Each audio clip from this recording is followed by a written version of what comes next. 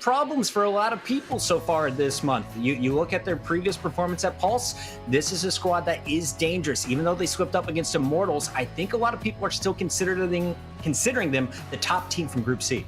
Absolutely. And, just as a quick reminder for those of you watching at home, the top 2 teams from these groups are the ones that have moved on to the quarterfinals, which is what we'll be covering here today. So if you're wondering where your teams like Mix-Up Prospects are, unfortunately, they did not make it through the groups. Let's take a look at Group A. This is the heavy hitters. Let's see some of these squads here. We've got TSM and 100 Thieves on one end and the other. Unfortunately for 100 Thieves, they did not make it through the groups. They had some very close games. And Lauren, just to kind of touch on these guys, since we both kind of have a vested interest in our PUBG bros, they had a +4 round differential and went 1-3. That is that's what the gods call unlucky. I don't know, dude. I don't know. I look. I love 100 Thieves. I love what they're trying to do, but there is also going to be a point where you just have to see if they actually mesh and gel together as a collective. And this is not a good sign. This is actually quite a bad sign. I mean, the thing is, though, that group had so many dangers. As much as, yes, 100 Thieves is the big name to receive the loss, of course, look at who Homeless is. It's Def, it's Psalm, it's some of these great players who've got, a very big history in Counter-Strike and plenty of other games. I mean, you've got so many, cheeky names built by gamers. The one and only Rob Wiz, I have to say his name once in every broadcast. Yeah. I mean, there was a lot of danger in that group. So if anyone knew the scene, as soon as they looked at Group A, they're like, okay, well, yeah, we'll say TSM gets out, but who's in that second spot? Right. I think 100 Thieves is definitely the shocker here. Split is clearly a problem in their gameplay right now, so that's a map that I expect them to put a lot of time on. They went 13-7 against TSM in their game 3. The other matches were a bit more of a shocker for me, but I'm excited to see what Homeless is going to do. This was a squad that I don't think a lot of people had high expectations for coming into the tournament. The fact that they're now in the quarterfinals without a logo for their team says something. So look out for this squad. We'll see if they can get past the quarterfinals. But I think at this point, you just got to be happy you're here right now. Absolutely. And, talking about Homeless, this is a lot of the players rather that was featured in FaZe Clan the last time we saw them. FaZe was unable to field a team this time around and were replaced by Way Too French, who did not make it through groups either. But let's take a look at the one-to-one here. Wardell, the man himself, TSM's goal. I mean, I'm going to call him the golden boy, but I mean, we have one of our own on the broadcast as well. The goldest. The goldenest of boys. Wardell has been the talk of the town in North America, right up there with Tens and Mixwell in Europe as one of the best players in the world. And this is him matching up against Superman from a Homeless. So this is actually, kind of telling to say how skilled Homeless is, Puckett. Yeah, I think Superman impressed a lot of people playing with FaZe in their previous tournaments. Psalm, of course, on this roster as well, but I want to see what they can do when it comes to the strategy, because you're looking at the lineup. It's different than their previous tournaments, and that means you are just relying on raw aim. Up to this point, Superman shows you he's getting the job done. A 240 average combat score is pretty darn solid. The 67 econ is in the top 10%, I believe, of players right now. He has definitely been leading this squad, and I think he's going to need a big performance on the Brimstone again today. They're looking to steal some maps.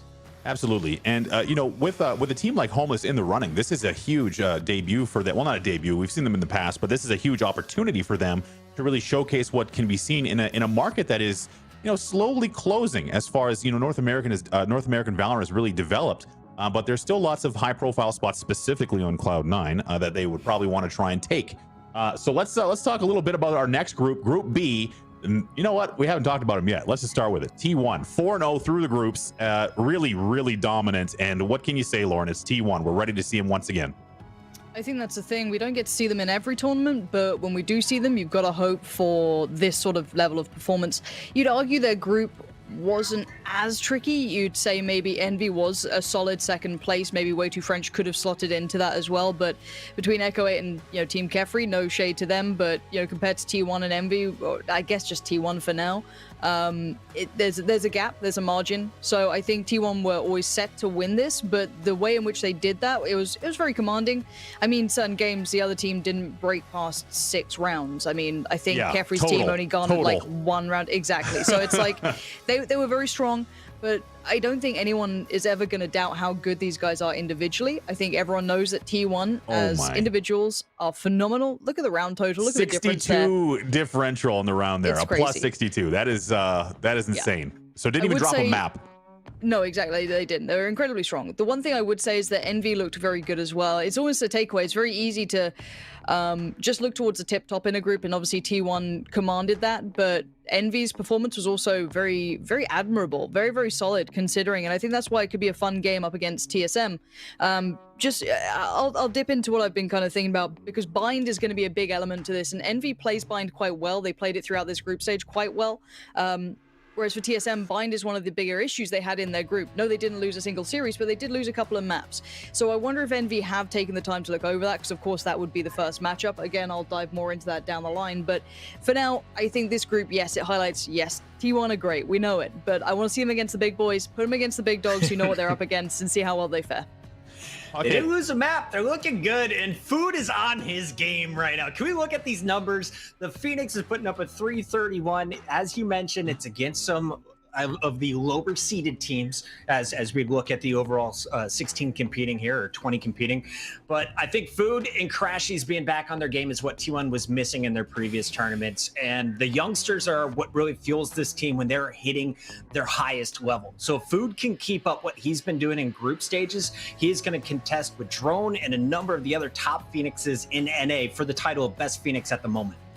Absolutely. And I mean, talking about T1 Puckett, this is a squad that I've been critical. I'll be open. I want to see them more often. And now I understand that, you know, they've got some high level talent. Brax and Skadoodle, they're big time. They're trying to maybe protect their strategy or something like that. But you got to take out the Ferraris, man. Let me see the Skodfather himself. Bring him out. I want to see him, you know, so I'm glad to see him here. And with that plus 62 round differential, Lauren, I mean, they've been playing against, you know, some teams that maybe wouldn't make it out of groups in most tournaments, but let's talk about the fact that they've been practicing. Skadoodle hasn't been on stream. They've been in the forest, you know, holding logs, walking through waist deep snow, training montage. What are we expecting from T1 out of the gates in their first match? We're not going to see them for a while, but what are you expecting from T1 right out of the gate? They're playing up against Homeless, and knowing some of these players a little bit better than others, of course, you know, Def is the one and only UK representation that there is. Gotta appreciate that, even though he has been exported to North America as previous. But he was a great addition in Counter-Strike. The man was, you know, a solid pair of hands. Sam as well is phenomenal. But it's the players beyond that. It's again, some of those younger players that are going to potentially give T1 the big challenge. So I'll be interested to see how well T1 handle it. I guess if you look at face value in their game, it's not the hardest first match you could get potentially. But then again, do you want the kind of better the devil you know sort of element? Would you rather play teams you've played before that you know a lot more about their styles, or Homeless, who you've probably played substantially less in officials, who could potentially cause an upset, but also you wouldn't put them on necessary par with the big dogs yet? Let's take a look at the prizing split. First prize, Puckett, big $10,000 prize pool, or excuse me, $10,000 prize for first place. Yep. $5,000 for second, and from fourth on, you're getting $3,000 and $1,000 there. So, I mean, obviously, everyone wants that first place prize, big cash.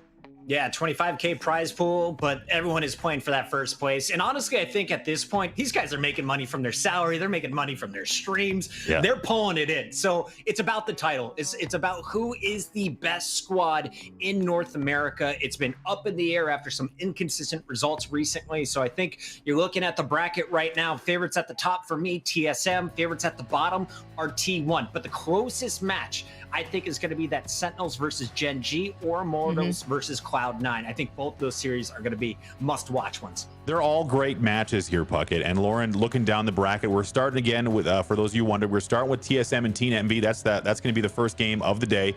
And we also get to look at the results from across the different games as we go through the day. We have Sentinels and Gen G. That's going to be a great matchup. Really, there's no bad games on this docket, Lauren.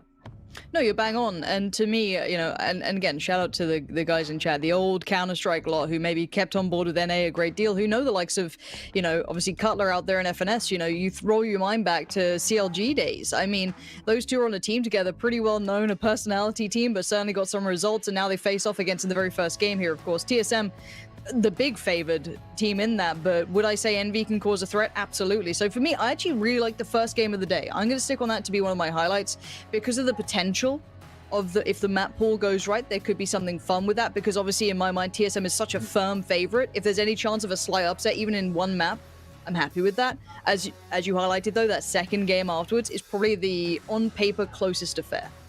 You know, speaking of firm favorites, Lauren, let's talk about Seagate Gaming and the Fire Crew to 510. This is a little treat that Seagate sent my way. Seagate Gaming, shout out to you guys.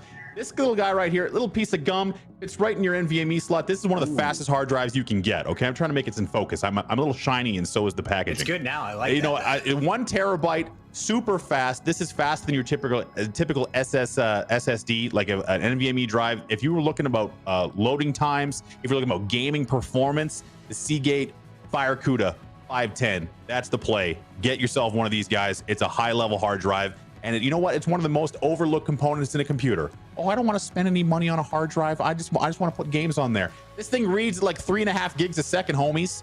Get one. It's gonna turn your game around. I love it. Shout out to Seagate Gaming, by the way, for sending me all sorts of stuff, which I will continue to pull off the shelf and show you as the days go through. So we are getting ready for match number 1, ladies and gentlemen. It's going to be TSM and Team Envy. I believe we're getting ready. I'm going to let Pansy and Puckett take it away. Hype us up for this match. I can't wait to see how this thing starts. Ooh, baby. I'm ready to get this one going. Thank you so much, Moses. He'll be joining us throughout the show. But Pansy, we are in for a treat. We've got one of the best squads in North America taking on one of the newest squads in Envy. And Envy, of course, they've been playing together for a while under the name Together We Are Terrific. But they've been picked up, Hastro and the crew, investing deep. They are expecting a lot from this young, talented squad with some old members, some old names on here. When I look at it, the first name that jumps out to me is FNS. Yep. Let's just can I just address something really quick? I definitely misread the run of show because it blocked out my name, so I get to stay. I'm going to stay and talk about it. Let's talk about I'm staying around to talk about it. Online broadcasting, by the way. So let's talk about the map selection here. We have a couple of choices here. Let's talk about the map pool, Lauren. This is what you've been waiting for. Yeah, it basically comes down to if Bind gets played, and when it gets played. If it comes down to a third map, it's useless. Okay, if it was in the first 2, I'd have actually liked it. I just saw that.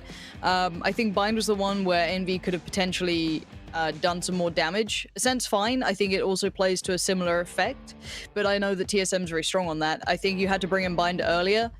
In my mind, just because I know that TSM weren't as strong on Bind as they are in every other instance. That's a long story short. And as much as that does kind of suck to not play to your strengths, but to the weakness of the opponents, when your opponent is TSM, sometimes you have to kind of swallow that pill and go, right, we're not going to win in a normal battle, traditionally.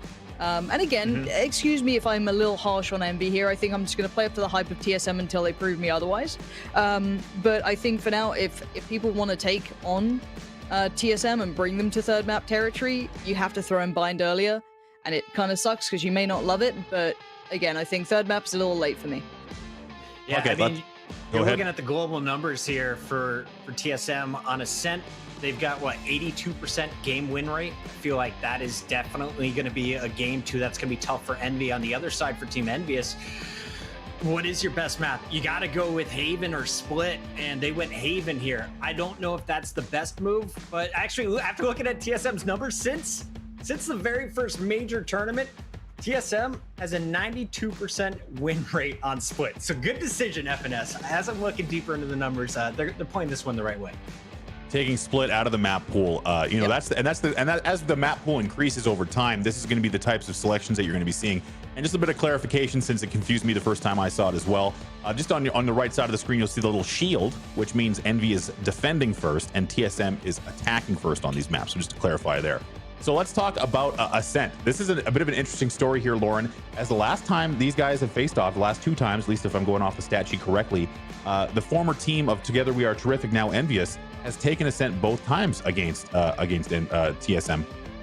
I think if you're a new team coming together and you look at a map pool, let's say you weren't in that initial cusp of, let's say, the top 10 teams when this game first comes out, you know what I mean? Let's say you weren't in that initial big push, you come in even just 2 weeks later, a week later, whatever it may be, you've got to find your niche, and something like Ascent is definitely there. Split could be there, but obviously knowing how the percentages have gone, it's probably the right choice.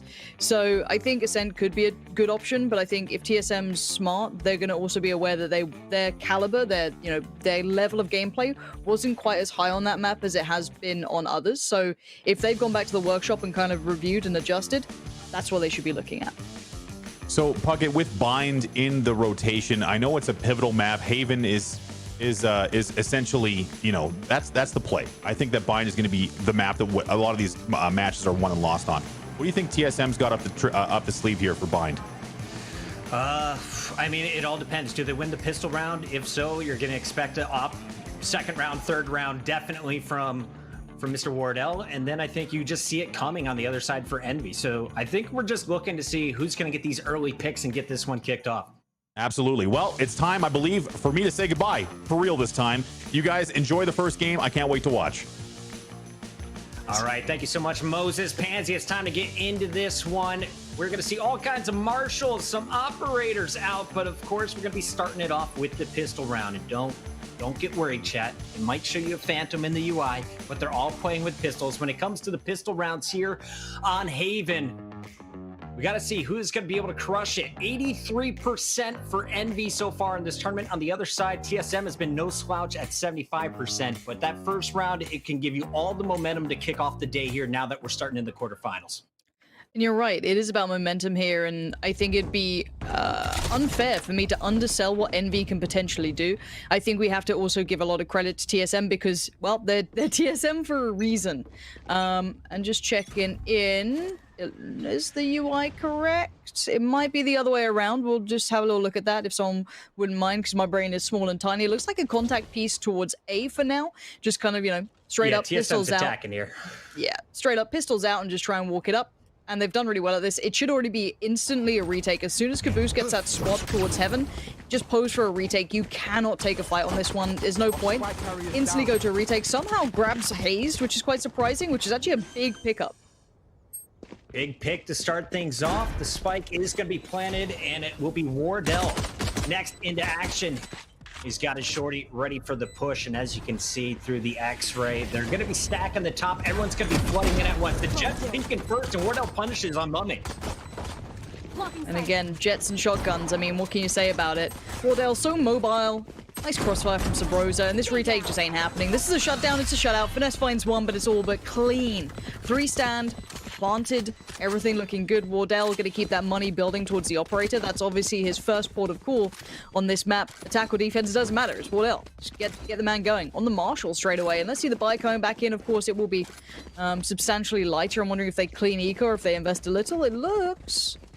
I never trust the UI by now. Right? I'm pretty sure you guys feel the same, but I'm wondering to see what they go for. I see a shorty, but it ain't much. So let's see if there's any set pieces into place. For now, it looks somewhat default. Maybe a little bit more of an aggressive piece over by A long. I'm hoping we see some nice clean rounds here, and that should be the case. It's, again, if you're looking at what to go through here, on a round like this for the attacking side, when you have the better purchase, of course, try and keep it clean, and that sounds really fundamental and easy, but you just don't want to give away the weapons, and Sabrosa is just trying to bait out the peak from Finesse, and for now Finesse is just chilling. Might be just in his cam at this point. I think he is, so they're not too worried about this. They're taking their time, and it's a default across the board from TSM. One of the bonuses is they did get the heal out so far from Envy. We'll see if Wardell is able to get an opening pick here. As you take a look at the rotation, Sage is pushing up and trying to get some early pressure in the mid. Hayes is going to be working his way through the mid while everyone else seems to be stacking A heavy. Wardell's going to be holding the long sight. Meanwhile, it's going to be 2 teammates backing him up, and there's Wardell finding Akis' shoulder. Doesn't hit the Cypher and has to back out, but a nice first blood.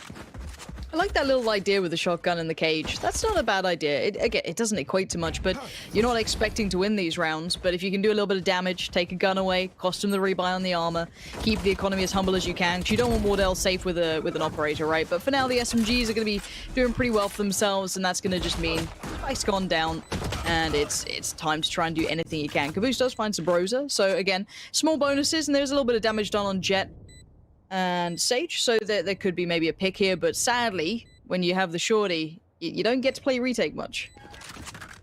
Finesse is just going to grab a ghost and go for one more peek. Now, there were 2 players weak. They got one, and he will not get a chance to find the other. Cutler finishing off the kill on a former teammate. It's got to feel good. 2-0 start here for TSM. They're the attackers. They've got the better weapons up to this point, but now we got a fair fight coming in. Calypso only able to get a half armor here, and we'll see what Akis decides to do on that stage. But this is a big round. You got to get the op out of Wardell's hands as quickly as possible. If you win this, you got a chance here, Envy. I want to hop on board with him. If he goes fast mid, I'm loving it. I don't know if he's going to go. He was looking pretty close to the barrier then. I was a little bit like, wait, is he going to go for this? Or we'll see. We'll see what he goes for. So they're going to peek towards short and probably double face towards long. And it's just going to be a good bit of control being built here. It's a nice piece. It's a nice set piece. But look at this counterplay. You got a 3-play stack towards long on A, and they're going to fight for control. This is very much Inferno, Banana. You're fighting for map control here. And for now, Calypso did tilt the odds in the favor to the defensive side, but with drone success, it kind of dips right back in towards the attacking side's favor. You still have Wardell standing, so you've got plenty of power there to try and make a play with. And with a 3v2 and you're on the attacking side, you get to dominate the pacing because, of course, on the defense, you're trying to be everywhere at once, and normally you could split between both bomb sites, but now you've got 3 to contest with, so C is going to be overrun. Nice quick rotation, they peel away, they don't want to walk back into the trap, send in Sub Rosa, and there you go. Spike probably going to be going down. Now the support's there, and it's game on. Retake time. What is the game plan? You're down a man. You have inferior weaponry, and of course, the flank is going to be watched here with the operator. So going through Garage is going to be the best play, and they've got an opportunity. Does he have any cages left? That is the question here. So we're taking a look here at the site. Cages are up. Cypher trying to draw some attention, but no one is moving. Akis gets the pick on Wardell, though. So here's an opportunity. He runs right past Rosa, and in comes the punish. Ultimate has to be launched on site. He's going to save it potentially, and there we go. 3-0 start for TSM.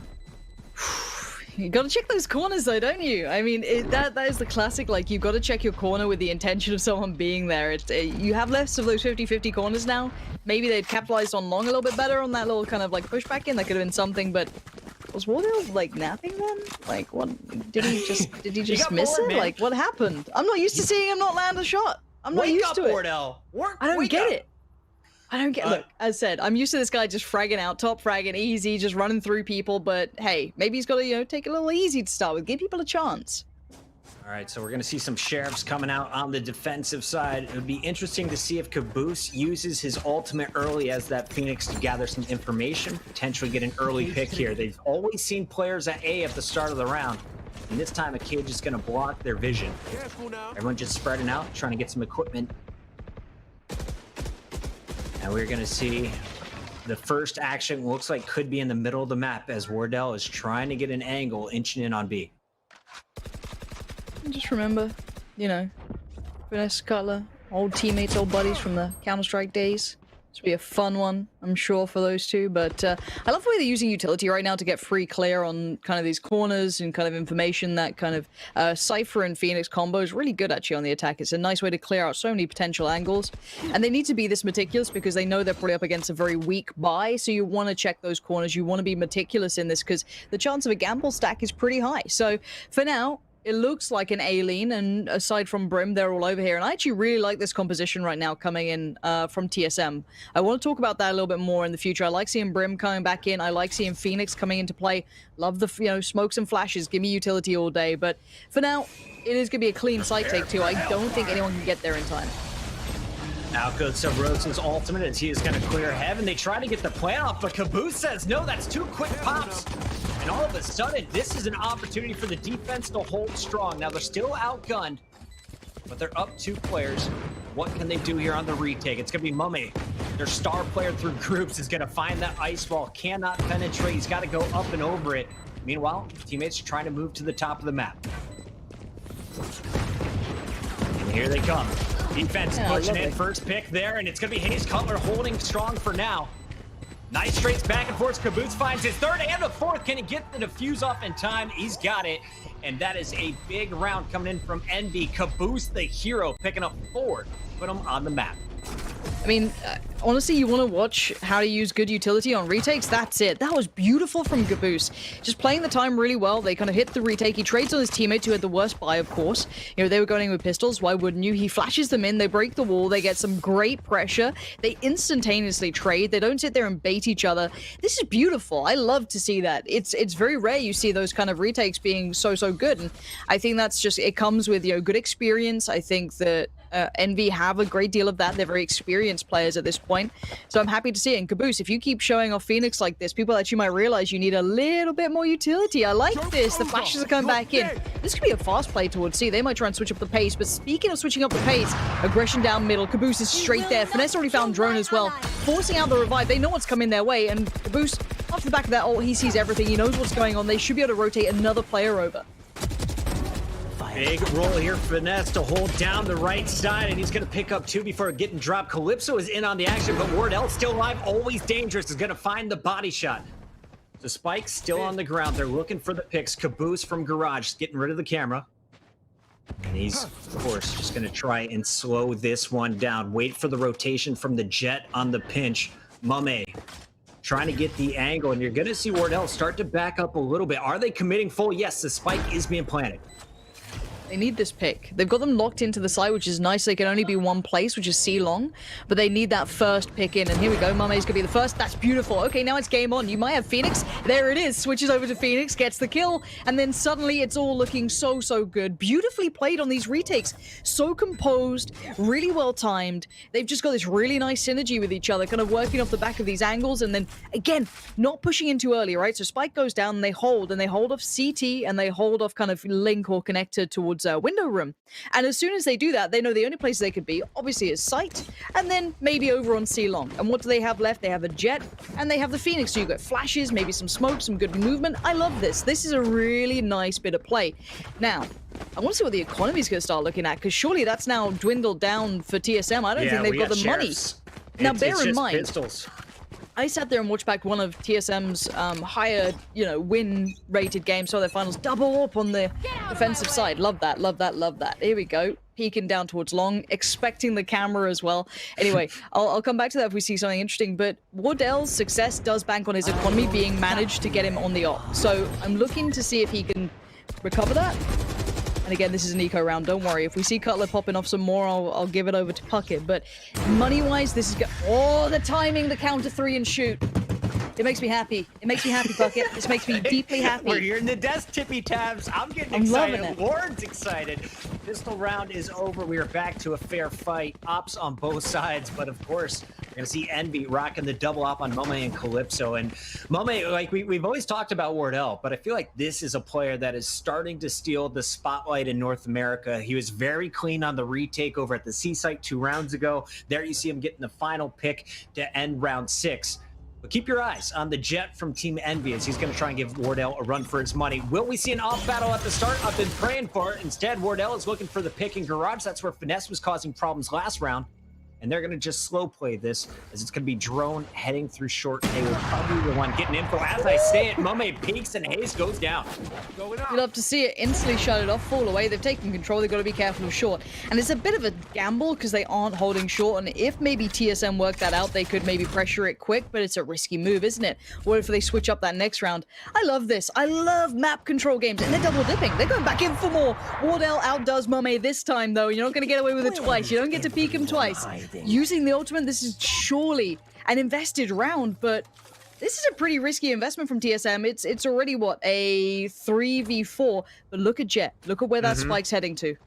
Wardell's being so sneaky. His teammates drawing the attention over to the A site. He is just going to loop it around. Now, of course, Finesse still has a camera here, and he's got the tripwires. The Jet can go up and over one of those, but the camera's still going to spot you. And they're just going to decide to double back, try and regroup. This is a big round, of course. You want to keep this operator. You are poor if you lose it if you're TSM.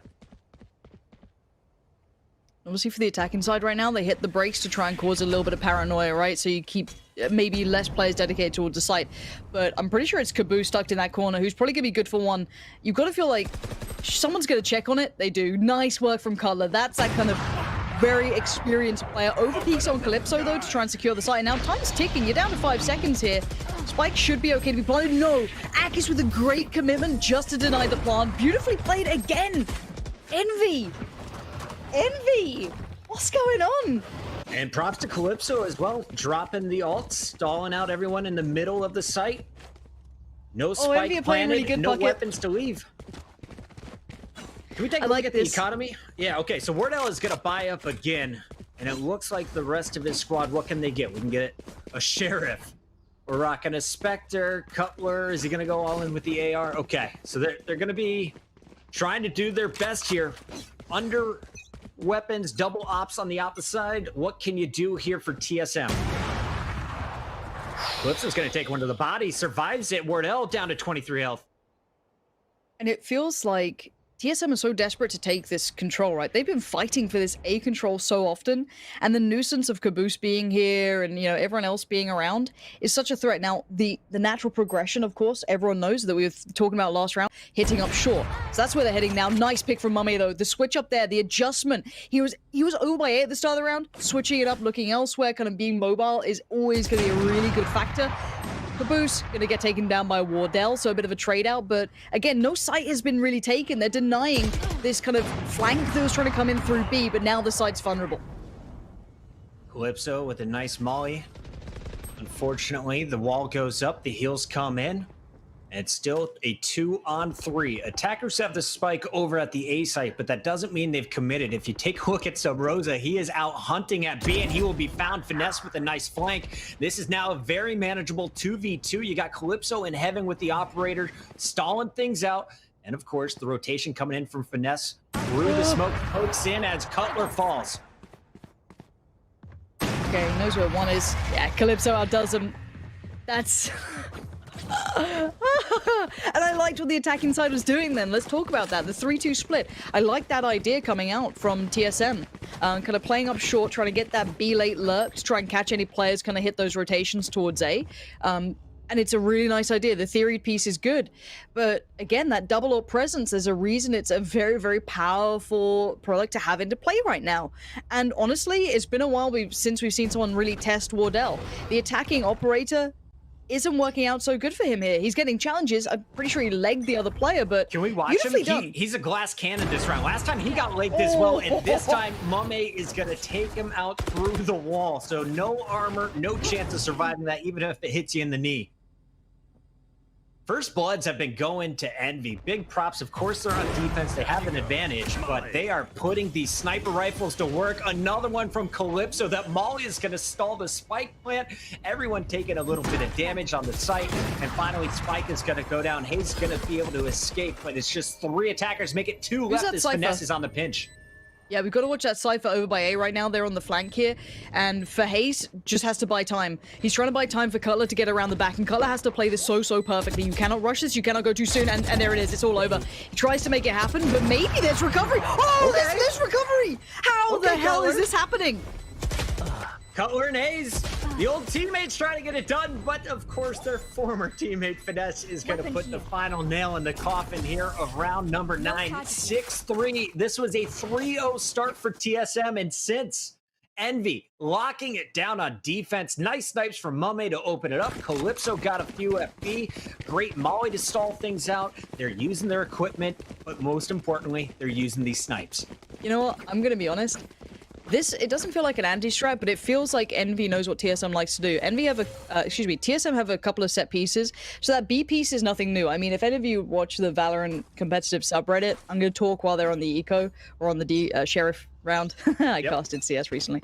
So that set piece, their mid piece, kind of almost set up Cutler on the play. It's something very similar to what they've done before, and it's a very well-known piece, and if I know it, I'm pretty sure Envy knows it. So again, these sort of things, seeing a team keeping awareness of this in the form of Envy, I really like that. I really like this. And again, that kind of pressure that Envy are always putting down on A-Long, very nice. You know, all of these are very kind of characterized pieces they like to play off. Now, can they control this the entire way through? No, because there's always going to be individuals who can outplay them. That's nice from Cutler to find Finesse there. So this is going to be down to TSM to switch it up. But again, Envy are on defense. Let's keep it for what it is. And okay, I get excited when I see Wardell knives out. Mame wins. Yep, there it is. You will not. And another snipe coming through. Quick res as Cutler is brought back into another dagger. Thank you for that one. Mame finally going to be brought down by drone, and it is a 2-on-2. So with just Sheriffs and an ultimate, pretty decent job by TSM. They get the plant and could still steal this round, but Calypso finds some Rosa, and all of a sudden drone is in trouble and down. God damn, these retakes are hot too. Okay, I'm going to talk to chat real quick, because, you know, I was typing to you guys at the start. Chat, when am I allowed to be excited by Envy winning this? Like, what's the score I'm allowed to be excited at? Because 7-3, it's like, I'm not going to write TSM off at any point, really, but like, when's the score line? When is the score line that I get a little bit behind Team Envy? When am I allowed to do this? I think it's 9. Are we going 9? You can't count them out, right? True, TSM has true. been so clean through group stages. 8-3, actually, I'm excited. I'm excited for Envy right now. I'm not going to lie. I love what we're seeing here. Mome, Calypso, and of course, just strong play from Caboose. He's been using his Phoenix ultimates to go scouting every round. He's been supporting his operators. And here at the start, we're going to see more action at A once again. That player spotted through the cage exit.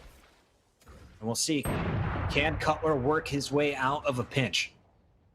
Okay, So I'm so going to now, try and flash him, but the arm's spotted. because they lost mid control, they have to push over on long. They need to take back some sort of map territory, and this was the easier access, but it looks like the attacking team know that too.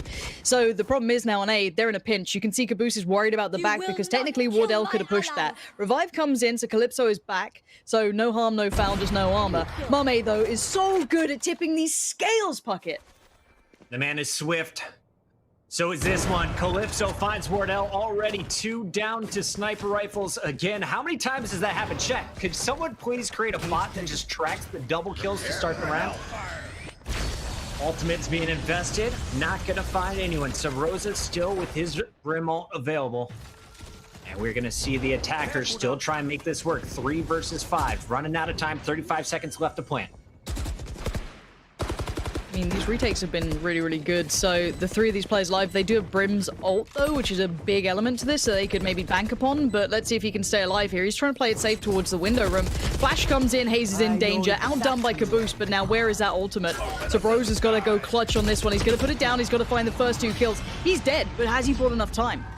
I think there's a lot left here. They're going to get an easy one. 8-3, Envy holding strong. TSM, maybe sleeping in a little bit too much.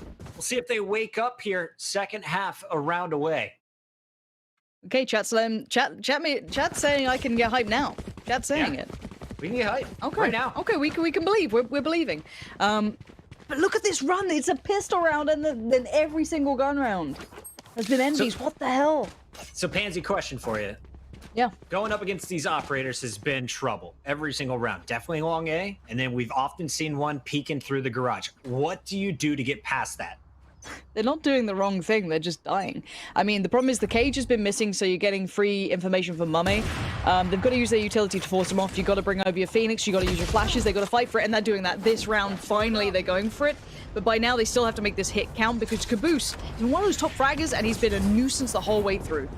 Nice job. Trigger discipline as he lets him walk in and finds 3 headshots. Caboose was the hero in round 4 that got this all started. And here he is starting it up with a 3K. Final round of the half, and it's just Subrosa working with his Sage. And down goes Subrosa. So Hayes, last man standing, is in a world of trouble. Spike in between the 2 defenders. He could work this in 2 1v1 fights, but he's just got to come out on top. Your slow isn't going to help you. Your wall isn't going to help you. This is raw gun skill, and he just doesn't see the pinch coming.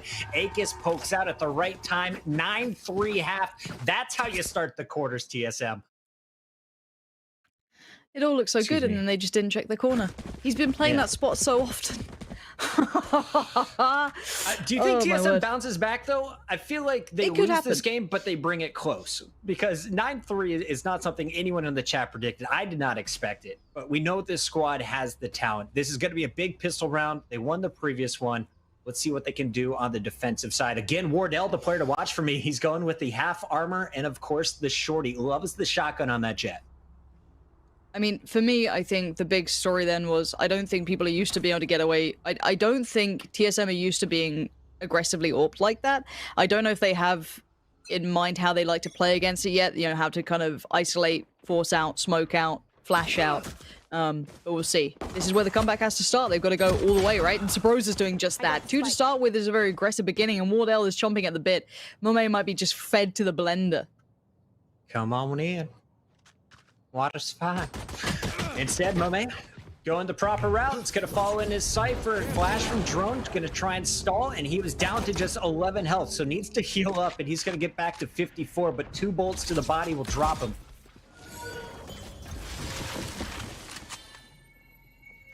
And they've got time here. A minute left on the clock. No flanks on the map. They're just going to try and push this one in. They've got nothing but one smoke, and there we go. Mame is going to get the pick on Drone, but Cutler answers back with one on Finesse. Wardell finally finds his shorty pick, and now, all of a sudden, last man standing, it's your Brimstone, and Calypso goes down, hazed with a headshot through the wall, brings them back, 2 pistol rounds in a row, and remember, last time they won the pistol, they turned it into 3 straight wins, so this is where you can see TSM climb right back in the game, bringing it at least to 9-6. That's certainly possible. I mean, that's the thing. This game isn't as hard on the economy as Counter-Strike is. You don't get put in the hole like you do in CS, but you definitely can feel the pressure of it. So if Envy don't get a grip on the economy soon, they could be pushed into a bit of a tricky spot in that regard. And we'll see what their attacking side's like. We've seen one look that they can bring out, which is very, very good. Of course, that's call it what it is. But no one's saying the TSM hasn't got some talent on their squad, and now on this side, they can definitely kind of lean into that. Hayes gets the info, tries to buy a bit of time, slow down the hit. It's a good idea. Wrap the walls up, and the spike can continue its journey forward. Calypso trying to flank, and he's going to find Hayes there. Now we're going to see Wardell on top of the logs. What damage can he do? 2 more challengers. Nice headshot to start here. Body shot, rather, and he's going to have 1v1 on the site. Phoenix still working through B, though, and Wardell is going to spot it. Calls it out. For just pistols, this is going great. 1v1 no. Horde. I don't like this. Fuck it, I don't like this at all. Caboose has got the right idea. Oh god, why is Cutler top fragging? Why is he the one? Why? Ooh. Can we just hit the scoreboard and have a quick look when you get a sec when we come out of this beautiful replay watching this one back? I'm worried. I'm worried. Wardell's warming up at least though, you know. He's getting there. Okay, Cutler's no longer top fragging. Thank you, Sabrosa and Wardell. One kill-ish. Very close. It's very close. Like, I love Cutler. I love what he can bring to a team. I just don't think he's meant to be your power player, right? I think that's how it's meant to be, but with Wardell maybe warming up a little bit here. Early up as well, but Mummy's on one as well. Glass cannon, though, no armor, so fully invested into this. Hazed. Maybe feeling out the pressure early. This is an all-C piece right now from the attacking side. Well, they know there's an op out there. Be careful, it's back in Mummy's hands. And the Jet, always dangerous. Wall depleted. Cutler gonna have to use his equipment, and now you can see the attackers wisely rotating. So they've baited out everything they could from the Sage. They got the camera set up over at C. They can start working their way through the middle, or potentially just push all in on the A, but it's gonna be Wardell waiting for him there. Someone asking why Jet is often utilized at this level, and well, it's because of this. Wardell gets a pick, ideally, and then he can fall off.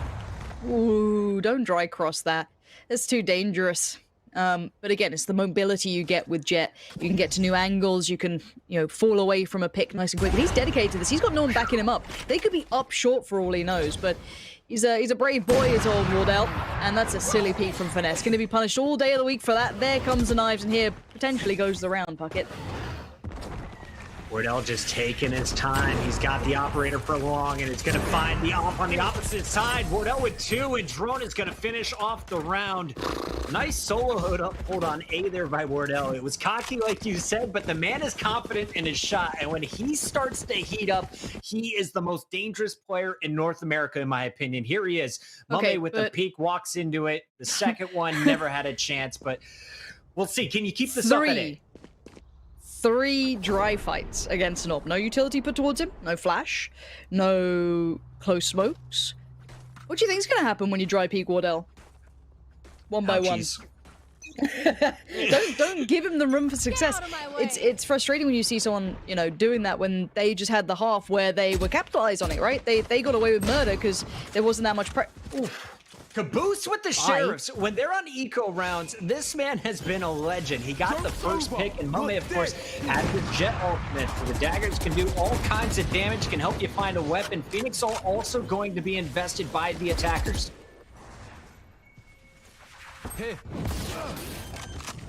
Drone trying to hold him off, but the smoke and the molly gonna force him back. Wardell doesn't hit the shot on Momet, and this could cause trouble.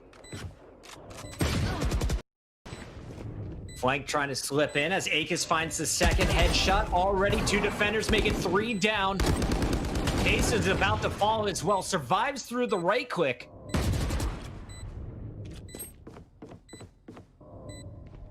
Now it's just Cutler.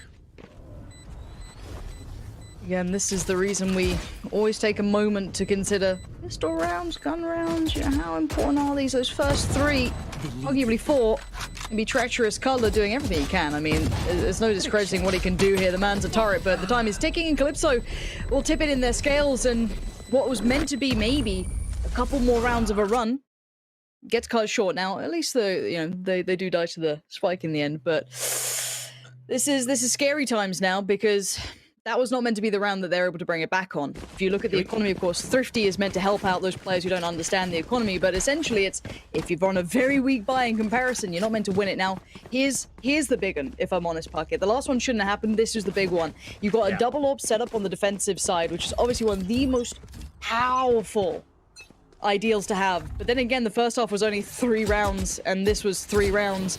I do hope, for the sake of TSM, they stabilize here. This is the one where you can make your comeback happen.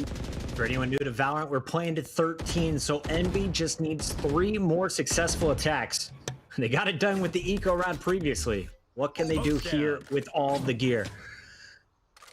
Calypso gonna go for some early smoke. Meanwhile, it looks like we're gonna have a C peek. Wardell, the player watching it. Will they flash in, or are they gonna dry peek like they did at A? It's gonna be the Phoenix pushing forward. And we'll see, what can Caboose do? He was the player who got first blood the last 2 rounds. Looking for one here. He gets walled off, but still finds the headshot while falling off the wall. Oh my god, Caboose is an animal. Okay, I'd like to chalk this up to being something more than just one player popping off, but it's Caboose right now. This is all his round. The utility is good. They're keeping that pressure high. They've walled off every angle. They flooded the site with it. But that was also just a straight up fight on Caboose towards Wardell, which honestly, Wardell would normally win. And now they've got a bit of utility left for the post plant, which is super, super vital here. Buys you time, and this is going to force a save. Yeah. Holy shit, they might have done it. Previous round, you got to keep your guns up if you want the rest of this game. TSM playing for the long haul, but Envy knocking on the door. I believe this was their map pick for Haven, but still, this is a convincing score will be a convincing victory if they can roll these next 2. Yeah, this should be TSM's pick, right? Can someone double check? I think this would be. I think, maybe, not sure. This is TSM's pick. Thank you. Yeah, I assume they went with Ascent just based on their win percentage, but wow. Okay. Yeah, this, and again, this is the thing, like, a lot of people don't realize that, you know, when we're excited that Envy are winning, it's because obviously TSM are currently regarded as the best in North America. If you go by results, I think it's a fair assumption to make. So, again, it's like, for me, if I see a team beating them that many rounds in a row, of course we're going to be excited, because it means that Envy have put in the work to realize how to do it. Now the money has been humbled on the defensive side. They can still afford an AWP, but it's only one of them. So let's see if they can find more room. I want to see if there's a switch up here. We've seen a very pacey C hit coming through. How do they want to get past maybe another AWP in the hands of Wardell? What's the plan this time for the attacking side? I don't know. I'm distracted by the amazing skins that you'll never buy, Pansy. I'm going to convince you by the end of the year, you are going to have a full kit of skins. It's going to happen. In the meantime, you can see no one peeking garage defense, stacking heavy A, heavy C. They're going to give up B and go for a retake if needed. And the offense kind of confused. They're checking all the corners. No one is here. Okay, I guess send Caboose in. Get an early spike plant, sit in post plants. How far away is the brim from the ultimate? Pretty far, I guess. But full retake for TSM? I mean, the theory's right. You want to hit a nice close sight, quick, pacey, deny ops, be able to get picks. This is making sense. Let's see if those retakes are just as clean for TSM, though. They could show that we saw, you know, something on the other side that's not that special. They can keep up, but they've got to go kind of quick here. This is taking some time. And they're going to see the site wall up and go for it, but the molly comes in just in time. Instantly, Haste has to back off, and now they're a little bit worried. Wardell gets the first drone. It's going to answer on Akis, but there's still plenty of defenders in the middle. As I say, a drone takes care of business with 3, and Haste is going to get his 9th kill of the game. So nice, job there as the defenders get the spike diffused at the last second. That was a little bit scary, though, when that molly came in. That was a really good retake coming out, and honestly, Drone gets all the credit for that one. His play-in back in was perfect. He fought everyone off in mid. Yeah, the molly was pretty scary, but damn, I've got to give it to Drone there. Like, that to me is pretty solid. And of course, there's old Wardell from the group stage, just the specifics of how well he played. So it's nice to see a couple of people challenging that. So again, 11-7, game back on. This is TSM holding on to the rounds and just about keep their economy strong. 4 alive is really good for them. You could see it was starting to dip a little bit, but they're back on point. Through the cage we go, a little bit of a flash off the back, but no one being aggressive towards A long this time for the defensive side. They're playing a little bit more, I guess, deeper towards the site. Akis is going to be working his way into garage. Meanwhile, everyone else leaning over towards A. As you see the 3-man stack at short. Caboose has been so good on the entries. And of course, Phoenix, probably the best entry character with the flashes, with his ultimate all in the kit. Drone is going to pop his and gets the kill on Finesse before being sent back to his body. And now they've got the info. Will we see the push? Smoke starting to come down. Caboose goes for the flash and perfect timing by Hayes to throw up the wall. Yeah, really nice utility back and forth between these two. Kind of keeping each other humble. They are going to peel away from this on the attacking side. Maybe consider another option. The defensive team did rotate a player over towards A, so they're going to leave B down towards Sub Rosa. But Sub Rosa is a beast on his own accord, so oh yeah, still has the molly too, so he can hinder the plant. Off the wall it goes. Don't know if it's going to stop it. It doesn't, and actually Jet gets out. Nice to use Jet for that plant. Gives you a little bit of a way to escape the mollies. But again, another post plant in high numbers. What is it? A 5v4. This is going to be another tricky retake here. Yeah, and this time Hayes doesn't have the wall. He had to invest it at A. They got it out of him early. So you're relying on a little bit of cover. Did they? No, they're okay. Okay. Whew. This spike can't be touched until the molly is gone. Now they're easing in with a little bit of cover from Wardell. This is what they did last round, but Mummy is here to answer back this time from the window. So Rosa finds two, trying to do a drone in just a round to go. Prepare for hellfire. Calypso dropping the ult, and now we've got a counter Brim ult as they get it halfway. They've got it all the no. Calypso with the last second pick on Sub Rosa. Everyone falls to the bomb, but a huge round. Envy 12-7 is on map point. That's wild. I'm pretty sure, did either of those Brimstones have their ultimate prior to the plant? I don't think they did. So through that, getting those kills got them onto their ult. I'm pretty sure. I may be mistaken. Please feel free to correct me, but that was pretty wild. I mean, and the one bonus is that when you're Envy, you at least have a couple more rounds to throw at the wall to see which makes stick. And they just went back to that B piece. There's nothing too fancy. It's kind of your standard wall off one side, bait out the utility, get a post plant with as many as alive as you can, right? It sounds nice and simple. But your repetition on that gets quite tricky, but they did manage to pull players away because they did that feign towards A, which was quite nice. And this is their standard default on the attacking side for TSM. Across the map, still trying to take some control over towards short, a little bit of pressure towards long. They're going through the motions here. Excuse me for Envy. So again, for Envy, just kind of going through every motion that we know, they're not giving away too much. And on the defensive side, they can't get too much of a read. There isn't much room for this defensive aggression that we've seen them be able to capitalize on before, because there haven't been too many tendencies shown. There hasn't been that, oh, they do heavy A lean, oh, they do heavy C lean, oh, when they do this, they do that. It's actually quite hard to read what they're up to right now. And I guess, again, better the devil you know sometimes. We'll see what they go for this round. Just judging by the tripwire setup here from the attackers, I assume they're going to be trying to work their way into B, but could always flip that back where the Phoenix is waiting. Mummy's going to find Sub Rosa. So one of the top fraggers from TSM eliminated. So Rosa's been the B controller every single time, and this might be a good response. They've forced the revive out. This kind of resets the playing field, and they've kind of feigned that B hit might be the potential case coming through, or maybe it was considered on the attack, but they've actually switched up towards A, and the timing's going to be weird. Caboose gets caught in a weird crossfire, but this time Drone steps up. That's really nice with Cutler there. Someone did get away on the site, and Mummy has the ultimate, and the spike's going to go down. Potentially final round. It's going to be a 3-on-3 to close it out. Spike planted.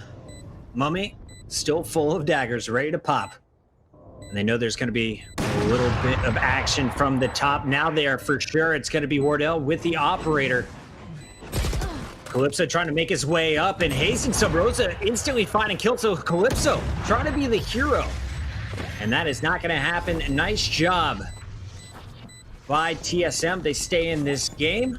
Envy, though, still threatening. And we take a look at the numbers here. Wardell gets to 18 and 14 on the other side. Calypso and Caboose leading the charge at 18 and 15 each. Oof. Okay, let's look at the money, because I'm pretty sure that is going to, yeah, it's going to deplete the money away from Envy on this. So this is going to be time to close out for TSM. You want to run? This is the run. Keep it clean. Don't drop these rounds. We saw one of these rounds go astray, but I don't know if they could be able to make that happen. I wonder if they have a unique play in mind.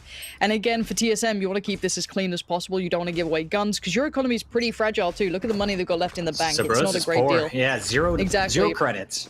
So this isn't a round to make big risks happen. I saw spam on the cross there. Does manage to catch a little bit of damage towards Finesse. And Mummy, actually. Not bad for Drone. A little bit of a freebie there. This little 3-bullet spam connected on 2. We'll see if they can continue to do damage. It's Cutler spotting the first. And that's Caboose. Normally where Caboose is, you can expect more. Here comes Mumeva. Cutler, too patient, backs away safely, and now the punishment is here. Of course, this is just pistols, so nothing amazing out of TSM, but they didn't drop a single weapon, and we mentioned that going into the round. They need every credit they can. Here's how Cutler got it done. Yeah, nice and safe. That's all you want in these rounds. No risky plays, no crazy plays. They fall back to site. They try and not allow those pistols to an area where they can really thrive. Sabrosa going to do well for himself too, which is nice because it gets a bit of funding. Now here comes the buy back in. We're getting close here. What a great game to start this off with. I think this was the potential that we could have seen between these two. I did not expect Envy to become so well prepared for this. If I'm honest, they've really come in aware. You know what I mean? Like, that's the best feeling I can get from this, and I love that. Let's see what the double stack on long is. No ops on A long, it looks like, for the defensive side. That's going to be over towards C long. Not too surprising.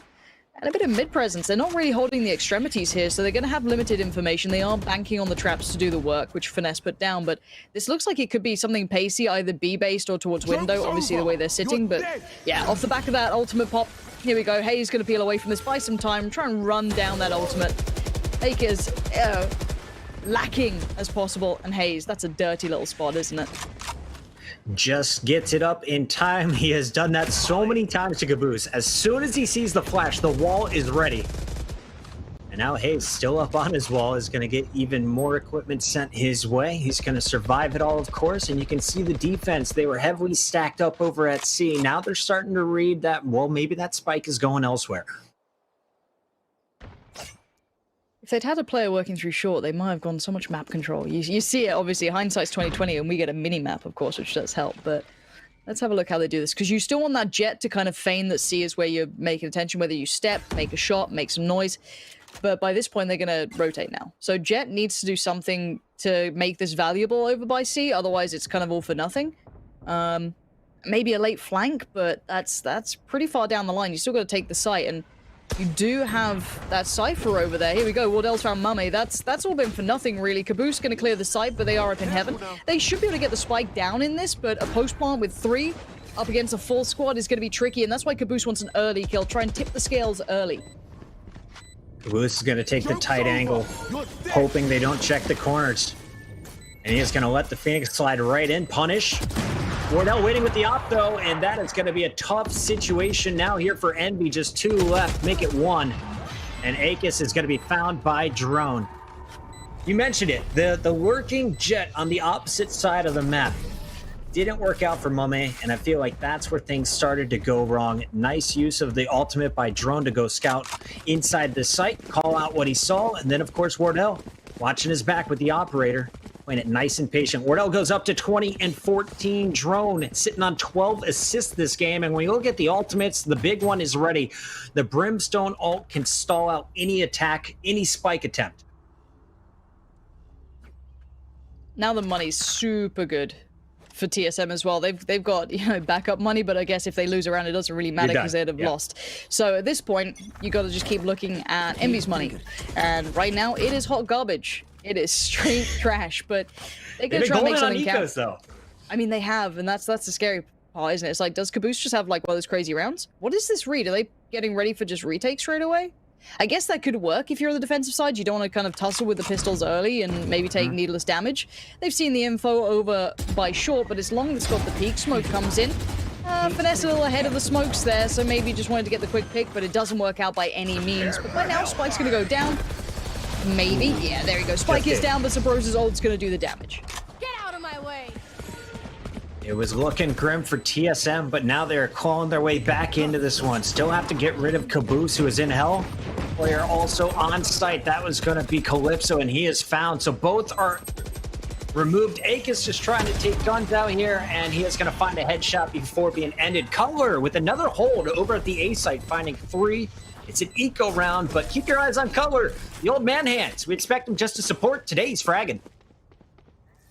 Here we go. Okay, game definitely on. I mean, the fashion in which this has happened. Look how many post plants we've been in. And again, maybe people are new to these sort of games, but to get to a post plant, it normally shows you have the right strategies, or that the team is posted up for retakes potentially. But again, to get to what, 1, 2, 3, 4 already on this side, it's wild to me. Was that 3 ops I just saw out? Yeah, they're cycling one. Cutler might be cycling one. Why not? It's the final round here, and God, we could be going OT on the first game. This is gonna be a long night, but I'm hyped for it. I don't care. I'm ready. I'm ready, of course. OT, win by 2 now. And we're gonna see Cutler off the break, spotting a player at A. There's always been some early action there. They expect it now. No one continues to push, and they're holding 2 at long A. Now will the attackers hit quick, or are they still looking for the intro pick? Wardell watching down long C. This is a dangerous angle to dry peek. Oh, this rotation. They're going right towards Wardell. You either love him, you hate him, but you got to respect him. That sort of shot is going to get things going instantly with the smoke as well. A little bit of a one-way-ish. May have just missed that slightly. Not too sure. I think it is the one-way. Gonna buy himself a second, and well, there's already a big piece of the puzzle missing for the attacking side. A little flat on this hit, as Wardell's angle works out so well. And that's going to try and work some magic potentially through Garage, while the rest of the team stacked up long. And it looks like that Spike is just going to rotate away over to B, potentially all the way to the A site as the wall goes up from Hazed.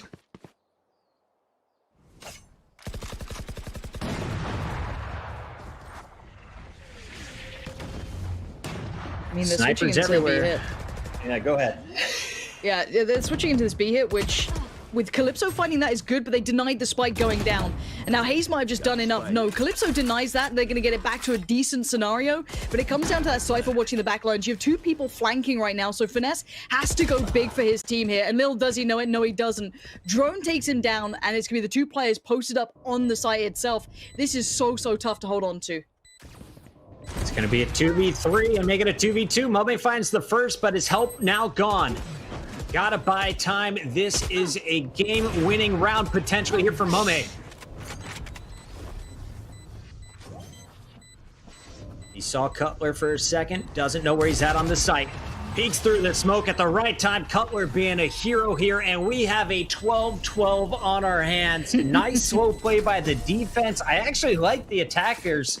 Even after losing Caboose, they made it work, eased their way in. But as soon as Finesse went down, that was your player watching the flank. That was the player who gave you the opportunity to lock down B. And with him out of the picture, it all came down to the gunfights. Cutler playing it well. I love this. What are the OT rules for this? I assume... So I believe we cannot play anything but the current patch right now in competitive Valorant. So I believe it is win by 2. Win by 2 time. All right, this is fun. This is the game I wanted to see. I mean, I've got it. Okay, I'm gonna give credit here because like how many times do we hear, you know, Wardell's great, Sabro's great. Right now, Cutler is clutching everything. He is a rock in this regard, at least through regular time. OT, we're gonna find out, of course.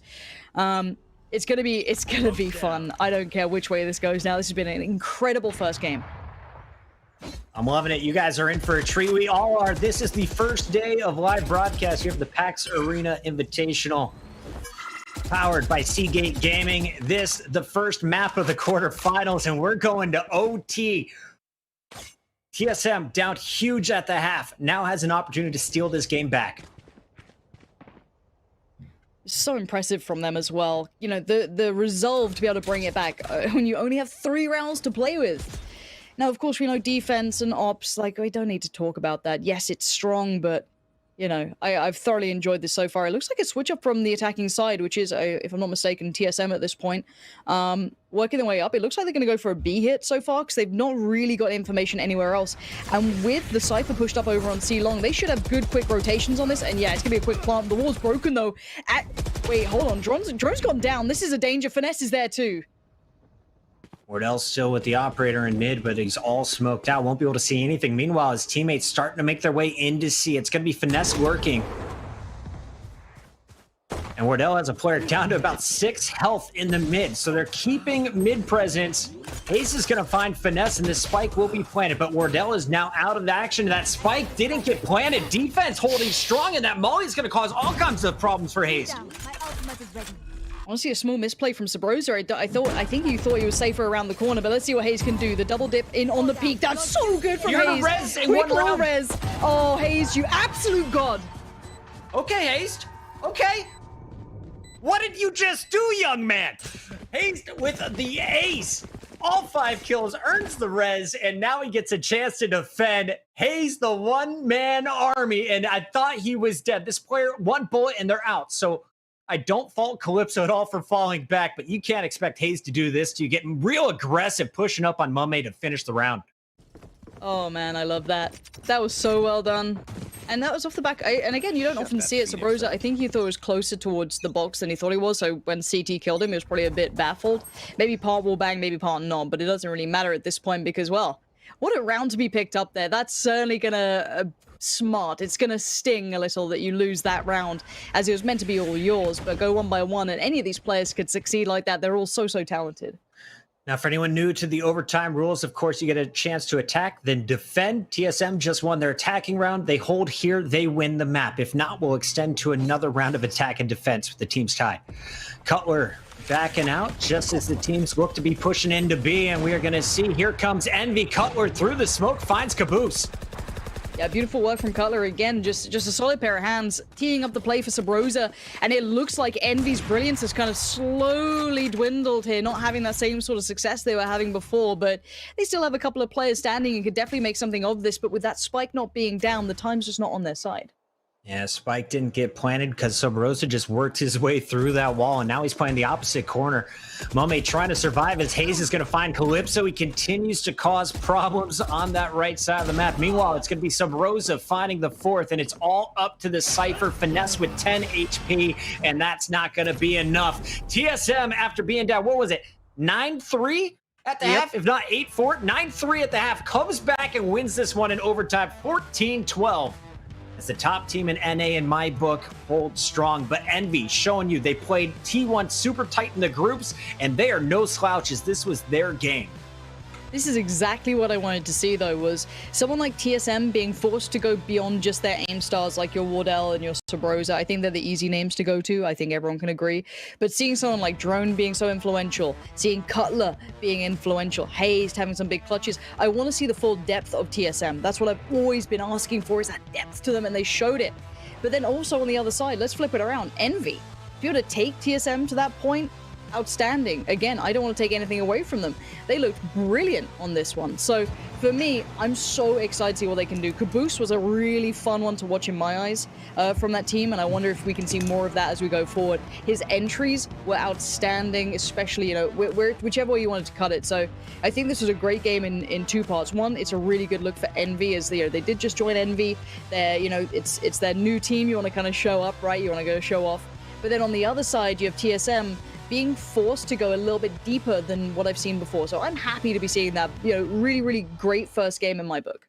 Yeah, this is the best way to start off the quarterfinal. Shout out to Envy for playing hard and showing us what you can do. I feel like everyone took turns, but it's the eco rounds that could be the game changer as this series progresses. Big rounds coming out of Caboose. Can he continue that effort with the Sheriff moving forward? That's what we're going to find out.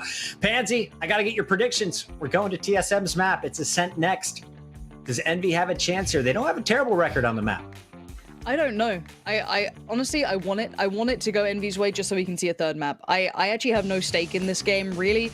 If I'm going to be biased, it's all towards EU. So, they're not in it yet. Don't worry. David P's in chat. I saw my one European, so I was like, Here he is. There he is. But no, I mean, I don't care. I just want all 3 maps on this one. This has been way better than I expected it to be. So whatever takes me to a 3rd map, I'm happy with. We've seen in overtime. We've seen Hayes clutching up an OT with the ace, and it's TSM up 1-0. We'll be back with game 2 after this.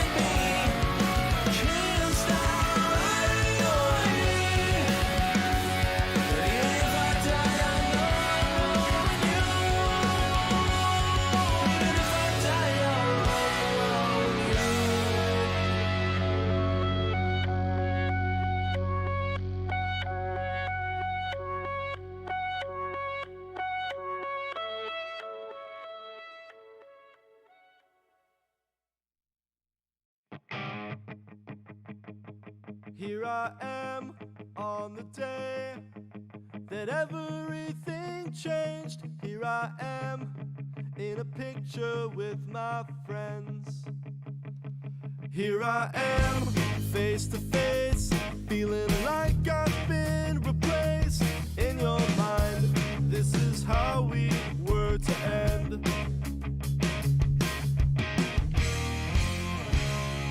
Here I am, 2 feet tall, still expecting a phone call, just to hear your voice say my name.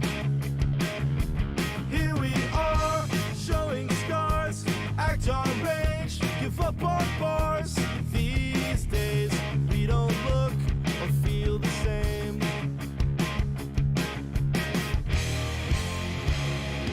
When we're miserable in each other's way, trading stolen lights and insults, we ran out of words to say.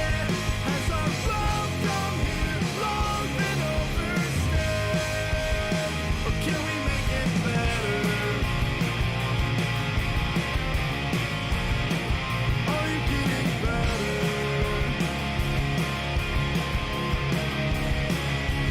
What I say on the day that everything changed was something unforgettable, but still so unforgivable. I can't believe it took this long before you pulled away.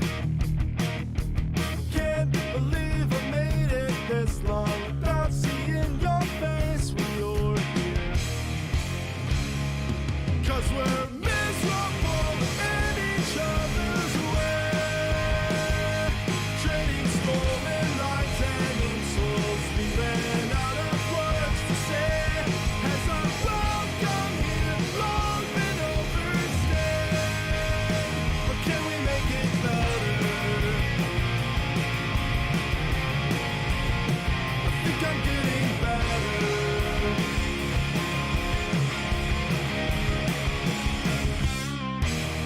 Better at hiding myself from you.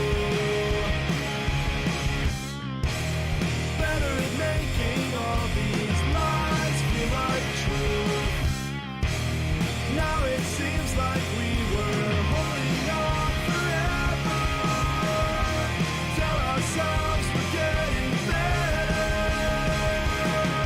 Whoa.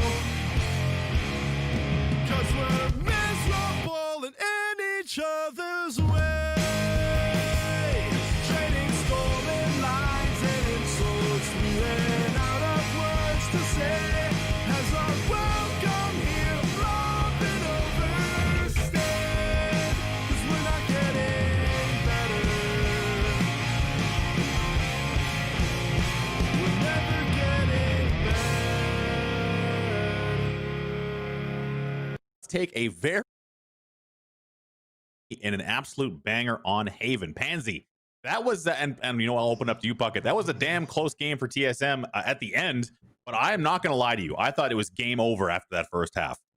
Yeah, I think we all started getting pretty excited about that Pansy, didn't we? We were like, when do we think that this is done? 7-3, 8-3? When do you get excited about Envy? Well, when they were 9-3 up at the half, I thought 100% they were going to be able to lock in that first map. I think for me, obviously, it's super exciting to see a team push that hard against TSM. I think a lot of their results recently have been super one-sided. They're a very good team, and they snowball a great deal, as you saw on that comeback. Once they get the reins, once they get the economy, they run it back pretty well. I think this also speaks to, I don't want to say inexperience, but maybe less playtime in Envy's behalf to close out strong games. You know what I mean? To close out games like that, you've got to feel surely something would have worked. Yes, of course, defensive side is biased in that regard that, you do get the double up. It's very hard to remove it, but God, surely one of those rounds would have stuck. But here we are. There was a moment there when I was watching, it kind of felt that, TSM needed that big bucket of ice water just to give them a little bit of a wake-up call. There was just little mistakes you didn't expect to see. Cutler peeking off a reload, not checking corners on entry into site, that kind of thing. It's just little things like that, but I imagine now that TSM has got this close victory, it's going to amp them up, and I imagine this next game is going to be very interesting. Let's talk about the next map, where we are headed to Ascent. Now, this is interesting for a couple of reasons. One, TSM has an 82% win rate on this map. However, both in the last times they faced off against Together We Are Terrific Now Team Envy on Ascent, they lost both times. Puckett, is this something that TSM needs to worry about? I don't feel that's the case this time. I mean, last time they lost, it was decisive. It was 13-5, but that was back at the T1 Invitational, the Nursery Gamer Showdown, rather, the part of the Ignition series. I feel like it's been several weeks since then, and everyone's been honing in on this map. They've been playing it differently. A lot of people were trying out sageless compositions and all kinds of different ways to play the map. I feel like if you've been watching EU especially, there's a new way to play the map, and they've all got it locked in. But TSM at 82%, you look across the board, 58% here for Envy.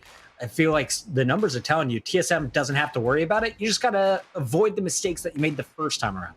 You touched on something, Pansy, in the last game. It was TSM's full team effort. The old man himself, hazed the Rudy moment. He had the ace, and he secured essentially the game for TSM off the back of a huge clutch on the C site. Is this something that is going to be crucial in this next game for TSM to play as a full squad, not just leaning on Wardell? No, 100%. I think this map is going to be specifically one that could highlight potential problems, even in the form of Cutler. You'd look back to when these two last met, Cutler was bottom fragging, and if you are going to be the Cypher, excuse me, especially on defense, you are going to be dedicated to basically holding the site and buying a great deal of time, unless the meta's truly changed, which I don't think it has. But, I'm happy to be proved wrong. But again, it's going to be one of those where you've got to be a rock. If you look at Europe, some of those players, yeah, they may not be top fragging, but do they get you a kill and trade in? Do they, buy time for rotations? Absolutely. So I think for me, it's going to be a big telling sign of, how on point are these guys? Do we have those, Cypher with Cutler being absolutely drilled in? These are the agent picks looking across the map for Team Envy. They were going to see a Phoenix, an Omen, a Cypher, a Brimstone, and a Sova. And on the other side, we're going to see an Omen, a Brimstone, a Cypher, a Phoenix, and a Sova. So, it's going to be a mirror matchup. And I imagine we're going to see a lot of these types of situations through this tournament. But I'll leave it for you, Puckett. Is there any bright spots on Envy? Obviously, Calypso and Caboose were huge for me in the last game. Are we looking to see that more momentum there, or was there something we missed for Envy in that last matchup? I feel like Envy was doing everything right except for closing out last game. I feel like this is a squad that has tons of potential, and they're very comfortable across all maps. You got a great leader in Finesse. You got Caboose, who has been fantastic on the entries. Now you're bringing in Sovas into the mix. That extra information, imagine what Caboose can do with that. But on the other side, Wardell also bringing out the Sova of his own. I have to say, though, I think TSM, just by the numbers, is going to be favored here, but the fact that you've already beaten them on this map is going to give Envy a big lead mentally, and you know that you could have beat them on map 1. So I want to see them start off strong, and I think you've got to win this pistol round if you want to start this game off right, and if you want to be in the right headspace as the Envy squad. But they showed you, even if they don't win the pistol, look out in round 3, round 4, they come back swinging. Well, this is going to be an absolute barn burner again. I'm going to have to look up new terms here because I think this is going to be a bloodbath. Let's all stick with the B's. We'll move through the alphabet as we go. I think it's going to be great. Let's take a look at it. You guys, I can't wait for game number 2. Let's see if this thing is just as action-packed as game number 1. All right, let's get it, chat. Shout out to all of you guys joining us today. It is time to jump into Ascent. Puckett and Pansy on the mics once again. And if you guys don't know already, Pansy is the best caster in the game. Show her some love in the chat. We're going to get this one going right now. Now, Pansy, give me a player to watch from each team. Okay, I'm going to go for the weird but hopefully wonderful ones. I'm looking at Cutler for TSM. I want to see how well he plays on this, if he does become that kind of backbone pillar player to, you know, buy time, allow rotations. That's what I'm looking at. I want him to fulfill that role, and it's something that goes uncredited. Obviously, everyone's like, oh, who's top fragging? Who's, you know, popping off? And that's completely fine, and it's super exciting. But some of the unsung roles or something like that. And I'm going to look at who's maybe playing the Phoenixes, seeing how much room they get. Are they, you know, creating opportunities? Same with the Omens. How much of the utility is being put to getting good entries, good flashes? I'm going to be looking a little bit more towards utility and that sort of aspect, how to open up these sites, specifically on the attacking side. So that's where my focus is going to be on. So we'll see who's on which side and who's playing what. It's time to get this one started right now. Your defender's going to be TSM, attackers Envy this time around, and it looks like it's going to be Finesse on the Cypher. Akis moving off of the Sage onto the Omen. Same can be said for Hazed. Let's have a look. So, yeah, this is gonna be fun for me. I think a big telling thing to me is I don't need to know if Wardell and Subrosa can frag. I want to know if Cutler's gonna be able to hold this site really well. How much mid control are we gonna get with that Omen over there too? It's small kind of factors that are gonna be fun to me. On the attacking side, you know, I was watching a great deal of Mixwell's stream on how they were playing in their tournament recently, and it was super loose, super kind of off the back of picks. And it looks like a big mid piece is gonna come through, bursting through that smoke, get some instant pressure building towards B. Smoke out by Hayes, trying to slow him down. He's going to paranoid B main, and Subrosa will find Calypso to open things up. So it's going to be a man advantage for the defenders, and they have already rotated. They're trying to sandwich the attack, and here it comes. Nice Cypher Cage is going to save the life, and Akis hasn't moved down this left side quite yet. But here comes a big push, and that paranoia is going to find two players in the back. Excellent use of the blind. Mame is going to convert it into the first kill, but Wardell holding strong for now. Yeah, I'm all about that utility usage. This is beautiful. Akis is doing really, really well here to control the site and keep the pressure building. I was worried that the crossfire would be too much to handle. They wouldn't break past Boathouse, but they did just well. Now Subrosa, though, trying to play this back in what, a 1v3? I mean, the man's good. He's got a molly. He could definitely do some damage. If he flushes out a corner, there's potential for this Puckett, but it's very limited. This is going to be so tough for Subrosa. We've seen everyone taking turns clutching today. Can Subrosa, well, is it his time? First player going to be playing short, and the Silva almost caught out. Mummy with the snap and the headshot, though. The Ghost is going to connect, and that is going to be another pistol round. They had 83% on this map coming in. Envy trying to improve on that number with a big win. It's their first pistol of this matchup, and we'll see what they can do with guns now in round two. Again, it's... Ooh, Akis? Hello? What is that purchase? That's a fat old Aries. Hey, if it works, it works, man. Look, I'm not gonna... Akis is great. Again, I was here for that utility use. I love seeing Omen and Phoenix in combination. They should be able to know that there's some aggression here from the defensive side. And they don't. Momes goes down already. So Subrosa's going to put that Sheriff to perfect practice. And look at this aggressive hold. Look how up close they are. Finesse could be in all kinds of trouble. That shotgun is teetering on the edge, and they know it. There it is in the back. Wardell springs into action.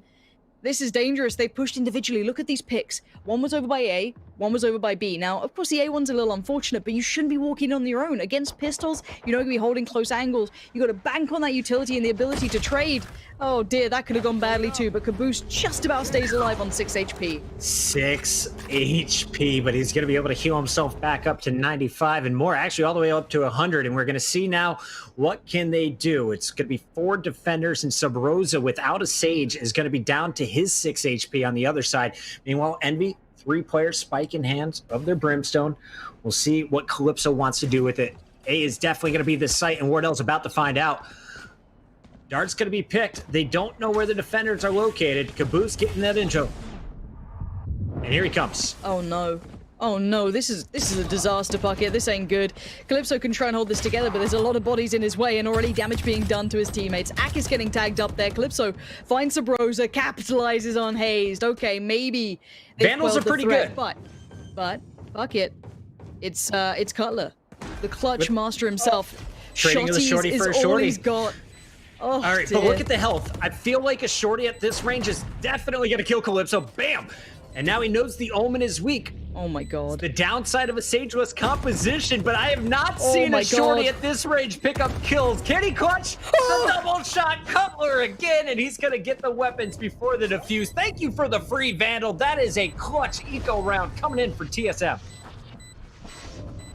Oh That's no. just nutty. That's just nutty. If You're you weren't long-range tilted, shorting to get this round. What are we watching today in the quarterfinals, chat? bro, if you weren't tilted from that last game, right? Let's say you're an MVP, you're at that sick half, you're like, sweet, I'm doing well, and then suddenly you just get backhanded by a shorty, on a retake, with an immobile character. Agent, whatever you want to call it. Like, ooh, envy. I'd be mad. You'll be fine, but I'd be mad. Okay, Mummy's going for the Phantom. We're gonna see the Sheriff on Finesse. Caboose sticking with his patented Sheriff. So they're buying up. They want to even this one out. Try and keep the money tight on both sides. Every kill matters here for the attackers.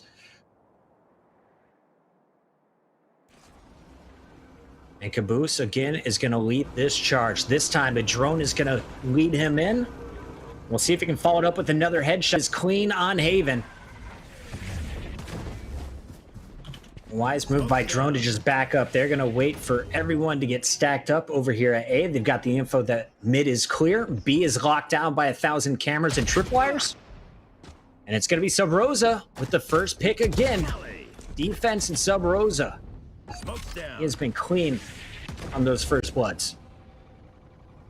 It's a lot of ticks in the right direction, though, isn't it? Let's see. For now, they've got a bit of cat control. Looks like an A pinch.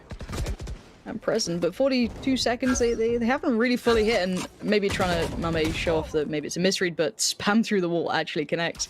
Carlo's been super clutch recently. I kind of love it. Calypso, going to be kept on notice. Utility being used. This is nice use of utility from the defensive side. Really well timed. As soon as they try and peel away, Hayes knew what was up there. He's not going to fall from. He's not going to leave middle. He's going to keep checks on this. Now, the spike is with Calypso, so don't worry too much about Finesse, even though he could do some damage. It is going to be 15 seconds here, Puckett. Time's running out. And they thought they had the pinch. Instead, Sabrosa lurking around the corner. He's going to find his third of the round. Hayes gets the other two, and it's TSM after winning their eco, now forcing their opponents to play broke. Big hold here in round 3. Sabrosa showing you how to get it done in the final moments, gets his second and third. As we take a look at the numbers, he's already got his ultimate, Lauren. On the other side, Calypso also with the Brim ult to protect the spike once planted. Right here. I want to see that little kind of like awareness from Hayes to keep himself still present in middle to catch those players trying to peel back away. Super nice. And mid is really hard to hold on the defensive side. It's really not easy. So credit to him for that. And let's see. Looks like a bit of a aggressive start with Phoenix here. Sabrosa instantly facing together. This is nice. They do catch a flash though. Good utility usage from the attack inside, but now they're split up. And of course they are just on pistols, so the straight one-to-one fights are still going to favor, of course, those with the bigger guns. Ooh. Calypso though, nice little swing from him. All right, you trade out one, and then you try to move up mid, and you get shut down. So good luck, Calypso. Last man standing with just a ghost. Able to pick up the first, and that Molly should find a second on Drone. Drone actually just works his way right past it. Nice movement.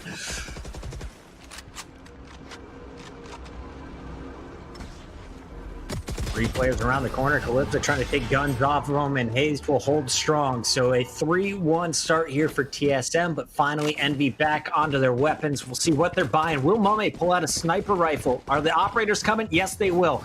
Able to get the op as well as the full armor down to 0 credits. So this is a big round here for Envy. On the other side, you have a flush bank account outside a drone here for TSM. Well, this is a big stack towards A. They have no info on B or middle at this point. This has to be an all-in piece. If that's the case, they've got to go fast on this bucket. They've got to full commit. You can't back away halfway through. Is that an ultimate being considered there for Calypso? I think it was. Yeah, this could be a pacey piece coming in, so keep your eyes on this. A lot of utility going to come down. There could be a lot of pressure, and that's the go symbol. You've got to go off the back of that. You've got to keep that pressure building. Going slow off this, I don't love. I'd rather than just kind of full commit, use that utility really well, and try and pressure. Already the defensive side is almost postured in a sort of retake scenario. Look at those deep smokes. They're going to clear sight out piece by piece, and that's a really nice, shout to you, observers. Give us that overview. I love to see it. And again, spike going to go down. They should be able to get somewhat safe post plants. They will be tucked in on the site, though. What's the retake strategy now? Wardell with the Sova operator in hand, but they will not give you any angles. On the opposite side, Mame holding the tight angle until that smoke comes out. So Hayes trying to lead the way on the retake, and it's going to be Drone jumping in first. Well, I don't love that double stack towards Dark there. It's not great, just away from Heaven. Yeah, already Color's going to find Finesse. The trade comes back in towards Hayes, but Drone's got a good idea where these players may be. Stunning shot towards Caboose. Ultimate to be impulsed. Wardell on the clear, but I'm pretty sure the spike can be defused. Maybe not. Maybe Mummy's got something to say about it. He's still got eyes on this. The flash comes in. He's fully white, but the defuse, it ain't going to happen. Nicely played by Mummy then. And you said it at the start. That investment, the money, he put everything into that, and it worked out. Well done, gets the first pick, gets the last pick. It got a little messy there in the middle, but nice job by Envy holding strong. Everyone's going to be able to buy up here. The question is, do they keep leaning on A? They've been smoking out middle at the start of the round, just trying to keep the defense guessing. On the other side, Wardell is going to go back to the operator down to 800 credits. We're going to see 4 Phantoms up. Everyone basically even in this matchup, but it's going to come down to one of these first picks. Mame dodges a sniper rifle shot and gets out alive. Drone gets some information, and they feel the A pressure coming. They do, and it's a misread, which is really nice. They've kind of gone through the motions of what they did last round, and they're going to switch it up and try and utilize middle and capitalize on catching those rotations. If they do kind of funnel in towards B, they should leave at least one player posted up on middle to punish anyone trying to filter back through towards B. They've outplayed the defensive side here. Very nicely done by the attacking squad, a little bit of a ruse, but the pacing is starting to fall away a bit here, Bucket. They've maybe left a little too much time, and Hazed, I think he knows what's up. Hayes is giving away his position, though, with the paranoia, and only found one player with it. Calypso is going to answer with a headshot. And now the site is being taken. Spike is about to be thrown down, and they have everyone stacked up. Defense trying to come through the spawn, and it is held with the operators. Mame finds the first on Sub Rosa. So last time we saw TSM in a scenario like this, they just backed up and kept all of their money, all of their weapons, I should say. They're going to do it again here. They are playing for round number 7. This is a save. Beautiful. Yeah, that was, and let's talk about what this round really was. It was set into play by the previous round. They did this very heavy A lean. They showed a lot at the start. Mame was over there, and as soon as they did that, of course, it costs it. When you're TSM, you want to rotate towards that because it's almost a picture-perfect example of what you saw last time. Now, this round, they switch it up and they go, okay, we'll kind of show the same sort of beginning. They, of course, read into that. And we saw that, you know, Hayes did like to play around mid before, but that's beyond the point. They kind of filter back towards B. They take mid control. And by that point, the over-rotation from TSM has been punished. Really well done. That was beautifully handled by Envy. Again, this is the thing. I like some of the ideas Envy have. With some sort of refining elements, they could be a wonderful team down the line. So that was a really nice round. Big brain plays coming in from Finesse, and the Envy squad ties up our score at 3-3. We're going into an even fight once again. You look at the money basically evenly spread outside of Mame, who is starting to stockpile, sitting on 5,600 creds. And this time around, he's going to have the spike early on, looking to see if anyone's pushing out a B. Big fight in the middle of the map. Hayes hears it coming, and he's going to find Caboose and more. Calypso falls before Akis finally stops his progress, and we're going to see a 3 versus 4. Make it Okay.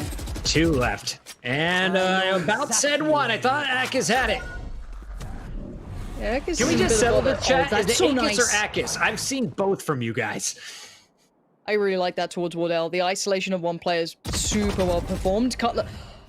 Oh, Okay. Akis, this is a huge round. That was massive, and he just alleviated enough pressure for the spike to be collected by Finesse. Now, the problem is, of course, he's left in towards a 1v2. They know where Sabrosa was, and now he's definitely going to know where he is now. Has he seen the arm? No, he doesn't. Drone's positioning is really good, and basically that round was just kind of instantly locked away by them not clearing that corner and middle enough. I'm sure, you know, we could watch that one back, but this was lovely from Akis. Just a little individual outplay towards Wardell. He'd just be able to isolate, and Cutler not holding the crossfire because he wanted to play safe towards a spike. Nice job to get some of the weapons off, but it's going to be TSM holding strong. And as we mentioned, Mame had that stockpile of cash, so sniper rifles out on both sides of the action. Rushing down mid. through the smoke doesn't seem to be the plan. We'll see what they do this time. As I say it, Caboose fearlessly pushes through the first, and he's going to see Hazed on the other side of this wall if he continues his movement through the mid. Drone is over at B, drawing the attention. And the attackers just trying to get some equipment out from the defenders, moving their way through the middle of the map. No one peeking them at short, but you can tell everyone is watching it.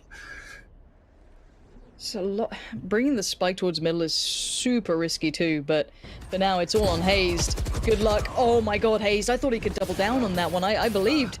And Caboose trying to be quick on the trigger here, trying to get through towards B. And you can see the pinch potentially coming in. Wardell outdone, just straight Zentaris peek there, swinging it across. No stops, full send. And actually, this is pretty good. Let's see if the attack inside peel away. They do. Nice mid-round call here, Puckett. They're not going to just overcommit. It's easy to kind of just fall into that habit of just instantly piling in towards B, but they're aware of who's alive. Drone and probably Cutler, of course. So, hey, let's back away. Let's play towards A. We can then hold their rotations. Really nice mid-round call. Caboose is playing so good this round, too. He perfectly threw up the wall, got the info that at least one was there, flashes a few seconds later, gets the info. Okay, both of them are coming from their spawn. So we are safe everywhere else on the map. And again, I think this is TSM just having to take their weapons and run. Nice attacking round coming in from Envy. Starting at B, leaning heavy, and then a quick rotate, as you mentioned. I feel like the mind games. We got some strong in-game leaders in this one. It's when we're watching with an observer client, we get the mini map, when we get to see it all, right? Like, it's easy to think, we're like, of course, so you'd call that. But it's how often do you see teams just funneling in? They just go lazily, they don't check their corners. Of course, when we see everything, we get to see the x-rays, we're all 10-head, Radiant players, but it's in the moment, it's a really nice little call. So again, these are the small indicators that when you look at Envy, you should be excited by this team. Now, I'm never going to doubt what TSM can do after the first map. I mean, how many times did I have to say that just to cover my ass? Because the chances they were going to come back, and they did. But the point is, this isn't the untouchable TSM.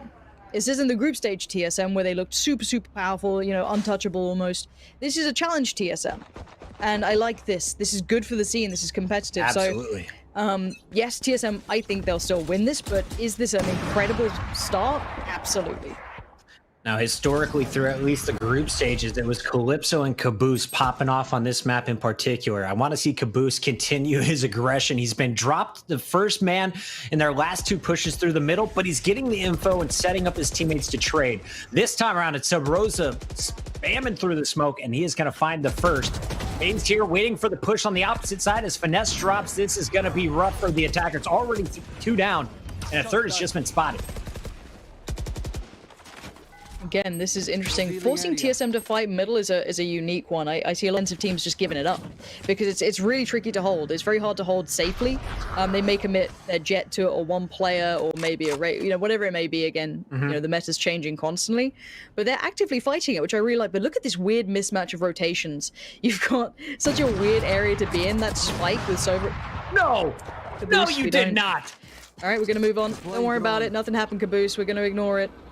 We move on. No one saw nothing. Wardell, did he get the tag on Mame then? You can't give him the second shot. You cannot give him the second shot. Mame apparently is tagged up by someone. He is real low. Excuse me, that's gonna be Wardell real low. And we're gonna see Hayes now just 6 HP as well. So Mame, he's got the operator, but really a pistol would get the job done here. I think they know it, but let's see how much damage he can do. A 1v3? Another shock dart available. It's a tall task here, Puckett, but maybe Mame's going to do it. That's one. And now these other two players aren't in tradable positions. That's a bit of a problem. Oh, I don't like that. If he'd hit that, maybe it's getting back on, but I don't know if this one slept a little bit too far away from him. Mame playing the time. Trying to stall, but he's going to have to get the kills here. They're pushing him, and there it is. Hazed. Finding the headshot. We're going to see Sub Rosa getting the defuse. Is that going to bring him to his ultimate? If we could check in here on the ult status after 9 rounds. You've seen a back and forth game. TSM taking the lead once again. And we're going to see Wardell with the op. Sub Rosa's still 2 away. On the other side, 3 ults already, including that Brimstone ultimate. Now, we haven't seen a lot of Omen ults being used effectively at the top level. I want to see how do these teams use it, especially on the map ascent. And in my head, I'm trying to work out how I feel the bias on this map is. Because obviously defense and operators, very powerful combo. But this map and defending is very, very hard. So does it kind of even out, maybe? I'm trying to just keep it in mind with the current two teams, of course. The overall meta doesn't always apply to specific matchups, but it's an interesting one to consider. I mean, after watching the We Play event, I felt like it was whoever got first blood. And looking at first bloods, it's 63 to 58 in favor of Envy. It's a pretty decent way of looking at it, I guess.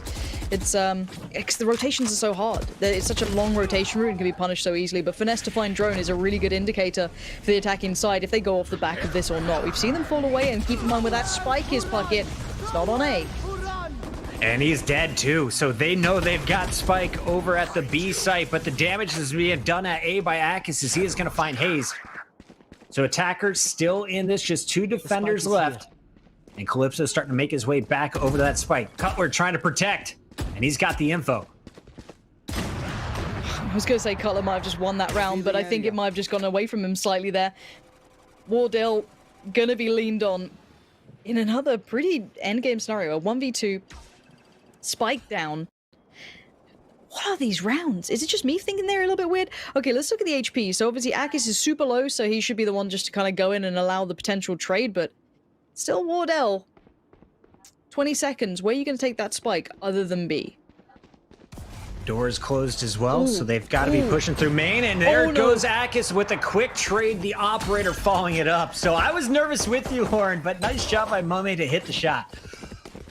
Okay, I like the way they approached that. It wasn't, you know, they took the time and they went in together and, you know, allowed the trade to come out effectively. Obviously not too close together, which is, you know, where we see old Wardell getting the doubles, which is not the dream. But this, it scares you, doesn't it? Because did Mummy even see him backing away? I don't know. No, but he definitely got he got a little lucky. Let's call it that. But he just knows his timing. Yeah, he knows his timing. The classic counter three and then just hit the shot. I like this attack inside from Envy. It's a little bit weird and wonderful. It's definitely not what I'm used to seeing, so I'm just kind of taking stock of it myself. A lot of utility used early to kind of give the idea they're trying to garner mid control. 3 smokes being dedicated towards this is actually a great deal. Now you can see the double stack on short though on the other side from TSM could find the information that this is a kind of maybe a fake piece or a feign towards middle. They're looking like they're like, you know, working back in towards it late. So this is interesting. Akis is going to block off Wardell's line of sight, so the operator being shut down, that is going to spring Caboose. As soon as he hears this drone, I kind of expected him to push through mid. Instead, they're backing up to the Spike and could be making their way to the A site. Everyone now collecting on the right side of the map. Question is, who's going to get this first pick? So looking at this mid pressure, it's kind of helped out that this double stack went there. So if you're going to feign that you're going middle, you're going to ideally pull the players from A towards the extremities of the site, right? So you're playing those connectors, you're kind of sitting a little bit deeper. So you've got to hope they have some utility left to hit this. If they go for that split up short, they're probably dead in the water. Let's find out. Here we go. Big amounts of utility and Caboose with a huge entry. Ultimate comes out, but the site is taken. Spike, not yet there. It's still on Omen, so there is time for these rotations. But look at this power. It's so swift. Akis on towards Sabrosa. Surely the site is theirs. Sabrosa tried to upgrade his weapon and gets hit in the face. This all went sour though. When Hayes threw that paranoia out, he thought he was clear. Caboose just runs straight through it and finds the headshot while nearsighted. So big plays from their entry fragger once again on Envy. And Drone may just back up and keep the money if they don't get a pick soon. 4 defenders left on this site. They're going to try and trap them in. And of course, Mummy in the back at A with the operators watching over heaven if they peek. This is a save. It's a straight up save. And again, we can look through the intentions of that play, and it's always better to hear it from the players than, you know, a commentator, but here you are having to deal with it. Wardell can get some exit frags, but that's all they're going to be. Let's talk about the intentions. So they put those, if I'm not mistaken, those 3 smokes towards middle, 1 Brim, 2 from Omen. They kind of hold there. They allow some information to be garnered. There was obviously the owl drone coming out. They get spotted. They're not quiet about it, but they're not going up short. They kept most of their players by the back of middle towards the back of A. Now, by the time the site hits, you know you're going to be kind of dedicated towards those extremities on the kind of connector sides of things. So Caboose, instantly looking that side, was excellent. Now, again, I think this is just a really nice piece that they've theorized, and it worked really well as a prime example there. Could it work every time? No, because, you know, once those smokes dissipate, the defensive side could always retake middle, but I love that. That was a really nice idea to play. TSM, there was a chance it could have gone wrong when you saw that little bit of a playthrough short, but, you know, again, Caboose on these entries has been pretty deadly. It's 5-6, and we could see a 7th round here for Envy. If they read this one right, Mummy is going to punish Drone, but Cutler gets away, at least for now. Here comes the flash, and Caboose is punished. Wardell in the background there with Hayes. And you're going to see Hayes in the middle of the map. Another opportunity as Akis is going to clean up Wardell. Hayes finds Finesse, so they're trading back and forth. It's going to be 2 attackers versus the 2 defenders, but Hayes is really weak. Yeah, Spike now planted. Look at the time that they've got to take to get over here as well. Every second counts, you know what I mean? Calypso with a molly too, pretty nice. Double stacked towards the back of site. I don't know if I love, but I guess at least you can trade off each other. Akis can, yeah, that's he nice. can tell you out. That's and super he gets nice. the info. I'd much rather have that. A little bit of info piece, not going to be spotted, but it's also going to cause paranoia for the retake inside. They're running out of time here, Puckett. He's trying to work his way in. This is the duo that clutched up 4 rounds ago. Will they be able to do it this time? Akis finds the first.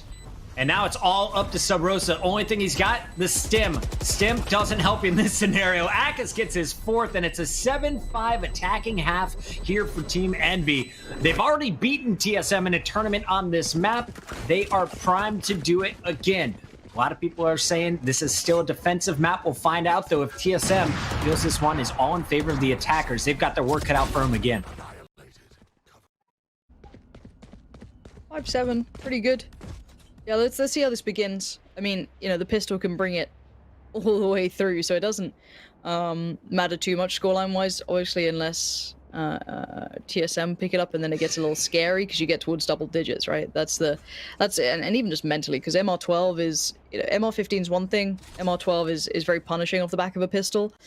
We'll see what they come up with, because again, I want to see TSM being creative. I like the way Envy are approaching a couple of unique takes. This looks like a maybe reactive play. Caboose could be in for a lot of trouble. Oh, that flash is so good. Caboose gets 1, but the trade comes out. Bucket. Drone is clean for 2. Down goes Mummy, and of course, here comes the rest of the flood. Hayes is going to drop Finesse. So defenders, they've got more players left, but they are not going to be there to stop this spike. And we're going to see, excuse me, we got to swap that scoreboard at the top. I got confused for a second. Akis making his way in with just his brimstone. We'll see what Calypso can do on the pinch. Paranoias have been key. Akis taking his time in the smoke, waiting for his teammate. Here they come, and Akis goes down. Now it's Calypso's turn. Big round here from TSM, and it all started. Drone, after getting flashed, was able to trade out not just 1, but 2, and then they all flooded after Hayes found that 3rd.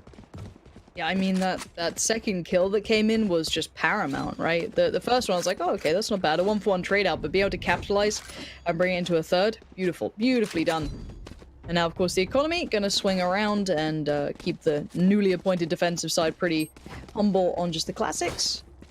And on the other side, we've got, you know, Marshalls, SMGs, nothing too crazy to write home about, but big stack from the defensive side over towards the B site, 4 players to the 1 towards A, and it's not a bad read right now. And credit to TSM, because I believe Envy was sitting above 90% win rate in pistol rounds after their first round of this game. TSM takes one of their own. Now, like you mentioned, opportunity to tie it up at 7 apiece before the big gun round 3. And they're just letting them onto the site. So many defenders stacked up here. And the attackers haven't seen anything. Now they've got a little info. At least they know where Mome's at on that Sova. I wonder if they still commit to this. They're being pretty hesitant about it, and you might have to just feed the beast. Send 1 in. Uh-oh. So Rosa's found 2. There we go. Nice and easy. They're going to check on this. There shouldn't be any bother. Shouldn't. Caboose goes down. It's just Finesse and not for long. Good stuff here from TSM. Taking their time. Easing in. Only dropped 1 player. And we'll see, do the operators come out? No more charges left. No. At least for There it is. Wardell's got it. Yep. the defensive side. Wardell gonna opt for it. Not a bad purchase either. I mean, they've got plenty of money to play with. This round's always gonna be tricky anyway, just because the economy, the way it pans out. 7-7 though is pretty pretty close. I'm just trying to take a second to kind of get to grips with how TSM want to attack this and what their looks are going to be like. Because I've seen them just run over teams, but I want to see what happens when they have to really work for it. Calypso going to be playing with Caboose. They have been the star duo on this map for Envy so far in the tournament. Just looking at their ACS. And they should find some action. A little peekage coming in from Sub Rosa as he wants to lead this charge potentially. Also, keep your eyes on Drone. The Phoenix and his flashes working his way through the middle of the map. Out comes the Owl drone from Wardell. Remember, he has the operator. So once his teammates push in, we'll be able to punish Heaven, and Akis is waiting for it. Meanwhile, smokes are holding for now. Sub Rosa ready to jump. There's no fake plays here. There's no fallback. I'm a bit worried for the attackers. If they just go in on this, they've not drawn any rotations. They could come up against 4 players, which is not the idea of this. But Sub Rosa's success might encourage the play. And, well, you're going to see that there's another player on short. Now, let's see what the attackers do. They're being held up by Main. We have Akis on the site. Good for one. Doesn't get a second yet, but he's going to spot out the players. The rotation's coming in, but it's too little too late as Wardell going to be chiming in with so much pressure. And Hayes going to be the icing on the cake. It was pretty brute forced, but, I mean, they keep the players alive and they get the plant. And I think we're just going to see a save coming in. Mr. Finesse with the Phantom hiding in a corner. Solid stuff on A. I was with you, Horan. I was nervous. It's like they've already run 45 seconds off the clock, and they haven't done anything. Once they push in off of that pick from Sub Rosa, everything went their way. Only dropping one player as Cutler will have his teammates with plenty of money to support him in this next round. Good stuff from TSM. That's 3 in a row, but it's round 4 that we have seen trouble. Will Envy be able to clutch up on another eco? Keep your eyes on Caboose, the Phoenix, who has been the star. Again, that was a very loud hit. You know, normally when you hit a site, you don't want to be coming up against 4 players, but they did so well at doing that. Even still, I guess with Sub Rosa's ability to do so much damage, even just like a couple of picks, that presence that he had was more than enough to tilt the scales in his favor. But now look what that's done to the money here. That's put it back on that like 2.9 under 3k position. That's always an awkward buy. You can fashion something, but it won't be ideal in every manner. So I think we might be seeing sheriffs and such and so on. Maybe try and be proactive on this defensive side, because right now TSM's kind of showing him how it's done. Finesse going to be the key player on that Phantom. Only 4 kills to his name up to this point. And he is going to be the one aggressive at B. Finds the pick he was looking for. Now, no Sage on the lineup, so he's stuck with that 10 HP. I wonder if he's going to toss off the gun. And that may be the case over to Mame, who is on the Sova. Meanwhile, you can see the attackers making their way from A after tons of noise and several smokes. They're going to be flying over to B main, trying to follow up on the pressure from Sub Rosa. Camera's going to spot at least 1 foot. And Finesse is about to call it. Here they come, boys. Rotation is already in. Akis could be huge here with the paranoia. You got the push from the door as well. An early trade for Finesse, but remember, they are outgunned, and these Phantoms are tearing through the defense. The frustrating part is technically they're, not being subtle on these hits. They're being very obvious, but they're just winning these fights. Akis knows. I'm pretty sure he's well aware where Hayes is, but now it doesn't matter. Hayes outdoes him with the gun. And now left in, what, a 3v1? All right, Calypso. Let's see what you got. So you can get that gun away. Oof. Nah, Wardell doesn't want to give it up. We're getting close towards those double digits now. And very favorable towards TSM. It looks a little bit flat from Envy here. As I said, the hard part is they are technically reading the game quite well, but by sheer brute force and just really good effective trading towards the sites, it's still working out very favorably towards TSM. They haven't been subtle in any of these site hits. The rotations have been very quick from Envy. Again, it's like all the ticks in the right boxes, but TSM just, pound for pound outdoing them at the moment. Now, I tried to look up some of the stats to see how the game went last time, because it was 13-5 in favor of this Envy squad when they were known as Together We Are Terrific against TSM in the T1 Nerd Street Gamer Showdown. And I wanted to see, did they just win every pistol round? How did the economy go? It doesn't matter, as Wardell is going to get things started on Caboose. Very aggressive defensive play, and Caboose gets more info than he wanted.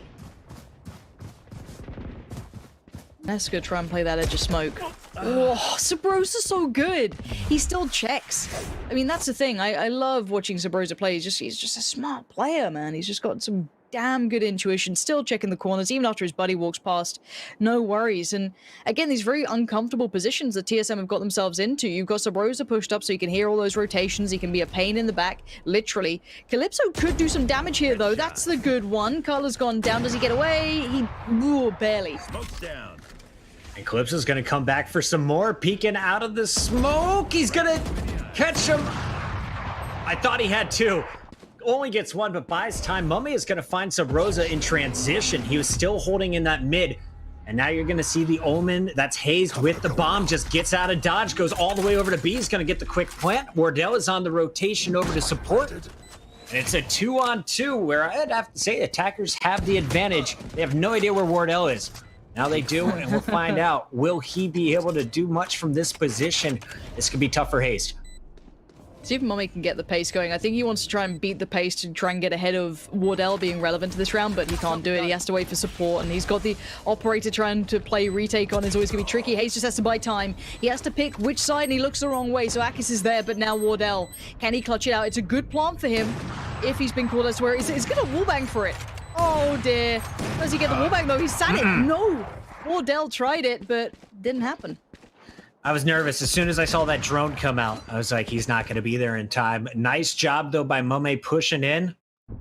And even though they got the first pick, is defense holding strong. A much-needed round for Envy. They got some ults out. They took a sniper rifle away for a moment, but Wardell, sitting on 7,900 credits, is going to be feeling clean. And here we go. Can they even it up, Lauren? This is where Envy comes back to life. I feel it. Defenders. Split 2 and 3. Yeah, zero mid presence. Zero mid presence from the defensive side. It's an interesting take. It's not uncommon. It's just we haven't seen it played that way in this game, which is quite fun. Deeper smoke's going to come in, allow more room to be garnered by the attacking side here, Puckett. They could be playing around the paranoia, just judging by the positioning here from Hazed. Wardell with that operator is going to be easing his way into B main behind Cutler. Hey man, excuse me. Meanwhile, I thought Sabrosa was going to be spotted by Mummy. He pulls out just before crossing the door, and they have all 5 stacked up on A. TSM, they rarely faint unless they have that Omen ultimate, so expect an all-in right here. Much utility is left on the defensive side. Caboose has a little bit to play with, but not a great deal. Bit of a crossfire with Calypso as well, so maybe they'll be okay. Sabrosa looks like he's about to put his utility down, so we can expect the site hit to come in soon. 3-2 split. Oh, on the site. Here we go. Caboose is going to have his hands full, but Calypso gets the first 2. Caboose gets out alive, and there's a nice flash. That's going to hit Hazed. Hazed goes down, and Kugler falls to the flames. So they stall out again to about 44 seconds before they try and push in, and it was all stopped by the Brimstone and the Phoenix. Wardell's going to try and keep his gun, and he will after that pick on Finesse. But a tough round for TSM as Envy climbs right back into this one at 9-9, keeping 3 players alive. Great counter utility being used to buy time, isolate players. Again, these kind of all-in hits, they work well sometimes, you know what I mean? It feels like that 50-50. If you can draw utility out at the start while holding a default, great. If you can't, you're going to end up having Finesse on a quick flank. Yeah, he died to Wardell at the end, but still, it's a nice idea, these all-in hits, but there's a reason that you can't run them over and over again. And I think that's a factor here. It looks like a double stack from the defensive side towards short. Are they going to go aggressive? I don't think so. Maybe just a similar position as before. And I wonder if we see, again, a very heavy lean towards one site rather than a default to begin with. Maybe just not feeling like they have to. 4 players currently heading towards B Puckett. Can I show some love to Hazed as well? Not only did it get an ace to clutch up in their first map, the man's sitting on 18 kills right now. Every match we've ever watched, it's been Sabrosa, Wardell, Drone at the top of the leaderboard. We rarely talk about Cutler and Hazed, but it's the old duo from CLG days putting in work today. Joke's over. You're dead. And Hazed again in the middle is going to be set up with that paranoia, trying to set up Sabrosa for the pick. Akis in the corner. And that is a big paranoia on the opposite end. He's going to get 2 players with it and buy enough time to get out. But they've got the info. Everyone is stacked up mid. Here comes the defensive rotation. Oh, Finesse could be in so much trouble if they have any utility left, and here comes the flash drone, could be the one to really make it tricky, but they've fallen away. So they've drawn so much utility out of the defensive team, which I love. This is what was missing maybe in that last round. By the time they were hitting the sites, they had everything still against them. Now they've drawn a little bit away. If they hit the site, they're going to be in a far greater position now. 2 tripwires to power through, and Sabrosa is going to find the first one, trying to enter here. It's going to be Drone with Finesse down. 4 defenders left. Mame with the operator on site, but it's not great at short range, and he is going to miss wide right. Cutler and Sabrosa, as well as Wardell, all finding their picks, and Wardell's going to find the 5th on Calypso in the back.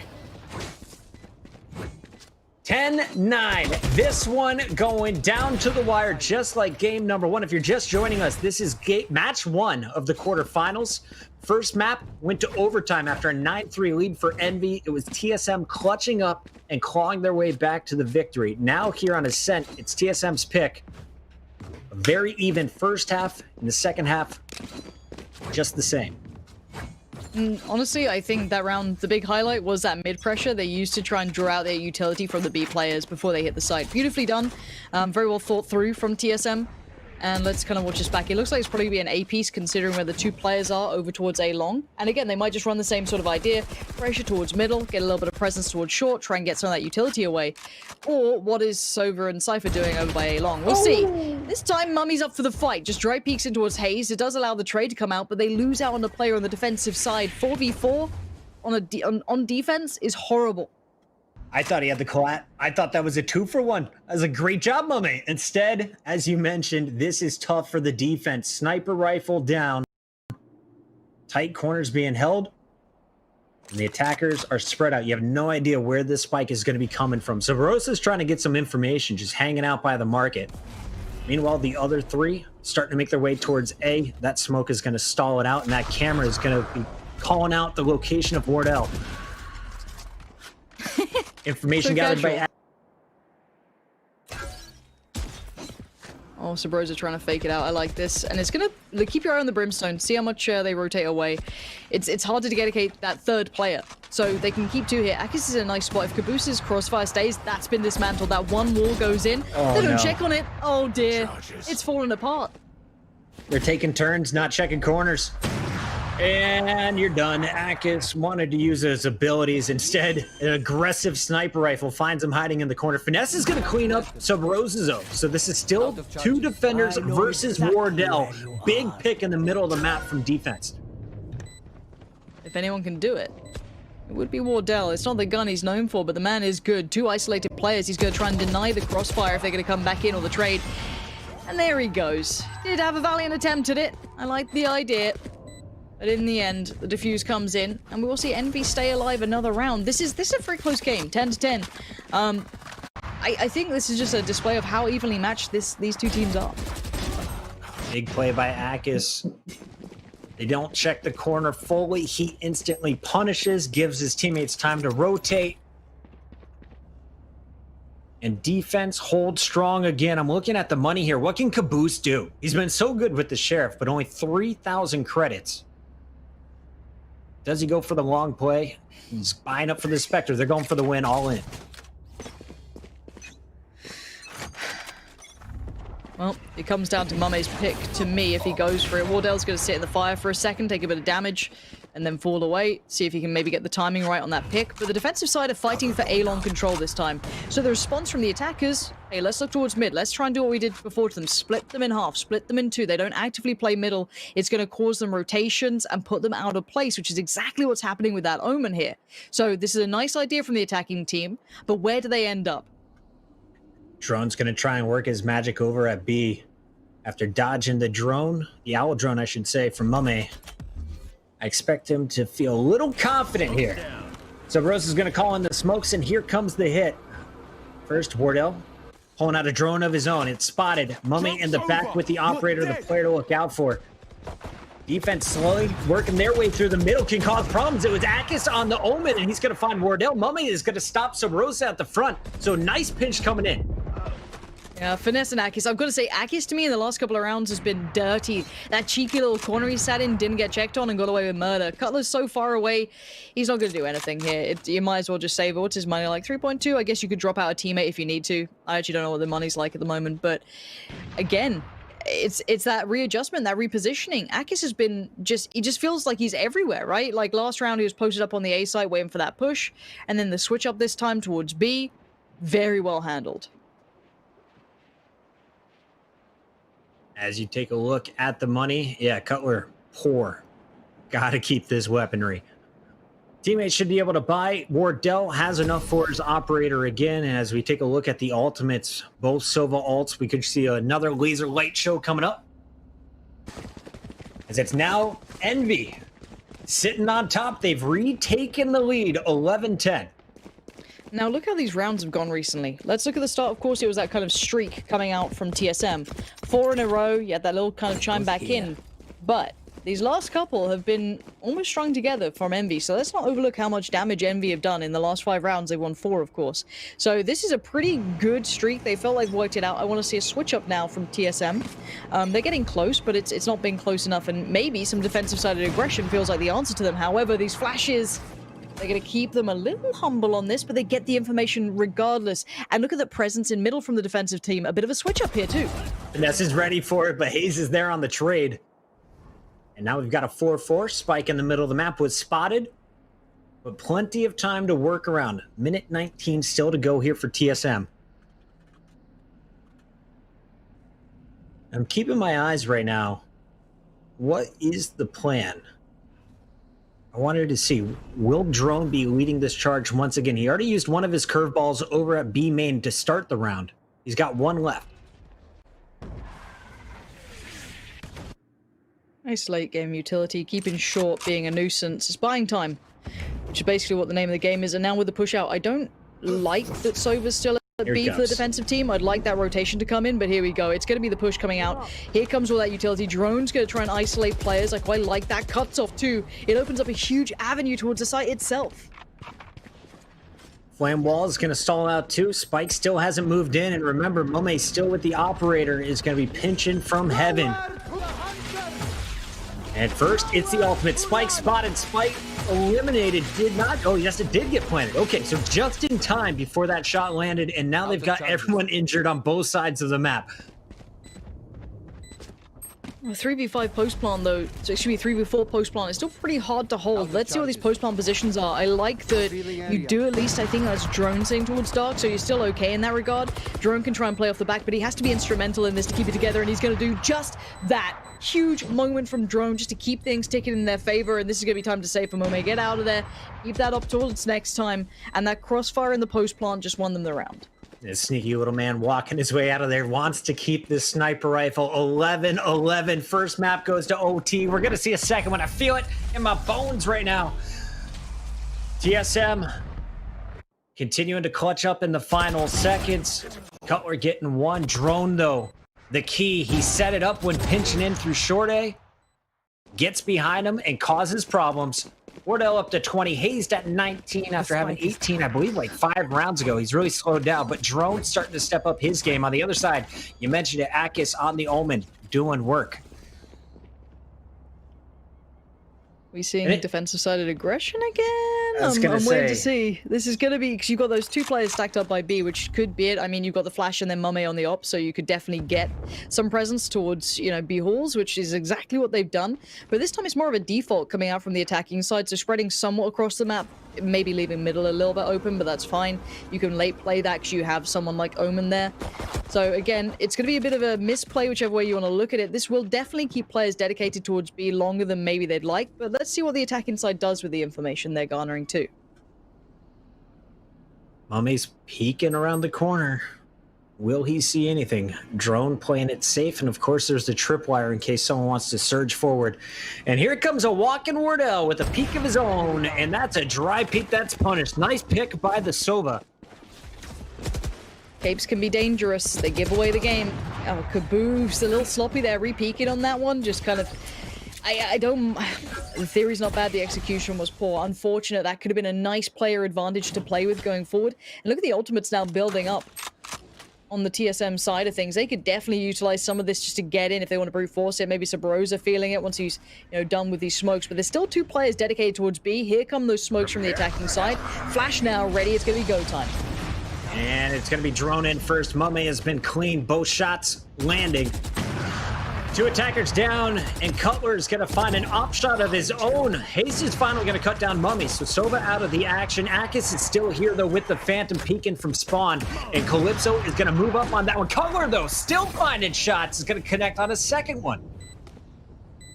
Oh, this 1v2. This one on the side. He expects the re-peek. It's so well done by Akis, but the shots just aren't there. And Cutler, okay. Not known for the AWPing, but here he is. He's like, well, we had to save the gun for Wardell, so I guess I'll just put it to use real quick. I mean, this was scary. If Caboose doesn't go with that earlier peek, I feel like it's definitely in favor of the defenders. They got the first blood. They were sitting pretty. Few small steps in the wrong direction. Gonna give this one to TSM at 12-11. They are on match point. Looking at the defender's cash, Calypso pour down to a Spectre. Same thing with Akis. You do have Mummy with an operator over at the B site. Everything else, a fair fight. And they've actually given up B early on here, Lauren. They have. Huge focus towards middle on the defensive side. You got 2 players pushed up on short, and you've got the swing off the back of Cypher. Mummy kind of trying to play almost a pivot role too. He could easily transition towards middle, but right now you're going to see Mummy take the time. I think they were just looking to see if that camera was there that's tucked up right above the archway. Mummy's a big piece to this, and so far he's probably going to be good for at least one. Oh, he shot a little early, just saw the gun barrel and tried to go for the first, but the second got him in the end. So Brosa's there, and now the site is looking a little bit vulnerable. With Cutler's success too, this could be all wrapped up with a bow on it. And they have so rarely pushed all the way down A. They never saw it coming in the mid. Cutler is able to do the damage, and once B is open up, this spike is going to be planted. And Akis, I mean, what can you do? 1v4, you are trapped from all directions, and Sabrosa is going to end it 13-11. Final score here as TSM continues to show that Ascent is one of the best maps in their playbook.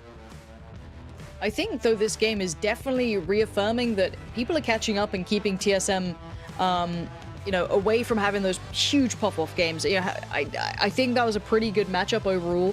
Stylistically speaking, I think we saw the attacking side, when TSM was on the attacking side, kind of put through their paces, which I liked. I liked seeing their switch-ups. I liked seeing how much depth they have to go to.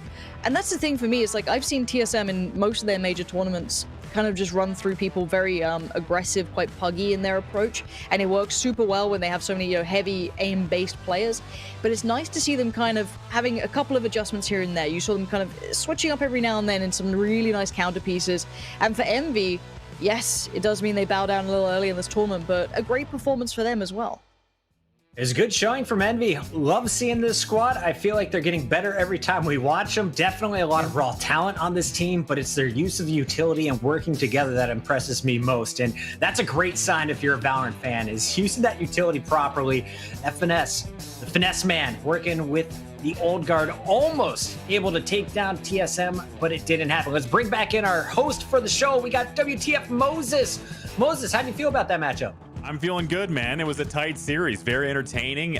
They made a run of it, man, but TSM just, I guess, a little bit more experience. Ascent, obviously, being a strong map in their pool, and they were able to pull it out. So I'm very happy to see Hayes on top of the leaderboards as well. The man himself, I ribbed him a little bit for being the old man on the team, but he shows he's still got a little bit of life left in those strong legs of his. So I mean, for you guys, what is that? What are we learning about Envy? This is a team that kind of surprised us a little bit, I think. Well, not surprised, but I mean, going up against TSM, first game, first round, I didn't expect it to go that distance, and to have it end of the way it did, Puckett. That was just a great series overall. I feel like Envy right now, if you're just looking at the stats from this tournament, the 2 favorites coming in a lot of people's minds are T1 and TSM.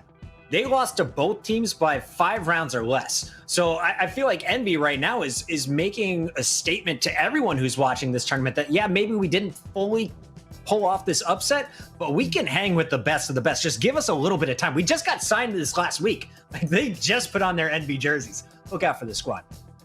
Pansy, looking at the overall NA landscape now, to have a team like Envy kind of enter the fray as a a close match to TSM. If we're gonna, draw a little box around this one little event and say that this is now a trend, this is really gonna shake things up atop that top 5 teams in North America. I think the fun part with this tournament is the fact we're going to see how close NA is getting. It did feel like it was kind of 2 really good teams here and there, inconsistencies galore. But now you've got to look at, beyond this, Sentinels on the upswing, Cloud9 on the upswing. You still have TSM looking good, T1 looking good, and then you throw in someone like Envy as well. The landscape is looking very good for North America. I don't want just a stupidly top-heavy scene where it's just, okay, one team just dominates. I want close games like that. I want the, 13 to 10s, the sort of very close affairs. It's a good symbol, and it means that these teams get better. I want to see Wardell being challenged on the orb. I mean, the guy previously didn't miss. Now maybe he misses once in a while and Mame kills him. That's exciting to me. So it's all good, Absolutely. I'm excited to see how the and really this is a matter of environment, Europe. Look what happens when you can put together a couple of teams, give them some funding and a little bit of space to practice how good they can get out and how quickly. This is the head-to-head Drone versus Mame here. This was again kind of telling about how close this was. Really close along the stat line here, Puckett. Yeah, I think it's cool to see Drone continue to impress throughout this tournament. He played really strong through the group stages. Mame, of course, was the top ACS score for any of the players on NB coming in. He showed you what he can do with the operator. I feel like this is another man. When you run into him, whether it's in matchmaking or in any tournament, you are not confident in those 1v1 operator fights. So keep your eyes on Mame moving forward. But Drone, I just love the Phoenix plays. I was really against Phoenix in the first month or 2 of the game. Now that we're seeing the top players using him efficiently, I feel like he spaces out his curveballs well. He's very good at following up on his flashes, and the man doesn't miss if you give him the opportunity. And Drone has been so pivotal, and this is a man that has been atop the charts for TSM essentially since the beginning. And now Wardell gets a lot of play, but I mean, Drone has been a very consistent force pansy for this squad, and I'm interested to actually bring the man in himself. Let's bring him in. Drone, are you there, my friend? I am here. Hi. How nice to meet you. Nice to talk to you. Congratulations on the win. So that's what you look like. How many interviews have you dodged so far for TSM? None, really. Actually. Oh, okay, good. We're glad to bring you in then. I'm really happy to talk to you. First of all, let's talk about Envy. That was I think probably some of the closest games that we've seen you play, especially in a tournament setting like this one. Walk us through that first game. We went down 9-3 at half, and it was kind of rough for us. We didn't adjust very well to what they were doing at first. It took a while for us to figure out, what we wanted to do better. Their double op actually hurt a lot on us. Right. So switching to half, it was hard. We had to mental reset. It really took it took some resilience, right? Because 9-3 halves, they're not fun. So we just reset. We took a time to calm down. We adjusted to what they were doing on their attack, and then after that, after we came to the comeback, we were confident we were going to finish the map out. So in map number 2, a little bit different of a story. Was there any point for you guys where you were a little bit concerned with Envy? I wouldn't say concerned, like we didn't have an answer to what they were doing. It's just a matter of we took a little too long to adjust again. And once we did, I mean, the game was close back and forth. We lost some rounds we definitely shouldn't have. And individually for me, the second map was not very good. So I think that also contributed. But yeah, once we adjusted, we were always pretty confident. I never thought we felt like we lost control of the map. Before I turn it over to my co-casters here to pepper you with questions as well, there's been some chatter from let's say CS:GO commentators about the North American style being puggy. What would you say to that? Okay. No, was it? Okay. Yeah, I mean, I've seen tweets from the G2 guys that mention our use of Phoenix is weird as kind of contributing to our pugginess or something. Right. And I think that they're coming from a place where it kind of makes sense. I think the playstyle is just different. I don't think it's fair to call it puggy just because it's not the same as what they're doing. And I guess the only answer I have is I'm excited to play G2 at any international event or whatever. I'd like to play them. Absolutely. I mean, just quickly on that note, the irony of G2 saying that anyone's puggy is hilarious. They literally don't have an IGL yet. They just all sit there and call. I like EU. They've got some nice set pieces, but I think just briefly, I want to kind of dive in on that first map. You said you were kind of struggling to kind of get a grip on what they were doing. Obviously, then the comeback came in. But first half, do you felt that they'd worked you out? Do you think that you just simply didn't take notice on what they were doing well to exploit what you were doing? Do you think that was a specific kind of look into what you guys do well to try and kind of counter that almost? I'd say that they know how we play for sure, and we kind of knew how they played too. So we knew what was going to happen, and we kind of knew what to expect. But again, we didn't play very well. Like for instance, on their defense on A, they were very aggressive. Like Phoenix would push along A a couple times. We knew that was the play they do. We knew Mummy would like to op long A, but we didn't adjust to that properly, and we actually kept getting picked, and we kept getting opt and not winning gunfights that we knew we should take. So that contributed a lot to that 9-3 half, I think. Pocket, any questions for our man Drone here? Absolutely. So, Drone, first of all, how much shit did you get for playing Phoenix since the start of this game? I didn't play it at the start. I played Sova in beta, then Breach, and then I switched to Phoenix because I hate Breach flashes. And I got a lot of immediately like, why are they playing Phoenix? It's a dumb character. Why not use Breach? He's just better. And I was like, all right, well. And then we started winning everything, so everyone kind of stopped. But yeah, I got a lot of hate actually. It was kind of surprising. What is the secret to playing him well? Because I'm just on the edge of Diamond. I'm never going to be Valorant. I'm never going to be Radiant. So for anyone who's trying to move from these middle sections that may be Gold, Platinum, Diamond ranks, what are the secrets to playing Phoenix well and not just feeding your brains out? One thing that I think a lot of Phoenixes don't use, and actually I'm going to give credit to Caboose, he used his wall really well when we were playing against them. That wall is huge, and a lot of people know how to use it. It's good for retakes, but defensively it can be used pretty well too, to cut off angles or split sites when they're attacking. And aside from that, your flashes are kind of important. Well, I mean, they're very important, but how you use them is really important. You can't just go wasting them around corners you don't think there's an enemy at, because you get 2 around, right? And they're mostly selfless flashes. They can be used for teammates, but it's good to push an opera off an angle or peek at a rifler that you think's holding for you. So, like with those 2 flashes, you really don't want to waste any of them. Last question I have for you is, who else are you looking at in this tournament? You guys get to sit back and relax and watch the other quarterfinal matches. What are you thinking moving forward? Who do you expect to see in the semifinals? I'd like to play, I think this would be in finals, but I want to play T1. We're kind of gunning for T1 right now, just because we played them the last Ignition series, and we beat them, but it wasn't. We played them twice in the upper bracket finals and then the grand finals. The first one wasn't so convincing, the second one a bit more, but we want to really solidify that, like, we're the top. So we're gunning for the second best, which is T1, I think. Great answer. Can't wait to see it. I imagine that we will at least see one of you guys match up with each other, at least in the next couple of rounds. So I'm looking forward to that. Drone, thank you so much for taking your time. Congrats on the victory, and we'll see you down the road a little bit. Thank you, man. GG's. Yeah, absolutely. So let's talk a little bit about reliability. And you know what? If you guys are out there wondering, do you want to have more than one game Warzone on your Xbox hard drive? Well, guess what? Seagate Gaming has got you covered with the game drive. This is a 4 terabyte external hard drive for your Xbox One, and you can use this bad boy to make sure that you're not having to pick and choose between which games you have to have on your hard drive, Warzone. And you know what? If games are going to keep coming out with 250 gig plus installs, Warzone, let's make sure that you have the right gear to make sure that you can have more than one game on your hard drive. Get this one from Seagate Gaming, and you got a nice little customized. It actually fits the color scheme really nice as well. Looks like a beautiful little addition there. So make sure you're checking it out. Shout out to Seagate Gaming, who is our title sponsor for this match and for all the matches actually. So Pansy Puckett, we have a little bit of a break coming up, and then we have our next game series. I'm excited to see who's up next and the rest of the matches we have. So we'll take a quick break. We're going to show you some highlights, and we'll be right back. We'll see you soon.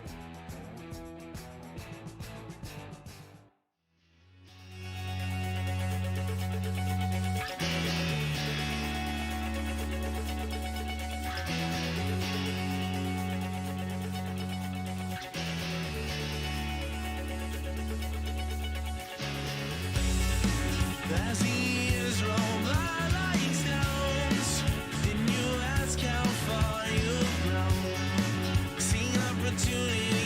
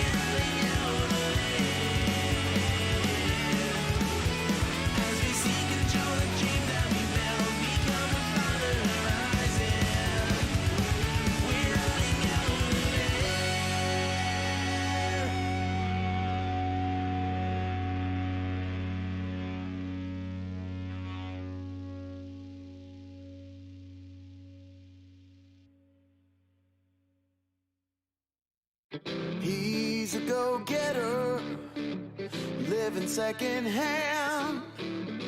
He's got a sleeping bag inside a minivan. It drives around and around and around, trying to find his place.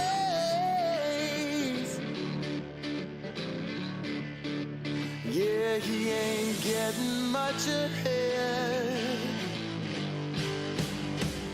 in the human race.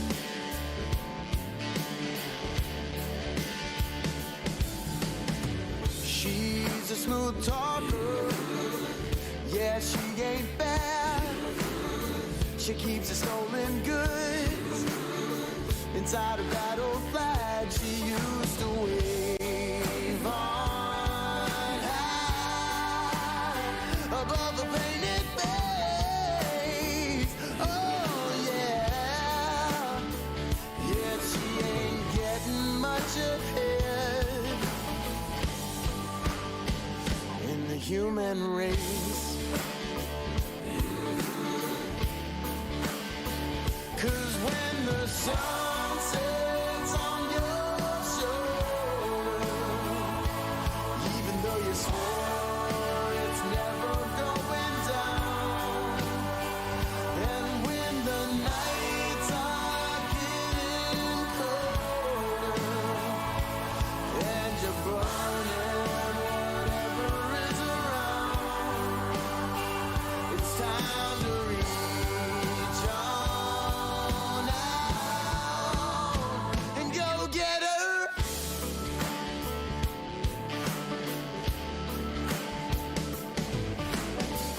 Yeah, when he first met her, she was on the lam. She buttoned up her coat to hide her blood-stained hands, 'cause in his eyes she saw a saving grace. Oh yeah, oh yeah. Now they don't give a damn about the human race. Whoa, whoa, whoa.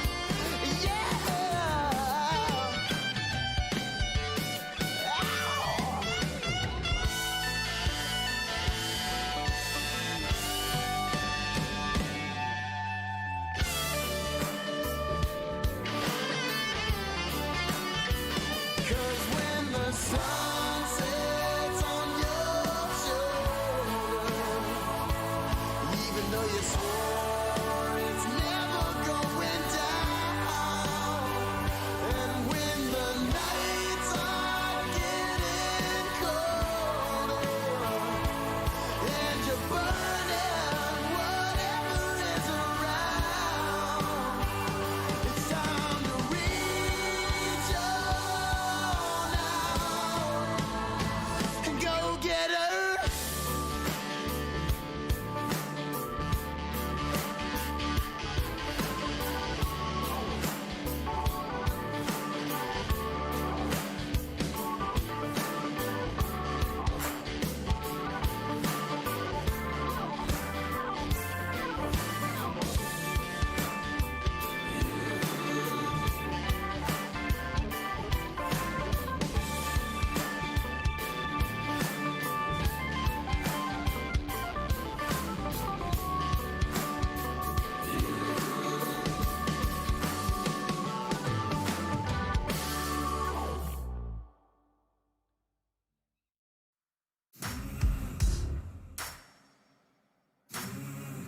Every time I take one step forward, seems like I fall 2 steps back.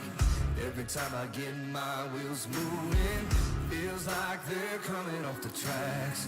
There are times where I'd be lying if I said I did it all right. No regrets, never say die. Gonna give it all in this fight. This is my time. Won't quit, I'll just be good.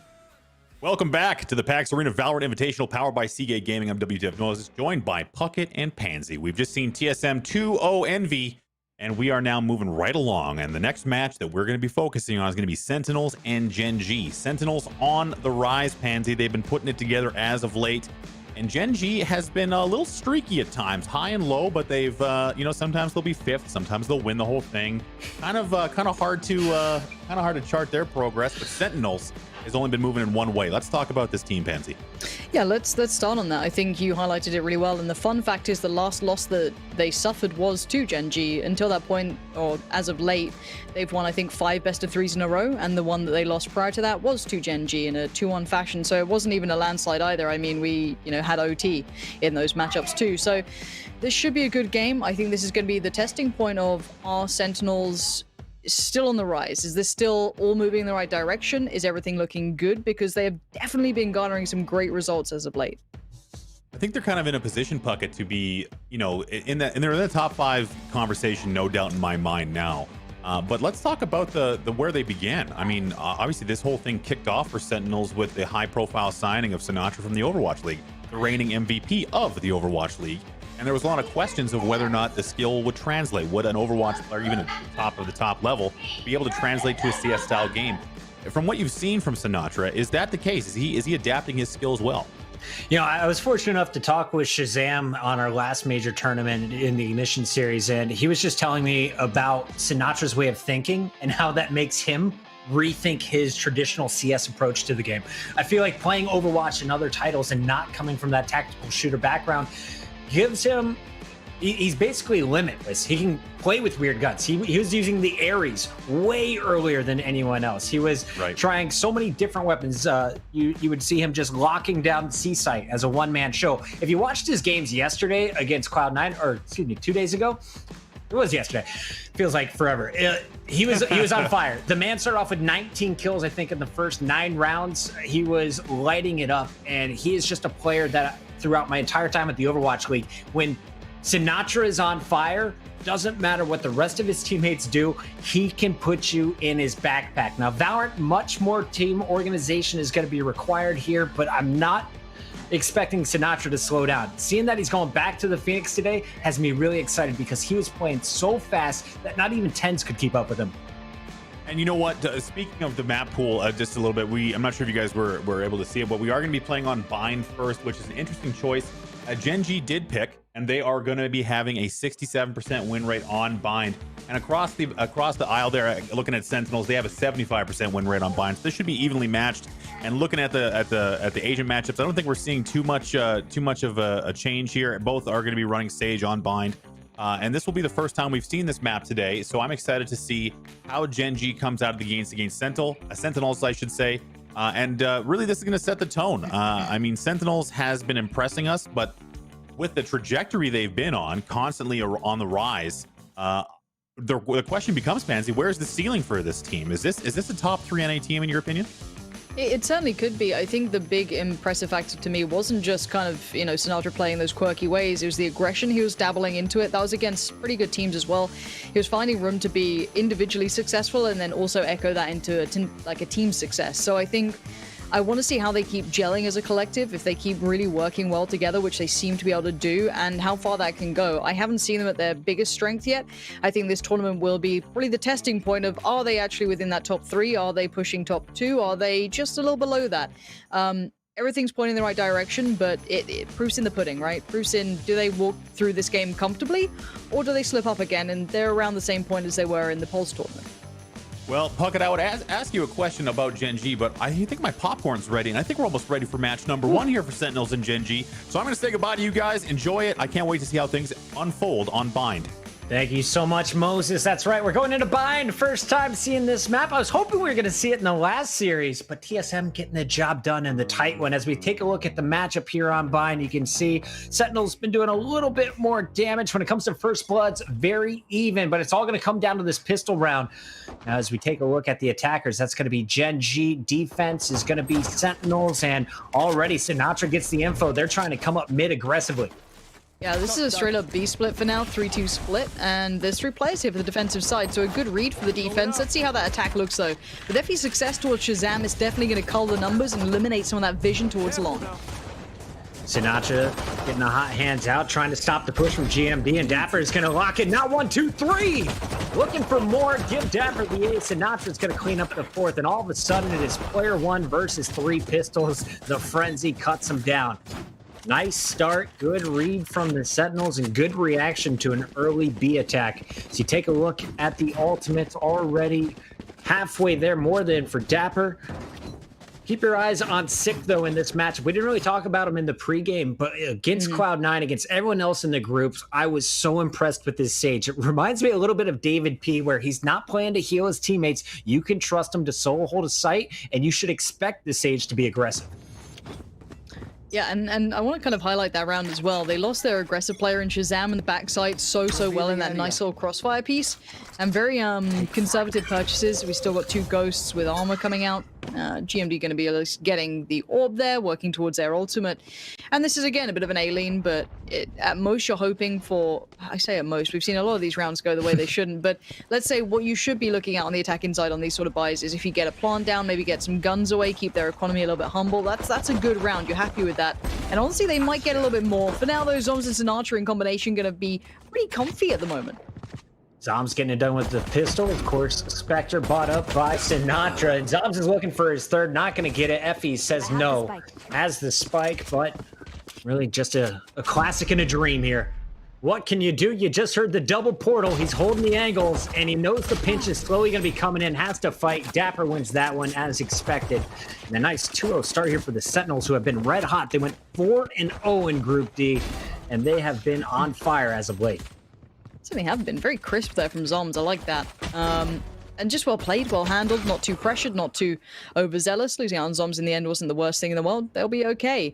And, you know, welcome all the myth viewers. I've got to say I did appreciate his casting with, over Wardell. That little clutch on, I think it was it Split? Wardell was popping off and he was just losing his mind. It was good. It was pretty damn good. I like that. Keep it up, Myth. Anyway, back into things. It is, again, that kind of 3-2 split towards B. This is somewhat of a constant thing, but look at that aggression on the defensive side. I said it about Sinatra before, pre-show, and that's exactly what it is. It's this defensive approach. They won that early defense info, and they're going to get it, but now they still have to hold that hit towards B. Cypher Cage is up, and they're just playing this one slow. Attackers trying to figure out how to break in. That is going to be a great hot hands. It's going to force out the Cypher, and that's going to be enough for Michael to get the first pick on Dapper. So here comes the attackers, but defense is ready. Everyone's in the back. Zone's going to trade out, but the attackers are winning this one. All of a sudden, it's just Shazam in the back. Yeah, beautiful deep utility being used there. You can see it cutting off the defensive side so quickly. And again, yeah, defensive aggression is great, but the purchase is substantially better for the attacking side in this round, of course. Everyone knows the economy by now. I don't think I need to highlight it again. It's Bulldogs up against Phantoms or, you know, potentially Vandals. So Shazam on the play back in, trying to do what he can. Maybe get a gun away or 2 would be ideal, but the crossfire is in place. And again, I love that push out. You saw the kind of hot hands coming in from the Phoenix on the attack, forcing the, I think it was one of the Cyphers who was kind of tucked in towards Cubby, out in towards a slightly more open position, which is pickable from long, so you could see them kind of going through the spots that could have really caused a downfall. So I like that. These are good things. These are good elements we're starting to see come out from the attacking side. They've got a good read on this now, so we should have a good game on our hands, and, well, the money actually is very poor. I must have miscalculated on that. The money is actually exceedingly poor for the defensive team. So for them, back down on a very lacking purchase, buying down to about 2k, not too much below, and they're going to try and hold as they are. And a good read again from Shazam to be in the right place here. Let's see what that judge can do. That thing can be dangerous. I mean, why not get the Dragon Judge? Come on, Shazam, spend the cash. Here comes the drone, and he is going to take it out with the first pop. Now, they haven't committed too much. Phoenix is going to give away his position, but Shazam has no more info. As we take a look at the mini map, though, we definitely can see what the game plan is. Peek over at B long, portal always available if needed. Defenders are starting to back up into the spawn as it's just Shazam holding hookah. Now remember, they have very crappy guns here, so they're trying to hold tight angles, but they were expecting an A rotate that did not come through. No, this should be, you know, put a fork in it, it's done sort of situation. Unless Shazam pulls off some sort of miracle play, but Stingers, hey, they can do a bit of damage. I feel as though surely the attacking side doesn't let that happen. Nice sort of flash from Sinatra. The fake on the peak was quite good, but the double face from the attacking side was better. So making sure that no threats are found on this. GMD, I kind of expected him to throw up his flame wall. Instead, he is just holding this head height and waiting for a push. His teammates got his back from hookah. And Elbow, of course, is going to be locked down by that sage wall. Shazam trying to break back in, but the Judge, the worst weapon to have at this range other than a shorty. We'll see what the man can do. Nice double peek as Zobs is going to get the headshots with this Stinger, making it a little bit more expensive. And they're going to try and make sure everyone dies to this bomb. This is going to be so costly. I really thought they might have died to that. And do they get away? Yes. Yes, they're good. Okay, so 3 alive isn't too bad. They can always drop out to, you know, equal out the economy. The Zoms on this pickup, call it luck, call it what you want. It's a really nice addition, finding 2. It keeps the money from spiraling out of control. Keep in mind, you know, if 2 more of those players had survived, they'd have been sitting all around that kind of like 4K looking towards 5. So a lot more comfortable in that regard. Now, this is the buy back in for the defensive team, for the Sentinels, and they need to get a grip on it. It was a good start, but once the guns came out to play, we haven't seen the same sort of results. So I want to see what their plan is. It looks like potentially a fight towards B long this time. I don't know what's going on here with Gen G, but they are just completely ignoring the A side. I wonder if it's mind games. Did they see something in the footage from Sentinels that has them nervous, or have they just been practicing their takes? Dapper getting some early information from Shazam. Sonar Dart is going to highlight 2 players down long, so they know B is going to be the attacked site once again. And they're just buying time. Here comes the first ultimate from Sinatra. Can he turn it into kills? The flash is going to land, and he cleans up Michael. They've got the info as well here, so Pansy, they're in a great position with Shazam and Sinatra just trading and baiting for the double heads. Oh, that combo was so strong between them. They isolated the spike. They've done everything. Sinatra's having a terror of a round as well. 3 for him. The play-in as well with Shazam. Perfect.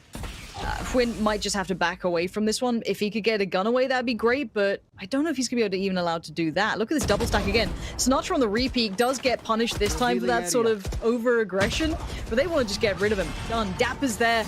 Perfect answer. Aggression, it's not even real aggression, but the attentiveness towards B-Long. They kind of double play off the back of each other. There's the flash, double peek it, no messing around. They're not baiting each other. They stick on the peak too. The slow almost forcing that, but it works out really, really well.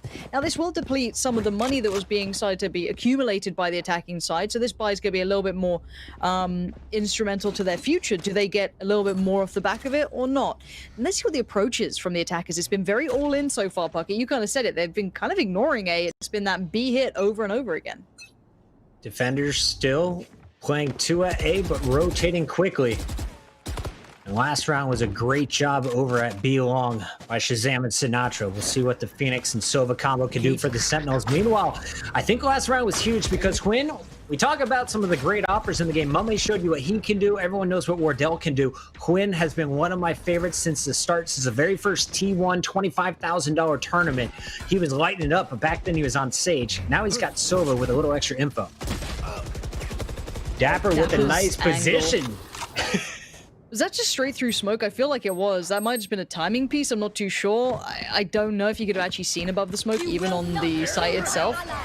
Oh, the res. The res into the ultimate. Zoms is just like, yeah, no fun for you, GMD. No, none at all. So they're going to try and switch it up towards long here, but they've not been able to take away any of the players. Yes, they push them back a little bit deeper, so maybe they get some sort of execution, but you still have Sinatra here, you still have Shazam, you still have everyone still around this B site. They are not causing any rotations. And I want you guys to notice where Zoms called in that ultimate. It was still from the A site. They are respecting the opportunity for a rotate, but it is not coming through. Now they've got the info, they've poured it through, and we will see a pinch any moment. Shazam holding strong, doesn't even need the help. Quinn, last man standing, tries to pull off a few guns, but only finds 6 before Dapper finds his body.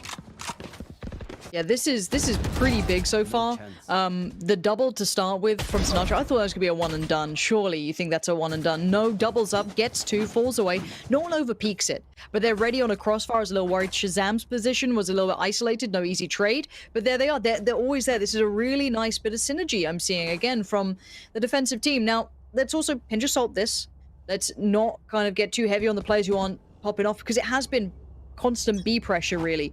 Now we are seeing a little bit of a look towards A, so let's see if they can also handle this too. We haven't seen much of a play towards A. We have seen the defensive team pushing out of showers, trying to get a little bit more presence, and this cam might have spotted it, but I think Zoms crossed before they could see it.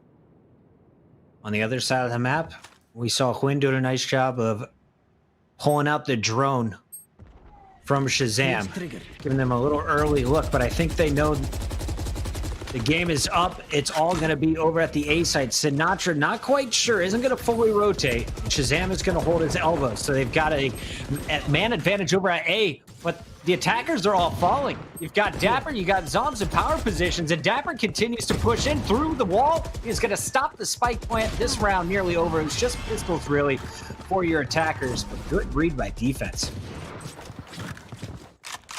Good God. Okay. Can we check in on that scoreboard real quick? Just want to have a little look. Okay, they were saving up for the op. That's kind of what I was expecting here. So Huynh finally has his star sniper rifle. This is where you could really open up the A side a little bit more. You can get those B long angles and finally contest Shazam, who's still on rifles, mind you. The thing is that I want to look at as well is how clean this has been, considering God, I wish we had the CS:GO UI where you could hover over those last 3 rounds. It's been clean. Now Shazam, straight fighting out there. That's pretty risky, but I mean, again, information garnered, utility drawn away. And they've gone back to what wasn't working before, but now they've got ultimates, they've got utility, they've got the guns, they've got the weapons. And it looks like the ultimate's been popped, and through the TP we go. Sinatra's just going wild here, Puckett. Full info found, but only one player seen. Dapper was dropped as well, so nice pick here for the attackers. It's going to be Gen G with spike in hand, once again stacked up at the end of Long B. And it's going to be their Phoenix GMD trying to make the play as he's sneaking in on Shazam's location. You got to expect multiple here. So you're hoping the flash goes deep and a double or triple peak could come through. Also, depending on the information, you can always rotate over the A site, which has been fairly open all game. I'm wondering what they're waiting on here. It might just be a timing. Oh God. Oh God, no. The timing. It's so badly wrong. They're all there. It's fallen apart. Puckett. It couldn't have gone any worse. Now Sinatra's just on point. Huynn's going to take him down, but it's just Huynh left in a 1v2. Possible for sure. And they know there's still a player up there. They know Shazam hasn't crossed out yet. So he could be in all kinds of trouble if he doesn't land the shot. And he doesn't. Huynh is back in the game. And he's got the spike planted freely. He's going to choose where he wants. And it's all up to Zoms here. 3 seconds to plant. He's going to get it down in just enough time. Of course, we can show you here with some excellent work from production. Shout out to you guys with the picture-in-picture. Zoms playing from CT. As he tries to come through the defender's tunnel, Huynh is feeling it's from heaven. He's just going to try and back up and keep his opponent guessing. Ultimate ready, though. That is the most important part. If he misses his op shot, expect him to just hide and bust out the ultimate to force him back. Instead, it's a headshot, and that is the round. Zoms too quick for Huynh, and he is going to make it 6-2 with the clutch. Okay, so we had the Xantares peak in Counter-Strike. Can we call it the Zoms peak? I mean, what the hell? He was just moving across the counter-strafing was so quick. But yeah, this was crazy that this all came down to these moments. I think it was a little bit of an overpeak from Sinatra at the end, but I mean, if he's been playing really well, I don't even blame him for it. But yeah, that 1v1 at the end, how did he hit that shot so swift? Oh, Huynh blinked and maybe missed it, who knows, but what I do know is I would say this map is defense-sided. I would say that for sure. So I'm going to try and, pinch of salt this, but what looks good is that I haven't seen an answer brought back in yet for the attacking side. They haven't quite found that groove to be able to try and make the defensive side uncomfortable. All right, we have just one Vandal out for the attackers, Gen G. That is going to be on player 1, who is a star in that first tournament. He was so good in the Pulse event as well. GMD on the Phoenix is going to be sneaking up. And with the Spectre, he's going to throw up the wall, try and get into the short-range fights over at the Lamps. Meanwhile, Shazam reads this one, is going to try and reposition in heaven, letting Sinatra take the close range fights. I love this, using the wall to get up close, bring those specters, bring the SMGs into a range where they can actually do well. But they now need to translate that into a plant. You do have the spike in towards Yule. Now here come the ultimates. They're going to try and force these defenders out of position, but Shazam's having none of it. Shazam lining up. His ultimate finds one, but it's going to be punished. GMD running right through it. Sick brings him back up, so we have full numbers again for the Sentinels against just 2 players. Phoenix stuck in lamps, and of course, you're going to see now it's just Effie's left alive. As everyone knows where he's at. He's able to trade out 1, make it 2 headshots. All right, Effie's. He's already cleaned up 3, and he has a res. This round is not over. How is he so crisp on this? Absolutely beautiful control on the Vandal. I don't get to see this often. I remember Angel for Party Parrots in Europe was one of the ones to look at it. Here comes the res. Might be just a bit of bait, but it does draw out the peak. But time is dwindling, and he's found another. Shazam, did you have to peek it? And look at this. They're going to cover while the spike goes down. Just enough time. All the pressure in the world on Dapper now, and what looked like almost a complete round locked up. Effie's pulling out some magic, and they're gonna win this one with an eco. Is just 1 Vandal, 2 Spectres, and pistols. I want to look at this as, some positives and negatives. Beautifully played by Effie's, but again, when you have, what was that, 4v2? Was it a 4v2? You don't peek like that, Shazam. You know that. You're gonna get punished on it.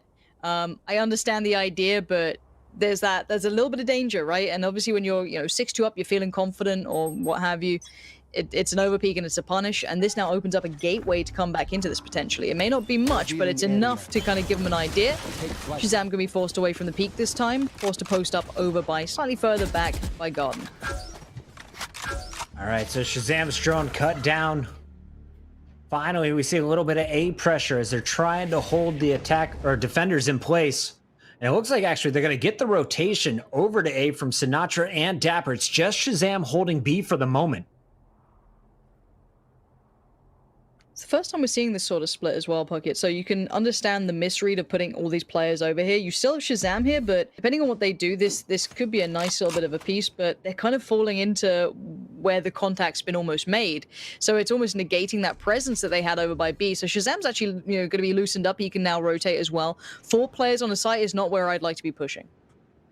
Everyone's trying to push up through short, and that owl drone is now going to give the defenders the info they were looking for. Wall is going to go up protecting the hall. I like that play, and Spike is going to go down. So here we go. GMD with the first pick on Sinatra, and he's not done yet. Charging right through. Dapper is forced back by a nice smoke. And it's going to be Zombs from the corner. Can he play hero? Finds the first. Here's the op in the back. Doesn't peek it. GMD now trading out for the attackers as Zombs goes down. This is going to be an attacker round, it's looking like, unless Dapper can pull off some heroics. This was a really well-handled round by them to keep the composure, even in all that mayhem, isolating the players who are pushed up too close to site. So Dapper now looking for that first pick, and they're not giving it to him. They've fallen away super deep. They are not allowing that 1v2 that he'd probably prefer. They're not going to let anything happen. I think Dapper now knows that. Yeah, he's aware that they're just not letting anything happen. So try and keep hold of the gun is the main name of the game for him. And very well played by Gen G there. I love set pieces. I love seeing that. Gen G was looking a little rusty at the start, all leaning on the B site. Now they're taking their time, and they're getting the picks they need. Nice smokes coming in from player 1 throughout that one. Nice push from GMD. And of course, solid plant at short A while defending it well.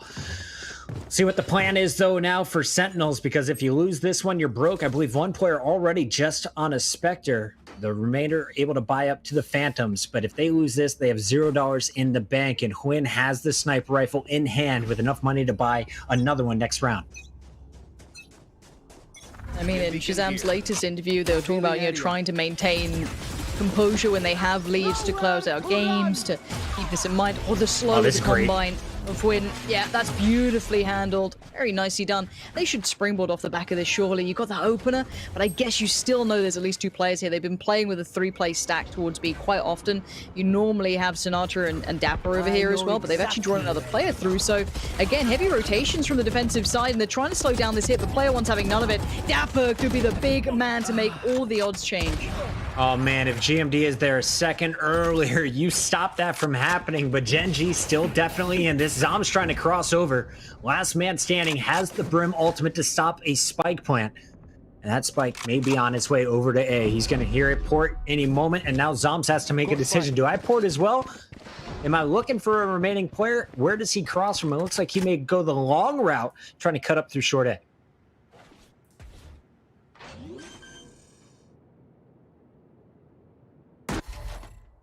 So way back in. Zoms now trying to play this off is going to be so tricky. They've got to be aware that he was probably over by B at some point. Maybe hearing the ticks. Right between the eyes. What is Zoms on, Again? dude? This guy's so good. Will he expect the close peek though, Puckett? I think so. I think you have to expect either heaven, maybe. He's going to be tight. Smoke's coming out, and he's going to check his corners, but GMD holds strong with the Vandal. And that is a 5th round now for Gen G. After being down big, they have battled back and they are rolling. Their defenders will be basically broke here for the final round of the half. And you got to be happy going into this one at 6-6. This is such a really well recovered game. And with Hwin getting that op, kind of a huge swing up in performance, but these last 3 rounds have been so good. It was pretty condemning. I think all of us were kind of feeling that pressure. Every time they tried to hit B, it was just met by sheer force. But now, not the case. I like this. I like to see competitive games. 6-5 is a really good half. I'm more than happy to be seeing that one. So let's see what they can achieve off the back of this. If more of those picks come in, Shazam, let's see if they find a new way to approach this. Yeah, and we better see the Sentinels using some ultimates. They've been sitting on them for a while. I feel like Zoms has had it for the last 3 rounds. Dapper, of course, needs a body to use his, but Sinatra, never a stranger of aggression. Phoenix, best character if that is your play style. He's got the running back, and he's about to find everyone down long B if he decides to pop it again with Shazam's help. Cage triggered. Joke's Gotta over. be patient You're here. dead. Say that as he pops the ultimate runs through. I guess info is info, but there's the counter ult popped in. That could be even more deadly. It is. Shazam caught out, and 1 is a good entry to start with. I was wondering, was that like a special bait plan from the Sentinels? What is happening here? Gen G gets a freebie, and now they've all rotated. They all 5 hit the portal, and they are on their way through showers. down. Nice molly to slow him down from Zoms. He's also got 3 smokes and his ultimate left. And I actually thought it would be 3. Only had the 1 because of the lack of economy. This smoke's buying a good chunk of time. Sinatra on the prowl over by U-Haul. But he's a little isolated. That crossfire could be hard to hold. It's going to force the players forward to see if he's up for the challenge. No, he's not. With Zoms going down. This is a clean site take. These guys are so crisp at taking these sites now. Really love the use of the utility. Again, a flame is going to force players out of the corner, and now the guns are starting to punish. Dapper's going to find a Phoenix on the other side, and GMD is going to get his 3rd in the 6th round win. Dominant second half of the first half, if that makes any sense. Pretty strong stuff coming in here from Gen G after a slow start. They get it rolling. Look, All right, we're going to a halftime. Quick 30-second break, guys. Don't go anywhere. We'll be back with the second half. I lied. No break. Production's in my ear. We're just showing you highlights. I love it. do Sorry, you know what we guys. can do, though? Puckett, I'm going to take a second to notice that Prius is in chat. Ladies and gentlemen, we've got Oh my god. If you've He's out been here. looking for the most handsome person in esports, you have found him, chat. Prius, welcome. It's Prius. Be careful now, you know. He's a little fiery today.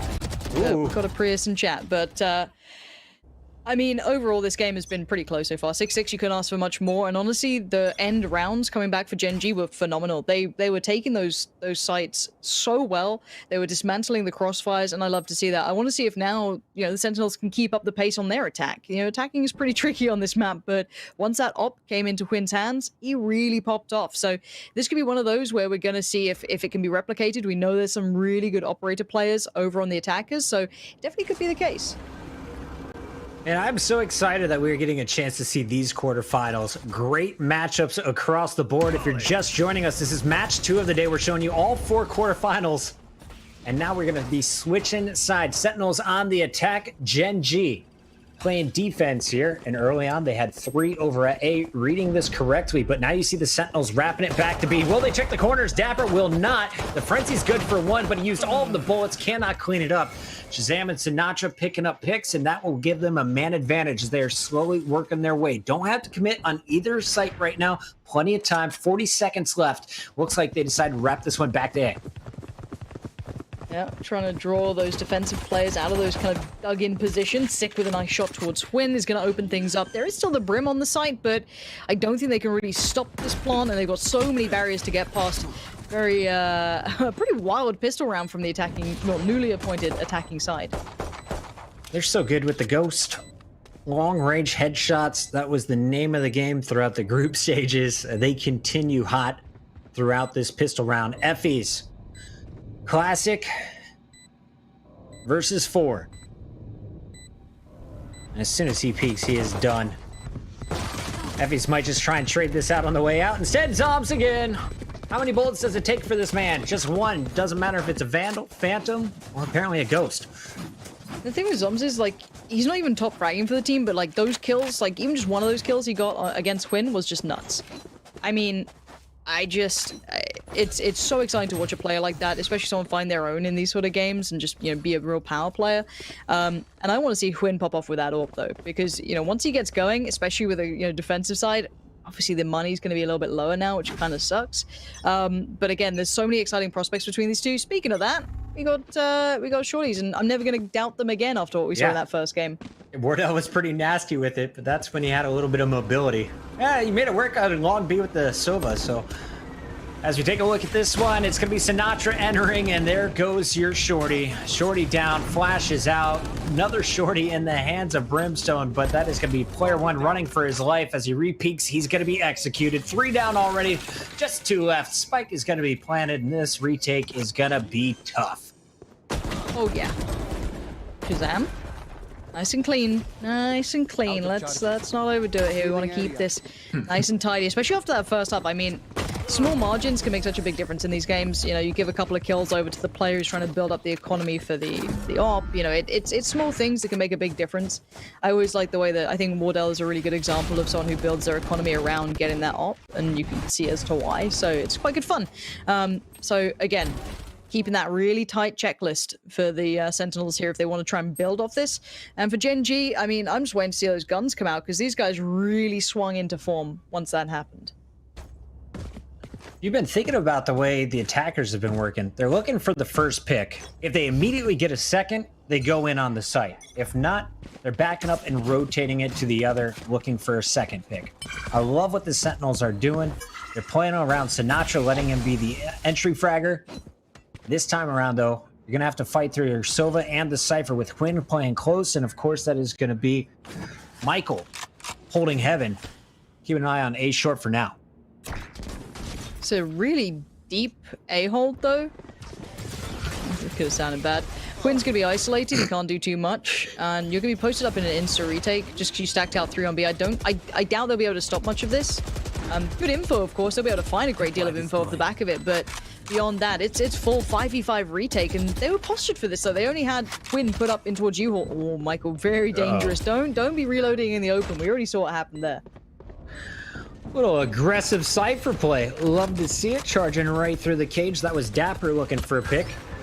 Everyone's still up, but now the fight's about to go down. Flash is perfect. Sinatra with the counter flash is going to flash too, but not before player and GMD get the picks.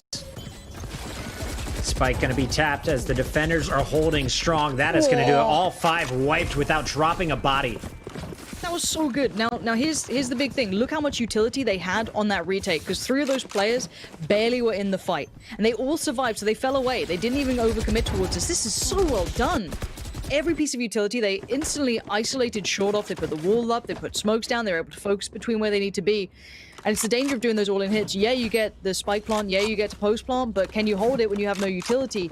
I loved the way Gen G just played that retake off. Really well handled, using their utility well and not wasting it.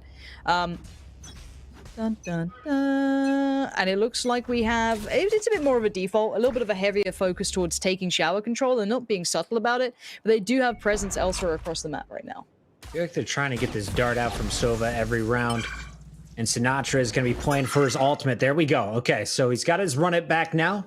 That's going to give you a free sprint through hookah, free sprint through short A. Gather that information, call it out to your team safely, and hopefully get a kill on the way. And show us some of these beautiful shock dart footage. Unfortunately, no one is going to be hit by that, but well done, observers.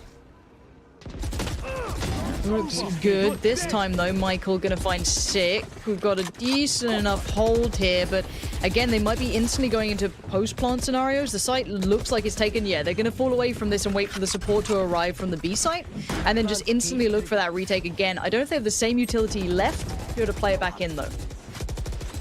Dapper getting the first pick on Effie's big there.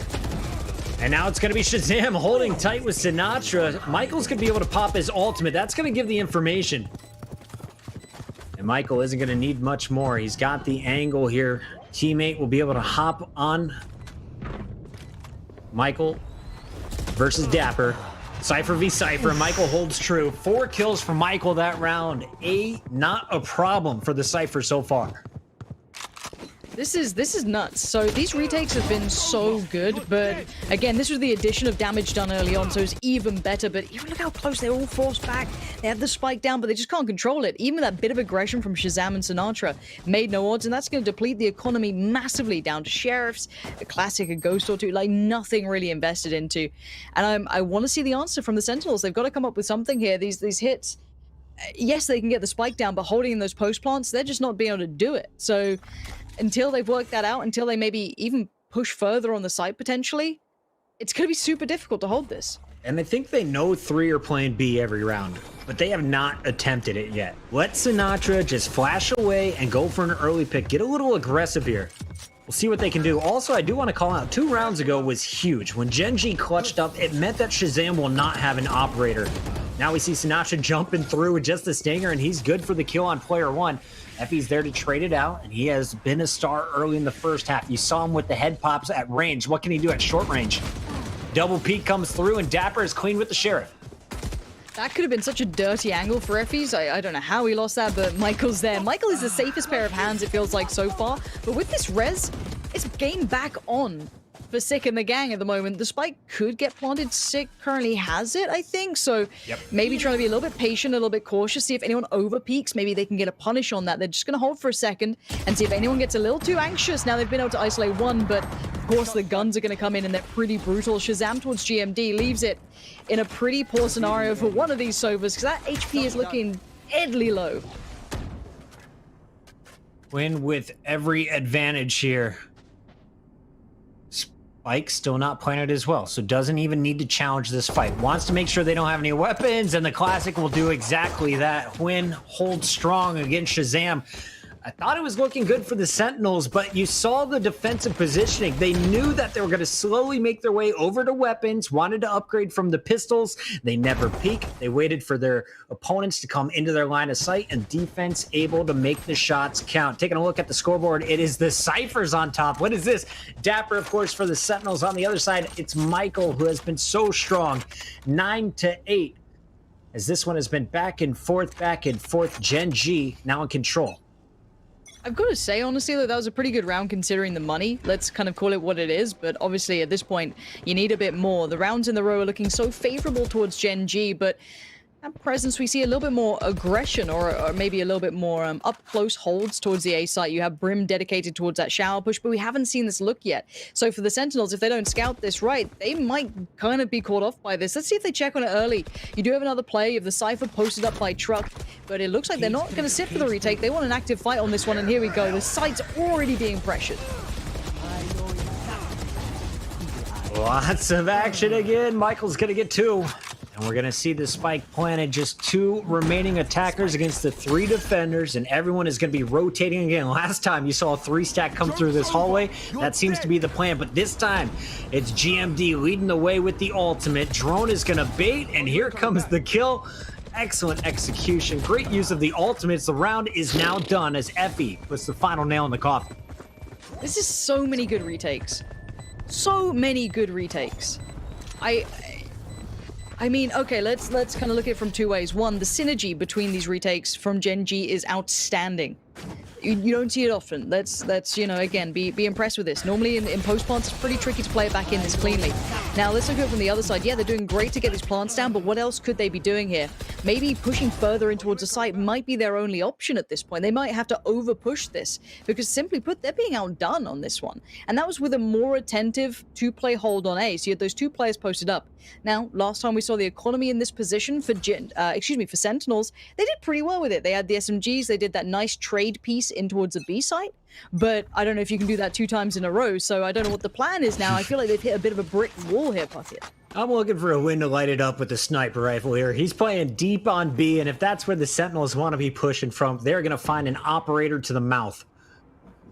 Let's see what the plan is, as instantly the drone is going to be popped. They know the operator is on site, and they're trying to push through it anyway. GMD holding the tight corner is going to be able to pick off Sinatra. Doesn't get flashed. And now holding strong at long B. You just got sheriffs. What can you do here as attackers? Not much, I think, is the answer. Can you do it on gun rounds? And also the answer is not much. Man, this is a really good defense from Gen G. I don't want to kind of put this all towards, oh, Sentinels are playing bad. That's just like a two-head approach to it. I mean, this is like a really nice play back from Gen G. I like that. And this round, I'm just going to chalk up to the fact that, well, Sentinels are on a lighter buy. If they do any damage, it's not a bad takeaway. And the scoreline is 8-10, but of course, when you see how these rounds have gone, it's a little different. But again, we haven't seen too much of this opping presence towards the attacking side either. Maybe something they need to have available to them. So, for now, a little bit of a hold, see if they can punish any over-aggression from the defensive team, and I just don't think you're going to see that from Gen G. Dapper with a banger going to take down Quinn, but by this point, going to try and get that spike through on long. You got 2 players stacked up there, Puckett. I don't trust in that. Oh, GMD is finally going to fall, but Effie's holds true, and he is going to be able to scoop up the op on the back end. That was his teammate Player One. So Quinn gets his sniper rifle back. Shout out to Dapper for the attempt with the sheriff, but unfortunately outgunned in that round. Now we have a fair fight though, and looking at the ultimates, you gotta give the edge to the defense. Resurrect is gonna be huge. Your Brim ult can stop a spike plant. You got the Sova ult to retake, or of course stop another spike plant. All of the tools in the kit right now for Gen G, and they are 2 rounds away from taking our first map. I'm gonna ask it once, chat. Is it Mikhail? My French pronunciation is very poor. I've seen Michael, I've seen Mikhail, I've seen Mikhail. Où est la baguette? My French, again, GCSE level English education coming in here, not great. But what could be great is a little bit of a hold to this attack here. Maybe hindering it coming in towards Hookah could be a really good start. Effie's waiting for this pop. Goodbye ultimate. And it's a bit of a waste. They're going to have to try and play through that. And Sinatra does! That's a pretty good Look at that utility. Look at this utility that's been put down. 3 massive pieces of utility put down into play just to hinder Sinatra. And they didn't even succeed at that. But now the cavalry has arrived. We're going to see the pinch coming through. Shazam knows where the spike is, and it's not on the B site. So they've got to double back all the way. And the Cypher ultimate, he's got the information. Now, this looks so good for the Sentinels, and now dire straits. Last man standing. It's going to be sick. And he is 3 orbs away from his ultimate. So the one-man army in a 1v2. 30 seconds left. Is he just saving? What's the game plan here? Does he know where the spike is? Maybe trying to get a quick pick, see if he can catch someone, but yeah, it's not gonna be it. It's not gonna happen. Even if you get the spike, you're gonna get spotted, even if they don't take the fight. And now you got the Brim waiting on the other side. Hear me? Should play the safe, just wait for the cross. Oh, can't do anything. Nicely handled again. This is something I have to highlight. Gen G just, I feel like they're on the really good balance of just no kind of like, they don't make silly mistakes, it feels like, in this game. They are being very, very solid. And in that round, Sinatra had wild success. I mean, that's something that you don't often see. You know, an ultimate put down to stop him, the wall put down to stop him, the slow put down, and he still succeeds. But they don't make silly mistakes. They spot the spike. Okay, let's hold that in a nice safe crossfire. Let's not over push this. Everything they're doing is just very well rounded. It's been impressive. I have to say, this squad, they may not have the best mechanics, but they have pretty darn good mechanics, and their teamwork has been next level from Gen G. Sentinels, they've got to find an answer. Had some early control, and then it just feels like that steering wheel has been stolen from Gen G. What is going to happen here coming through showers, though? Sinatra, very successful on the last push through hookah. Can he get it done, peeking out at 2 players up in heaven? Sick just waiting for a pinch, and he is going to have the Bulldog out there. Not the best AR at range. Gets the info, though, seeing 2. Spike still in the middle of the map. This is where I expect him to quickly rotate to A as Shazam continues to make noise from hookah. I want to see if there's any overstep, any overreach. So far, no. Again, this could be one of those awesome retakes we got to see before. This time, Hwin, though, could do early damage, and we haven't seen that. We haven't seen that op kind of popping off yet. And with this play up short, this could be a huge moment. Let's see how they try and get past it. That's how, but it doesn't seem to matter, Puckett. It's going to be tough, and here we go. Spike finally going down. Sova's super weak in heaven, isn't able to pinch yet. He will get healed up, though, and we've seen such clean retakes from Gen G. What is the strat this time around? They've been sending 3 through this tunnel, and it's been working. Sinatra's going to get a nice flash off, delays it after Molly. Hot Hands will follow it up. Aggression in post-plant. Puckett, they had to take some territory. They had to do something because they had nothing going for them. Prior to this point, they just weren't able to hold it. Sinatra going to find one sick with another. Finally, I think they might have made the post-plant work, but my word, was it late in the game. Still 3 defenders up, but time is ticking away. This spike about to explode, and Sick Zombs are going to make it just one man standing, and that's Hwin, who runs away with the operator, will keep the sniper rifle and live another day. 12-9. Game is not out of reach for Sentinels, but this is going to be rough. You got to win out here. Force the overtime at 12-12. It's you know, back to the wall Valorant. This is so tricky. Especially when you kind of consider those post plants. So that time I personally felt it worked out because Sinatra pushed up and got a little bit more aggressive. He committed a little bit more to pushing that kind of defensive approach towards A, that little kind of tunnel that leads through towards their spawn. But it's hard to repeat that. What if a player just takes a straight fight and trades ineffectively? Repetition on success off the back of an individual is always really tricky to do. That's why when you look at Gen G, and they're all playing well. I mean, Hwin's actually having probably the quietest game I've seen from him in a while, but everyone else doing great. So I'm a little worried, but again, a couple more rounds and we might see Sentinels right back on point. What's the game plan this time around? Sinatra making his noise, getting his free orb. Love to see it again. Shazam going to be scouting out Long B, and as you can see, the defense, aware of it, wisely backing away. They're going to slow things down with a recon dart that doesn't show up anything. Now out comes the drone. So all of the Sova equipment other than the shock darts has been used. B site empty as the attackers easing their way into A once again. Now this camera, it's been spotting them every round. This time they're going to smoke it out. And here comes the push. They're pretty tucked to the site this time, though. Again, last time they were a little bit deeper, a little bit further back. This time they want the fight, and oh no, Sinatra's out on his own. This could be bad timing, but the flash is imperative, but it's not good enough. It does get one, but he instantly gets traded on, so player one's still alive and kicking and being a danger, being a nuisance. Shazam with the straight fight wins it. So taking some of these almost post-plant fights quickly seems to be helping them. Can't let them all stack up and think about how to use the abilities. Hwin is going to find Dapper, though, and all of a sudden you're looking at a 4 versus 3 with some ults available here, including the res. Hwin is going to keep it rocking. GMD, round the corner, runs out of time on his run it back, but Effie's is onto the site, and that is going to be sick down. All of the pressure on Shazam to keep his team in it. Otherwise, this is Gen G taking map 1 here in the quarterfinals. Oh my, wait. He can't see the defuse, I don't think it matters. No, he can't. It doesn't even matter. Defense wins it, and what a perfect way to win it out as well for Gen G. Their retakes were exemplary throughout, and they proved it in that last round as well. I think they are one of the teams to look at into how to kind of keep utility safe until it's required, and then play it back in correctly. And the Sentinels, honestly, their defense was very nice. They went on a really good run. I like that double up from Sinatra and Shazam. But once that faded away, you know, we saw some great work from Zombs as well, individually, a couple of nice moments. But as a collective, as a team, Gen G were just outstanding there. That was incredible. I do want to call out, I highlighted Sick before this match kicked off. I think this is the first time I've seen him go negative. So an off game for the Sage, often in some tough positions. But credit to Gen G, which is working as a team, putting their utility and their ultimates to use, especially in that last round as GMD got to run it back and Effys was able to get in position to seal the deal. We take a look at Gen G now in this tournament. They were underdogs after losing to Immortals in the group stages. A lot of people thought this was all going to be Sentinels with a 2-0 moving forward.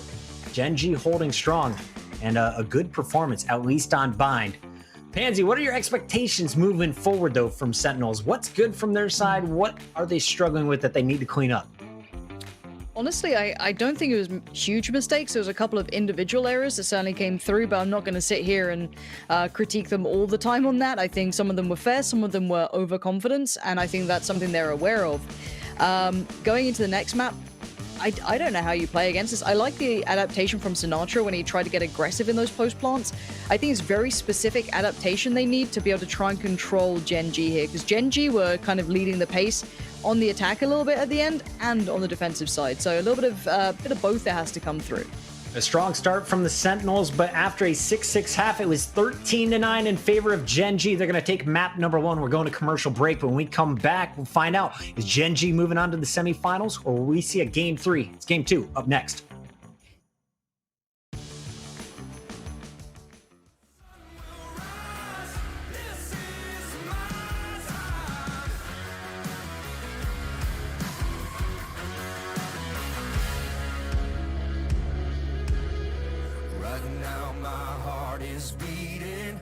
Sound of a battle drum.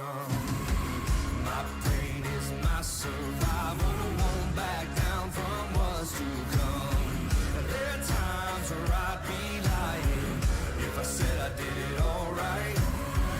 No regrets, never say die. Gonna give it all. This is my time. Won't quit, I've just begun. This is my won't stop till the battle's won. Will this game tries to break me? You'll see what I'm made of. Sure as the sun will rise. This is my time.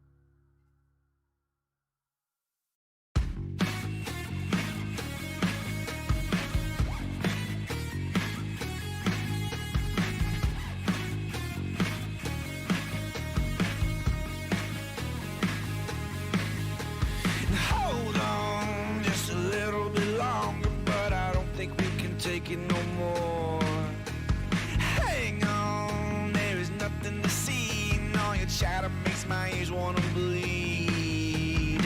Everybody sticking to the party line. I say throw your hands up and get out of line.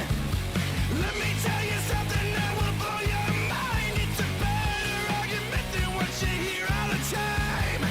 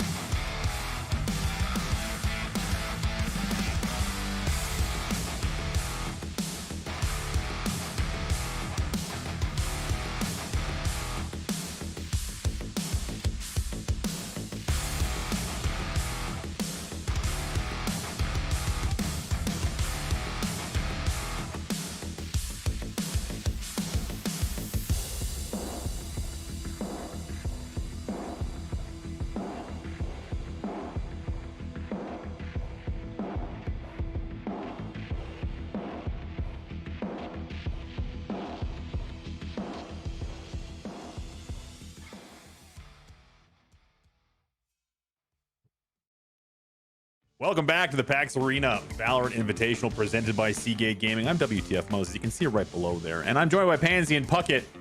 We've just seen Gen G go up 1-0 over Sentinels, and I think that was a bit of a set playbook versus a team that is still trying to sort out that end of their game. Gen G, even though Sentinels gave them a run there in the first half, definitely just showed out the experience. It was just it was the set plays, it was the teamwork. Pansy, what to you stood out for Gen G? The synergy and the kind of composition on their retakes were just so good. It's super hard to get past as it is, just generically it's very tricky, especially with utility still being kept into play, but you put a team together who can actually play it off very well as a collective unit, and you get a very successful defensive side. So beautifully controlled, very composed, I'd say.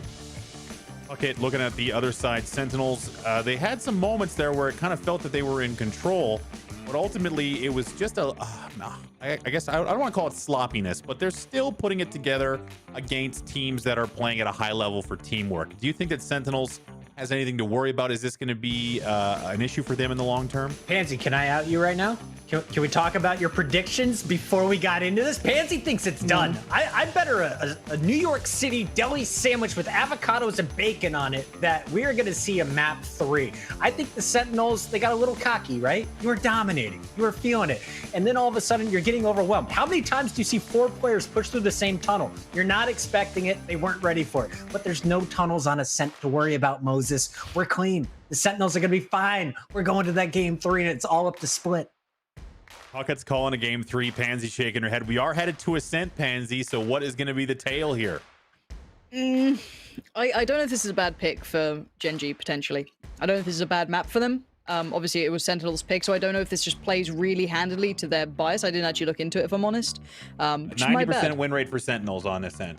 Okay. So, I mean, if it's a pocket pick for them... Look. Gen G has got a 29% win rate on Ascent. Sandwich. Okay, but here we go. So the fundamentals that we saw from Gen G were substantially better than the fundamentals from the Sentinels. However, if they don't apply well enough to a map that they simply don't play, they should have vetoed it out. That's the long and short of it.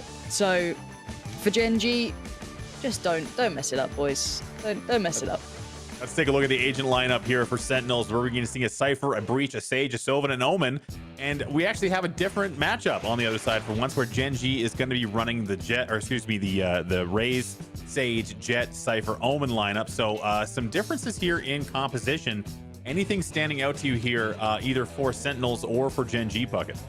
I mean, you got Shazam back on the Breach. He has been devastatingly good on this map as Breach. I think you're looking at Sinatra to have a lot of success spamming walls, especially on the Sova now. He's shown us that in previous tournaments. On the other side for Gen G, I feel like this puts I feel like it puts a ton of pressure on, GMD and Hwyn. You got to get it done as the initiators playing Raze and on Jet.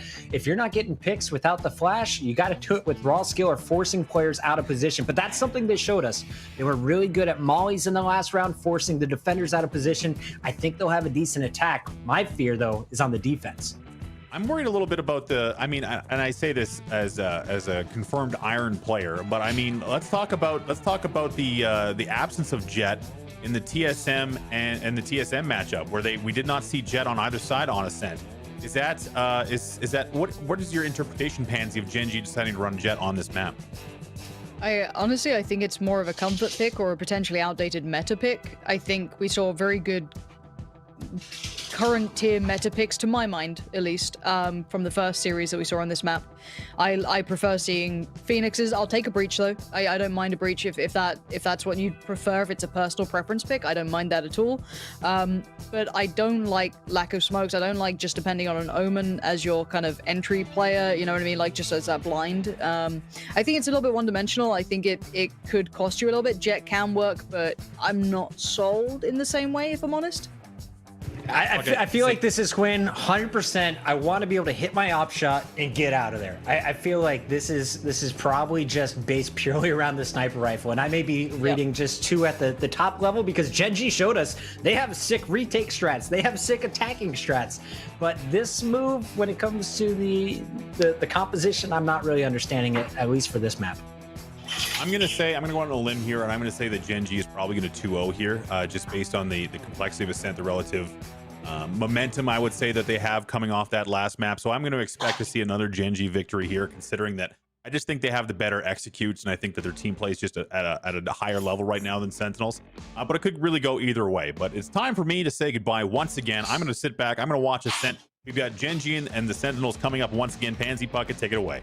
Thank you so much, Moses. All right, so Sentinels map pick. I assume they're on the attack to kick this one off. I believe that's what the graphics said. So we get to see Sinatra flashing in. Get to see a little bit of opping, hopefully, from Shazam. That's something we never saw on the last map, and I think it was crucial to their defeat when he was stuck purely on rifles. Never got it rolling, never had that long-range threat. So it's up to a big start. Now, we haven't seen Gen G play Ascent throughout this entire tournament, so we're basing everything that we've seen about the squad back at Pulse. When we're looking at the numbers here, though, for Sentinels, First Blood's 51% pistol win, not that great at 50%. Game win, though, 100% of the time, Pansy. They're going to keep that true. Yeah, my mind almost forgot that Sinatra does dirty things with dirty guns on this map. So if Gen G aren't aware, I'm kind of curious what the picks and bans were throughout. I'm curious what the bans were that allow this to potentially happen. Because, as said, this is probably one of the insta takeaways. I would say if it's not a good map for you, and it's an incredibly favorable map for the Sentinels. However, let's have a little look here. So far, it looked like a pretty pacey piece towards B. They do still have their Cypher pretty deep, but he's going to be watching the flank. Very classic approach. Effie's, though, tucked in towards the site, and it's a confidence-based play. Just instant pressure. Big moves coming in from the Sentinels. Swarming the site. Nicely handled, nicely controlled, and the spike should be planted pretty comfortably. All right, still 3 defenders up, but they're in a world of hurt right now. 2 of them have been spotted down the defender spawn.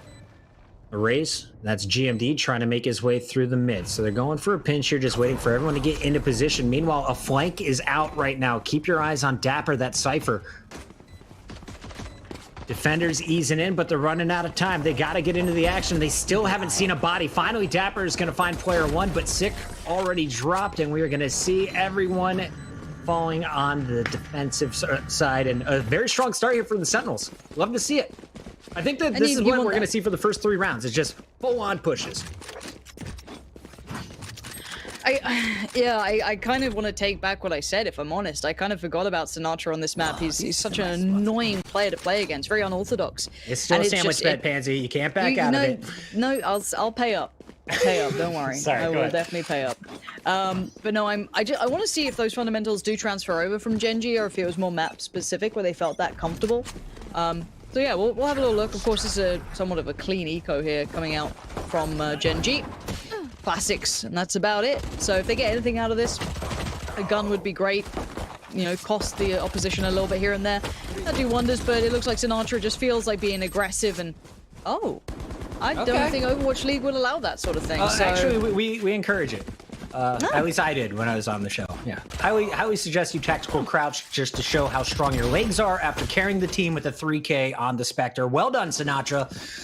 Squats all day. 4-0. He's getting close to that ultimate already, and he showed you on the last map. Loves to play for the early orbs, and the team definitely supports him in doing so. This is somewhat similar to the first pistol round. This is Sinatra's set dart here. It's pretty good actually towards B. It's a very nice little piece, and you can see it kind of being complemented well. Effie's gonna be forced away from the angle, so a great deal of early utility from the Sentinels, and I don't want to say blind. Somewhat blind. It's all to set this very pacey piece into play. It's not gonna be slow either, guys, bear in mind, because they're going soon, because they have full stack towards it. Lovely counter utility from player 1, but instantly forced in towards the eyes of Sick, who's looking up and over. So there's so few lines of sight available for the defensive team on this site now.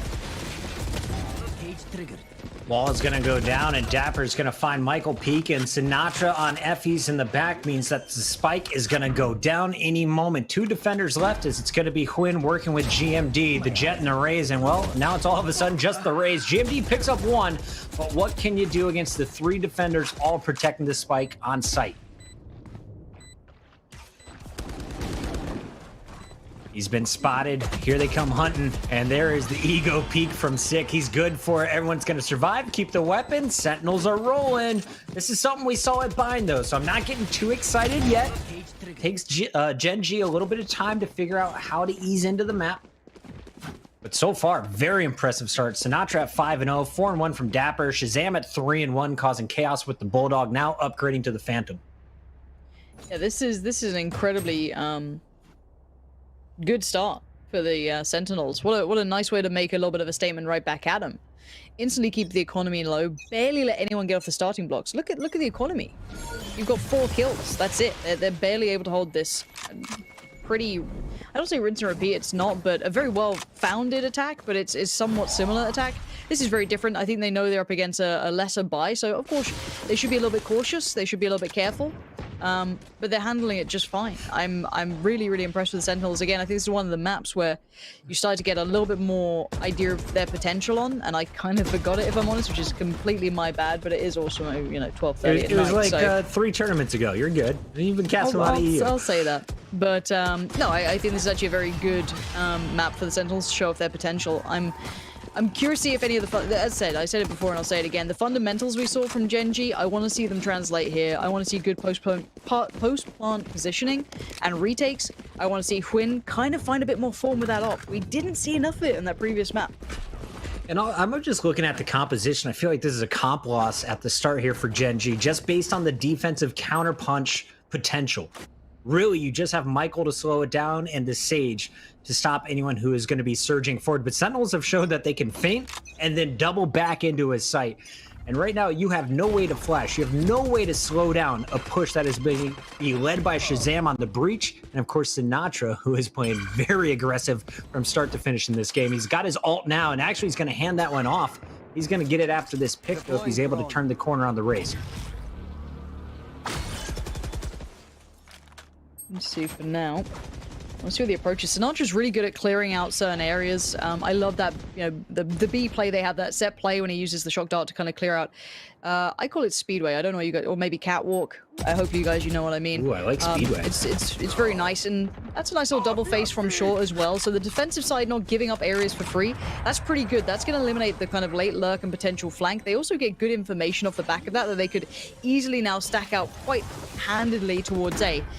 And, well, with the spike now planted, they got to get moving soon. They aren't going to be able to stop any part of that, but playing a retake on this is going to be tricky. Look at that Cypher playing late up Catwalk there in middle. That could be a big downfall of this retake if it gets any success building soon. GMD trying to bait out for his sniper. That's Hwin up top. Spike's down, but still lots of time. Michael knows there's going to be a flank coming in. And Dapper is going to be easing his way onto the site after wrapping around long A. They've got the defenders pinched, but here comes the defuse. Sinatra not able to use his ultimate. Sick, though, holding strong in the corner, is going to survive, but not until the finisher. No time left.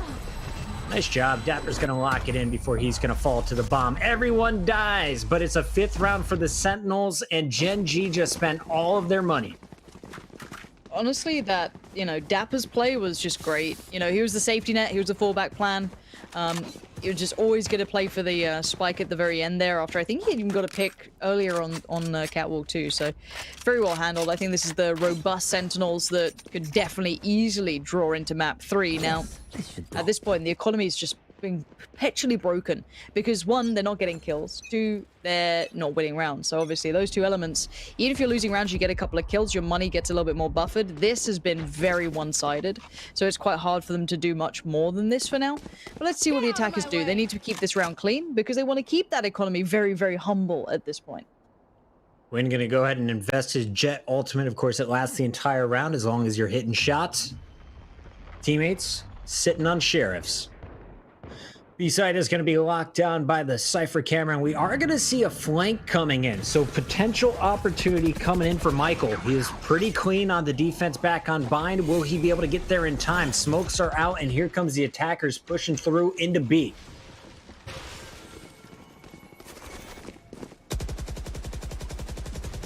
It's a little bit of a different hit here, but Sinatra's still going to prove so much value in these sort of approaches. A little bit of a swing around, and I don't know what the playback in is here. Hwin's trying to make it happen, and that's incredible amounts of work coming in from Hwin. 3 quick kills, and suddenly the game's not over just yet. We mentioned it was a comfort pick, and he has shown you why he is known on the Jet. Ultimate is over, and it's all up to Zoms now. He was clutching a 1v2 back on bind. Will he be able to do it again? Spike not planted, 25 seconds. So the clock is against him. And of course, he's got to jump up. They will hear him if he makes his move up. There we go. Quiet as you can be. Already getting tagged up, spammed up, trying to get the spike and trying to get it planted. He's going to do the best he can. And, well, it does actually equate to a plant. They've let that happen. Let's see if they can retake this cleanly here, Puckett. There's a bit of danger in this one. Pistols and an ultimate so far. That's all they had to start the round. Now, the peak. Zom spots the first. Down goes GMD, but Michael is there on the trade. He was expecting a pinch, and when they doubled up, did not see that one coming. Michael is going to already have his ultimate, but the squad final, he gets their first round. 5-1. They stop the bleeding. They've got cash, and you'll see another sniper rifle in the hands of Huyn, who had a huge round with the 3K. And this is a thing. We're gonna be smart players. We're gonna be clever, right? We're gonna use 10 head rather than 2 head. The point is that round, I think, is a fair assumption to bank off the back of what Huyn was able to do with that. I think like a 3K picked up there. That was very impressive, of course. But can we expect that to be repeated every round? I mean, if you got a 10s laying around somewhere, maybe. If you got a Wardell, sure. But Huyn has not been performing to that level that we know he can do. So I'm a little worried that their round one so far came down to a very close scenario, and it was off the back of a big ultimate. So if they want to find more success, we have to see it in these more traditional rounds, but another ultimate being popped, and maybe just looking for some early success. Sinatra is keeping them very aware of his presence over by A. Huyn's averaging 3 kills per ultimate so far in the quarterfinals as Jet. He's only had 1. We'll see what he can do moving forward, but most importantly, he's back on his sniper rifle, and this is where you have to respect the man. Smokes are coming off, just like you saw when Wardell was playing that position. Often you'll see the Omen forcing him back, but the attackers will take their time before they ease in. Dapper is going to have his camera blown up, and that's going to give him the info. He hears 2 footsteps retreating. I'm liking Gen G, getting a little aggro here, at least keeping the Sentinels on their toes. Oh, Huyn, let's see if the timing's with him. Could be great.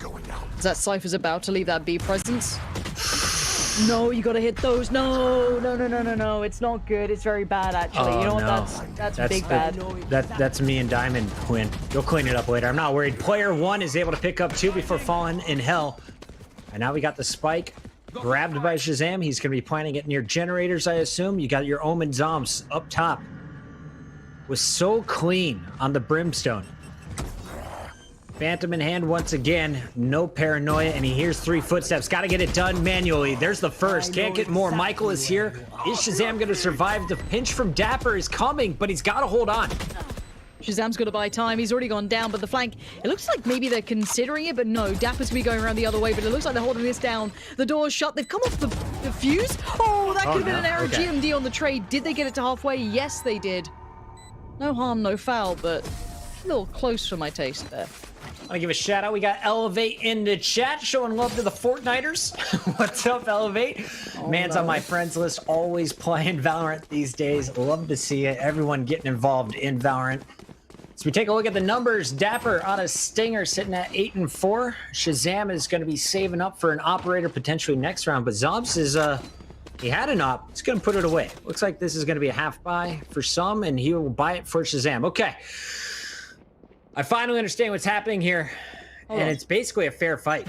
Can we show the site? Observers, if you don't mind, once this pick's happened, if it does, can we show the site once Sinatra starts using his utility? Because it could be really interesting if he does it. If not, no worries.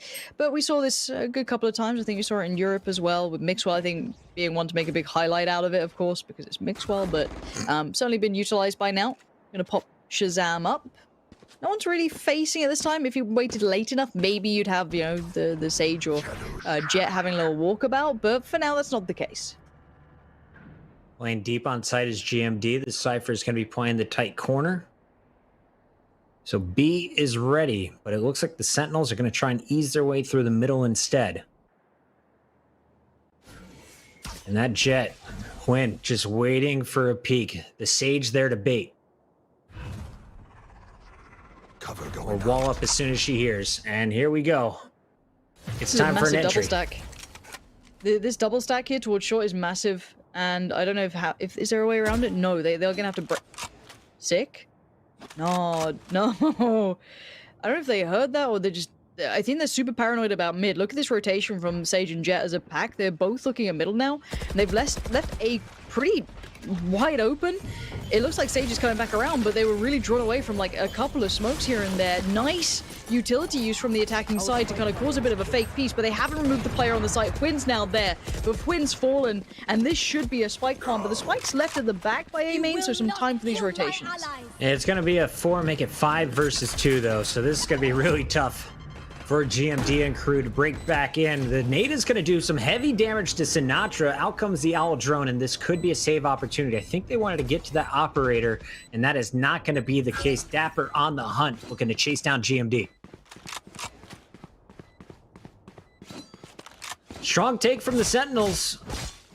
Able to break in. I thought player 1 was going to do some damage after landing his paranoia, but Sinatra charges right through.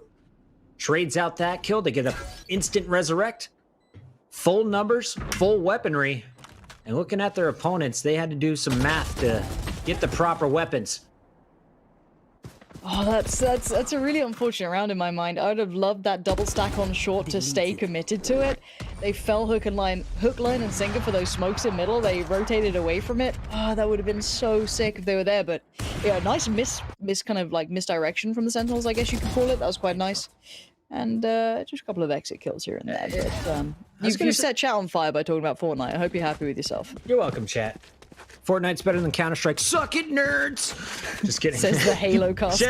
just kidding. Just kidding. Oh dear! Don't you start. Don't start. You're gonna turn all of Europe against me. No Swede will ever let me in their house. All right, let's go. At the start, GMD with the Marshall. What can he do? 1,100 credits, and he's already stunned up. Disadvantage for the early peak, but Sinatra didn't see it coming. Counts that one with the headshot. So big pick, considering the weaponry, and Hwyn is going to find one on Dapper. They're getting it done in an eco round here as Effie's finds Shazam. Oh, look at that hit squad just rolling around the map. They don't care. They're just taking fights. Zoms has found one. Doesn't like that door being moved, so removes that. I think Hwyn got the gun. Yeah, I think he does. So all good. Awkward for the last two alive because that spikes all the way down at the back of B. And Zoms is like, okay, are these guys going to be in spawn? Are they on short? Where the hell have they gone? I don't like the way they've kind of like filtered apart now. I'd love them to stay together as a pack and just try and like cheese it, right? I mean, this is the most successful Marshall I've seen in a long time. GMD gets the opening pick. Effie's picks it up, grabs the second one on Shazam. Mid pressure alleviated. B site is clear though. And now they're going to have to figure out how to retake, but this has not been a weakness at all for Gen.G. If anything, it's one of the best parts of their gameplay. Okay, where are they going to plant for? They've got time. They can clear site. They know they've got time on this. I want like a good post plant, nice safe plant. You know what I mean? Like let's be smart about this now. Okay, wall goes up for the utility, and yeah, nice open plant facing towards A lobby. Is there any utility left on the other side? Maybe the Omen or the Jet potentially? I'm kind of curious. Omen's got a little bit to play with. Yeah, okay, so it's not completely safe yet at all. So big pressure coming back in. If Hwyn hits another banger, it's game on. Player 1 waiting for contact up top. Now it's his turn. And he is going to check the corner and find the kill. They are going to retake clean again. Gen.G gets just their third round. But remember, last time they were in this scenario, getting beat hard early, they were able to bring it all the way back to a 6-6 half. Here's a look at the early action after getting stunned up. GMD makes his first bullet count. Straight out instantly. Zoms trying to even out the action over at B, but the weapons were scooped up, and then the retake, well, after a little pressure at the top, player 1 seals the deal over at Wine. 3-6. Can we check in the scoreboard? Let's see how these rounds have gone. It has been a pretty decent turnaround for Gen.G. I've been liking these kind of like couple of rounds here and there. They've broken the money, which is a pretty imperative factor, but let's see what the Sentinels still have to bring. Their attack is pretty robust. I think that's something fair to assume. Now, at this point, Hwyn back on the op though, looking to keep presence in middle. I guess that'll give them some sort of safety for Gen.G. They were rotating pretty readily as soon as they got contact through middle or even a smoke made. So this could help out a little bit of those nerves with those over rotations. Chat finally caught up to our comment about Fortnite being better than CSGO. Guys, settle down. I was just joking. Be nice. Here we go, though. Quinn, sniper rifle in hand, ready for the attack. Sentinels, they love to stack up and press fast. Here comes the Omen smokes. That's going to be spotted, called out. A little split as they're working their way into B. The wall up means that that operator is useless. Here comes the push from the Sentinels flying through the door. They're looking for the picks. Quinn is able to rotate just in time, but misses both shots. Oh dear, the spike hasn't crossed yet though, so there's still a chance for Quinn to find something good here, but oh dear. That's a missed cage too. Yeah, I think they've realized it. Sick just about found out. The trade comes in for Shazam, but that spike, it's struggling to make it across. But both defensive players are tucked in towards, the defensive side spawn, so a little bit trickier to play it back in now. We do have the showstopper available for GMD. Devastating on this site where you don't have much space between you and your opponent. And Dapper's camera is going to light up the Cypher on the opposing side. As Michael continues to survive, both players are weak.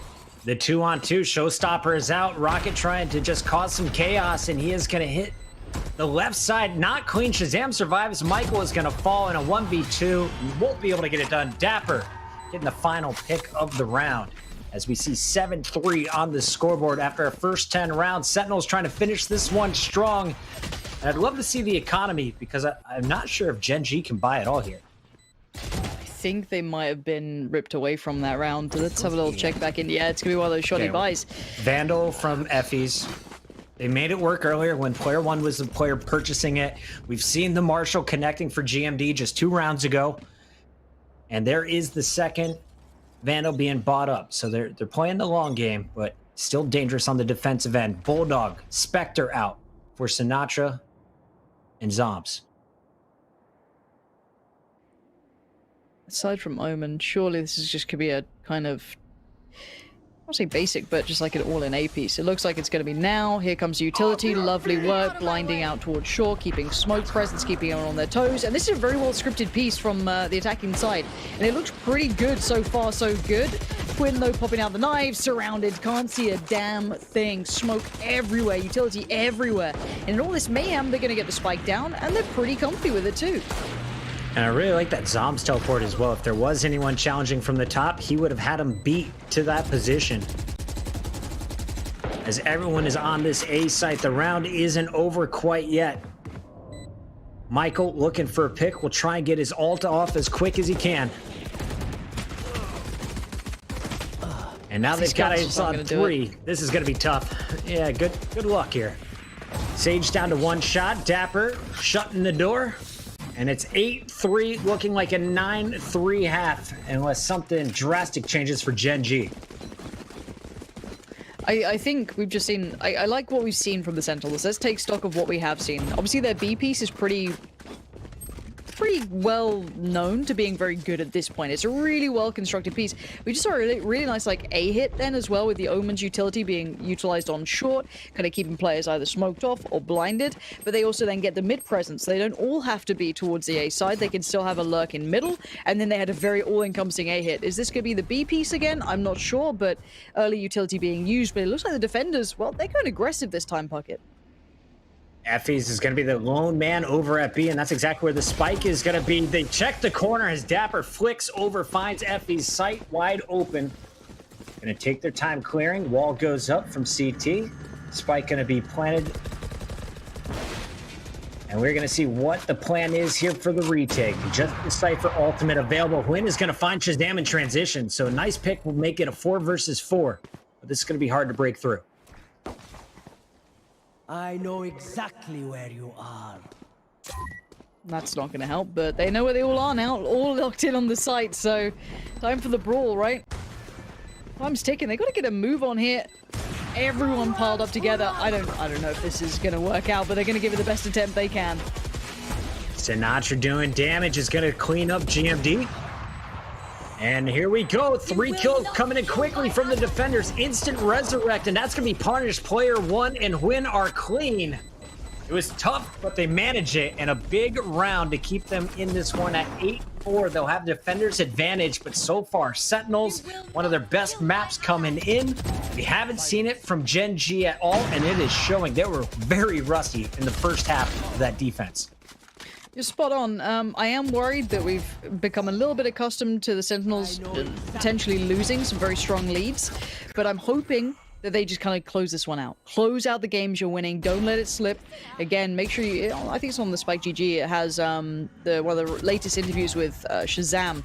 They're talking about them closing out games that they're leading and working on that manner. So I'm hoping this is one of those games where we see that sort of potential being won with, being run out. It was a really good performance from them. I think Sentinels, again, their attacking side it's easy to be impressed by. They've got some beautiful execution on sites, but the defensive side is no slouch either. Sinatra, of course, becoming synonymous with that spam through the wall over by B. All right, we got your Sentinels now on the defense. It's going to be Michael and Gen G trying to work their way in for an opening pick. Pistol rounds, crucial in every matchup. I was just looking at how the defense is set up. Again, we're going to see a flank out of Dapper. He was doing it all game long. Will he be able to get there in time? He's checking every corner on his way through mid. Meanwhile, here comes the push. We mentioned there's no flash, so you just got to burst out, and Win is going to do it perfectly with the first two. Effie trades out the third. And now we're going to see Spike planted safely. Raids working as Zombs is going to get dropped. It's going to be all up to Dapper on that flank. He was just a little bit too late. Yeah, Dapper, any damage is good.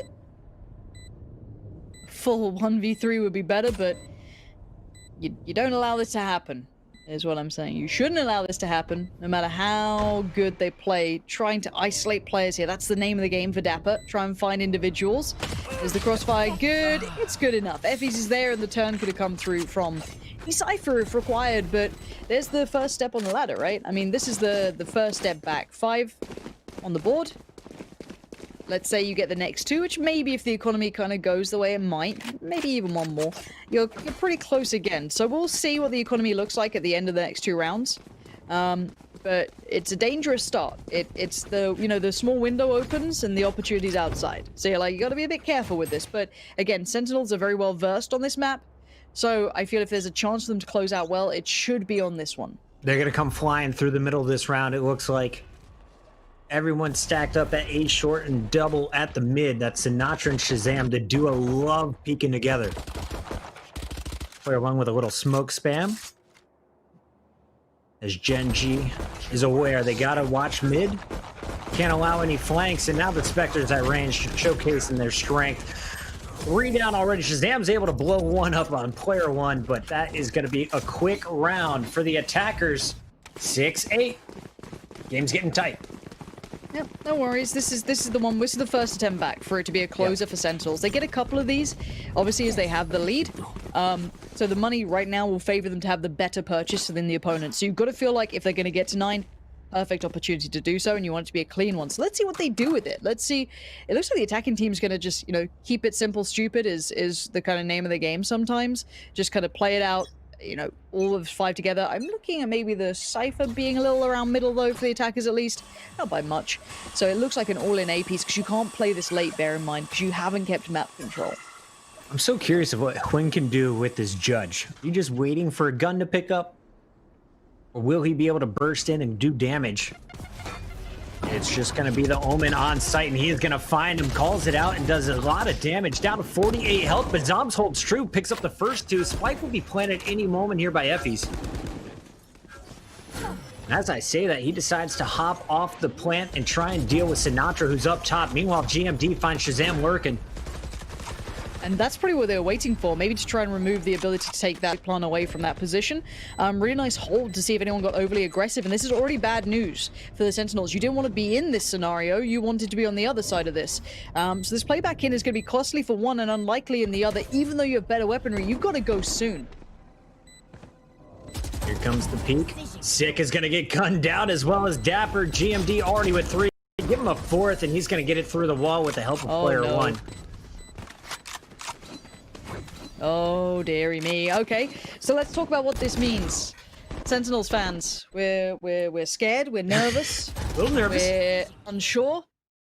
And I want to give credit there to Gen G. They had very light weaponry, and they found a nice place to utilize it. They kind of brought it to quite a clean, close hit. And the play with the Judge, honestly, if you can't afford the Operator, picking up a Judge with a Jet isn't a bad idea. I think Tens was doing a fair bit. A couple of other Jets have certainly made it look pretty good. You could just close gaps. I mean, I don't know how they didn't kill Zoms with that thing. It looked like they were going to, but it's broken the back of the economy. So which is the big scary factor. Now, lovely work from GMD to instantly work out these players are pushed up close. Nice. And there's the pick up towards Zom. So good work so far. But again, if you're Gen G, this is not your most favorable map. You do have the economic upper hand here. So they've got to play it carefully. They don't want to let anything slip. You still got to be smart about this.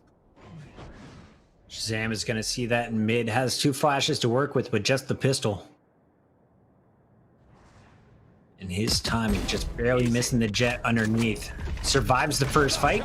Taking down GMD. Great flash, but it's going to be the Judge in the hands of Quinn. Gets out of that fight instantly. Ooh, they're playing these rotations. Risky because you can get caught on the way, as Sinatra's just shown. But they're going to head towards B. And I hope that they try and keep some map, I guess, territory map control, because if they just sit tight on those sites, those pistols can do work. The spike hasn't crossed yet. Oh dear, this has gone from bad to worse. Sinatra and Sick yes, in a huge combination, leaving it pretty much all in this man's hands in a 1v4. What a blunder from Gen G here. Yeah, you shouldn't be losing to just Ghost at this point. And this is going to be a round that they are going to be thinking about for a while. They had total control after a comeback in the big gun round. You set yourself up to get a 3, round number 8. Doesn't happen. 9-7, Sentinels back in control with the monies. We'll see what the game plan is here for the attackers. Quinn back on the Operator. They are down to 0 credits on Michael. Quinn, which is 700, 400 left for player 1. This is a must-win round. Okay, big double digits time potentially for the Sentinels as well. Huge round for them. Economy gives them a little buffer, but it ain't much, and you want this one. This is a big telling sign, and this looks somewhat similar to the last round. Nothing too wild. Gonna be that little bit of presence from Dapper, just wasting a bit of the utility from GMD, which is nice. It eliminates it from the site, so it feels good to see that, and it's pretty given a bit of life for the Sentinels. You know, you start feeling a little bit, you know, displeased with what was happening. This will put you right back on par that last round, so hopefully they can keep it together in this one. All right. Once again, they have no flashes with this composition, just the 2 smokes from the Omen, and of course the Jet, who needs that line of sight. See what they can do on the A attack. Quinn has been so good at just bursting through the doors, doing damage, if not picking up the kills. And it looks like he'll be the first to peek. Meanwhile, Dapper on the other side, top fragger so far for the Sentinels, eliminated instantly by the Operator. Yeah, what's their deal with short? How do they want to get past that? Because I'm not sure what the utility usage here is. So at the moment, spikes on the site, they haven't planted yet. They're trying to ensure they clear properly. And oh my god, GMD, you're so smart. Up on the wall, peek said Zoms has no idea that he could have done that and just outdoes him. GMD doing really well on these A hits so far, and I think these 3 from the Sentinels might have to just go into a save. Yeah, great success coming in from that pick. Off the back of what Quinn did, beautifully set up. Keep all the money and survive. Now, last time we saw, I believe it was Sentinels, hunting players down and getting punished for it. They lost 3 trying to pick up the last 2 players. I like to see Gen G just taking their time, knowing the importance of the round, working together to make sure there's always a position to trade. As I say that, it looks like everyone is just going to be held up on B. No one will be going down before this spike detonates. My, what a close game we're going to have. I feel like this is really heating up here because, as I said, the Sentinels won that crazy eco round. They literally, it was like a full-on eco. Maybe 1 sheriff, I think? I think that was it. Like, it was super, like, you know, hold and that's that. And they did it so well. Now, on this round, they could just rinse and repeat this. I feel like Gen G aren't switching things up massively, and you can see a bit of a switch up here. Breach has come over, and you still have Omen here, but that's a little bit of a different adjustment. So it looks like the Sentinels might be having a bit of a feel for, okay, we need to deal with this A hit because it's becoming a constant problem. So maybe a new look to this defensive side with Sova and Breach being present on A. Shazam has been very good with his Breach utility, especially his ultimates. Working with Sinatra at the top. That's going to be Zoms playing tight. B wide open is going to be just the Cypher Dapper hanging out. Well, Sage is going to try and move up with it. Sick is looking for a pick potentially, making sure no one flanks his teammates who are hiding up top. And again, it's going to be Gen G just stacking up, playing it slow, looking for some early aggression. Look at the Cypher middle. They should hold until he gets as far as he can.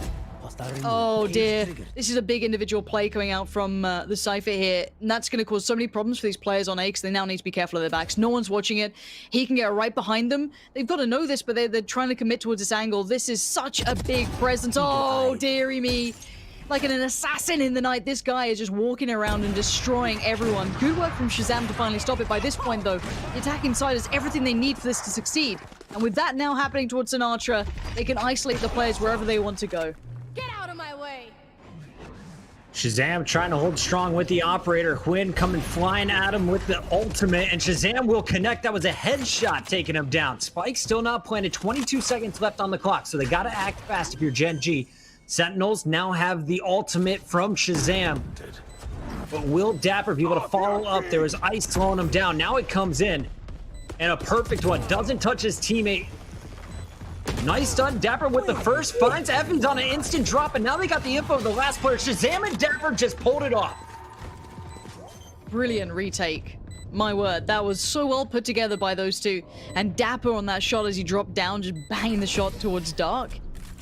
Stunning. Absolutely stunning, but you saw that danger coming through as soon as that Cypher got some presence in middle. I wonder what they're going to take away with that information now. Okay, well, they're not actively playing mid here. They're so worried about our A hit. They're going to realize this has been an adjustment. So what do they do back on the attack here? Gen G now, maybe in their heads, or do they go, well, they're going to change up now because they think we've seen middle. It's that mind game now going to happen between these two. So I wonder what the play is. This is where you're going to see the teams really having to make those choices. 8 to 10, though. Sentinels on the cusp of doing brilliant things here. Double digits is huge as a milestone for them. Shazam was so crucial that last round. He was sitting on 5 out of 7 orbs needed for his ultimate. 2 last picks give him the Rolling Thunder, and then, of course, connecting on 2 players, setting up his teammate. Now, though, we'll see what they can do with just the Resurrect and the Omen ult on the other side. Attackers really just trying to play after getting a pick. As we'll see Michael looking for some early action. The Odin from Sinatra is going to force him back. And I don't know if this is a comfort pick from Sinatra, if it was a set play on the defensive push. He wanted to get aggro, but no one there. Now, this is one of the elements of this Sentinels team that makes him pretty good, is how he likes to play this. He gets information, the wall bangs just to his right. I don't normally love these sort of looks, but he plays it off very well, and it looks like we're going to see the test of time. Did Gen G know this? Surely you know. If it's Sinatra, you've watched a game or 2 of theirs, you definitely know what could be coming. And now he's going to see a great deal of the information. Does he spam? Yes, he does. But does he get as much damage as he might do normally? No, but that's the bigger threat here. Here we go, Puckett. This could be a little bit of a problem, and so much time is being bought here. Nice dancing coming out of Michael. Survives. Gets a quick heal. And here they come, the flood from Gen G, but Sick is able to get the first pick. Will they connect? No, Sick, Dapper, Shazam, Sinatra, all holding strong. The Odin making so much noise, but the damage is done from CT. And I love watching that. Sinatra is a master at buying time and being a nuisance. Not only does all his utility tie these attacking teams up, it costs them so much presence towards the site.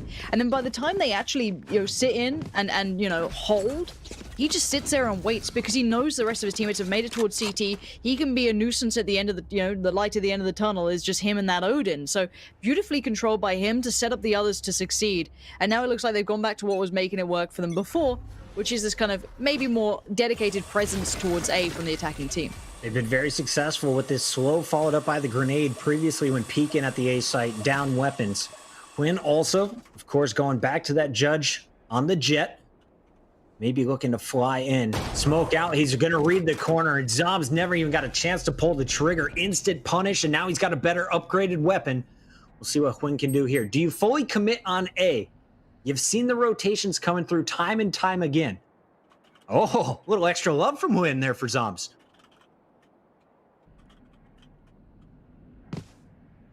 And this again, Dapper's turn at it. We saw Shazam doing wonders from up here. Places a stack towards A. Nice utility. Gonna force that op to be a little uncomfortable that they still haven't cleared this site yet. Jet again, just getting absolutely plucked from the sky. 0 success and 0 answers yet. GMD the only one to respond, but so far a really nice hold from the defensive team. Michael gonna pop that Cypher ultimate, gives him the information, but he's not ready for the Odin. Sinatra with a little spam, another reason to pick up the LMG. We can see it, but he can't, has no idea where they're located on this site. He's gonna have to wait for Dapper to get in position. Swapped out that operator for the, it looks like the Phantom, and he's gonna find his third. So now, last man standing. Poor player 1 in a corner. He's been hit up, and there is the Odin through the wall. Another retake on the A site is clean after losing their first man. Odin go burr.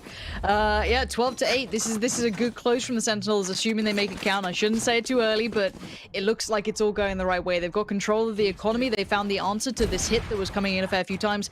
Quinn trying that a couple of times in a row now, different side, but different AWPer, so it doesn't really matter. Both of them landing the same sort of shot. And Sinatra's retake potential, ridiculous.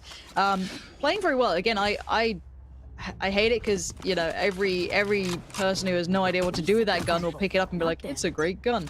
I mean, it isn't. In Sinatra's hands, it looks really good, but the Sentinels give themselves a little bit of life in them yet. This could be map 3 now looming if this round goes their way, of course. Or maybe there's a comeback from Gen G, but I feel as though they've hit a bit of a brick wall here. Sinatra and Sick again. Wanted to get aggressive, won't go for the early pick. Instead, they're going to let the Cypher ease his way onto the orb. Sinatra may try and punish with the Odin as the cages go up. Meanwhile, attackers rotating through the middle, and Shazam is going to read it. On the rotation, will he go for a peek? A different look from the attackers. You can see that mid presence. They're being very wary of short. No one's really there right now. A lot of these players are playing a little bit deeper on the side. And again, there Sinatra, that was through the wall, I'm pretty sure as well. So again, just his presence alone is such a pain in the ass to get past.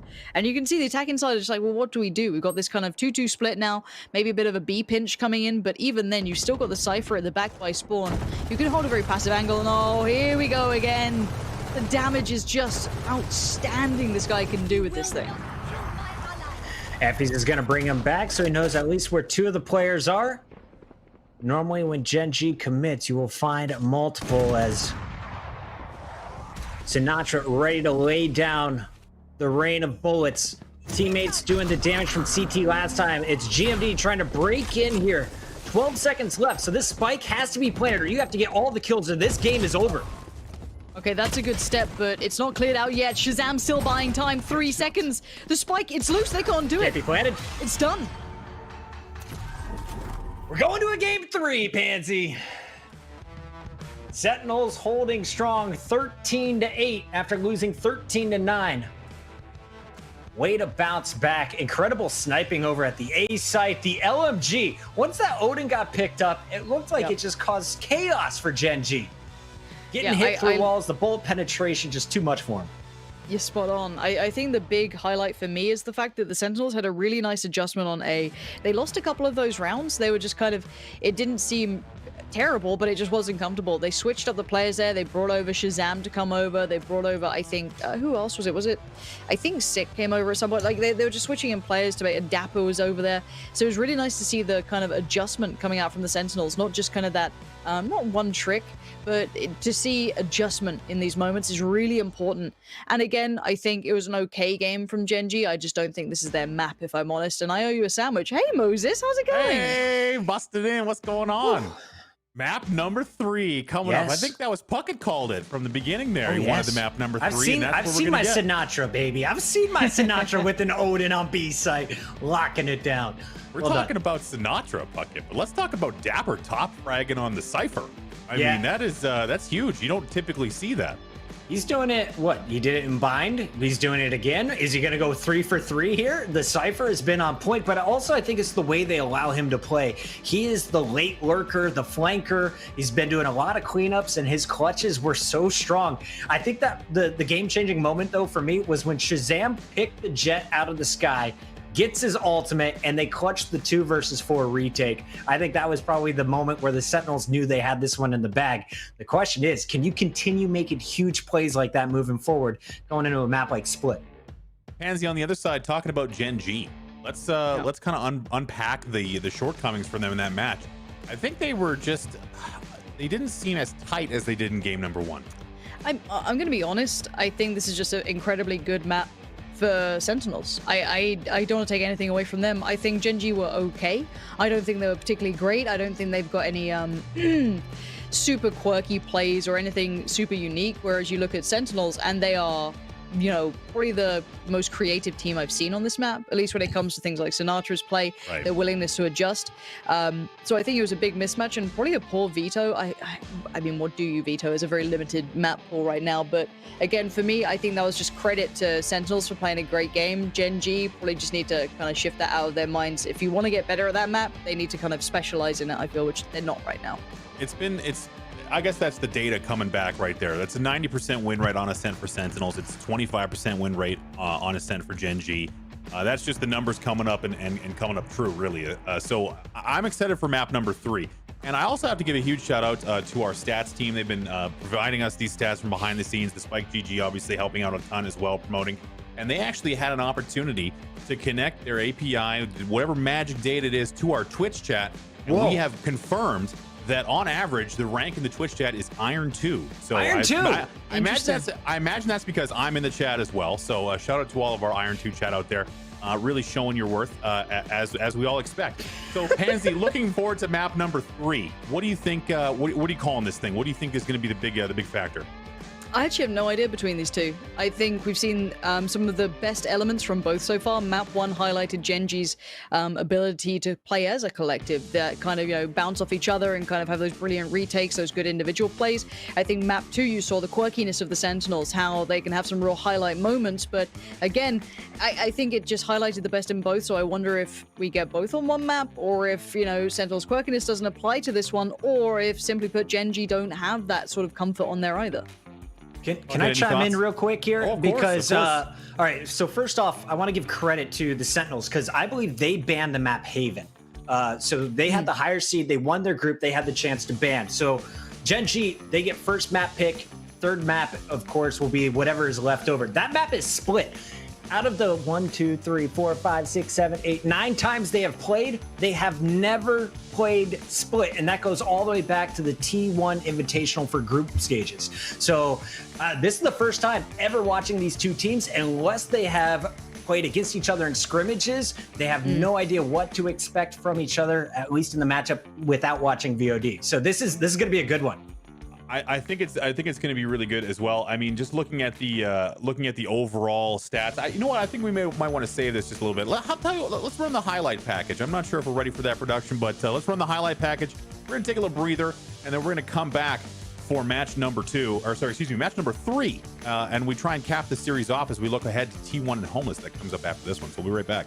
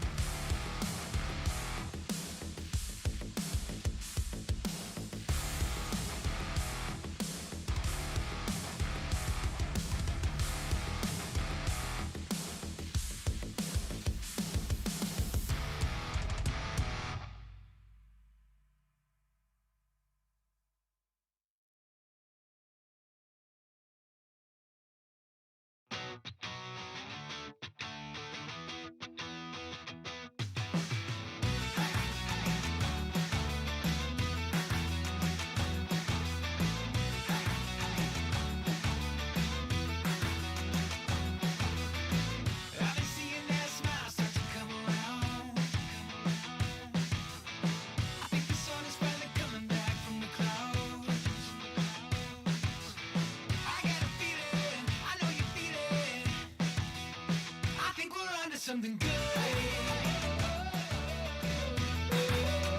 I think we're onto something good. Don't let it get away. This could be everything.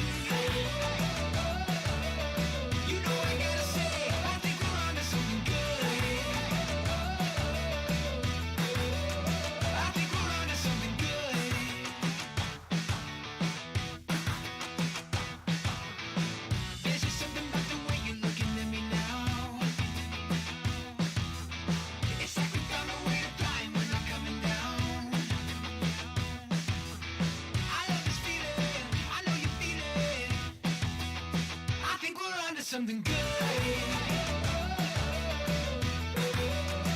think we're onto something good. Don't let it get away. This could be everything. You know I gotta say, I think we're onto something good. I think we're onto something good.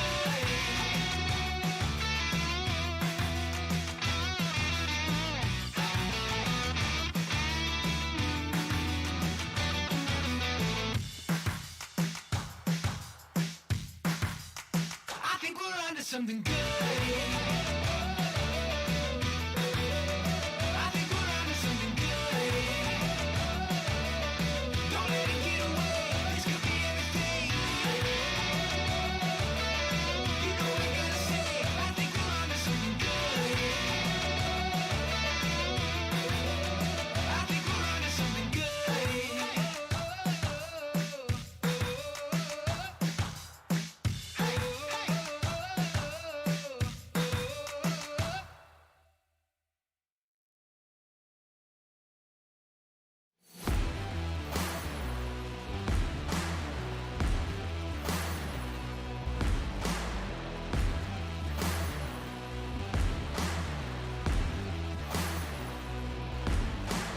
Too much on the line, too much to give in.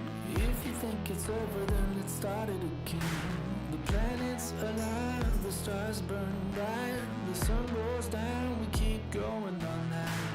Don't back down, the moment is now. Don't miss out, we're never turning around. The light is young, we're out and free. If you can, try to catch me if you can. Catch me if you can. We're renegades.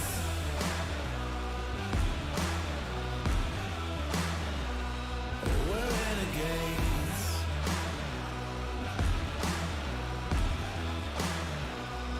We're renegades. They'll never see us 'cause we're moving the night. We're always ready if they put up a fight. Outrun, outclimb, we'll outshine. You were wrong to think it's worth it to try. So listen up, I'm calling your bluff, calling your bluff. Yeah, give it up, I think you've had enough. We're renegades. Yeah, we're renegades.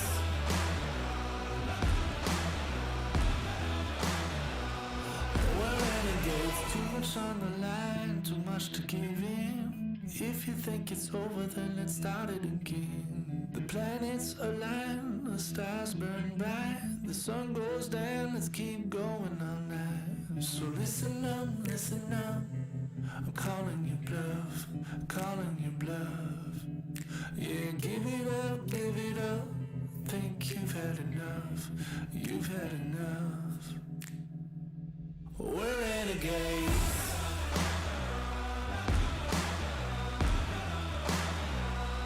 We're renegades.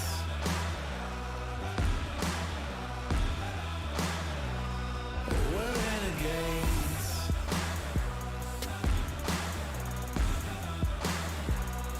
We're renegades.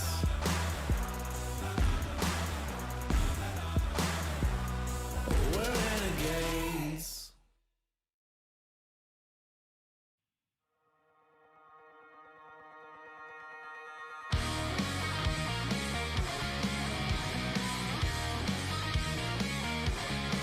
It's a place, it's a time, it's a space. Entrance but only critique. Exits, it's a condition. Lacking understanding.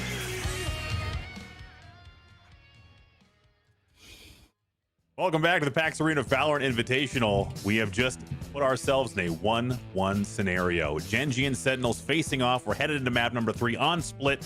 Let's break down the numbers, Pansy. We were just talking about data just before we went to the break. And you know what? We got some more data here. 72% round win rate for Sentinels on Split and a 100% win rate tournament-wise on Split as well. And across the other side on Gen G, 53% wins on rounds and 57% overall on the map. And you know what I've just realized, Pansy, is that Ascent, Bind, Haven, and Split, there's no real good. There's no 60% win rate or above for Gen G on any map.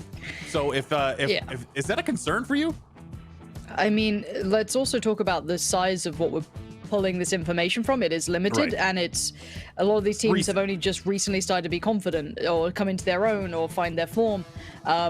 Honestly, it is low for Gen G, but like, is anyone going to say they don't do pretty well in tournaments? No. So again, you got to kind of keep in mind statistics show you it shows you a very limited picture of what you're seeing in front of you. So I think it's definitely something to adhere to. I think map pool picks are going to become something that teams need to really consider. Again, my mind goes back to that first game. What happened if we threw a different map in as that second map between, you know, that TSM game with Envy? We could have seen something quite interesting considering how close that first map was. And then coming into this, imagine Ascent's not there. Would this have been a better series potentially for Gen G? Again, I think picks and bans will become more instrumental down the line. But for now, I take a pinch of salt with statistics. Let's think about it this way, Puckett. Gen G is starting on defense, which arguably, at least in the traditional sense, I know there's been a lot of changes and the mood changes on Split when it comes to is it defensive sided or not. But for Gen G, a team that has arguably a bit better teamwork, if not always able to execute it, than Sentinels, do you think that this is going to be an advantage for them? You know, the way I think about it is this map may play a little bit more like Bind on the retakes, because if we watch Gen G's play all day, the highlight for me has been watching their use of utility and their ultimates on the retakes. They've been so clean. I think we could see more of that. But also, this map gives you the potential to play into the Sentinels game, which is burst onto a site, win the first 2 or 3 gunfights, lock it down, and then defend. So I have no idea how this one is going to play out. I'm most interested in seeing what are the compositions we're going to see. What do the Sentinels run here? Because again, we have not seen Split between these two teams. Last time they matched up, they went to a game 3 just like this. So this one, I feel like, is a lot of pressure on the Sentinels. You won your group. You're 8-2 in your last 10 matches. You got a chance to go 9-2 with your most recent games. They've been on a roll. I hope it doesn't stop here. But if it does, it'll be because Gen G simply outplays them. It looks like they're not going to be making too many changes here, Pansy. As it looks basically the same. So one-to-one matchup here as far as the agent selection. So that's not going to be too much of a factor, I don't believe. Is there something here on Gen G's choices for picks that stands out to you at all? Honestly, no. I think it's all pretty decent. I think raises a discussion point if people really want to, you know, switch something up. I don't mind this. I think it's a pretty well-rounded composition. I like it. I like what they're trying to do here. I love this map as well. I haven't seen North Americans play it too much, so I'm excited to see what it looks like with the way they approach this game. So I think that's going to be a fun aspect to me. I'd still say that Split is kind of one of those maps that can be very divisive for certain teams. It's a very heavy strategic map. It's very dependent on punishing rotations, very similar to somewhat of a nuke if you've ever played Counter-Strike in the past. If you are able to pull rotations either side and punish them, it's a long rotation route, right? It's very hard to be quick to either side. So middle is a very commanding part of the map. So I think it should be fun. I'm really excited to see how NA approaches this one. Well, ladies and gentlemen, it's time to get this last map of this series underway. We're going to Split. Sentinels, Gen G for all the marbles. Pansy, Puckett, take it away. Thank you so much, Moses. Final game of the night from Pansy and I. Thank you for all the love in the chat. Much love to everyone who's coming out to support another epic Ignition Series matchup. We've got your quarterfinals underway. If you're just joining us, Sentinels were up big in game 1, but it was Gen G who took Bind. Then Sentinels able to claw their way back with some strong defense to tie things up 1-1. And now we see them back on the attack to open up this game on Split. Now, just like your matchmaking games, B is going to be favored early on for the pistol round, and here comes the flood. And look at all these pieces put into play. You've got the set smokes coming out, you've got the one-way cage on the other side, and of course Gen G are going to capitalize on that the best they can, tearing down 2 players away from the Sentinels. However, with the spike making it to the site, it's not over yet. You've still got a good bit of play back in, so this could definitely go either way. Shazam going to make quick work of one, but there's Twin coming back instantaneously as things got dangerous. They just flood the site, deny even the spike part at this point. And honestly, this beginning was great. Staying alive this long, not being too tucked into the site, remember that, a lot of people will play kind of tucked at the back of, the site itself, kind of in the cubby at the back of B, or, close on the wall. And that's a good one and done. But being able to stay alive that long, kind of allowing time for those rotations to come in, because this map is all about rotations, at least in my mind. This is going to be pretty good to watch. I think this could be a really fun game. Honestly, we haven't watched a ton of Split. Whenever you're watching a matchup, it was Bind, it was Haven, it was maybe Split game 3 if needed. Since the Ascent's come out, I have not seen it much at all. GMD is going to open things up with a bomb buddy, so doesn't need the weapon to get it going, as already they're going to have the Jet out of the action with Shazam down. Okay, Win, I see you. Okay. Again, this is so far so good. Oh, the timing's weird. The timing's weird and bad. Sinatra going to swing on it. The trade's there. They are only on pistols, so any success that the attacking team has is like a big success almost, if you want to kind of put it that way. So Sick now left in a 1v4. It's kind of hard to expect much to be done. And yeah, so there it is. Put down the end. No worries. 2 rounds to start with, and quite clean. 3 kills against them, and that's about it so far, so not bad at all. This is a good beginning for Gen G, at least for the economy. It's quite strong. Outside of that, though, this is the buyback for the Sentinels, and it's an all-in buy, but it's not going to be fully fleshed out in the fact of having everything they potentially want, I can imagine.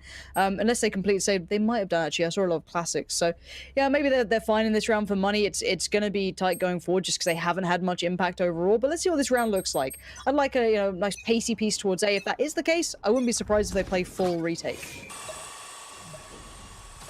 Here comes the push from the Sentinels. Once again, 5-man stack. Big paranoia coming out, though, from player 1. He used to play Brim. He swapped it over to the Omen for this one, and the paranoia is going to help him slow down the push. Bulldog traded out.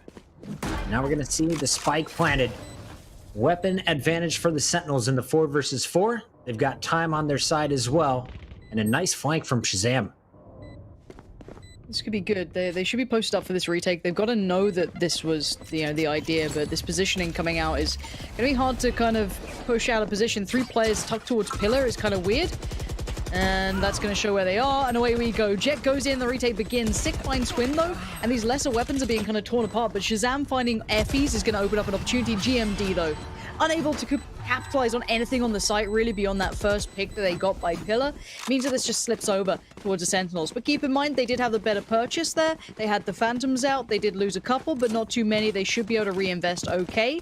Maybe lacking 1 gun potentially, but maybe not even that yet. So maybe 2 Spectres going to come out or something a little bit lighter for Zoms, unless he get a Bulldog. So it wasn't too bad. I'm pretty sure Quinn can get a good purchase. I'm wondering what he goes for. He wanted the operator. Right? Yeah, he's so annoyed. He is 100 credits away from getting his op at 4,400. So unfortunately doesn't have the weaponry he would prefer, which means he's probably going to be playing a little bit more aggressive in the mid. Effies is going to be with him as they're going to hear the early action over at B any moment. Yeah, straight up contact piece. That's it. Just off the back of Jet dashing in. Just super dependent on individuals, and it works out when your individual delivers like Shazam just did. Shazam has played 3 different agents throughout this quarterfinal. Finally falling at the hands of Win, and Sick is going to go for the instant res and the peek, the bait and finish. Love to see it. Shazam is going to fall for the 2nd time as player 1 gets out, even though paranoid. This retake is being stalled so heavily by all this utility. When it's a quick contact piece like it just was, you're going to have bits and pieces left over, and Dapper being a little bit more aggressive is going to make it almost impossible. It's time to consider keeping hold of those guns for both sides here because they want to keep them going forward. It's a great round and a great kind of off-the-cuff piece, I feel, there from the Sentinels, just kind of running it through, basing off the fact of the success that came in from Shazam. And now it's time to save everyone else's guns. Just player 1 keep his, and the other 2 try and save theirs as well. No more risks being taken. Dapper's feeling it. He's been top fragging for the squad tonight. Almost got player 1. Instead, player 1 improves to 4-1, keeps his Phantom, and they have been able to pull off the single, maybe 2 AR eco rounds in the past. Will they be able to do it again? Defense has the advantage here, but B has been a weak point up to this. And people are saying, why would you play a full retake? I think that, honestly, if people see map 1, you'll see as to why it can be very, very... I guess it's very valuable to do it because you have so much utility to play it back in with. For now, we'll see if that becomes a factor down the line. I don't know if it's as easy to do that. This map is quite tricky to retake. Keep in mind the choke points are pretty brutal. Get out of my But way. it's as to why you want to keep that utility and play it back in as a collective. You have more success that way than potentially one player dying on their own if you're soloing a site. Quinn was averaging 3 kills per ultimate. I actually stopped keeping track after his first one. We'll see if he can do it again. There's the first, there's the second. Multi-kills are lining up in the eco round. Sick, though, too strong with the Phantom over the ice wall. Mid control is taken by the T side, attacking side for now. But there are still a lot of presence on the defensive team. Sick. Beautiful combination with Shazam there, just gonna play on the side. This is very individual. This is confidence from Sentinels, just kind of working together, trading off each other well. Now the buys, you know, obviously far from perfect, and you got GMD rolling around with just that Sheriff, but gonna upgrade to the Phantom and try and play this one back in. Both players gonna try and save towards the defense side spawn, or not save, but try and position towards the defense side spawn. One on close box and one going wrap around, probably gonna play it towards heaven. Oh, sick. Goodbye. And now the 1v1. Will they expect Jet to have gone around the world? It seems as though they do. GMD, you absolute beast. What a prediction. Did Shazam step? Or was that just pure prediction? I didn't hear it. I'm giving him the credit. GMD clutched up and he didn't have to use his ultimate, so the showstopper available for another round. It all started here. Remember, this is an eco. Quinn with the ult on Jet, so effective. Gets the double, and even though his teammates are traded out, they were able to rotate over with Spike planted. Big kills coming out of GMD in the 1 versus 3.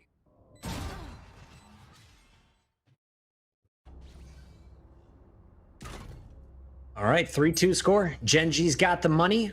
Shazam, very low. So this is a huge round for the Sentinels to keep their offense flowing. Nice paranoia and a hot hit coming in. That's Shazam with knives out, and he can't even get through the cage before taken down. Yeah, this is mad aggression. They're going to try and keep that tempo up like a high pressure piece. Try and take over maybe heaven control, see how far they can get. But look at this rotation, how quick it is. They're so quick to get here, but Quinn gets outdone by Sinatra, who is just continuing to push forward. They're not slowing down at all. Sinatra making all kinds of noise, but GMD playing patient, did not spam through the smoke, staying secretive, and he also has that rocket. Now he pulls it out, getting aggro. Finds nothing in the smoke as the stage is going to be on the other side of the wall and punished from the back.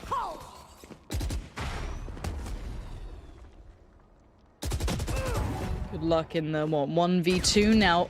Ooh, if they peek 1 by 1, don't give them a chance on that. You don't need to. Get out of there. Get that spike away. We don't play these games. We don't do that. There we go. Spike gonna be planted. They keep it safe. I was a bit scared. If it got down to a 1v1, I'm like, no, you don't allow any opportunity to come in. And it looks like this kind of very paced, very quickened hit coming through has worked out really, really well. So, not sure really what the remaining Cypher could even do. Maybe time to save that op, if anything. Yeah, 20 again, 20 HP. Yeah, okay, we could always discuss, low HP and ops, but let's just kind of call it what it is. With that money beside them, it's pretty worthwhile saving it.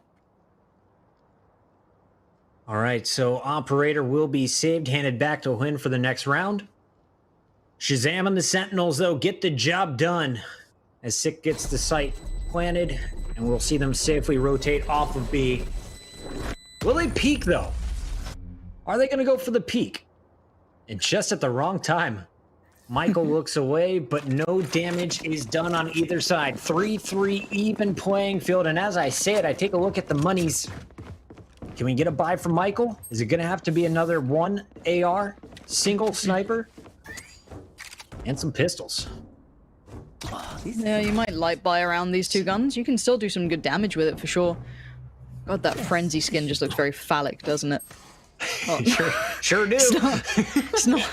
It ain't it, Chief. It really ain't it. But the attacking side, barring Zoms on the Bulldog, and on a pretty good position for the purchase. Kind of somewhat of a default throughout the map. Kind of 2-play mid, 1 holding the lurk over by A. GMD going to get the early contact towards middle. Just going to be kind of careful about this one. Okay, maybe not be careful about this one, and Shazam just flies up middle at you. Shazam checking the corners. Now he knows we can push straight into B.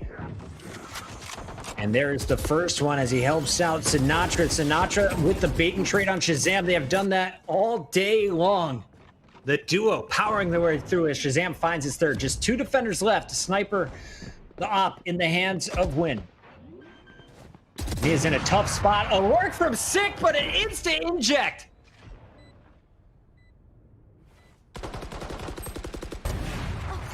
Now Win has to do so much more though. I don't know. They're surely going to chase that up down.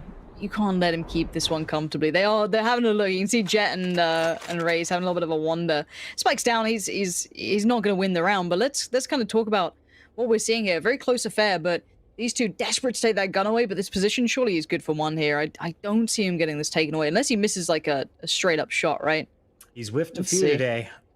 I know. Yeah, do your eyes get tired? That's what I'm always thinking about. Like, are you looking at the mini map? Are you distracted for any reason?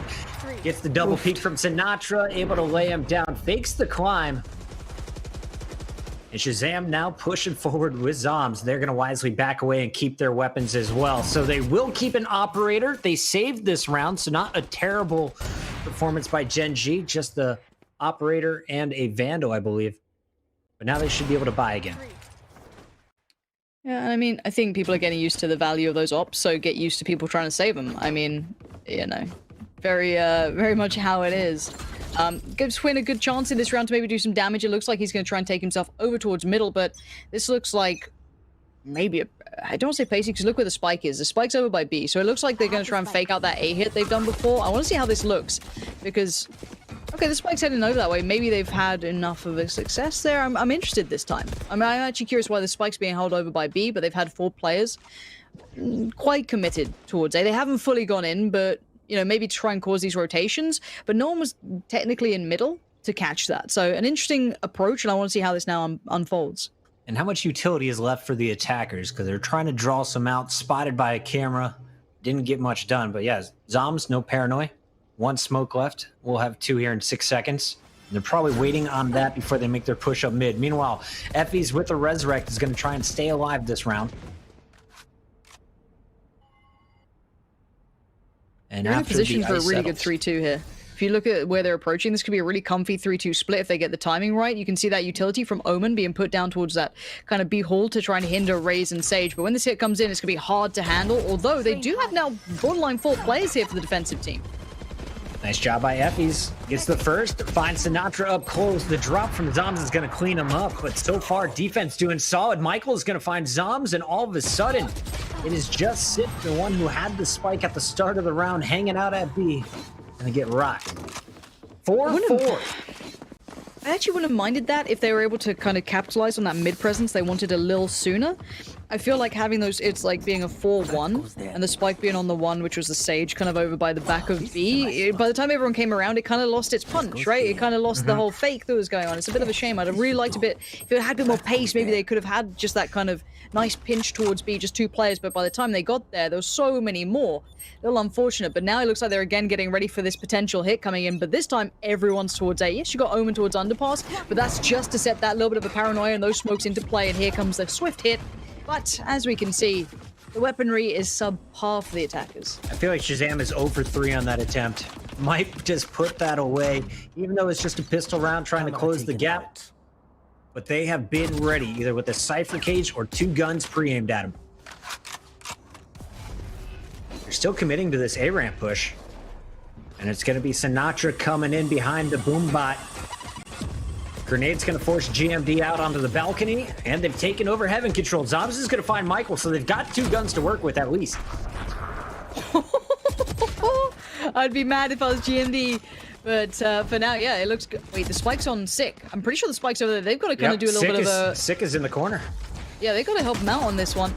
What is that wall? What is going on? Like... Okay. Okay, Sick. What is this round? I don't know what's happening, but somehow they're okay. Yeah, they started with pistols. They lost Shazam instantly, and they're still going to win it. It's just Win. He's got his operator. You know he's not challenging. Another save and a 5th round for the Sentinels as they're pulling out some magic up at A. I'm amazed that worked out. Like, there were so many moments where it was like, oh, the spike's now isolated from the others. Oh, you know, this could go wrong. All fine. Of course the USP is going to win against the Phantom. Yeah. He'll build a wall. He'll Why wouldn't survive with 10 HP, and then he's just gonna kill you with his ghost. Are you saying that building walls is the way to get around FPS games? Are you telling me that Fortnite is superior to every other FPS game there is? Only if they're made of ice. Oh, I see. Overwatch, Valorant. Anyway, back to the action here. Chat, how you guys feeling about this one? Let us know as the game is tight, currently 5-4 with the attacking Sentinels up by 1. Who do you have winning it all? This is our second quarterfinal. Already saw TSM earn their way forward. Now we'll see who is going to be able to power through split and lock up their spot in the top 4, earning at least $3,000 here in the tournament. It depends how you want to look at this map in my mind. I think it's still... I don't want to say attack bias, it's not. But if you have a good attack, it's a great indicator. I think you've got a really good understanding for what works on this map. But it's been some really weird rounds being won by the Sentinels, you know what I mean? It's actually pretty wild. So for me, I'm kind of interested to see how this plays out. You already got the peak being held. No aggression from the defensive side. They haven't done too many aggressive defensive plays yet. We haven't seen those kind of pushes out on the extremities. The double stack in middle this time, not too abnormal. This looks like a more of a normal round, I guess, because the economy is finally stable-ish, at least in this round for both teams. It's been a wonky game so far. Back and forth, back and forth. Both teams winning rounds they shouldn't. Now it's Shazam looking for first blood. Peek me, Effies. I dare you. Effies has been pretty strong up at B Heaven, despite just 5 kills at this point. Shadows traveling. And we'll see what player 1 can do as the spike is moving his way. Big paranoia, but there's an Omen flanking, and that was the distraction they were waiting on. Perfect execution of this push from the Sentinel. Sick is going to take down Michael, and all of a sudden it's just 2 left alive. Quinn working with GMD against the 4 planters. And it looks like another save here. That was a really good execution from the Sentinels. That was a really nice B-take. Just that kind of play through mid, that nice pinch, that nice pressure. And you saw the Cypher on the Genji side, as soon as you try and deal with the pressure coming through Heaven, you got to feel like you can't focus towards the B side either. Just overwhelmed. That was so well done. I really like that. Just again, I quite like this map. It shows some really nice executions when it comes to these sites if teams are very good at it. And it's going to force a save out of Genji once again, just trying to keep hold of the guns they have because, well, the money's going to be a little rough going forward. Oh, Shazam, don't miss me. When he's able to punish, the sniper rifle survives. How many rounds has Win been holding onto this operator? I feel like he deserves a medal. GMD picks up Zombs as well, so doing a little damage to the economy, but can we check the numbers here? I feel like Sentinels should be pretty solid. 3 players should be flush. I do just want to say, I love the fact that after that round, David P in chat is just like, I'm confused. That kind of ghost weird round where the eco team just somehow took the site very handedly. I love it. I actually can't wait for EU and NA to meet. I think it's going to be such good fun. Obviously, things aren't allowing that to happen right now, but there's some really good fun moments, and obviously the old Speed Demon, the classic throwback reference to a game we can't mention because people get very upset about it. Speaking of upset, Effie's probably not happy with that one either. Facing towards middle and getting completely backhanded from Shazam with that up, and again, still trying to take the fight, still losing the fight. Gen G, triple dipping towards middle and not winning a single one. Okay, Shazam, what a beast of a round from him.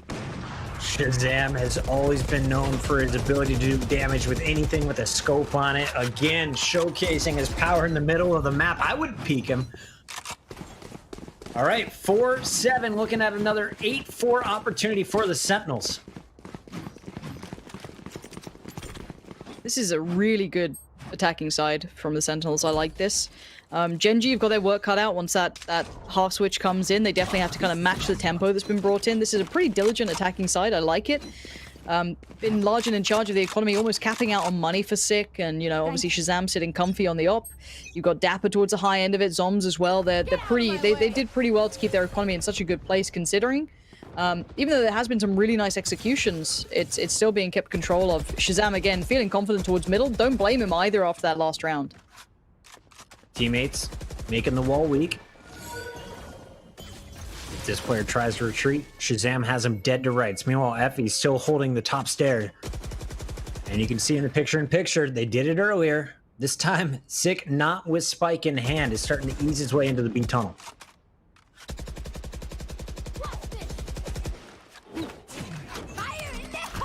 Out come the knives and a rocket to follow, but Huynh is holding the tight corner, holds his ult out, and misses just wide right. Information has been gathered, though, by the defense, and finally we're going to see a rotation from the Cypher, a flank, but it is so far away, rotating all the way through the attacker spawn. Effie's backing up onto the site. Meanwhile, you're also going to see the Omen, player 1, there to back him up. I believe still has Paranoia, but good luck to that Sage.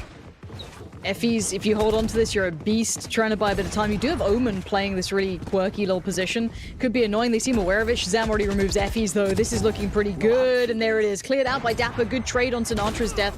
And now the play back in is a little bit late in the day, but Michael's still doing a bit of work towards Shazam. The spike does get planted, though. Michael's been clutch for them before. GMD making it a 2-on-2. They know the location as well after the ultimate goes down. This is Gen G's round to lose. Shots going to the Cypher. They got the Sage cornered off. Spike, well, it's going to get diffused unless Sick acts on it. 30 seconds before his heal, he has 1 bullet from death, and that is going to do it. GMD shutting the door. Cage triggered. I'm happy with that half. Honestly, I'm happy with how this looks. I think that's pretty good fun. I think this is competitive going forward. We've seen some pretty ridiculous individual plays on this, and we've also seen some really nice executions. I want to see how, things kind of sit when we switch over towards the other side. GMD's play there, just that 3-piece, just closing out on Shazam like that, reading the play so well. But then, I mean, you got to look at that round from Shazam when he just went off with the op as well. Just beautiful stuff. Beautiful, beautiful stuff. This brings me deep joy, and Huynh doing his best Jame impression throughout all of this. I like that too. We do see now, obviously, the switch on the half, so we got to see how the newly appointed attacking side of Gen G is able to control the pressure. Let's be honest, Sentinels put up a pretty good attacking side. Want to give a shout out to the 34,000 viewers tuning in with us today. 33.5 if you're keeping track at home. This, of course, is our second quarterfinals already. We saw TSM with a big win.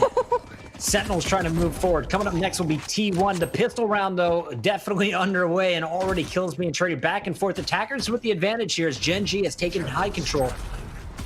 We'll see if they can do the damage from high ground. Zom's trying to stay alive. His teammate gonna get picked from the right. Shazam did trade out 1. And Zoms really just has to wait for his Cypher. Dapper to get back into position before he takes his fight. I don't think he's got the time for it. Zoms is just trying to stay alive. Hunted down by Huynh, jets and shotguns. Is this the new duo? Is this the combo? I think it might just be. For now, sadly, couldn't stay alive long enough to get Dapper over. Of course, kind of hard when you're pinned to the site, so Dapper gonna have to play this back in 1v3.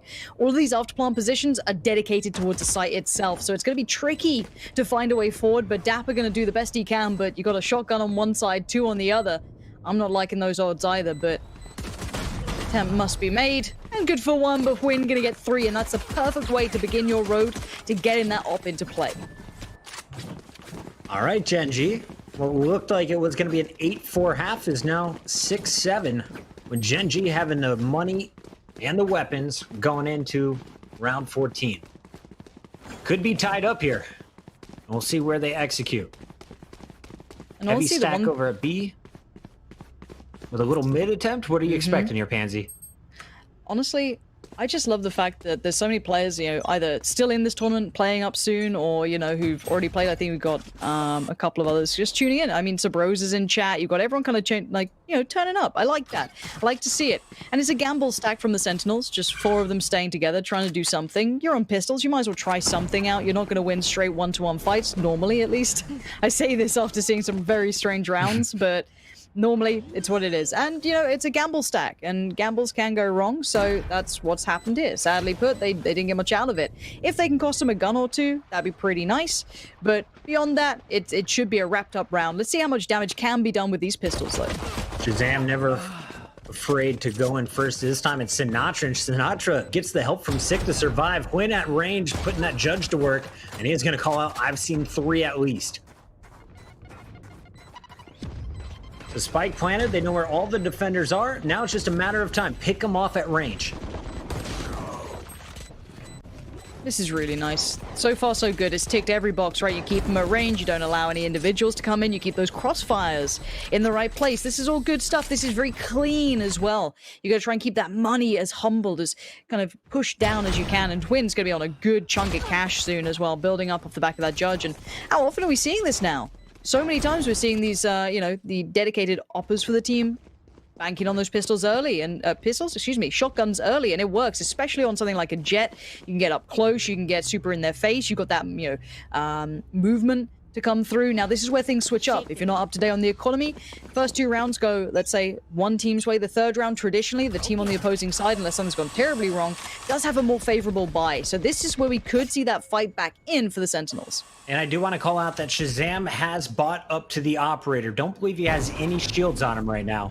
But this is something he never got going in map number 1. It cost him heavily on the defense. Will he be able to put it to use now? The rotation back to B, not the best time to pull out the operator. But we'll see what they can do on the retake. All 4 players playing deep on site. I like this though, forcing players on these, guns like the operator to play retake. It's really, really tricky. Traditionally very hard to make count. So, and again, bringing those SMGs into an area where they can really succeed. Those close quarter battles is where they can still make up those odds against the Phantoms, for example. So Shazam trying to play it back in. He's got buddies with them, but time's dwindling here, Pocket. They're running low on how much time they have to make this work. All right, 1 player, that's going to be their Cypher, just 1 bullet away, and Michael is going to go down. I don't know if they have time. They got to collapse right now. And just trying to survive is going to be Effie's. Effie's not only survives, he is going to clutch and get a sniper rifle on the way out of the site. Unfortunately, will fall to the blast. But what a play by Effie's to lock that one up. That was super nice. What a nice usage of those slightly worse weapons. I love to see that. And again, this is something that I'm seeing more and more often with these great teams, is they're finding ways to make these, less than ideal buys count. Of course, in this round, they've cost them so much. This is brilliant to me. And this then puts, again, more and more pressure on the Sentinels to dig a bit deeper. Okay, well, how much more can you bring? This is going to be a very tough game for them on this attack. You'd have loved to have a better buy coming into this and a little bit more to play with, but for now, they're going to be stuck on where they're at and just having to try and make it count. Bulldogs everywhere and SMGs. It's far from perfect. 8-7, big round for both squads. Sentinels holding on to just pistols and a Stinger. I thought they had enough money to buy up with Spectres, or we're maybe going to see a few ARs. Instead, they're saving for the next, trying to go big with the sniper rifle once again. And we'll see what the plan is here for the attacking squad. They've all rotated over to A. They've got the 5-stack set up. The defense, they're hearing it all. Everyone ready for this push. Unless they just go heaven. Technically, they could walk heaven and just undo this, but Shazam could be a game changer. Or it's all for nothing, and I hype it up and it goes terribly wrong. Here we go, that's not bad. Wynn's eliminated, Sinatra's found one of them.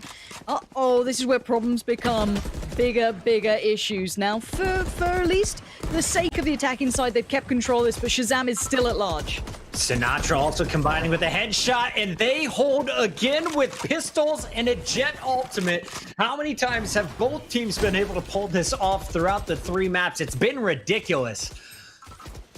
And if you're Sentinels right now, you are cheering on the comms. You are getting hype. That is a game-changing moment. That's a huge round to win. Huge round. Even the replay doesn't know what happened. It was too excited by it all. And it's broken the back of the economy for Gen G. They can get a buy, but it's going to be mismatched, so why not try and even out the money? Try and get it as best they can. So this is going to be quite fun. Now, it swings and roundabouts, right? This is the beauty of having a game that's economy-based. You love to see that. Now, of course, shoes on the other foot. What does Gen G do now that they've got the kind of worst buy here? Do they just try and overpower someone? Try and take an op away? Let's find out. I think it's Wynn's time to answer back. Here it is. I expected the Jet ultimate to come out. Also, keep in mind they have a Resurrect available and an Omen flank if needed. Will Gen G go all in? I kind of expect them to start to pop off as soon as Wynn gets the first pick, if he can manage it. And they're just easing their way through the middle of the map. Nice job by the Sentinels to just play deep on the sites, taking their time. You have to question, though, will they be susceptible to fire from heaven? Sinatra going to try and hold the angle. Blastback goes out at the proper time. I thought he was going to be in trouble. Instead, there's great cover from Dapper. And the Blastback is going to do damage to two. Sinatra's Phantom is going to do the rest of the work. Dapper and Sinatra, the two-man army over at B, get it done. Okay, everything in my head, you know, when you get that rap, you get that kind of like heaven presence towards B, you're like, oh, this is pretty good, and then somehow Sinatra just throws like a pack of explosives at you, and it's like, nah, don't worry, I'll just turret around. I'll just hit the 180 real casual. God damn. Okay, this game's kind of wild, isn't it? For now, though, the defensive team has definitely kind of got a grip on things. They've kind of stabilized a little bit here. 2 rounds back-to-back is going to definitely help things out, but the buyback in is going to make a bit of a difference here. Let's see what they bring. I still think if you're good on this map, the attacking side isn't as much of a problem as people may think it is. Once you're in, you know, a very well-operating team, and I like this, somewhat of a default to start with a heavier lean towards B, maybe looking for an early pick, but we do see that Cypher's in a, I don't want to say a one and done, it's tricky to be dedicated towards this, you can get cleared out by utility, but they've got Sinatra by their side, so a good little bit of support system in place. You still have the Sage up in heaven as well. I think the now, once this side hit comes in, devastating. the timing on Sinatra, and exactly, that showstopper could be massive.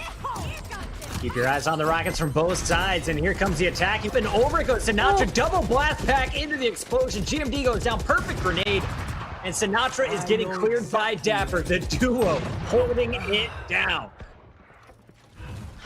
He's nuts. I love it. I can't say it enough. That just brings joy to me. Just flying over. Damn, it's like Quake all over again. Here we go, though. The rest of the hit was coming through those B halls, and it's been just cut to size. You're not going to get anything against these guys. Sinatra showing he's not just that one-trick pony. He's not just playing that one character well. No. Let me show you what I can do on every other agent as well. That was beautiful. Let's watch this one. Bang, bang, straight over.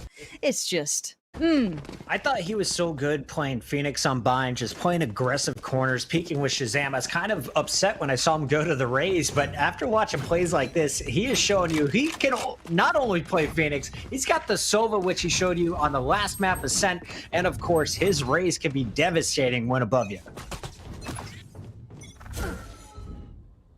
Look, okay, I'm gonna be honest, part of me hates the fact that I absolutely love watching Sinatra be this, like, ridiculous player like this, because at the start of the game it's like, he's not gonna do that much, it's, you know, Overwatch players, etc. No, this guy is an absolute beast. Yeah, exactly. The kid's got natural talent.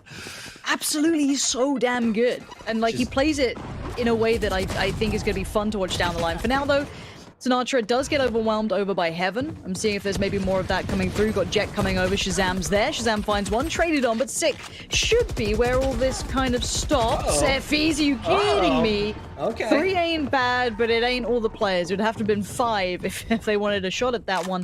And we're closing in on map. Well, not even map point. Match point. Big game 3 for both squads. Tournament life on the line after grinding out Wednesday and Thursday to go perfect in the group play. Sentinels just a few rounds away from advancing forward to face off against TSM tomorrow. And this has been such a fun series to watch. If you guys are just joining us, make sure you go back and watch the VODs. We had a great battle to start the day. Now we've got an even better one going the distance. And it's kind of great to see just the quality of NA play has been taken to a next level after watching the last tournament. I feel like all these teams have been putting in time with their strats, their retakes, their takes. Executes have been clean on both sides, and the ultimate use in this one, they're really just showcasing what they can do with raw skill. Here's a look at Sick. First line of defense in the middle of the map. Wants to get a little bit aggro here. And he is going to get the noise he needed. Makes the call. They're all stacked up. It's not a bad play. It might alleviate some of the want of that Cypher to be dedicated towards B. They can kind of float on the rotation a little bit easier, switch in Shazam, but they're going to be peeking into this, and Wynn's going to hold that every single time. Going to find Shazam succeeding in that alleviates the pressure from Heaven.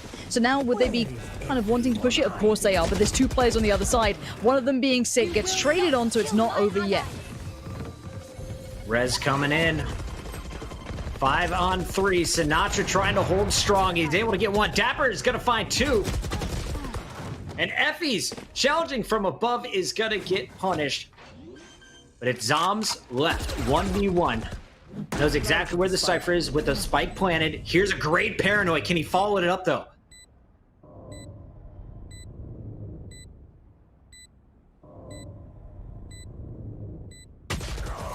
And there's the peek from Michael. Zomb's guess is wrong. And the Cypher gets out with a huge round for Gen G, 9-11. They're still breathing, and they're keeping the up. That was 4 rounds back-to-back for the defensive side. This was a very well-needed break back in. But that's down to a 1v1, man. We need to see more from this newly appointed attacking team. It's not even new at this point, but Gen G on the attack needs more. I need to see something that makes me go, okay, they've got it. They've got that little bit of a look. These mid takes have looked, on a knife's edge. Sometimes they win it, sometimes they don't. I mean, imagine if Shazam just got that pick on Twin, then it would already been over. It wasn't the case, but we have a lot of presence towards middle this time. Shazam actively looking for these picks in mid, and they're pushing up off this. Last time Huynh was able to punish him. This time Huynh won't have an opportunity to even get an angle unless he tosses off that spike and goes above. And here you can see in the picture-in-picture, it is going to be an all-out war in the middle of the map.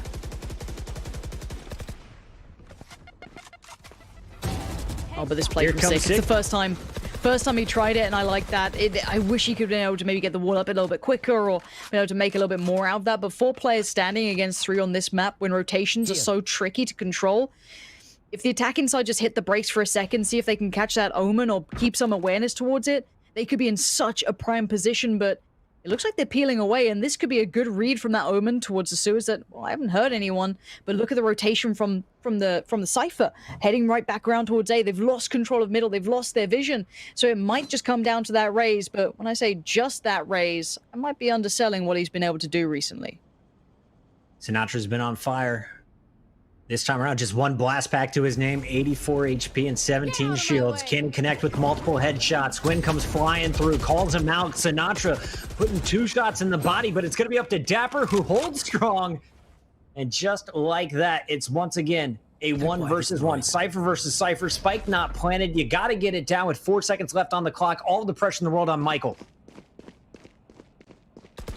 Careful now. Dapper. Careful. Has he done enough time? He's done it. He's done it. The tripwire won it. Dapper, careful now, buddy. Don't need to overpeak on that one. He'd run out of time. You knew it. And yeah, what a way to close it out. But again, another super close round. That Omen smoke that came in towards those B halls was so perfectly timed. I cannot believe how well timed that was. Because that hit could have come through at any moment then. But that timing was so good then. I gotta call it out, Lauren. That is back-to-back rounds that Huynh has won the sniper duel in the middle of the map. Shazam has been getting very aggressive, and Huynh is there to punish again. They didn't win the round, but Gen G had the opportunity. Here we go. Match point 12-9. Sentinels can lock it up right here. Looking at the ults, they've got 4 of the 5 ready to rock. Everything in their favor going into this round. See what they do. This is the pressure moment. It looks like a kind of 1-3-1 split, so you try and hold presence across the map while trying to get that mid control. They can now draw their players away. They've kept the players dedicated towards the site. They've drawn them away from middle, but really the defensive team has kind of given that up. But look at this buy, and this is your best shot at it. This is the round that you need the most, and that's the purchase you're coming in with. It is, mountain climbing level of trying to go up the hill on this one. Dapper destroyed. Kind of getting a bit of info off that. Sinatra's well aware there's players here, and it looks like the hit towards heaven is coming in. Nice first pick. Sinatra's going to find a second with the help of Shazam, and the daggers keep flying. Down goes Effie's. Huynh was cleaned up, and here comes Shazam trying to finish it strong. GMT is out. Player 1, last one standing, and no more. 13-9. Big finish by the Sentinels as they're moving on in the semifinals, and so far, both of our group winners with TSM and Sentinels moving forward. We are set up for an incredible Sunday. And I think this is holding true to kind of what we wanted from this tournament, that it was going to be that, well, who really is the best in NA right now? Do we get to finally get a real answer to that?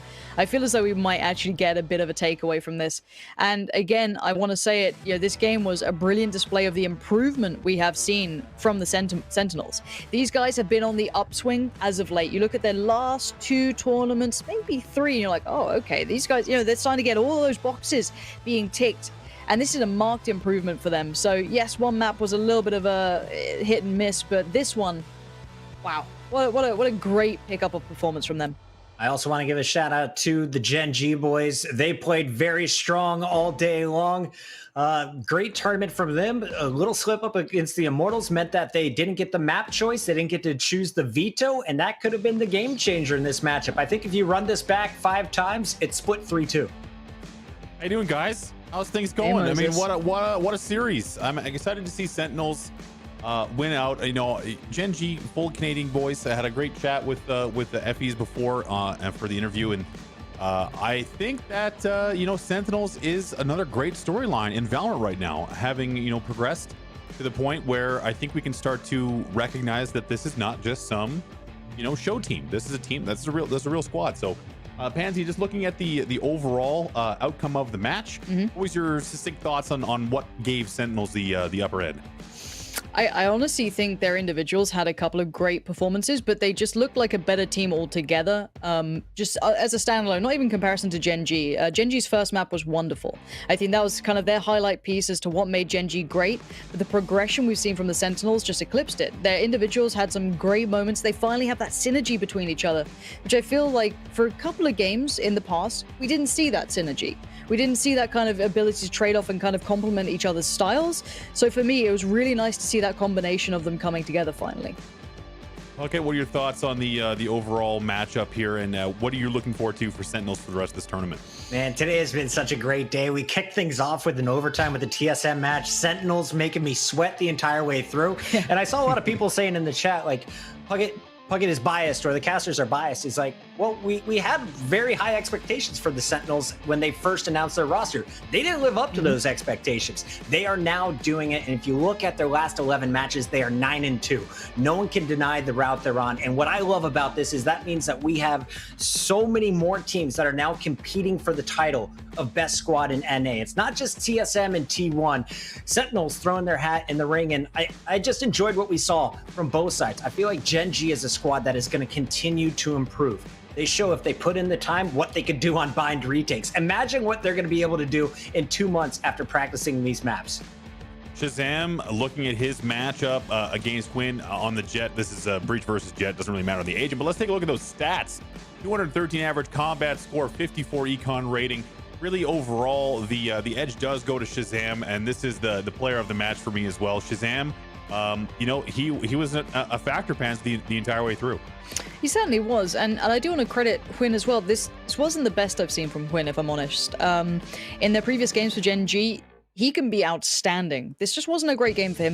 This whole series, he had a couple of moments for sure, but Shazam just straight up having a good game, and honestly keeping confidence pretty high, but also not overdoing things. You know what I mean? Like, sometimes it's easy to kind of feel confident, but then overdo it. So speaking of, hey buddy, there he is, Silver Fox, the man himself, Shazam, coming in on the victory, and the guy with the CRT monitor, you know, really throwing it back old school. It's not. Gotta love the CRT. Oh, that thing's huge. That thing is dummy thick and ready to frag out. Let me tell you, just like Shazam himself. Let's talk about Let's talk about your last match there, Shazam.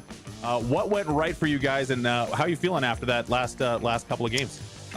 Relieved. I'm glad we bounced back from Bind. I thought that we were like in full control of that first half until I think we gave like a 4v1 away and like another main advantage round and let them back into it. I think this game is like very momentum based too, and so we didn't like give ourselves a chance to climb back in Bind, but we kind of just reset for Ascent because we knew that's a really good map for us and a weak map for them, and then also we're just confident in our split. Pansy, I'm gonna turn it over to you early here. What do you got for Shazam? Damn, I mean, I get like one question, but I think I think the main thing is you guys, like, when you close games, it feels like you sometimes struggle when you have the upper hand for a bit. You know what I mean? It's kind of hard to kind of like capitalize on that or kind of explain it, but like it feels like you're starting to get that momentum down as a team now. You know what I mean? Like, not overconfidence, not over peaking. Have you guys been actively working on that? Yeah, I think that's more of like a individual mistake kind of thing, a more mental thing than it is like tactical. So like I said before, like I'm glad that we're like kind of on the right page when it comes to like our tactics or setups and teamwork, and that's like something that, like, you know, we're just working on. I think that'll come from like match experience and closing matches out, and we'll be okay. Puckett? I wanted to ask you, Shazam, so last time around we saw you match up in Pulse, and it was Gen G coming out on top. How good does it feel right now getting revenge today? It feels very good. Honestly, we played them a lot. I feel like we played them like 30 times in the last month. But we definitely had the upper hand in that last matchup too. We were up like 9-3 on the third map and let them back into it. So this is like our time for revenge, and it feels very good. Speaking of the Genji, when it comes to individual matchups, who's toughest for you guys? I don't know. I don't really like pay attention to like who's necessarily doing well until like after the game, I guess. But I know it's very annoying, like on the Ascent pistol when they had like the jet dash in while the Raze double satchels in, like those kind of crazy pop strats. These guys just 5-man into sights, and sometimes it becomes difficult when you're trying to like mid round or adjust.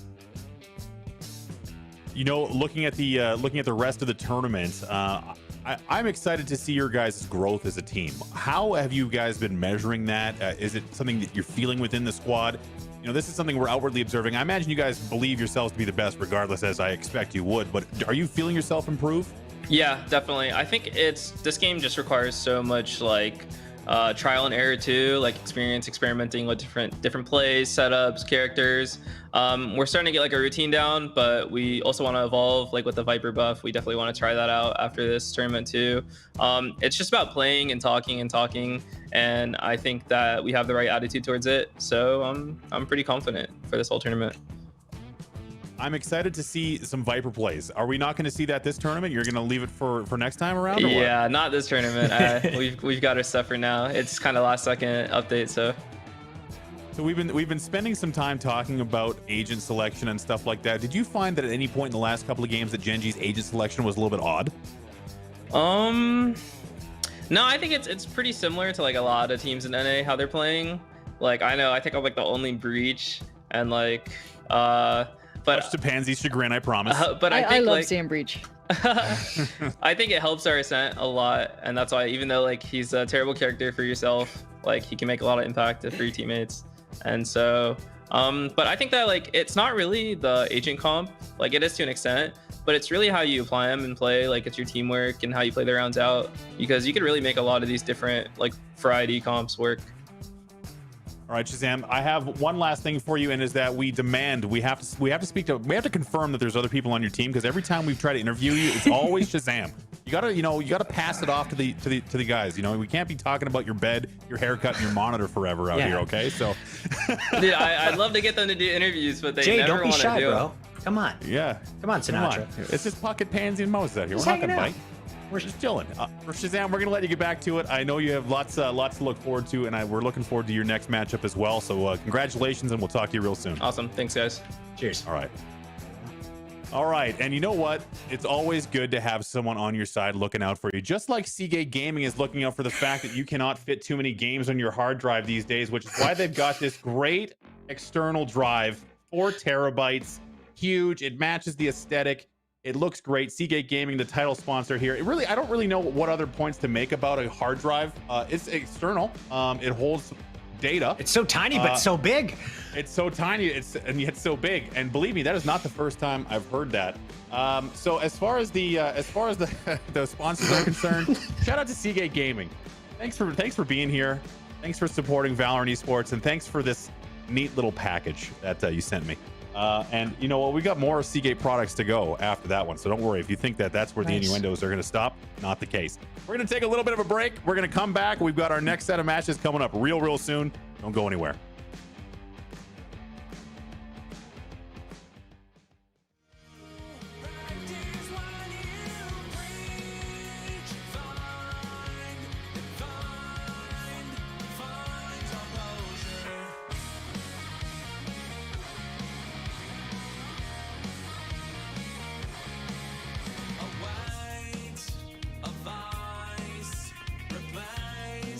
Dopamine, unseen mystery.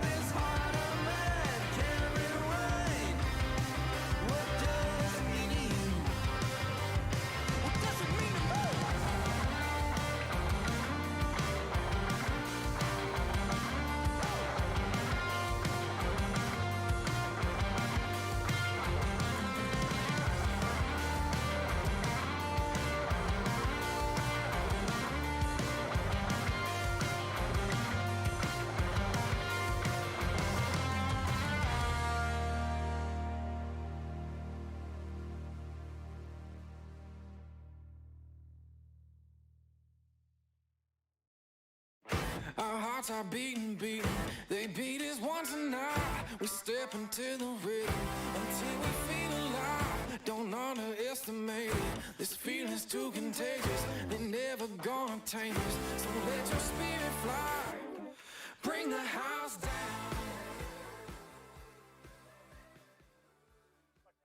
Welcome back to the PAX Arena Valorant Invitational, and we have swapped out Pansy and Puck, and we brought in the OG, Triple G, Double G, Gaskin, and Golden Boy, and there's enough. Don't worry, I covered it all. We're getting ready for our next set of matches. T1 and Homeless. Golden Boy, how are we feeling about this one? You know, I'm actually pretty pumped about this. We get to see T1 because we haven't seen them in a little bit. They weren't participating in the Pulse Invitational. You know, they kind of got a little silent. And then Homeless is this team that, although they've chose a very questionable name, is a great team. I mean, look, I know it's apropos for their situation, but I think after this event, guys, they're gonna find themselves a home. There has to be some fledgling esports organization out there that's going to want to sign them, right? Or am I crazy? Absolutely. I think so. I mean, Gaskin, these are guys that have played with FaZe Clan. Now, FaZe did just announce the fact that Zachary is joining their lineup, so I know that there was a reason why they weren't able to play here, but a lot of the guys that FaZe played with in the previous tournament are now filling in on Homeless, so there's no shortage of experience here. I mean, you know me, Moses, any sort of like British player or anyone who is even partly British, Yeah. I'm all for him. And we've got Def on this roster. Big fan. I think that he is a phenomenal player. And then you've got players like Sam. And Sam, I've been harping on about time and time again in tournaments because he just provides something a little bit different. We've seen him on Viper. He brings that out when he needs to. I'm excited for this roster. I think that T1 is going to be a big test, but I think they can at least make a game of it. Yeah, there's like a radar that all British talent have in. Like anytime there's another British pro player anywhere in the vicinity, it just starts going off. I don't really think that this. I really have high hopes for this one. I don't think this this matchup is going to disappoint, unlike the Halo Infinite trailer. So I think. Excuse you? No. We're not doing that right now. That slap. I can't believe you even say that to me right now. Wow. How dare you? Yeah, I love the relics you have behind there from a bygone age where Halo mattered. Let's talk about let's talk about the matchups on the maps here. As Golden Boy is turning red with rage. So Homeless has chosen Bind, and T1 is going to be defending. You know what? I think that's going to be a big deal for some reason that I've now lost track of while I open up my stats. Golden Boy, let's talk about Bind for T1. Yeah, so they're looking right now in this tournament. I mean, both teams have performed, you know, I would say relatively well on this map, with T1 just having that advantage. They've kind of stomped through everyone here, right? Let's be honest. They've owned so many of these teams. And I do think that their group play was just a touch lighter than like what Homeless had to go through. That said, I feel like this, you know, we're going to a tried and true map. And it's for that reason I feel like T1 just has that slight advantage over a squad like Homeless that came together for this event. T1 have been putting in a lot of work. I did get a chance to talk to Food. He's been playing like a god lately. Yeah. And their confidence is through the roof, although he'll never admit it, but they're feeling really good about this. So I'm not really too bothered by them on Bind. I think they'll be all right.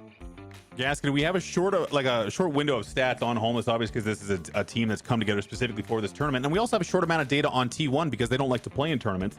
But on Bind, they do have a 100% win rate, does T1. So, I mean, this is Homeless's pick. This has got to be a little bit bold for them. Yeah, but I think this is also Homeless's best map as well. I mean, we only got to see them play yesterday when they actually streamed against Built by Gamers. We didn't see their initial matches against TSM and yada yada, but when I saw them on Bind against Built by Gamers, they looked so good. Even though it was a very closely contested game, it ended 13-11, their executes were phenomenal. The way they would burst onto A site, they were going for A splits all the time. Their smokes were great. They were being able to just kind of stomp their way onto site, and then their after plants were good too. I think that they can test themselves here on arguably their strongest map against T1's strongest map as well. If they can at least get, I don't know, 8-9 rounds, they can walk away and be happy with themselves and say, hey, we took arguably one of the best teams, if not the best team in North America, toe-to-toe on one of their strongest maps. So I'm excited to see what they have to offer.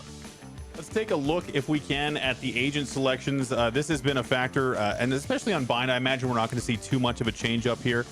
But for agent selections, do you think that we're going to see any changes here, Gaskin? Anything out of the norm for either team?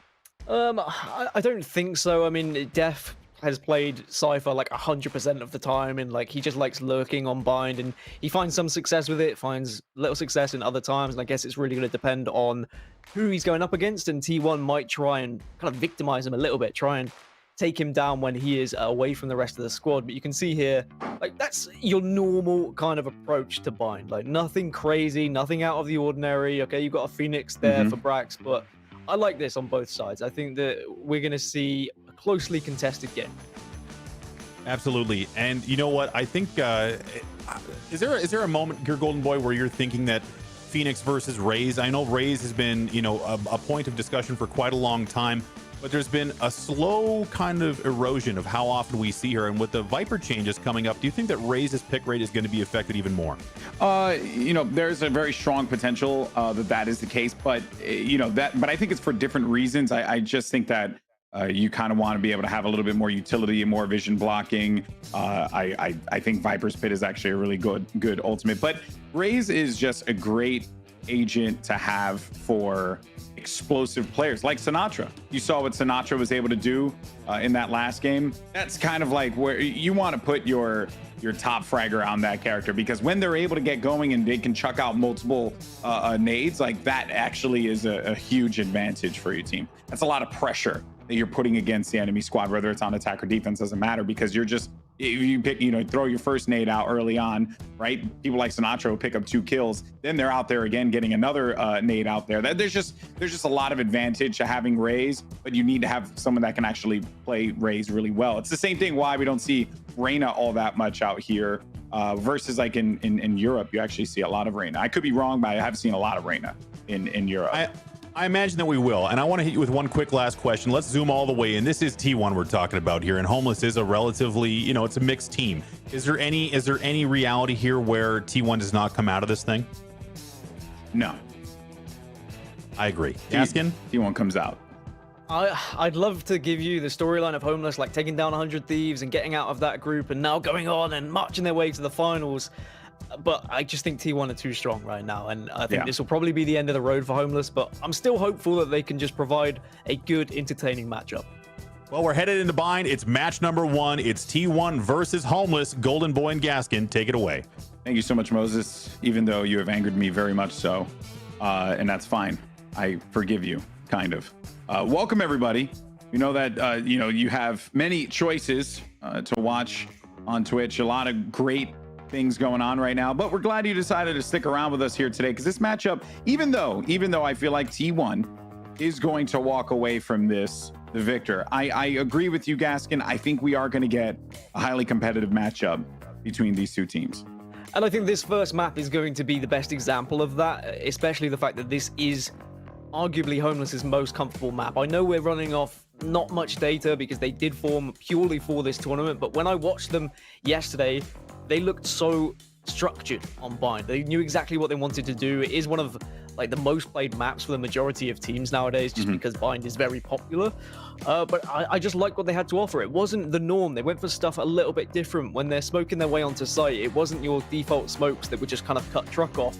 Instead, they were almost splitting A site in half, and then they were sending a couple players out of showers and the rest down short, just really trying to take the other team off guard. Now, there's going to be a very different approach when you're going up against T1, who are going to have better shooting angles. They're going to be better at kind of placing themselves in these situations. But I think that they're going to bring a certain element of confidence into this first map. Yeah, very true. So there was a slight delay. We are good to go, and the match is going to start up. Here we go. I want to mention Food because he has been such an interesting part of this lineup, literally doing everything that is necessary for this team. And already out of the gate, we're just getting a big scuffle over here at B Long, with a bunch of frags being exchanged out of that one. Defense, though, are going to be a little tattered out of that, but they'll be okay. They will still have that numbers advantage. Magician's just going to look to see if he can work his way onto the A site. Certainly, pistol rounds very important. For Homeless, they have a 65% win rate on pistol rounds coming into this tournament. And if they can kind of improve on that, if they can continue to have their success, I mean, that's kind of 4 rounds that you can find yourself just in one game if you can have that pistol success. But T1 have an even better pistol success rate, which is the scary factor. 81% of pistol rounds they've won in this tournament, only dropping 3 pistol rounds. And of those 3 pistol rounds, they went on to win the kind of anti-eco round that follows. So they are a scary force in these early stages.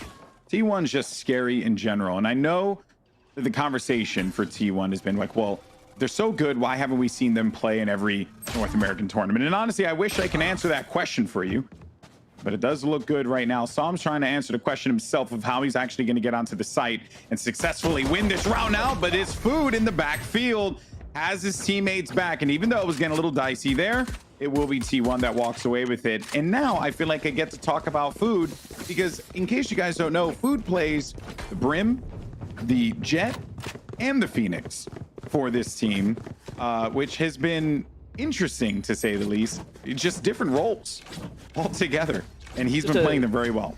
A jack of all trades. Like, you put him on anything and he's going to be comfortable, and he's going to be a player that kind of injects that element of power into the team. Like, you can rely on him no matter what he's playing. So that's why Food has just been a staple in this side. And I guess the bad news here when we talk about statistics is we haven't seen Homeless win a round 2 after losing the pistol yet in this tournament. But we'll see whether they can change that and kind of ruin that statistic for me.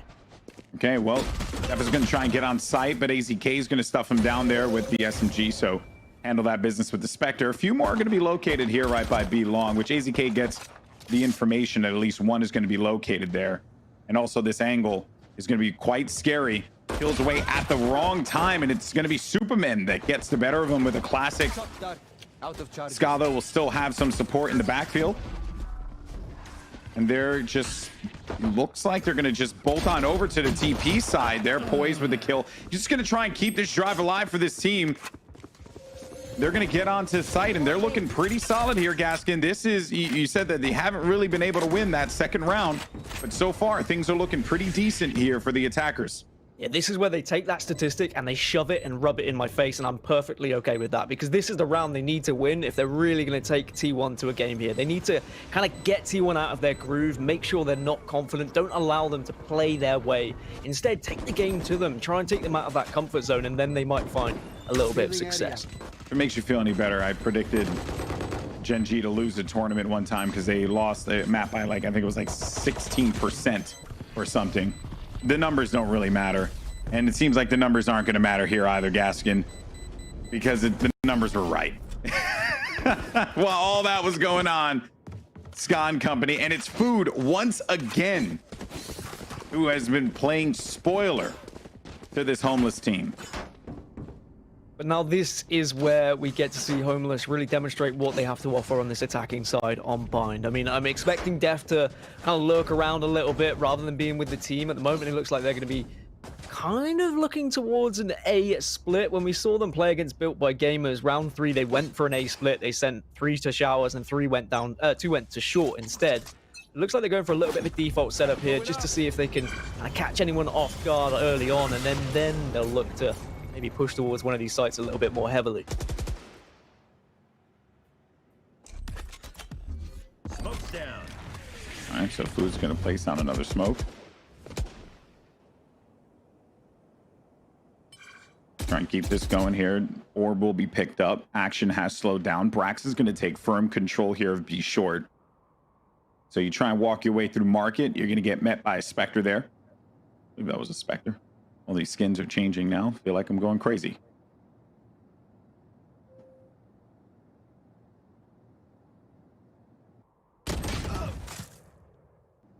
Just as we say that, Poise end up picking up 2 picks from that one, Gaskin. Looking good so far. Yeah, looking good, but maybe Crashy's going to do some work here. He's just going to go into his own cyber cage. He will manage to get straight on. No, he doesn't. Superman will respond perfectly there. I mean, he was caught off guard. He was just able to turn, and I guess that's the difference between having a Phantom and having a Bulldog. Oh, exactly. The damage output's going to be different. Ska's going to have this angle here. Waits for 1, waits for 2, gets 2! Wow, great play from Ska as he looks to locate the 3rd, but Lasky's there to stop him right in his tracks. They will get that spike back up. And that looked like it could have gone real poorly there for Homeless. They managed to keep this one going. They will get that spike down on B. leaving just Food in a 1v3. Will get scouted out here by the Owl drone.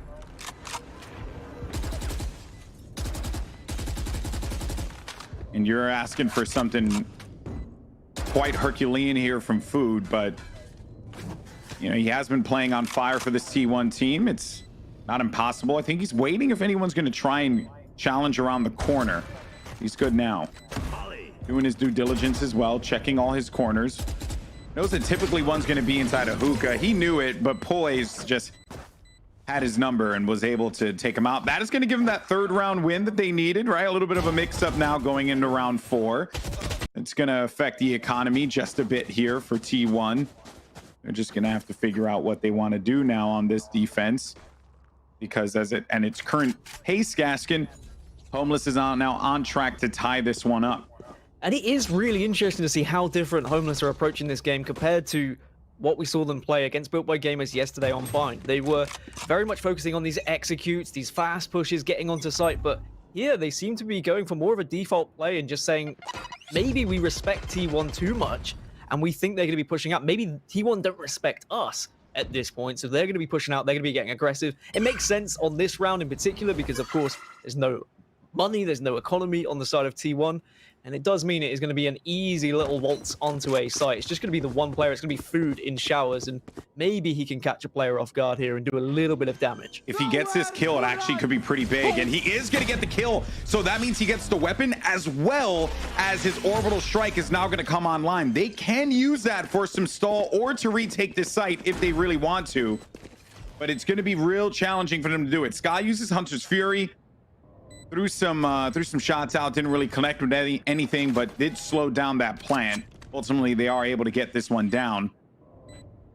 Now the team's going to look to group up here as they make their way through the attacker side. And Som is going to get caught in the corner. Brax is going to be there for the connection. Superman, though, with 2. And even though Food, he did manage to get out that orbital strike, he didn't get any kills with it, leaving just one player left alive. And that just everything he did there, that round, giving them the site, retaking it along with the orbital strike, he was able to do the job that he needed to do, and thus they get the thrifty round win.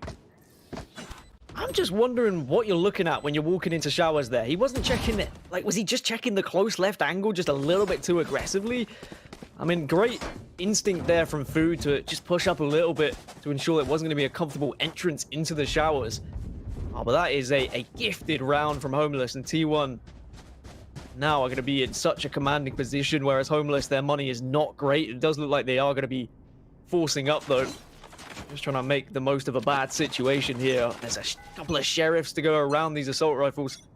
Revealing area. Just goes to show you, Dan, how every interaction, right, has such a ripple effect. That one kill for Food gave them orbital strike, gave them a means to be able to push in. You use that one in that round because if you get value, like inherent value out of it, right, could be tangible or intangible, you know. In this instance, it was just the idea of pushing them all back.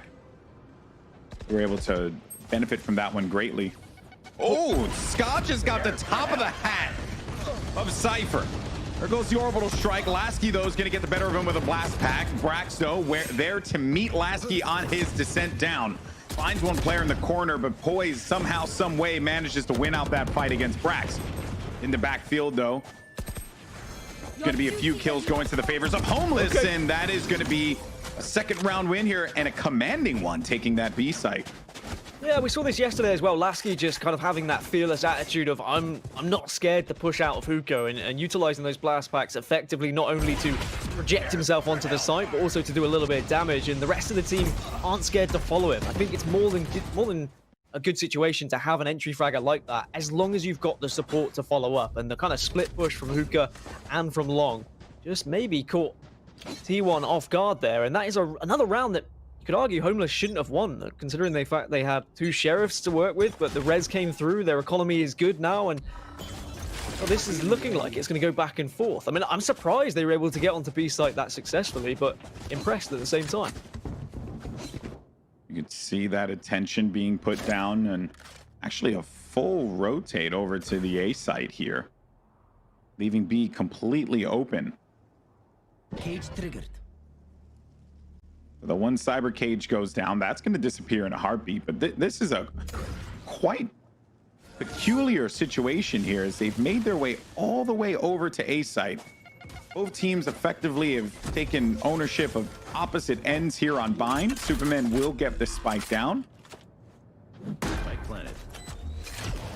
You know, I think they're rotating because they probably watched those games yesterday as well from Homeless. And Homeless, they went out of 8 of their 12 attacking rounds, they went towards A site. They very rarely went towards B. And I think T1 were just kind of gambling on that and saying, well, what do we think they're going to do here after that B execute? They're probably going to go back to A. They weren't able to do anything with it. It means now they just have to wait, and they're going to do what they can with this gamble and just save the ghosts that they've been able to purchase. But, I mean, it was a risk, and they weren't rewarded for it. Yeah, they all grouped up at the same time. They will get some encounters here and some exit frags. Potentially, but it doesn't seem like anyone's going to be running into the spawn there anytime soon. But that will be a clean round. And, you know, I mean, hey, that was their game plan. They felt like they were going to go A. They made the gamble. The gamble didn't pay off. And Homeless is able to just take ownership of B side. Boom, there you go. You're at 3-3 now in the count here. Everyone's able to buy up. You also gave them no kills, too. So you gave them no extra money for any kills that would go through. You also gave them no extra ults. That was just a weird round. Eyes on target. Look at this lineup as well from Sam. He's worked on that one. Practicing something with a shock dart. Let's see where this one heads. I mean, that is a ridiculous shock dart, might I add. As Lasky's going to get the opening frag onto Food. Poise will also follow up with a second, and it was just trying to connect with anyone that was outside of showers, and it's worked perfectly. They pushed onto the A site here, and they've got control of it, and Spike is going to go down, GB. That is a wild lineup. Even though it didn't lead to anything, just the fact that this team has been able to put that kind of strategy together. Def is going to have an angle here, but does not get a kill. AZK will get a headshot onto Def. You got Ska watching the backfield as they try and move on out. They might want to, yeah, I think they're good. I mean, this is going to be another round win for Homeless, and that just means that they're going to be able to get this round, this lead that I genuinely didn't expect to see. Homeless has given us some new material, Dan. Yeah, Homeless are showing us what they've been practicing on Bind, and when you consider the fact that they are a newly formed team as well, the stuff that they are providing is excellent. It is very impressive, and I'm so glad to see more teams putting the time in, more teams getting into like the practice situation of how can we execute successfully onto sites. And I was impressed by them yesterday with how they were moving on to A site, but today they're offering even more. I didn't get to see everyone's point of view yesterday, of course, because it was only one player streaming it. But now seeing what Sam has to offer with his lineups as well, I know he's a cheeky Viper player at times, but him on Sova, that is a scary, scary factor. Because when you've got a player who puts the time in, gets those lineups with whether it's shock darts or recon bolts, either or, they can be so detrimental to a team's defensive ability. So this is exciting. This is going to be a really good game. Yeah, low drone there for Ska. Maybe you can get some identification for any of these players and maybe trying to split things up. I don't think he got much. Saw maybe 1 or 2 down long, but that was about it. And you mentioned Psalm, and I know that people are gonna say lol Fortnite, but it is no small thing. The man came 2nd place at the Fortnite World Cup. That is not an easy thing. He was one of the more consistent players in that game, which is impressive. Unfortunately, also another consistent champion in his own right is Skadoodle, who stuffs down the Def and his poor Cypher. Rack's just going to play this one out. Now he's going to get aggro here right by B short. Does identify one player. Superman is going to get caught off guard, and the spike is now going to be down, prompting this rotation to come through. Psalm waiting this one out. He's going to have to back away, but gets burned by the molly. Oh, man. Lasky, though, still going to be on site. Here comes the showstopper. Is it going to be the bane of all these players' existence? No, instead, it is Crashies who waited that one out. Gets a headshot, ends the round there, but oh, Brax, I love that molly there, just roasting Psalm. Again, I'm slightly surprised to see Homeless heading towards B site this often. They had very little success against Built by Gamers yesterday when they went towards B site. The only times they found success was against an eco from the other team, or when they were an eco and they just kind of rushed instantly onto the site. T1 though, they're responding by saying, okay, we respect the fact you've been practicing your executes. What happens if we throw a spanner in the works? What happens if we push you and get aggressive and use our ultimates? Like, Phoenix using his ultimate there just meant that they weren't able to push up into Hookah, and then the op, of course, just stopped anything. And here's the aggression yet again, as Skadoodle once again taking down Def, and Def's not having a good time lurking on that B site. Indeed, he is not, my friend. It has been a struggle, without a doubt. We'll get called out. Crashies didn't locate what he was looking for, and then Lasky's going to keep on pushing on through there in the showers. It's been hit or miss this game, but it's been working out more times than not.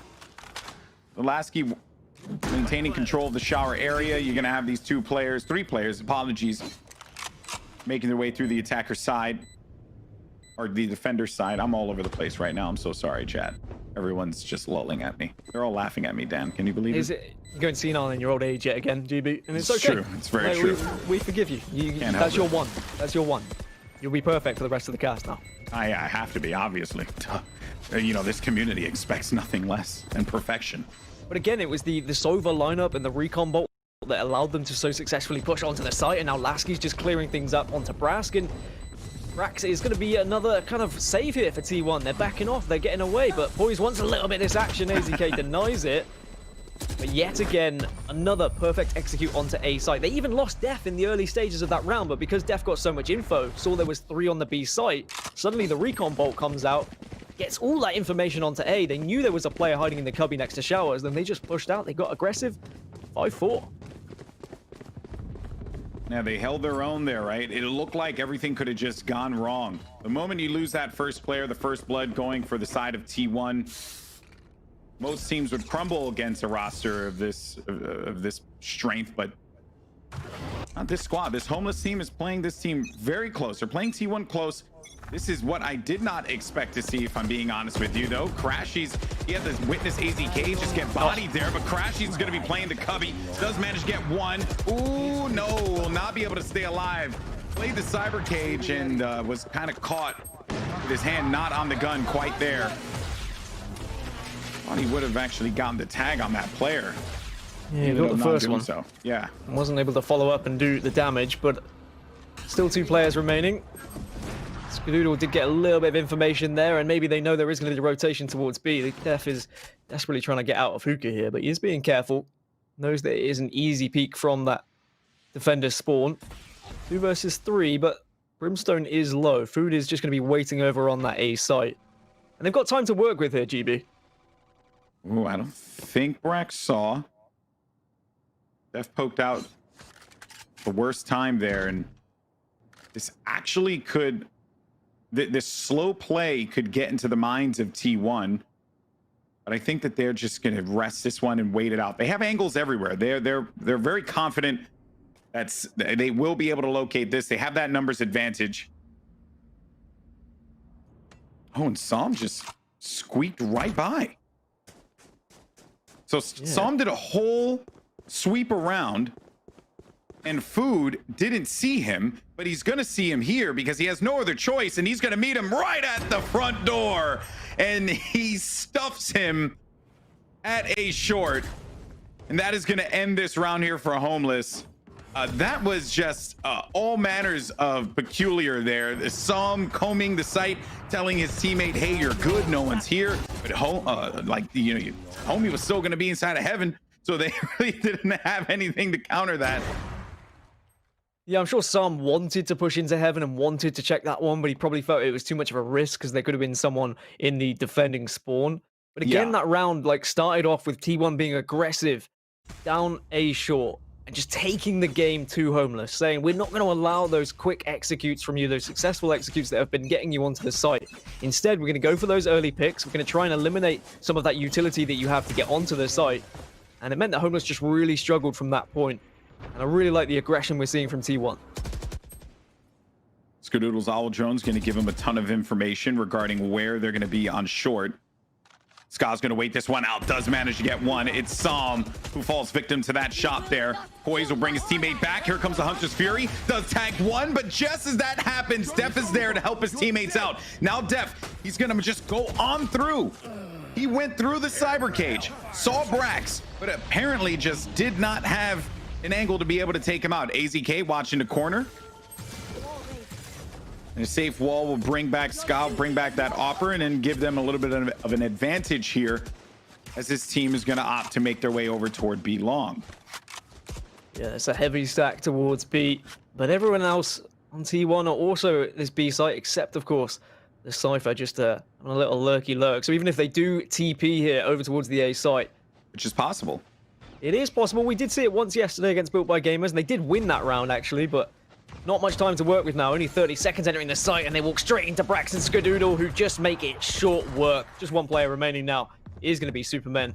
Does at least get another one, and suddenly makes it a 1 versus 2, but Food finishes things off with the op in a little bit of brim-on-brim action. 6-5 now, Golden Boy in. Yeah, I mean, I'd be pretty happy if I was on the side of Homeless and I've taken 5 rounds against T1, and they could make it 6 here as well. Yeah, realistically. Last round before the half, we'll see what they're able to do.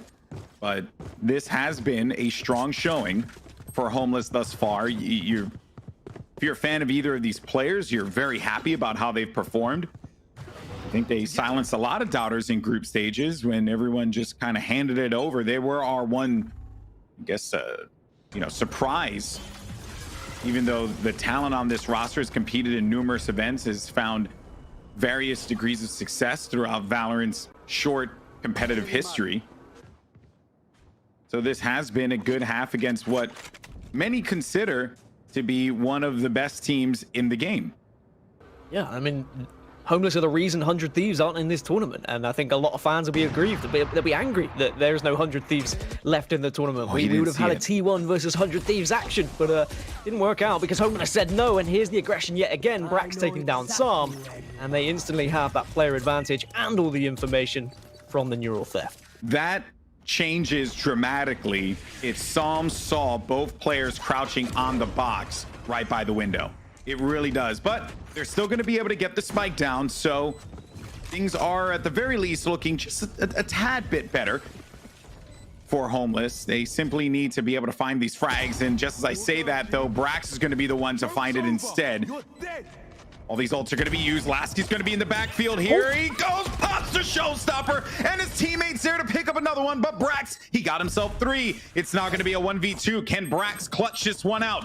Both players are going to be playing around lamps. Brax making a whole heap load of noise as he's going to just push his way forward here. Does locate one. Can't even get the ace. Can he get the ace? As Brax, he's playing this one smartly. He's waiting to see if this is going to be a push from Poise, but Poise has a time, and Poise clutches it up, making it 6-6 in the end for this Homeless team at the half. But boy, oh boy, Brax was popping off in that last round. Homeless are so good at getting onto A site as well. I just love the way they utilize Brimstone smokes and how they just clear all the vision on that A site. They smoke off window, of course, stop anyone being up from heaven, and then they just smoke off between truck and default. Very often you'll see people go for that kind of normal default setup where you put 2 smokes between truck and brown boxes, and then they push onto the site, and you've got that risk of, oh, you're going to be sprayed through the smoke. Do you have a sage wall? They say, screw all that nonsense. We're just going to go for some controlling smokes. We're going to be completely trusting in our ability to outgun our opponent. They push lamps, they clear the one player out of lamps, they push showers, they clear the player out of showers, and then they have the site. And they did that with just 4 players rather than the full 5 stack. They had a great attacking half, but now we'll get to see what T1 have to offer in their attacking side. Let's see if this was a matter of T1 just having a weak defense and maybe a great offense, but it's already not going to start off all that wonderful. Braxo does locate one. There is going to be 2 players there playing for each other, playing for the cross. And Lasky actually gets a little aggro, pushes out, but the ghost from Brax is true and lands a headshot. The wall placed down on lamps, thus preventing them from being able to get in front of them or take some presence behind. Now they're going to have to deal with Def here at Heaven. 47 HP though. Shock arrow lands right on its target. Def does get information. One's going to be located by the cubby. He's keeping his crosshair there. Does dink him. And finally, they will get the kill, leaving just only a few players left alive here to try and hold this one down. It's AZK. AZK with 2, and then Brax was there to have his buddies back. And it will be T1 that get the pistol round yet again. Yeah, unfortunately for Homeless, they were all so weak pushing onto that site. They've just been tagged up and dinked left, right, and center, which meant it was just a comfortable post plant realistically for T1. But yeah, T1 continue that success rate of being able to win pistol rounds, which doesn't really surprise me. Like, they were 13-3 before this. Now they're 15-3 in pistol rounds won this tournament, which is so helpful in setting you up and just kind of putting you on that pedestal for success, because you've just got confidence going into that second round now. And on the other side, I guess I have to bring up that stat again that for Homeless, they've not been able to find a round 2 victory yet this tournament after losing a pistol. We'll see if luck can be the factor here. Perhaps, but it ain't gonna really look like that. Brax gets 2 kills there. There's Defto with a shorty. Okay, I peep. You got the Ronin skin. The Ronin, you hear me? The Oni skin on that. Shout out to the Ronin skin Bulldog, though. And now T1 do get onto this site. It was looking good there for a moment. They're going to be okay. There's only 1 player's left inside of Hookah. It was Lasky. He made short work of him. Brax already has an ultimate going into the 3rd round of the second half. I mean, he is popping off this game. He's been absolutely insane. Like, the amount of 4Ks, 3Ks we've seen from him. When you've got a player that can step up like that as a Phoenix, it's terrifying, because run it back is such a powerful ult for being able to push onto sites and also for defending sites too. I wonder whether they're going to try and use it here with their kind of iffy buy that they've got in the 3rd round, or whether they'll just opt to save it. But with how Brax has been playing, we could see 3, maybe even 4 run it backs if he carries on just kind of destroying Homeless here by himself. Brax has always been a force. And when he announced that he was going to be competing here in Valorant, we knew that he was going to bring a lot of heat. These players expected it, and it's the reason why I think it's just a little apropos that he's also playing Phoenix with how on fire he's been this game. An attempt now to slow things down and prevent them from being able to take ownership of Hookah. But things are going to slow down here, and T1 now, they've gotten a decent amount, I would say, out of Homeless. So they'll just drop and regroup, center their strategy now around the A site. 3 players are going to be meeting them there. And they are going to get that information ahead of time. Let's see what Psalm does. Psalm's going to be playing the corner on Cubby by A Lamps. Lasky waiting this one out, has a grenade to deal with, doesn't have anything else, but he's actually going to pop the nade, which is going to slow things down, or at least you would think it would. It does. It gets 1 kill on Food, a big kill, as a matter of fact. Brax will be sent right back. And the spike is not going to be down in front of the site here. Brax, you know, if there's a man who can make the play happen, it certainly would be him. He has 20 seconds remaining. And no one's going to be having eyes directly on it, but that slow orb is going to prevent them from being able to get that spike and place it. And finally, Homeless will be able to get themselves another round win, keeping this one incredibly close, Gaskin. Yeah, if that was going to be a victory for T1 and they picked up that round, I would have been worried that maybe this could have been a landslide half, and we would have been like, okay, well, Homeless had a good attacking half, but maybe defensively they're not going to be so strong. But they've been able to hold up in the round they should have held up. Now this is going to be the real test for them as we move on to these next couple of rounds, as to whether they can stop a full force T1 when T1 fully buy. But of course, the money's not great on the side of T1. Like, they've got, what, a Sheriff, a couple of Ghosts, and just the 1 Phantom to work with at the moment. So this is another round that should go in favor of Homeless. But they have dropped a couple of iffy rounds, or yesterday dropped a couple of iffy rounds when their opposition were kind of half buying or ecoing, just because of a couple of little mistakes, like getting a little bit too aggressive here or there, or not watching the right angles. I'm hoping they would have learned from those mistakes, because certainly from what we've seen on their attacking half, they look well drilled, and they need to do the same defensively. Well, here we go. Now the push is going to come in here. All these players are going to try and charge on through, but it is basically a slaughter. Superman gets 3 kills. Superman with 4 kills. Certainly super that round, tying things up. It was a pistol round. They were saving up what they could. They were just trying to see if they can get very aggressive, get in their face, get a few kills, get that spike down, right? Just anything that they can pull out of that round. It was highly unlikely that they would have been able to win given what they had on their kits. And now we're going to be knotted up here, 8-8. And I have loved watching this game unfold. We're learning a lot about this Homeless team and what they're capable of. And think about if they're able to win here, Gaskin. how big that will be. Like, this is a team of players not signed to an organization in times where all these orgs are now starting to make their way into Valorant, especially in the North American scene. What better way to go than to pick up an entire roster that is showing that they are a force against T1. Some of these recon bolts as well are incredible. But you're right. I mean, we see so often teams go for like Orgless as their name, right? Homeless is a little bit of a nicer twist. It almost makes you feel a bit sorry for them. Like, they don't have a home. Let's see a team pick them up. But I think they have the potential here to be really quite a commanding force in the North American scene, as they are going to push onto site now. Lasky gets a 2-for-1. Absolutely huge, but Brax is there to shut him down. But they've already been able to work their way onto this site as the rest of the team now rotate from Defender Sport. You gotta stop that boy before he starts to pop off. It'll be scary for everyone else. And they managed to end that reign of terror. All right, now, how do they work to make this one? They got just some, another one of those recon darts gets him everything he needs. He's looking down the barrel of the Hunter's Fury from Skadoodle. He has no fear, and he gets the kills. And Homeless managed to get onto site, successfully giving themselves the lead once again. Something that T1 have to be careful with now on their kind of eco-attacking rounds is who they feed kills to. In the previous round, they gave 4K to Superman, who was then given his Brimstone ultimate, right? And we know how powerful Orbital Strike was. It was even nerfed to 7 orbs rather than the 6. So you need to be thinking now, where do we push and where is like the damage control in terms of the site we go? Who do we not want to give these orb points to? Because we can see 3 ults are already ready. Do we really want to go to B site and give Superman more kills and get him closer to that Orbital Strike yet again?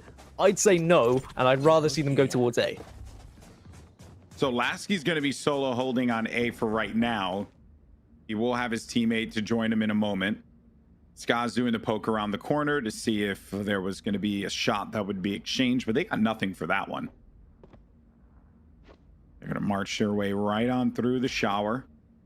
Got 3 players stacked in there. Lasky is going to get called out, and the location was revealed, so he needed to be a little careful, though, even through the smoke. And there goes Def. Def was waiting on the corner for the kill. Skadoodle manages to hold it down. Psalm, though. Psalm with 1 kill on AZK and some damage done onto the Sage. Actually, I think that was onto the Brim, as a matter of fact. Either way, they do get the Sage down. And they're just tucked away inside of here. There goes the showstopper. No. Oh, Sky gets 2. Sky with the ace. Oh my goodness. He just had no chance to be able to win. No business winning that one out the way that he did. And he gets it. Oh my word. And he was rewarded for the aggressive angle in Lamps as well. The showstopper got fired deep into Lamps, and he almost just matrixed past it, dropped the shoulder, and then suddenly pops out of Lamps. And damn, he is Neo. He is the one, I think, because that is an ace that definitely shakes things up in this game. I mean, Homeless were probably feeling quite comfortable and probably at home on Bind. But now T1 have said, actually, let's get them out of that comfort zone a little bit. And that ace is huge for T1's chances of winning this game. Let's see if that will be the case, though, right? I mean, anything can happen here in Valorant. But also, how is Homeless just going to regroup after this? Now, Brax, he's going to find Def here in a moment. Def's going to poke for this, and Def wins the battle. Def wins the battle and does manage to get off his ult. Crashies, though, does win that exchange, and in turn, will use his. He's got all that info. Oh, and the res. Oh, and the snipe. Everything's there for T1 at the moment. It means they're going to burst onto this site. They've got Run It Back to work with. They should easily take A site here, and the retake is going to be very difficult with just 3 members, as Brax, he's going a hunting, doesn't have much Run It Back left, though. He'll be sent back, but they've got the spike down. And now the big question is, do you go for this retake? Looks like the answer is a very firm no. Yeah, Lasky and Def are financially not looking great. I mean, same thing for Superman. It's just certainly not going to be worth it.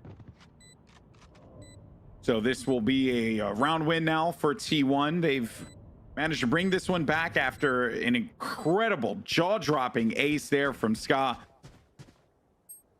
And they'll follow that one up with another round win. So Gaskin, T1, they are heating up at the moment where they needed to, man, because it was getting down to the wire. And this Homeless team, they're hungry. They're hungry for an opportunity. And if you give it to them, they're going to take it. So they have to end this right in its tracks. We would expect this though, right? Like T1 should be able to excel in pressure situations when they are like having to clutch up and where they are presented with those opportunities for like 4Ks or aces when one person's able to pick up a phantom on a pistol round, on an eco round. For Homeless, I think that would have hurt their confidence a lot losing that round. And that's when you start to kind of the internal arguments as well. How did we lose that round? Who was covering this angle? Obviously, we can't hear those comms, but we know it happens. We know it's so easy to blame other players in this game. But realistically, when you look at the start of that round from Def, he got that first pick. Was he too greedy going for the neural theft? It completely made sense, but he was punished because of it. And it's always one of those things in hindsight, he might look back, maybe I should have just waited and backed off after I got the pick. But now they just need to focus on this next round and try and slow down this kind of attacking force we're seeing from T1. If you remember, though, he got the neural theft off and then went back in for a second poke. Yeah. So they got exactly what they wanted, and they would have identified that two players were in showers. So thus, there was no reason for him to go in there and try and get more out of this. Like, he already did the job, right? Oh. While this is going on, though, Ska's doing his job, lands a Hunter Fury onto Poise. Some players are going to be tagged, though. Psalm's going to be holding down the back, and that is frustrating to be dealing with that level of pressure. Psalm does see a player get really close to him there. Backs away right at the nick of time, and AZK, he was also going to be pulled away from the attention, but Superman with 2, and the defenders keep this thing going. Homeless, they manage to hold on here, tying this one up 10-10. We are in one heck of a match. This is a slobber knocker. I love this team. Also love that you've used slobber knocker straight away. I knew it was coming at some point. I wasn't gonna wait. It has to, you just have to kind of sometimes just inject it when it feels right, GB, and it felt right here because we're at 10-10. Superman is popping off. Psalm's holding sights well as well. There is no reason why Homeless can't win this game now. We're deep enough into this half where we've seen what T1 have to offer. We see how Homeless are defending. They can win this game, which would be incredible for not only their ability in this tournament, but their future in this scene. No one's close to an old Quiet Pulaski playing an aggressive angle and showers. That's smart. Get the pick back up. You have the advantage because if you lose a player, your Sage will be able to bring you right back in. Poise is there. Slow down in Hookah too. They have no choice but to shoot that one down. Def is going to be playing this angle here along with Poise. They're waiting for the footsteps. If they drop down, they have no choice but to commit to that sound cue that will typically happen when you make your way out of window. That is not going to be what T1 opts to do then. Instead, they're actually just going to be marching their way through the market. And if I'm correct, did get that indication that through the owl drone that one was going through the market. So perhaps it will give them the intel that they need. Maybe. In the utility and the smokes are going to come out now for T1, and it is going to be an A site take here, or at least they're going to attempt that, but Lasky is going to get aggressive out of heaven, and here's the Superman as well. Him and Psalm have done so well holding sight. Skadoodle's doing a little bit of work with the op, tries to go for a wallbang, but he's going to have to back off and probably going to save at this point. And it's going to be yet another round going in favor of Homeless, where their holds have just been too strong because they've been fearless. They've been pushing through smokes, they've been watching their angles correctly, and their crossfire has been incredible. The teamwork is on point now for Homeless. I think that Psalm's owl drones and his recon darts have just been amazing. Simply amazing. That round, think about how Psalm really just put the pressure on T1 just by identifying that I believe it was going to be the rival Sova, that Ska was in market and was looking over toward the opposite side. So he was making his way toward A. And that intel, that information will be like, okay, well, I looked through B short. I didn't find anyone, but I did see one guy at market making their way over toward the other site. That just gives you, so much confidence to know, like, I can play this one out. And then Lasky has been great with this op the entire time. And that is a wall you really don't want to see. No, it's not the best wall, but you're right. I mean, there were so many layers to that defense and like how Psalm was able to utilize all of his ability. I mean, it felt like Inception with the amount of layers there were. It was like a dream within a dream within a dream. And now, the money was iffy on the side of T1. I saw an SMG for Brax. I saw just half armor on another player. They need to win this round. If they don't, They might lose this game. We might be heading into Ascent with Homeless leading. All right, so now here comes the commitment. They're going to try and send this one out. Few players are down. There goes the flash now. They're going to get onto site here, but Sam and Superman are going to be there for the connection again. Boy's waiting around the side. He's waiting for Food to just poke this, but instead it's Superman who gets another kill. Over by the garden, though, it's Sam. Locates Crashy's last player left alive. It's Skadoodle. You have the op, my friend. You have to make a play, but it's 1v4. 30 seconds remaining. Oh, man. That's it. They really just have no options. He wants to do a little bit of damage to the economy whilst he gets out. I understand why they bought up in that round. They bought up around the op because it isn't guaranteed Skadoodle is going to be able to get an op in another round. Okay, yes, he might be able to keep it here, but I think they're going to go hunting. They're going to want to take this op off him because it's going to be such a comfortable round if they can kill Skadoodle here. He needs to go clutch. He's got 5 seconds to try and do stuff. He does spot one player, but he lets him go. The trigger discipline is excellent and might just keep him alive. No way. Oh, dude, that's so BM. That's so messed up. But I respect it, though. But I really do. So clever, though. He had to do that. He had to survive to give his team any sort of chance here because he is a money bank. He's got an op and he's got 7.5k. The rest of the team, they are just like orphans at this point saying, please, sir, can I have some more? Give me anything to work with in this potential final round before we could see Homeless take down T1 in the first map of this quarterfinal. This is it. Match point for Homeless. They can go up 1-0 against T1. I can't believe that's the sentence I said out loud. Psalm has Hunter's Fury now. Because he obtained that orb, they now have Hunter's Fury to stop a push on B. And he has been so surgical with the placement of that Hunter's Fury. He didn't get... Did he see anything on long? I don't know if he did. No, it seems like he did not locate anything there. He's still going to be playing this one out as if it could be a slow push on Hookah. And it's scary. You have to trust. You have to trust the Sova, but he's going to get 2. Manages to get another tag. Can he connect with anyone again? No, he can't. He's done his job. He's got the info here, GB. Indeed he did, and Poise is going to get the kills. That's 2 for him. Playing in the back, Skadoodle ends him with the snipe. 2 players left alive here for T1. This is the round. They need to keep this thing going if they want to have a chance. It is match point. Brax has been really nice with those mollies the entire time. Actually having to force out Def, but Def had no option to move around, so they get the kill. This has actually become a slightly manageable situation here, but it all depends on what Brax can do. They know Brax is located by Garden. He's making a lot of noise. They know that Ska is by Hookah. He's made a lot of noise as well. Brax is going to creep around this corner, and he gets killed by Psalm, leaving only 1 player left alive, and Psalm's double ends the game, and Homeless go up by 1 versus T1 here in the quarterfinals. I cannot believe it, Gaskin. Yeah, I was wondering whether we were going to kind of get a replay earlier when TSM, they were down by a few rounds, but then they brought it back, and we saw like the dominant team pick it up when they played against Envy. But no, Homeless have shown up here. Not only did they get out of a group with TSM and 100 Thieves, beating 100 Thieves and giving TSM quite the run, to be honest. They've taken down T1 in the first map. I'm a little bit scared about map number 2, but who cares? They've actually been able to go 1-0 up here. They looked phenomenal on Bind against arguably the best North American team around right now. This is such promising news for a newly formed team who don't even have an organization. And Food, who was really just an anchor of this team. He performed so well game after game after game, was just a non-factor.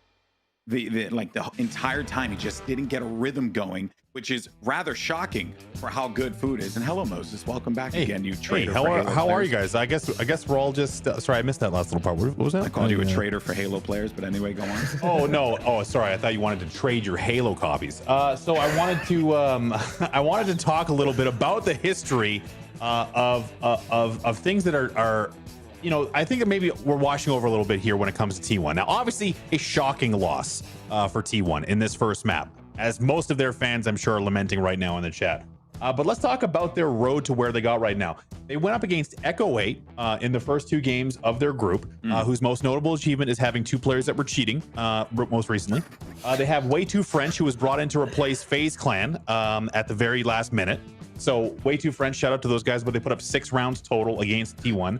They did play against Team Envy, who took them to 11 and 10 rounds respectively. Yeah. And then they played Team Kefri. So if we're going to come down and pour food, he's been feeding on, teams that are not nearly at the same level as Homeless, which apparently is way higher than we thought, Gaskin.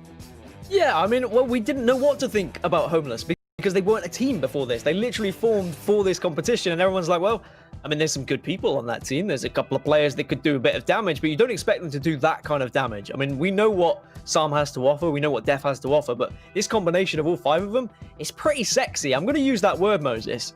It is a sexy team we're looking at. Bunch of sexy dudes out there, let me tell you. Yeah, what is going on right now? Like, there's just a lot. Like, I've had quite the day today. So You're on a roller coaster. You're on the roller coaster. Welcome to the show. So wow, didn't expect that of that one about Echo 8. That was I spoke to Food. There's an interview on, I believe, on the Seagate channel, which on the Seagate, Twitter account, where I interviewed Food about their road in the group stages and stuff. And he was actually feeling a little, just a little worried because that matchup against Envy was closer than they thought. If you actually want to watch the interview, I would really encourage you to do so. Also because I did it and I'm awesome. It's on the Seagate Gaming Twitter account, so check that out. But important distinction. So yes, for that reason, I think that yes, you are correct, Moses. This team had not the most competitive run out of this, but it's still T1, man. Yeah, exactly. It's still T1. I know that. Hey, bro, I love the guys. Like I was excited for their squad. I was on the board I was on the bandwagon as well, and I still am. But the fact is that they don't put themselves in tournaments, and this is what happens sometimes when you leave it all up to this. I hope that this is an anomaly. Let's not talk about T1 being finished just yet. Let's all just take a collective breath. Let's watch some highlights. We'll come back and trash on Halo some more. We'll be right back.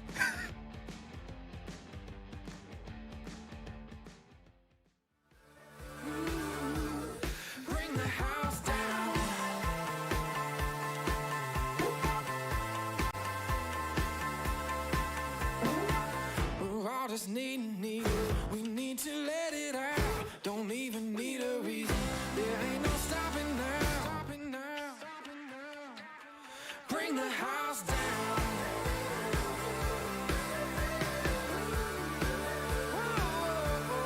Bring the house down. And I'm going to bring the house down.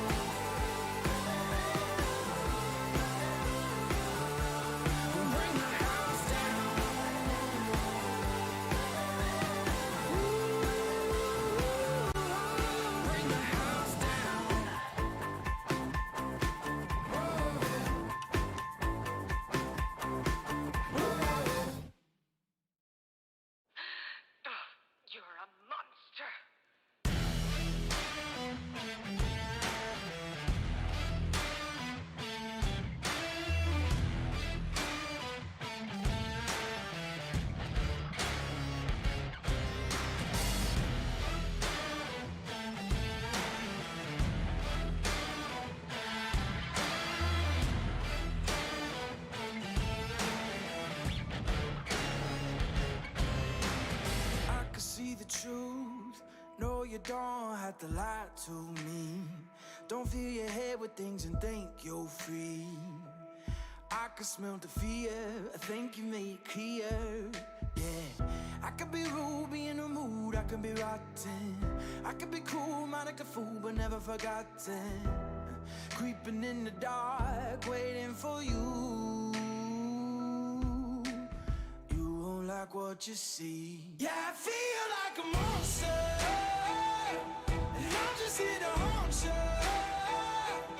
I've become your nightmare, slipping in your dreams. I'm the definition of the worst kind of mean. Yeah, I feel like a monster, and I'm just here to haunt you. I've become your nightmare, slipping in your dreams. I'm the definition of the worst kind of mean. Yeah, I feel like a monster. Monster. Monster. Yeah, I feel like you can hold me back. Yeah, I'm coming for you. I'm not heater on you. No, I'm just telling you the facts. Oh, these chains can keep me down. Yeah. I can be rude, be in the mood, I can be rotten. I can be cool, man, like a fool, but never forgotten. Creeping in the dark, waiting for you. Yeah, I feel like a monster, and I'm just here to haunt you. I've become your nightmare, slipping in your dreams. I'm the definition of the worst kind of mean. Yeah, I feel like a monster, and I'm just here to haunt you. I've become your nightmare, slipping in your dreams. I'm the definition of the worst kind of mean. Yeah, I feel like a... You don't believe in monsters, do you? Of course not. I do. See me change into something darker. Yeah, I feel like a monster, and I'm just here to haunt you. I've become your nightmare, slipping in your dreams. I'm the definition of the worst kind of mean. Yeah, I feel like a monster, and I'm just here to haunt you. I've become your nightmare, slipping in your dreams. I'm the definition of the worst kind of mean. Yeah, I feel like a monster. Monster. Monster. Yeah, I feel like a monster. Monster. Monster. Yeah, I feel like a...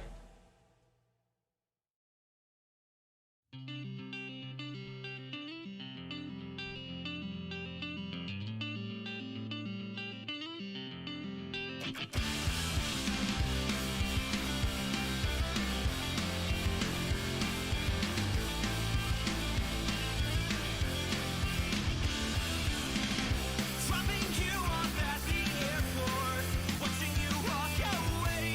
Well, it brought back all the memories of all of my worst days. And from now on, when you call me to ask if I'm okay, I'm afraid I'll have to lie. I won't know what to say.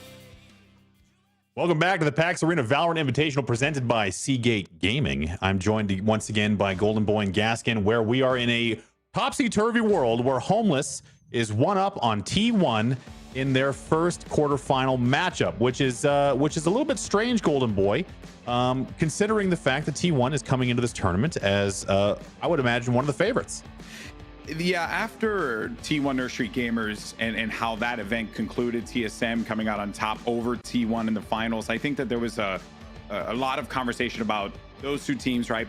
Two best teams in the game, and TSM having, I guess, unseated the current kings of North America with T1, right?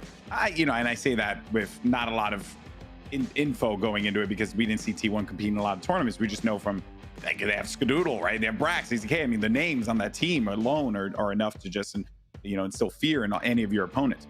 That said, though, T1 has now been kind of in a bit of a weird spot where they found themselves down 1-0 against a team of, I don't want to say haphazardly thrown together players. Their team name is Homeless, to be clear. Their team name is Homeless. So, I mean, it's just a weird situation for T1 to find themselves in a single elimination bracket. And now they're facing elimination. Like, that's it. Like, I can't believe that this is even a possibility, but they did not expect Homeless to be as put together as they were, clearly, and at least on Bind. Absolutely. And I mean, they're not going to be homeless for long, because I imagine at least now they're temporarily staying in the minds of T1. Gaskin, let's talk a little bit about what this next matchup is going to look like from a map choice perspective. We are headed to Ascent, and now this is another map where even though the data is relatively limited, Ascent is a fairly good map for T1. That's a 93% win rate for them on this one. Yeah, there's more data for Ascent on T1 than there was Bind. I think they'd only played 6 games of Bind, whereas they played like 14 on Ascent, and it's a 13-1 victory for them at the moment. Like, I think we're going to see T1 get a little bit angry here, probably turn up on Ascent, and probably slap Homeless around and take us to a best of 3, which I'm okay with. From what we've seen in that first game, I think this is going to be an incredible series, but I think this match is going to go in favor of T1 just because they're more well-practiced on Ascent. Absolutely. Golden Boy, looking at the just the straight 1-to-1 matchup on Ascent, are you concerned at all? Well, I mean, I'm concerned a little bit now, considering the fact that they just lost the last game, but you think this is a T1 victory coming up again?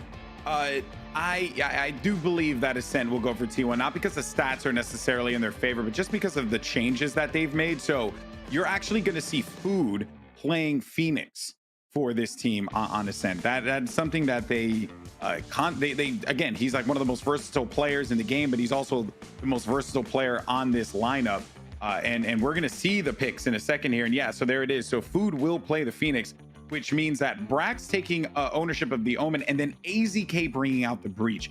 There's a lot of exciting prospects with this team, a lot of flashes. They're going to be able to put a lot of pressure onto Homeless. But what I didn't expect was that Homeless wasn't going to run Sage. I thought they would, but they've completely gone away from it. Perhaps they know that T1 isn't going to run Sage, so they're just not going to run Sage either. I mean, or this could just have been their setup the entire time. This is a common occurrence on Ascent where we see stageless lineups. We did see that in the Nerd Street Gamers Invitational as well. And you know, speaking of stats, I have to say that at least as far as the picks are concerned, we're not going to see too much of an aberration here for either of these teams. So as we look to get into the next map on Ascent, Gaskin, is there any 1-to-1? You know, we're talking about Food, and you know, Twitch chat, every once in a while you come up with a good one. And Food feeding the homeless is rude. Okay, let's just put it out there. It's rude and unfortunately accurate this last time along. But we do have, you know, we were talking about stats, and we've been partnering with the Spike GG, who has been providing a lot of our stats. We did find the average rank in the Twitch chat to be Iron 2 in the last game, but we have an update to that. And the average kill death ratio of everyone in the chat, which at least currently is over 20,000 people, is 0.31. So congratulations to all you guys putting up a 0.31 KDA. That's awesome. Happy to have you along, commentating on all the things we say and what's going on in the game as you jump back and forth between who your favorite team is. Gaskin, I think that this one should go to T1. Do you have any? Is there any 1-to-1 matchups as far as players are concerned that you are going to be looking out for in this match? First of all, Twitch chat, just know Moses is also in that chat right now, so he brings everything right down. So don't worry, he's not insulting you. He's insulting himself. I want to see what Lasky has to offer on this Omen. I think having the double Omen on either side, the fact we've got so much control for Homeless as well. They've got Brimstone and they've got Omen. They've got the double smoke possibility, whereas on the other side for T1, they've got the triple flash, which is terrifying if you're holding A site, because you are going to be blind throughout an entire 20 seconds if you're not careful. I think we're going to see what is more dominant on Ascent. Is it going to be the flashing ability, or is it going to be the ability to kind of hold middle with just an insane amount of smoke presence? I think that utility is going to be the tail of the tape here, and I cannot wait to see what's going to happen. I'm going to say goodbye to you now as I go back to my Twitch chat reading and watching this game unfold as we head into Ascent. Golden Boy and Gaskin, have fun. All right, well, thank you so much, Moses, for that. I mean, the man is he's a treasure. We have to protect him at all costs. You all understand that, right? Twitch chat, like, we have to save him, you know, or maybe, you know, you guys are saving him with your dank memes. Is that what the kids say these days, Gaskin? Dank. When you're asking me like I'm a kid, but I'm getting old nowadays as well. I know I have the baby face, but I'm nearing on that OAP status, Babyface just like Danny just like Gaskin you. coming in hot. That's me. Just a couple of statistics there for you as well. You can see like their pistol win percentages on Ascent, 75% for both of them. However, as I alluded to in the first game, T1 have an incredible pistol win percentage overall in this tournament, and they improved on that in the last game. If you consider the fact, GB, they won both pistol rounds and still lost that game. Just imagine if Homeless could actually win a pistol round. Like, they could have been able to dominate that bind game. Instead, it was a little bit closer than maybe it should have. So hopefully we will see more pistol success from Homeless here on Ascent. Think of the possibilities, Dan. If So they were much. able Endless. to win a pistol. Endless, truly. Well, it will be Homeless on defense, and they'll be setting up. They'll keep Devin and Psalm together, right? The Cypher, Sova, keep these guys together. It's always good to have that added information. And B-Site has, I believe it was going to be in the Sentinels game, right? The Sentinels Gen G game, where B was kind of free, right? Like a few times, like you were just seeing both teams just march on, and that also plays to the reason why you don't see Sage a lot on Ascent for a lot of teams. Like teams have started to drift away from that because you can easily just chunk through the wall. You're onto the site.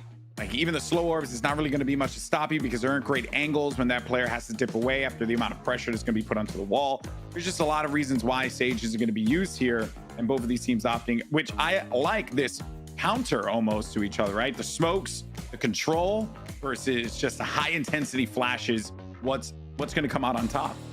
And really, a lot of pressure is actually going to come down to Psalm on the Sova. When you've got that much control with smoke presence, his recon bolts are going to be huge. If he can get some decent recon bolts when they've kind of got that vision blocked in mid and they can spray down through walls, they can spray down through smokes, and T1 might struggle. So if he doesn't find success with those recon bolts, then maybe T1 are just going to be able to comfortably burst onto site with that triple flash that we were speaking of. I think this could be a close game if we see someone like Psalm pop off, if we see the ability from maybe Latsky, who's going to be on that Omen instead, because if they don't pop off and they don't find the success, then maybe T1 are just going to be able to steamroll them here comfortably. They're attacking first. They're going to feel confident attacking as well because they've been able to play this map so much and they've got such a successful win rate on it. That if they can just kind of get those 4 or 5 rounds in a row, then that might just bring down the confidence ever so slightly of a very high Homeless at the moment. They're going to be absolutely fueled with confidence, but that can very easily be taken away from you as soon as you start to get stomped a little bit. Yeah, keeping your composure will be very important in game 2. Just an update for everyone. We were told by the production team there was a disconnect. The players are going to be jumping back in, and you saw like a lot of them were just going to be running around there for a moment. So we will be getting one of the players back in here in a few moments. But reflecting on what you had said previously regarding Psalm and what his Sova can do, I was so impressed by how much he got out of those recon bolts every single time. It felt like every time he shot that thing, he was getting value. He was tagging someone and they got intel and information. And because of the smokes, it's going to make it that much more impressive if he's able to do the same thing again. Like, think about how frustrating that's going to be for T1 to deal with, given how frustrating it was in Bind to begin with. But the match has begun, Gaskin, and let's see what these two teams are going to bring to the table. Yeah, so it is going to be T1 attacking, and it's going to be Homeless on the defense. They instantly shut that door on B as well, just in case there's going to be an aggressive push through middle up towards Pizza. Def actually gets the opener onto AZK, just a nice pick as he was swinging back around to the defender spawn. So that's going to make things a lot better for them on this pistol round, and maybe they can improve that pistol percentage that I was talking about. Just think about the possibilities. Endless. If they're able to win one pistol round, how great would that be? So it is not going to be taken over, but Def does get intel on where they are. And here comes the attack now. Paranoia is going to be in play. Lasky sees a player actually. Now he's going to see him actually jump right in front of him. There was another one that was going to be in front, but Def gets another kill there onto Brax. And Def continuing. Oh my goodness, Def, you absolute beast. 2 players now located on site. Crashies is dangerously low on HP. Spike is down. They'll have the numbers to be able to work this one through, Gaskin, and this could actually be over before it starts. And there you have it. That's 4 kills for Def to start things off here in the pistol round. And by God, they won a pistol, Gaskin. I mean, just imagine what can happen in this game now. They can run away with it. It's wide open. This is only the 4th time we've seen T1 lose a pistol round in this tournament. And yes, okay, they had a somewhat easier group than others might have done. And I know people are going to be saying that now they're struggling because they're going up against a better team. They probably wouldn't have been thinking that Homeless were going to be this much of a test for them, especially taking them down on Fine. But I will say that in the 3 rounds previously that T1 had lost pistols, they did actually force up or won the following round after losing that pistol. So we'll see whether they do something a little bit similar. They're not going to opt to force up. They are just going to use the ghosts here. But we are going to see Ares available on the side. And we are going to see a little bit of a spray down. But Brax has done well against Boys there just to get the opener for T1 and maybe give them a chance in this second round. Look for Psalm, though, with the Ares, apologies, the little cousin of the Odin.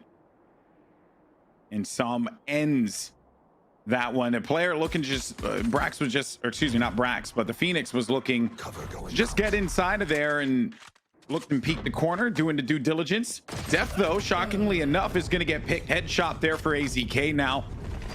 They'll make their way to this A site. A flash is out, which is going to blind, I believe, just that Brimstone, but they don't have much follow-up to be able to work with that one. While all that was going on, though, Brax gets yet another kill. Superman this time is going to fall victim to that. Lasky. Oh, no. He just was not anticipating that one, and there you have it. I mean, T1 bring it right back. It's happened again.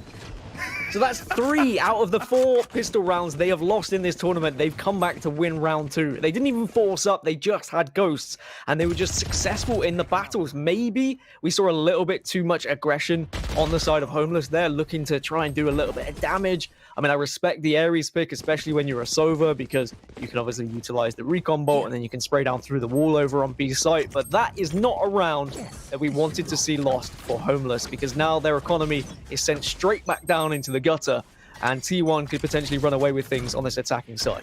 No more charges left. Psalm does not get the intel on the player on the corner, so they have no idea that he's there. They don't push it. Play this one slow. Let them march their way through to the pistols and try and see if you can strip away 1 or 2 guns away from the enemy team. Def waiting around this corner, but crashes with the Ares, immediately punishes Def. And then it's Psalm.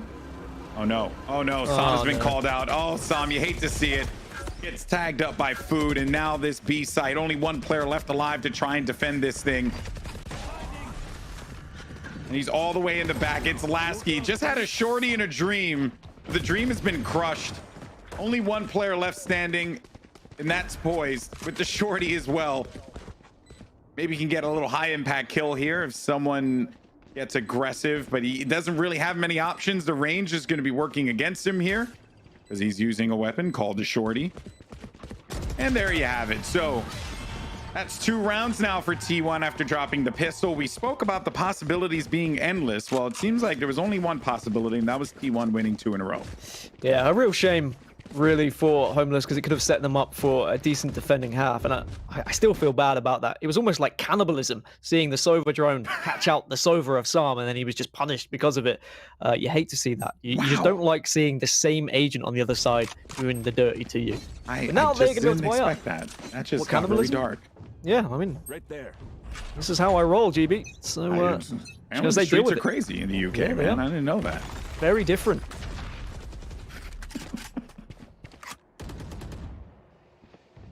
Round 4 now. You're just joining us, Homeless. A team of unsigned players who have played for a variety of squads, most notably a few players playing for FaZe Clan in one of the last Ignition Series events that took place. They're up 1-0 here against one of the better teams in North America in T1. Food's going to just push his way through to the back. That running back got all the value that he could have possibly wanted out of it, and now they will be on the A side. And T1 is just looking to right the wrong from game number 1.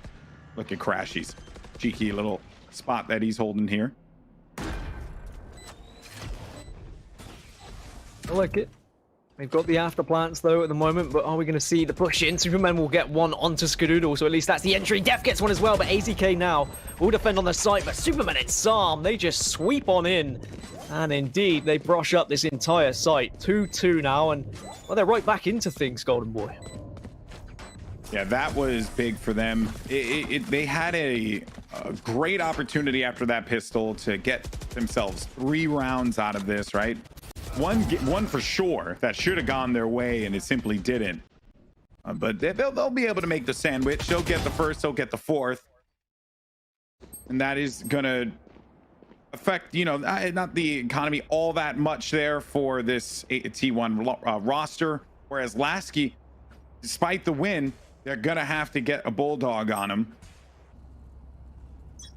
So he has to be very meticulous about the engagements that he takes. So I'm again just defending this B site with all the utility he has to offer, whether it be shock darts or whether it's recon bolts to gain information, as there are 2 players in B main, and you won't know that just yet. Elsewhere, it's going to be the drone on the other server. You just didn't get here. The recon bolt is going to tag him as well. So Superman just doing well to hide behind his smoke and just holding down short here, because if he goes down, it's such an easy entry onto A site. And well, T1, they've retreated because of these smokes. This is what I was talking about, the amount of vision they can block off with an Omen and a Brimstone. Oh, look at Def. Def is playing inside of mid pizza. He's got this angle. Oh, that dark cover played right at the perfect time, but AZK just snapped onto the face of Def. Will get the headshot, and now they're going to look to make their way inside of B. But Superman from behind! Superman from behind! That's going to be 3. Looking for another one here as he creeps around the corner. He located one more. He knows he's inside of that little connector there, and that Psalm with 2, ending that right then and there. Superman, what a play from him.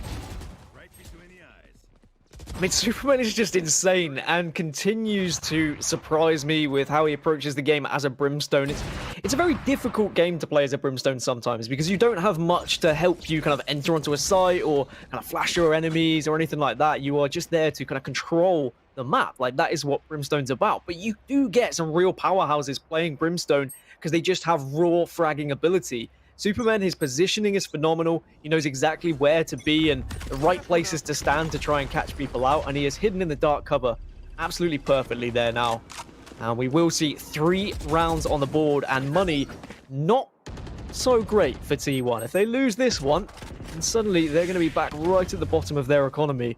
And maybe we might start to see Homeless string some rounds successfully together here. And considering Homeless really struggled on this map against TSM, they're having a lot more success here in the early stages.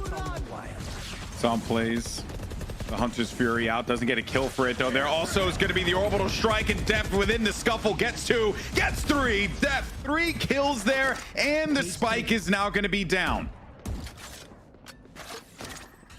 I mean, sometimes the best place to hide is right under your enemy's nose, and he went even inside his own teammate's orbital strike there just to do a little bit of damage and ensure that the orbital strike got the kills, as Lasky is going to have to back off, but he has been able to give that information now to the rest of the team that the 2 remaining players are heading towards A. So I'm sure the rotation will come out shortly.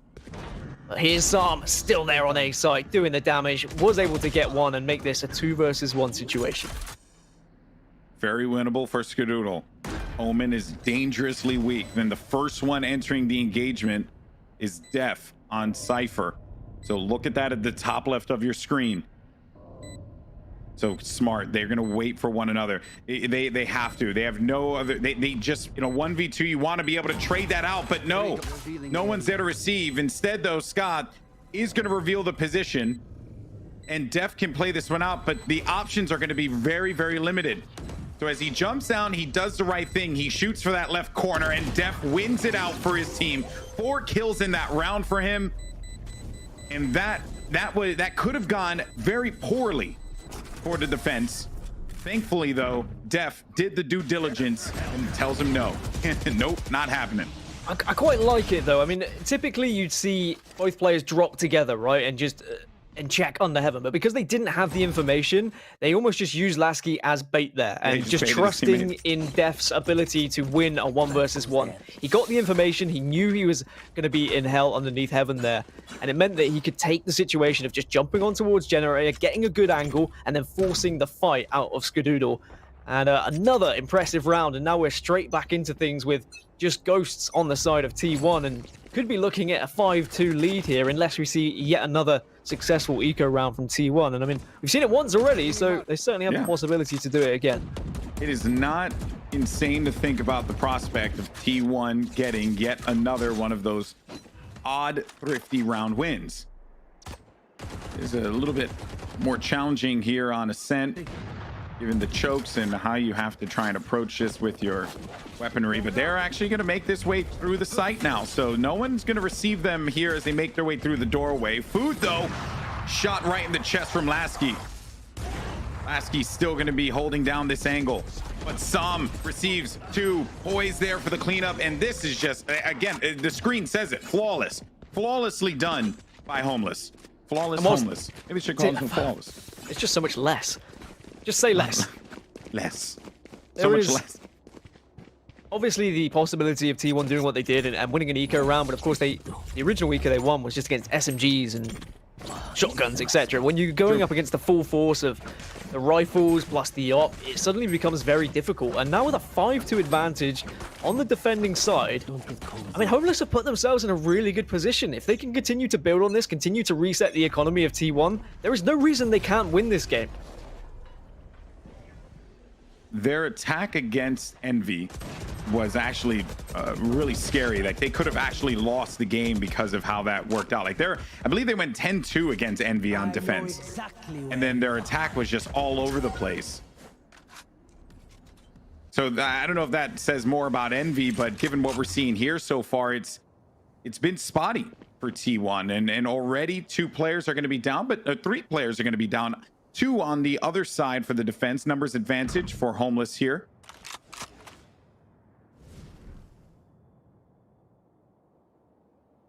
Yeah, oh, the angle.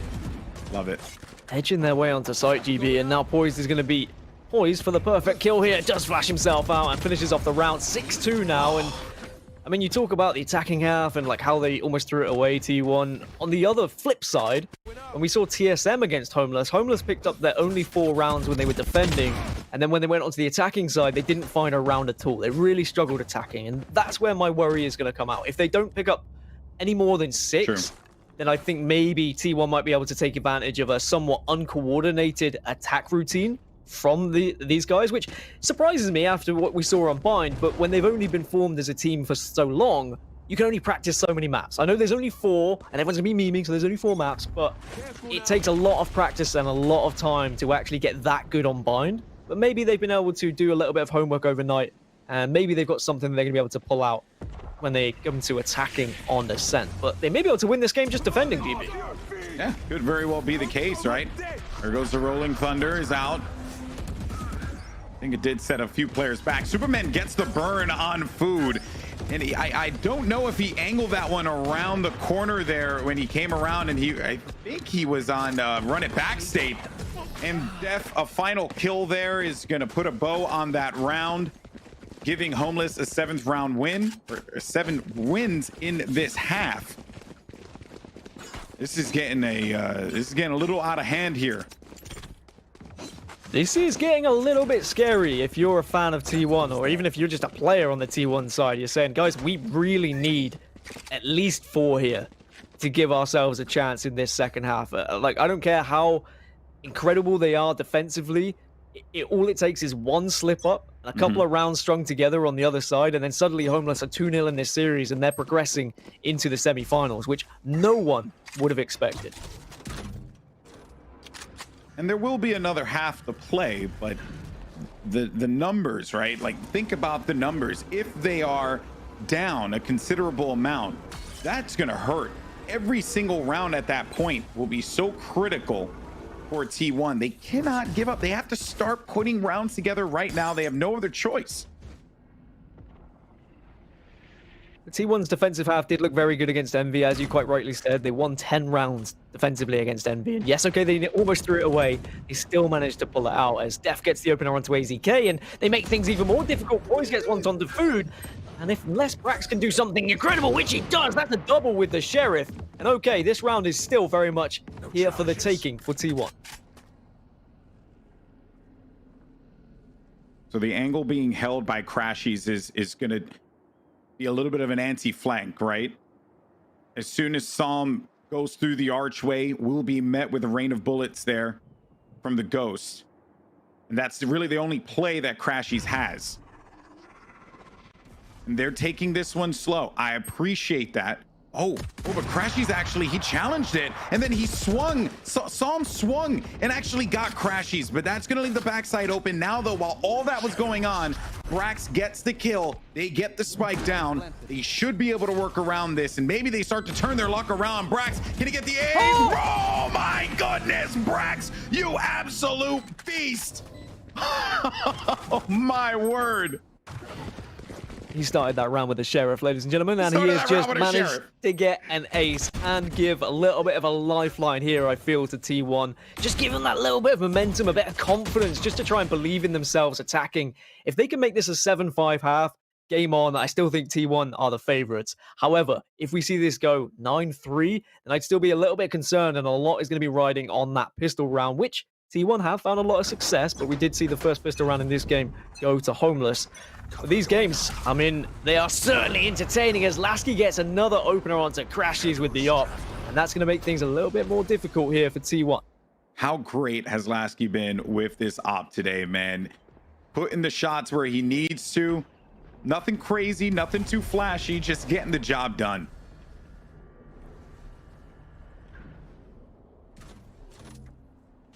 All right, so the action has slowed down now. Poised by Button. A few players by the tree here. Actually flashes quite a few of them. And while that's going on, Psalm is going to bust out the Hunter's Fury. Gets one kill on Food. I have this fight. Shadows. And just what a stop there. What a stop for Homeless. Okay.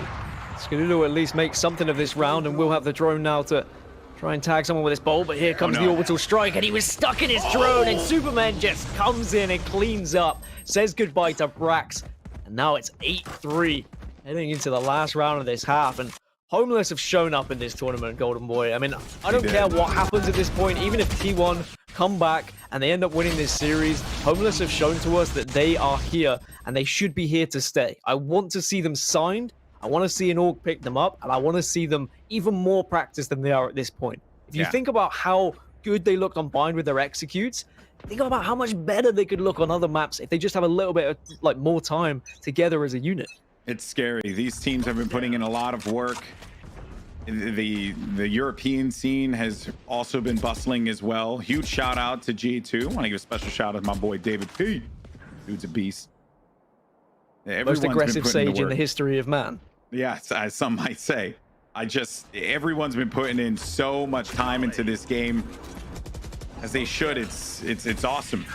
I don't care if you guys want to have your arguments in Twitch chat. It's fun to see high-level Valorant, high-level anything be played when players are just so early pushing this game the way that they are.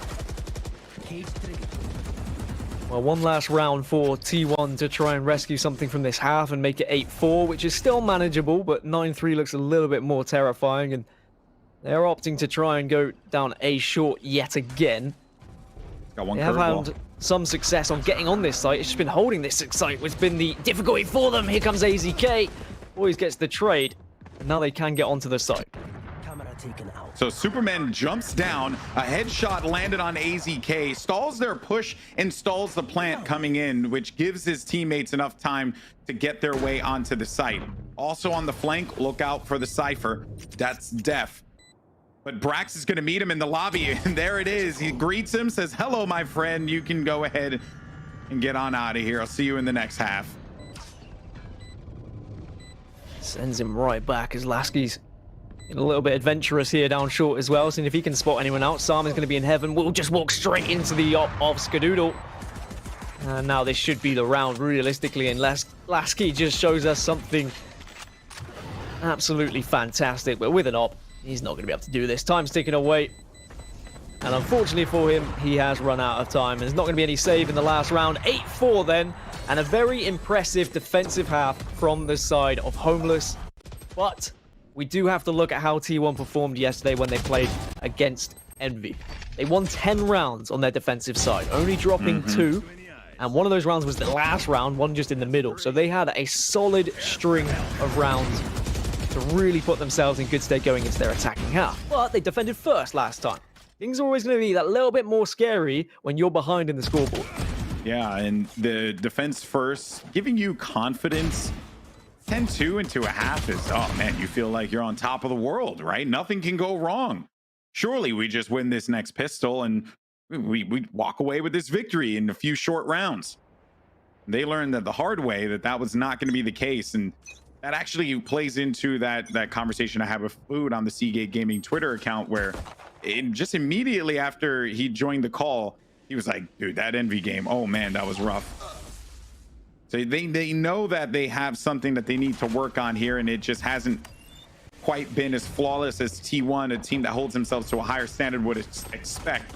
Scott got a kill there with the shock, but he's going to actually end up dying there, and instead it now makes their way. Got 2 players here on site. Def is waiting around the flank, picks up Brax now. Possibilities are endless. If you can win these pistol rounds, and they've got another one on the board. Possibilities. A 3K for Supermen, and now they just have to do what they couldn't do in the first half. Just hold on to this second round. Don't allow T1 to do the T1 things and be able to pick up yet another round in a pistol round where they've lost and followed up with a success.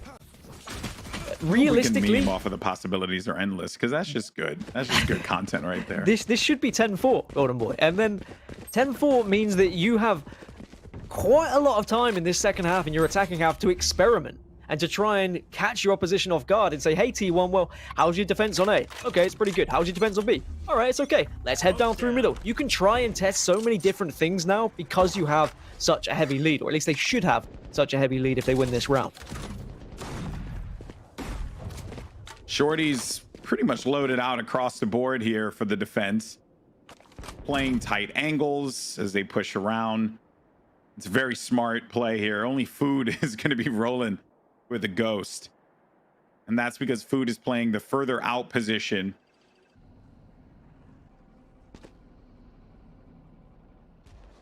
I'm like, I just love the Shorty play, man. I'm a fan. I love it. Shorty can do some real damage, especially in the right hands. I mean, we can see what Jet players are able to get up to with it. Wardell, of course, one of those players who's really shown us how the Shorty can be used, but this one is slowed right down. And they will slowly but surely run out of time here. They're being patient, and quite rightly so, because you don't want to get caught off guard and lose yet another round 2 here. And not give yourselves that chance of that massive advantage, but now they burst onto site and Poise gets the opener. You're going to see the paranoia come out, but it doesn't matter because Poise has repositioned himself perfectly to avoid it. They've got 3 down. They've got the site. Lasky takes down Skadoodle. Now this should be 10-4. Everything should go right here for Homeless. The only player that they legitimately needed to worry about was Food, because he had that wider angle with the Ghost, and they just get on through that site. The full Shorty play on paper made sense. You want to get them in tight corners and then punish them with the high burst damage of a Shorty. Didn't really work out for them. Now it's 10-4, just a few more rounds here. And Gaskin, I was so confident when I said that Homeless wasn't going to beat T1. And this is feeling just like Pulse Invitational, man. This is when I said there's a 16% win rate for Gen G against Sentinels. Like, oh man, can never be right. I mean, I was behind them on Bind, but I definitely didn't expect this performance on Ascent. And as much as I try and put it down to T1 not playing well, it's actually Homeless just being incredible in different areas. But Skadoodle has got the opener onto Poised here, and this can certainly help their position in trying to defend this site. And it's whether they try and back off. Def gets one, Sam gets another of his own, but here comes Food to clean things up. Now it's a 3 versus 2 in terms of retaking this B site.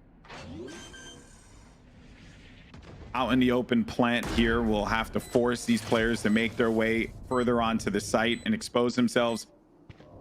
Sam inside of the smoke at the archway right by defender side spawn. Both players are going to be playing next to each other. Smart play here.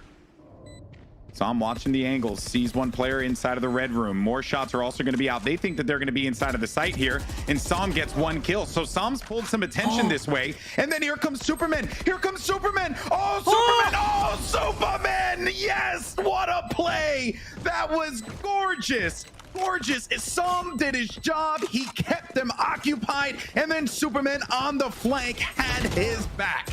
I mean, it's such a risky flank from Superman because if it doesn't work out and they get onto site, it's very difficult for him to retake a 1 versus 3. Yes, okay, orbital strike is there and a possibility for him, but that still isn't going to help you when you're trying to just get onto that site and take down 3 people. But what a play again, and I just want to reiterate, I mean, he's playing Brimstone, but it's his positioning and it's his thought process behind everything that's making him get these kills. And now the money is bad yet again for T1. If they lose this, they're down 12-4 and they have zilch to work with. And we're looking at Homeless knocking out T1 in the quarterfinals. And Skadoodle, though, will spray down through the wall with the Ares. That thing is scary on this map. So getting a little cheeky there with the choice of the Ares. They ain't trying to be out of this game yet, Gaskin. They ain't trying to end this one. They want to keep this going for as long as they possibly can. Oh, he knows where it is. Now he can re-peek. Oh, but just at the time, Brax comes from behind. This Food also gets one onto Boys, but now the smokes will come out here, Golden Boy. All right, well, Lasky, oh boy, I thought Lasky would have actually been able to body Food there, but Food does get the better of him. Now it's just left up to Superman, who has lived up to this name. And just look at how clean the shot is. But they were both waiting for him, both holding that angle so hard. They were not going to let him get through that archway. No way, Jose. Okay, the money is still going to be just about there. A couple of half armors are going to be bought for T1, but there's still plenty to work with. They can win this round and reset the economy for Homeless, then this game's still very much winnable. They have to really start stringing rounds together and not allow that 12th to get put on the board. But again, like, we get to see experimentation now here from Homeless. They can try and test different things. They've got the room to do so. An insanely critical round here for T1 to keep their life in this tournament going.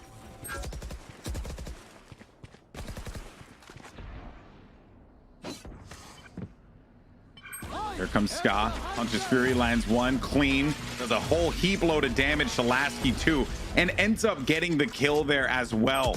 I mean, that was all because he picked up the orb as well. Just the sound cue was there, and being able to punish it. And now they've got the advantage, and I wonder whether we'll see Homeless actually go for this one, because they've only got 3 players, and they do have a couple of ultimates to work with. If they can get the spike down, then still potentially winnable. You've got orbital strike there, and we know how deadly that can be in the right hands and in the right place. Poise catches Skadoodle with his pants down, just shutting the bathroom door. Of course, I know it's not actually a bathroom, but it was just me making a saying. Fair enough.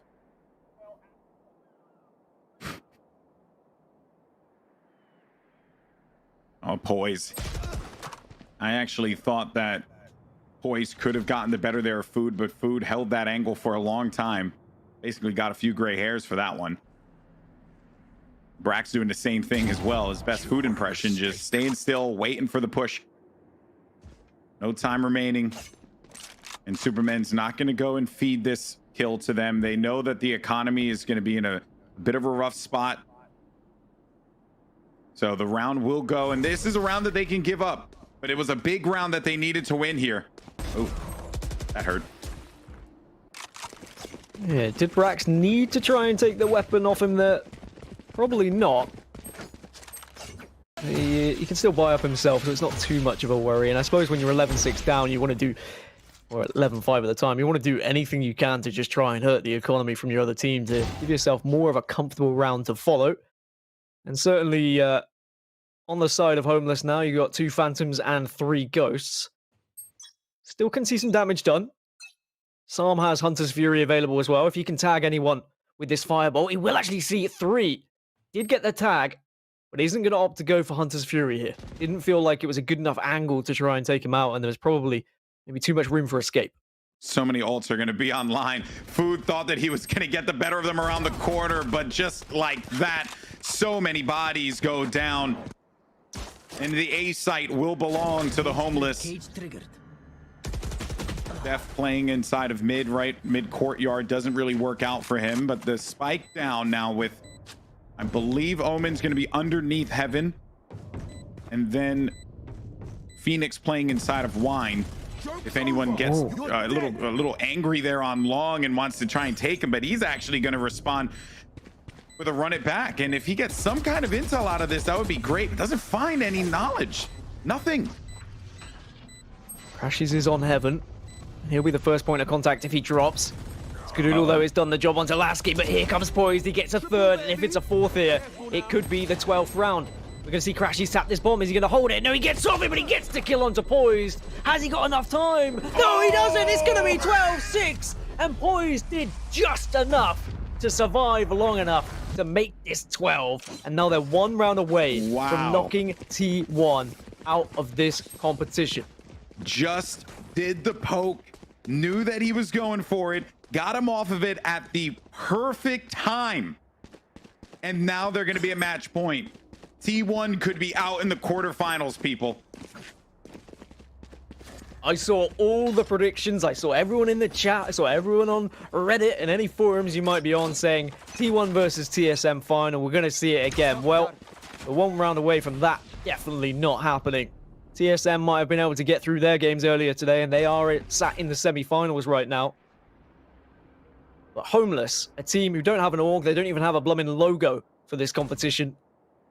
Blummin', could like be that. Semi-finalists. Yeah, it's my way of not saying bloody, but I guess as a British person, I'm allowed to say anyway, so it's fine. Yeah, no, it works for you. It works for you. Oh, that was food. That was food, and run it back. He's good. But he learned a whole lot about what Homeless wants to do. Cage trigger. Patient's starting to come through now, and Def is gonna maybe go through this. No, surely he's not that much of a madman. He finds a player behind him. Oh, he's got the neural theft. He's got the neural theft. That should be good for his team. Brax does kill Def though. They're gonna be on the A site now. All those players backed away, and the A site is gonna be in the presence of Homeless. Psalm gets a kill on Food. This is it, folks. This could very well be the conclusion of this game. Can Brax clutch it up here in Heaven? Spike is down. That's one. Now looking for another.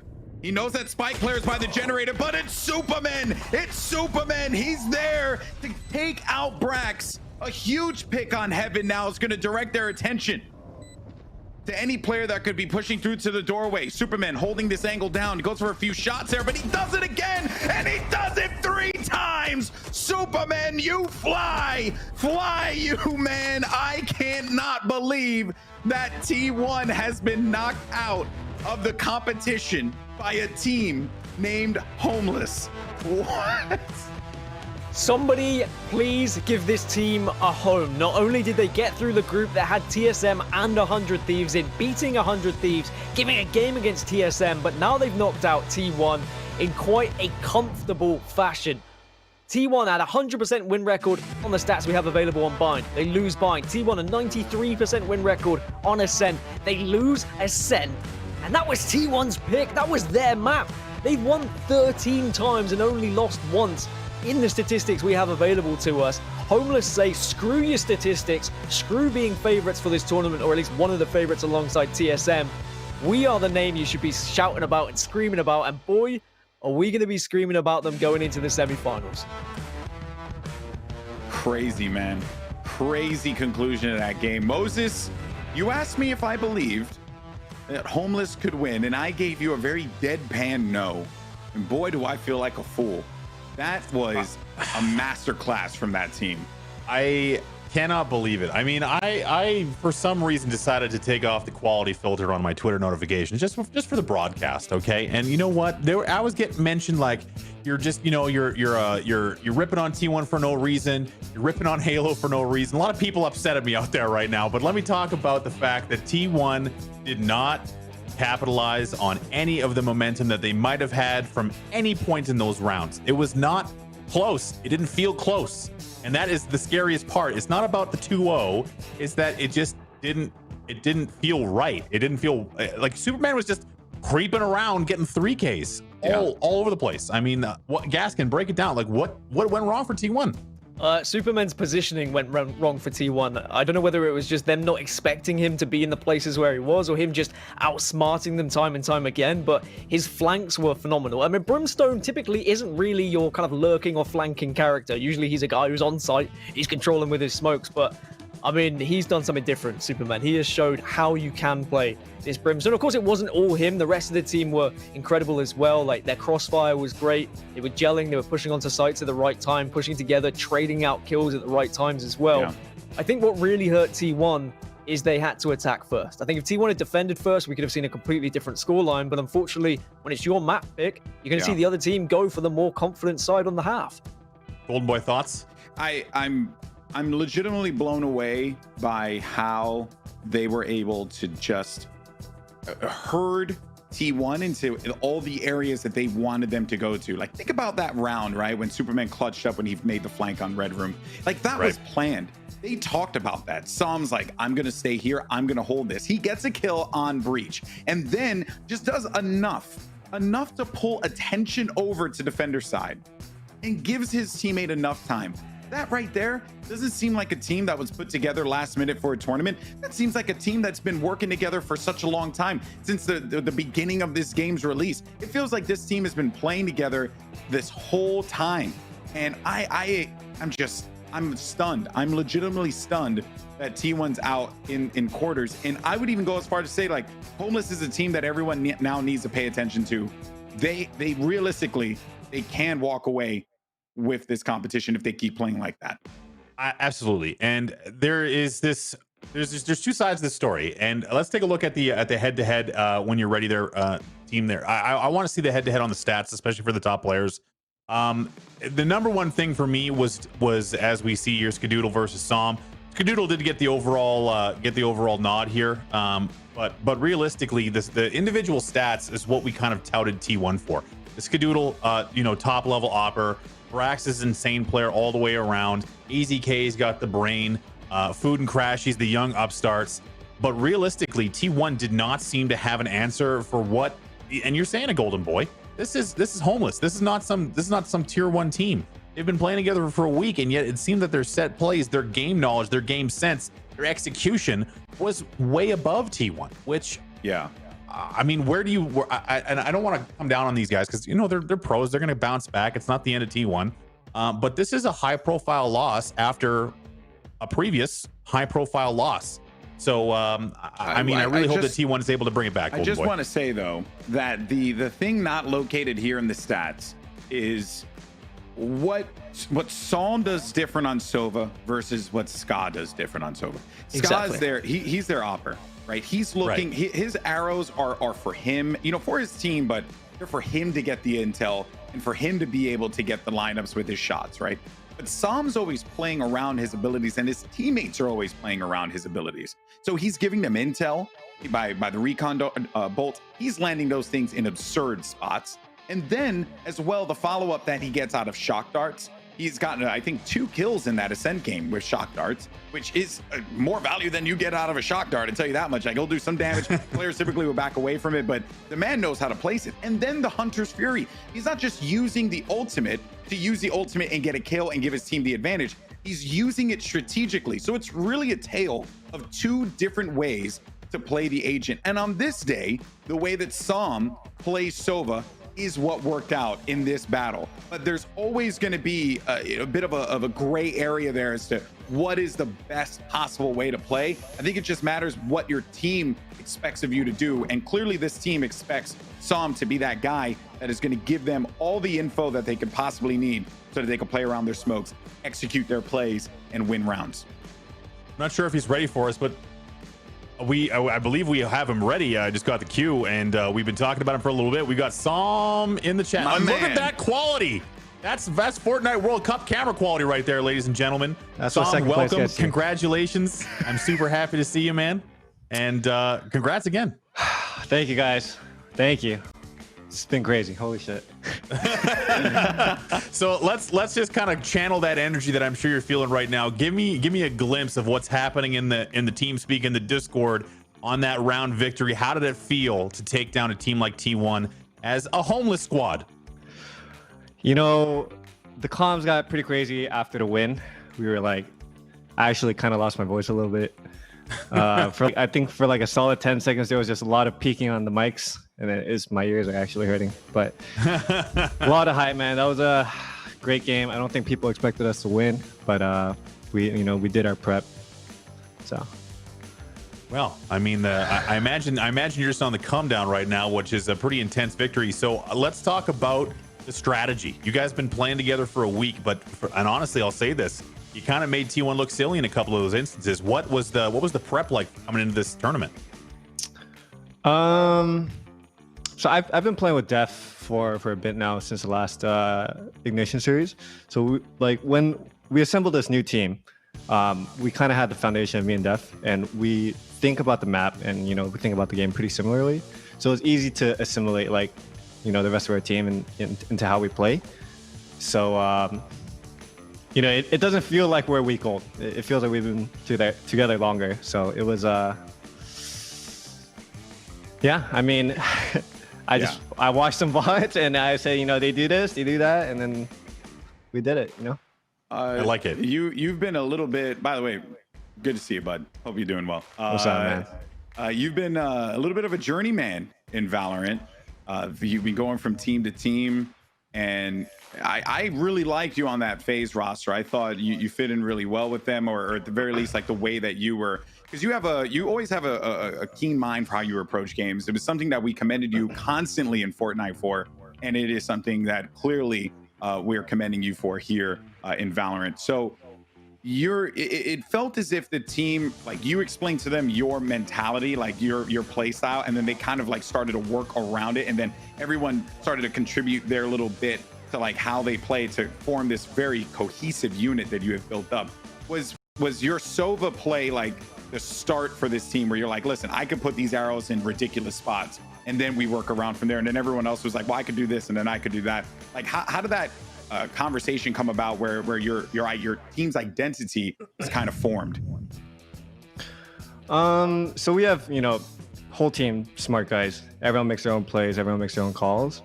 But I think the foundation kind of goes back to how we as a team kind of think about the map.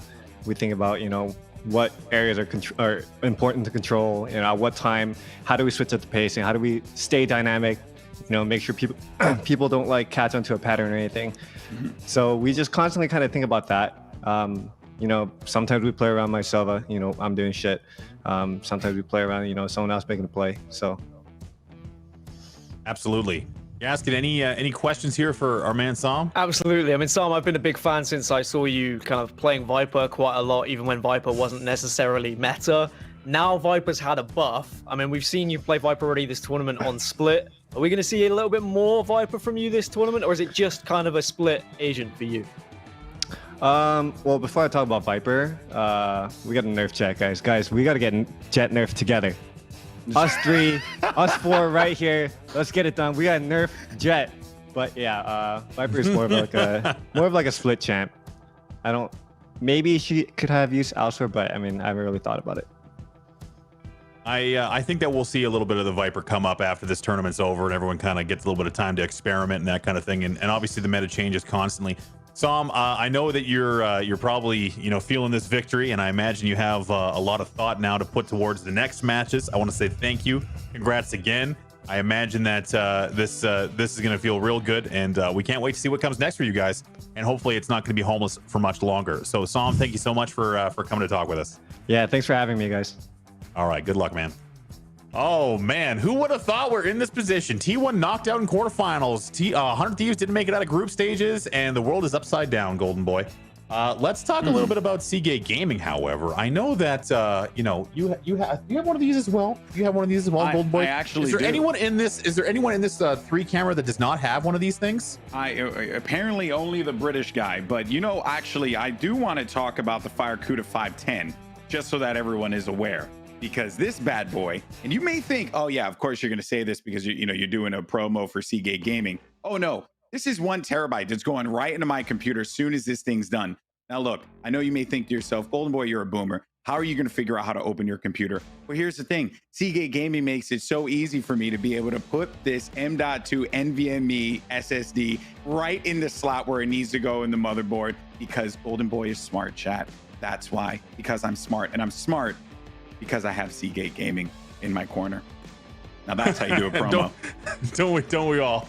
Don't we all? Thank you so much. Gaskin, we'll make sure that the mail gets to you eventually. Thanks. Yep. I know you're out in the Shire. You know, I think you get mail service once a month or something like that. We'll make sure that the cute little mailman gets to your house eventually. Appreciate that. So we have more games coming up very, very soon. We have Immortals and Cloud9 coming up next. And hopefully we get to see some more top level action, which we've been blessed with so far. So chat, we're going to run some highlights from Homeless versus T1, in which they took the victory 2-0. So T1's out of the tournament. We got more games coming. We'll be right back.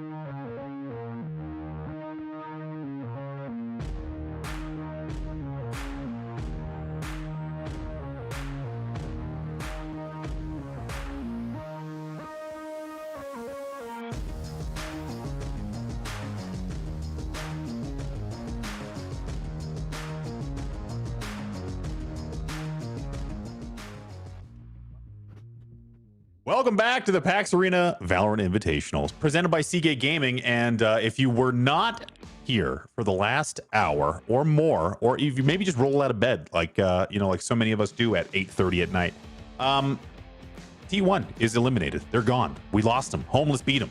They got beaten by homeless people. It was horrible, but it happened, and they're gone. And Homeless moves on. And maybe that's a new story in the making. And now we have another new story for this tournament, also in the making, but also from before. We're Cloud9 and Immortals. If you're following along, I want to make sure Gaskin's still awake. Cloud9 and Immortals, Gaskin. We're headed into the last match of the day, and this one I hope is going to bring us some more intrigue. It's going to bring plenty of intrigue, and it's going to, well, if I'm asleep, it's going to wake me up, but I'm not asleep because after that game, I mean, I think I woke up my neighbors because Homeless taking down T1 is huge, but Immortals and Cloud9, I mean, they are two teams who have been incredible in the North American scene as well. I'm expecting this to be a very closely contested game. I don't think we're going to see a 2-0. I think we're going to go to a best of 3.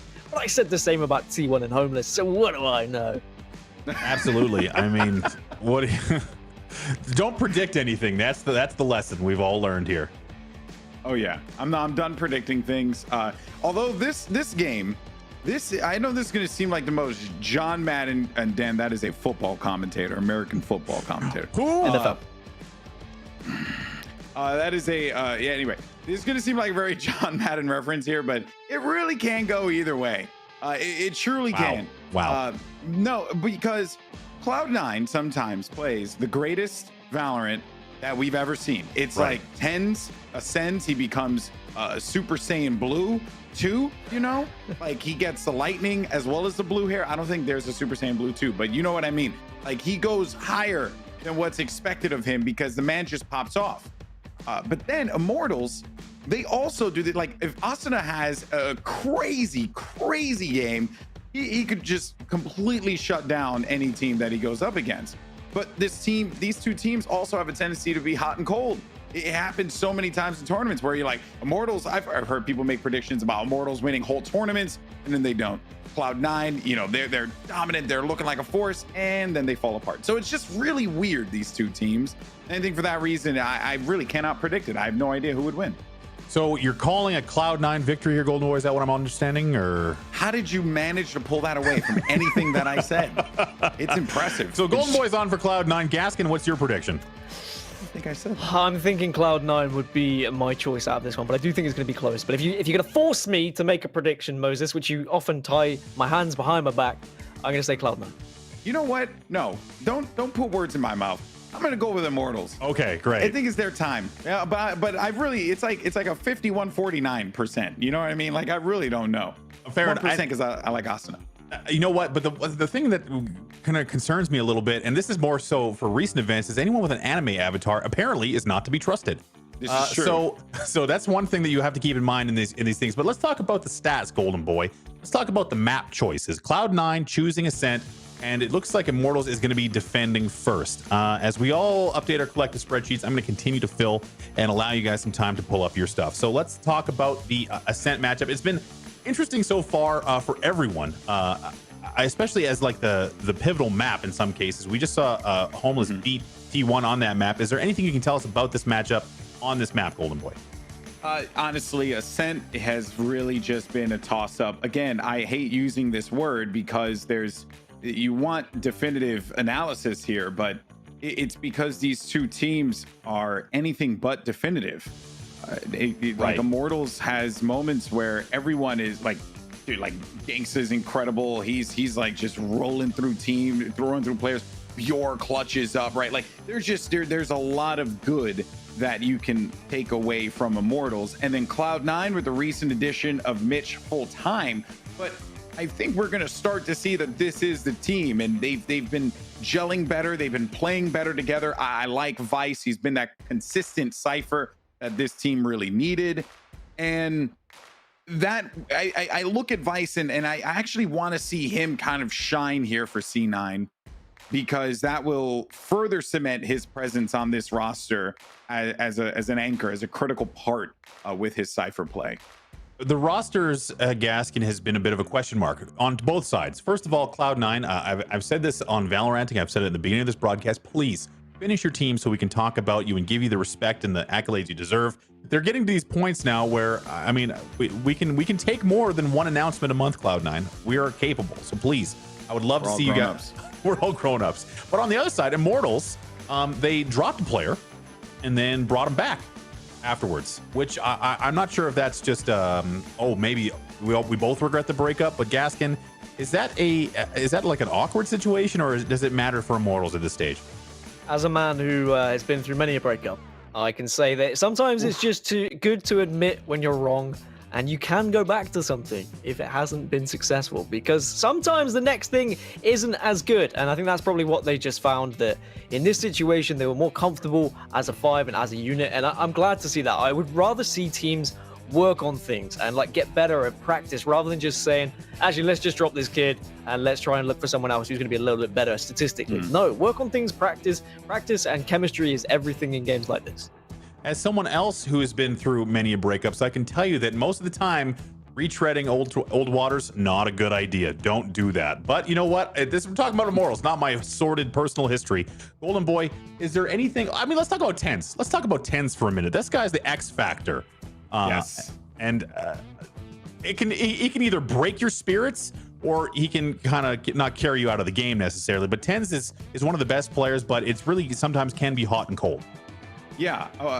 Well, mostly the good hot. news. Yeah, I was going to say that. The good news for Cloud9 is that it is mostly hot. He's usually popping off for this team. And when he's not, that's when you have to be concerned. But you also can't rely on, and I know I just said this with TenZ going Super Saiyan and stuff, but you really cannot rely on TenZ being that player. Like, Relix is going to have to be that guy who steps up. Mitch, there's a reason why he signed him. He's been awesome, right? The real backup that TenZ needs in certain games. So I would like to see that pressure relieved off of TenZ, and then just allow TenZ to just do TenZ things. I float around with the judge. Just float around. I don't know if he's the best player in the game, but gosh darn it, he's definitely in the top 3.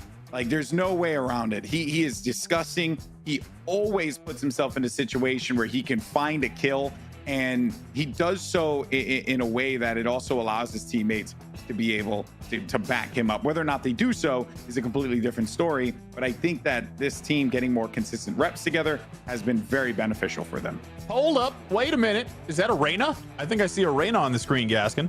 You do definitely see a Reyna. I mean, as we witnessed in the previous game, some teams like to go for more flash ability and having someone who can just kind of burst onto the site, and Reyna is very good at dominating Ascent just because of how successfully she can get a pick, being able to heal herself up, and then transfer herself to the other side of the map, yada, yada, yada. It's kind of almost substituting the healing ability from Sage and putting it on one of your most aggressive players to say you can heal yourself. Don't worry about getting healed up by a healer. You have your own ability to do so.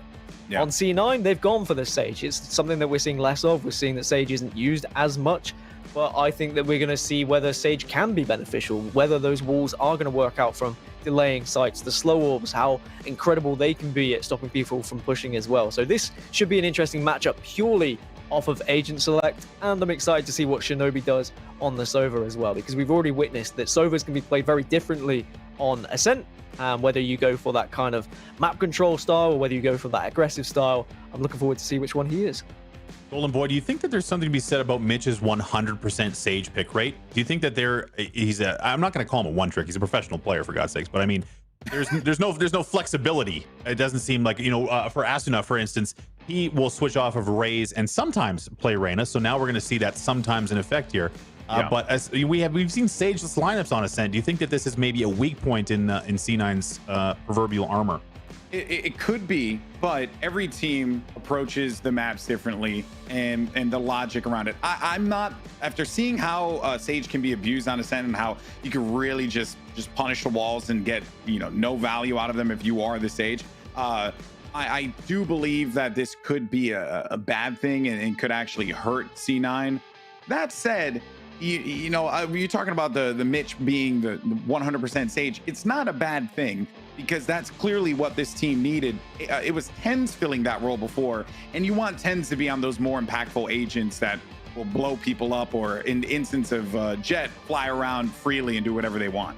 Yeah, absolutely. Well, we're getting ready for Ascent. It is Immortals. It's Cloud9, and we're in the last series of the day. I hope we get even more action as we've seen all through this tournament so far. Golden Boy Gas can take us home. All right. Well, thank you so much. Here we go. You see the head-to-head here on Ascent. Not all that much really to peel away from it, right? 100% win rate for Immortal, 75. You know, that's kind of hit or miss. I'm not at this point. I'm just, the stats are being thrown out the window, Dan. I have no recollection of numbers at this point. It's probably for my benefit. I can give you some more stats though. We can talk about pistol rounds and how successful these teams have been. I mean, Immortals have a 13-5, 72.5 success rate with their pistol rounds in this tournament, whereas Cloud9 only a 50% win rate. They've won 9 and lost 9. So if Cloud9 are going to consistently lose pistol rounds, they are going to make things difficult for them. So I want to see them step up their pistol round ability so they can give themselves a little bit of a platform for success in these following games. Percent pick for Cloud9. What are they going to bring here? And a full stack on A and a beaten and battered up Brimstone is going to make this a bit more challenging than anticipated. And does jump right on into the side and immediately will land a headshot onto Bjor, marching up on top of heaven. Asuna right in front of him. The dark cover protecting Asuna for a moment here, but I like that 10. Sends a few shots through. If you get something out of it, that'll be wonderful. If not, no biggie.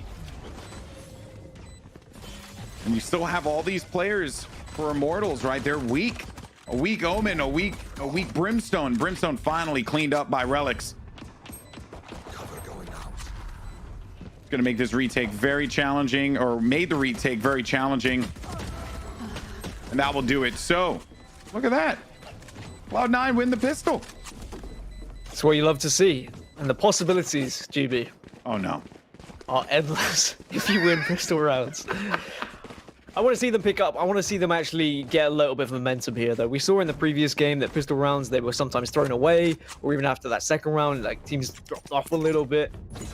It is very much different. I know people will often compare Valorant to Counter-Strike and how important the pistol is on Counter-Strike. Yes, it's important on Valorant as well, but it's not as important because that third round often is thrown away because of the economy and how it works. Sometimes you can even end up 2-2 after winning the pistol round if you force up and if you've lost a couple of players in those early stages. C9 opting to head towards A yet again, and it is a heavy B stack on the opposition side of Immortal, so they are going to be able to comfortably stroll onto this A site, get the spike down. It's just going to be the Brimstone who's going to be the closest player to stop them. And I don't think he's caught wind that they're there, but he would have just heard the orb now, and you can see the rest of the team are going to be rotating through middle here. And they may actually start to fly on through here. Tens gets into that corner, and they're on site safely now. All those players just continuing to chip away at that wall. They also took down the door, too. Mitch going through the smoke. What a clever little spot he holds, but he was going to be tagged out there. They're looking at all the possible angles.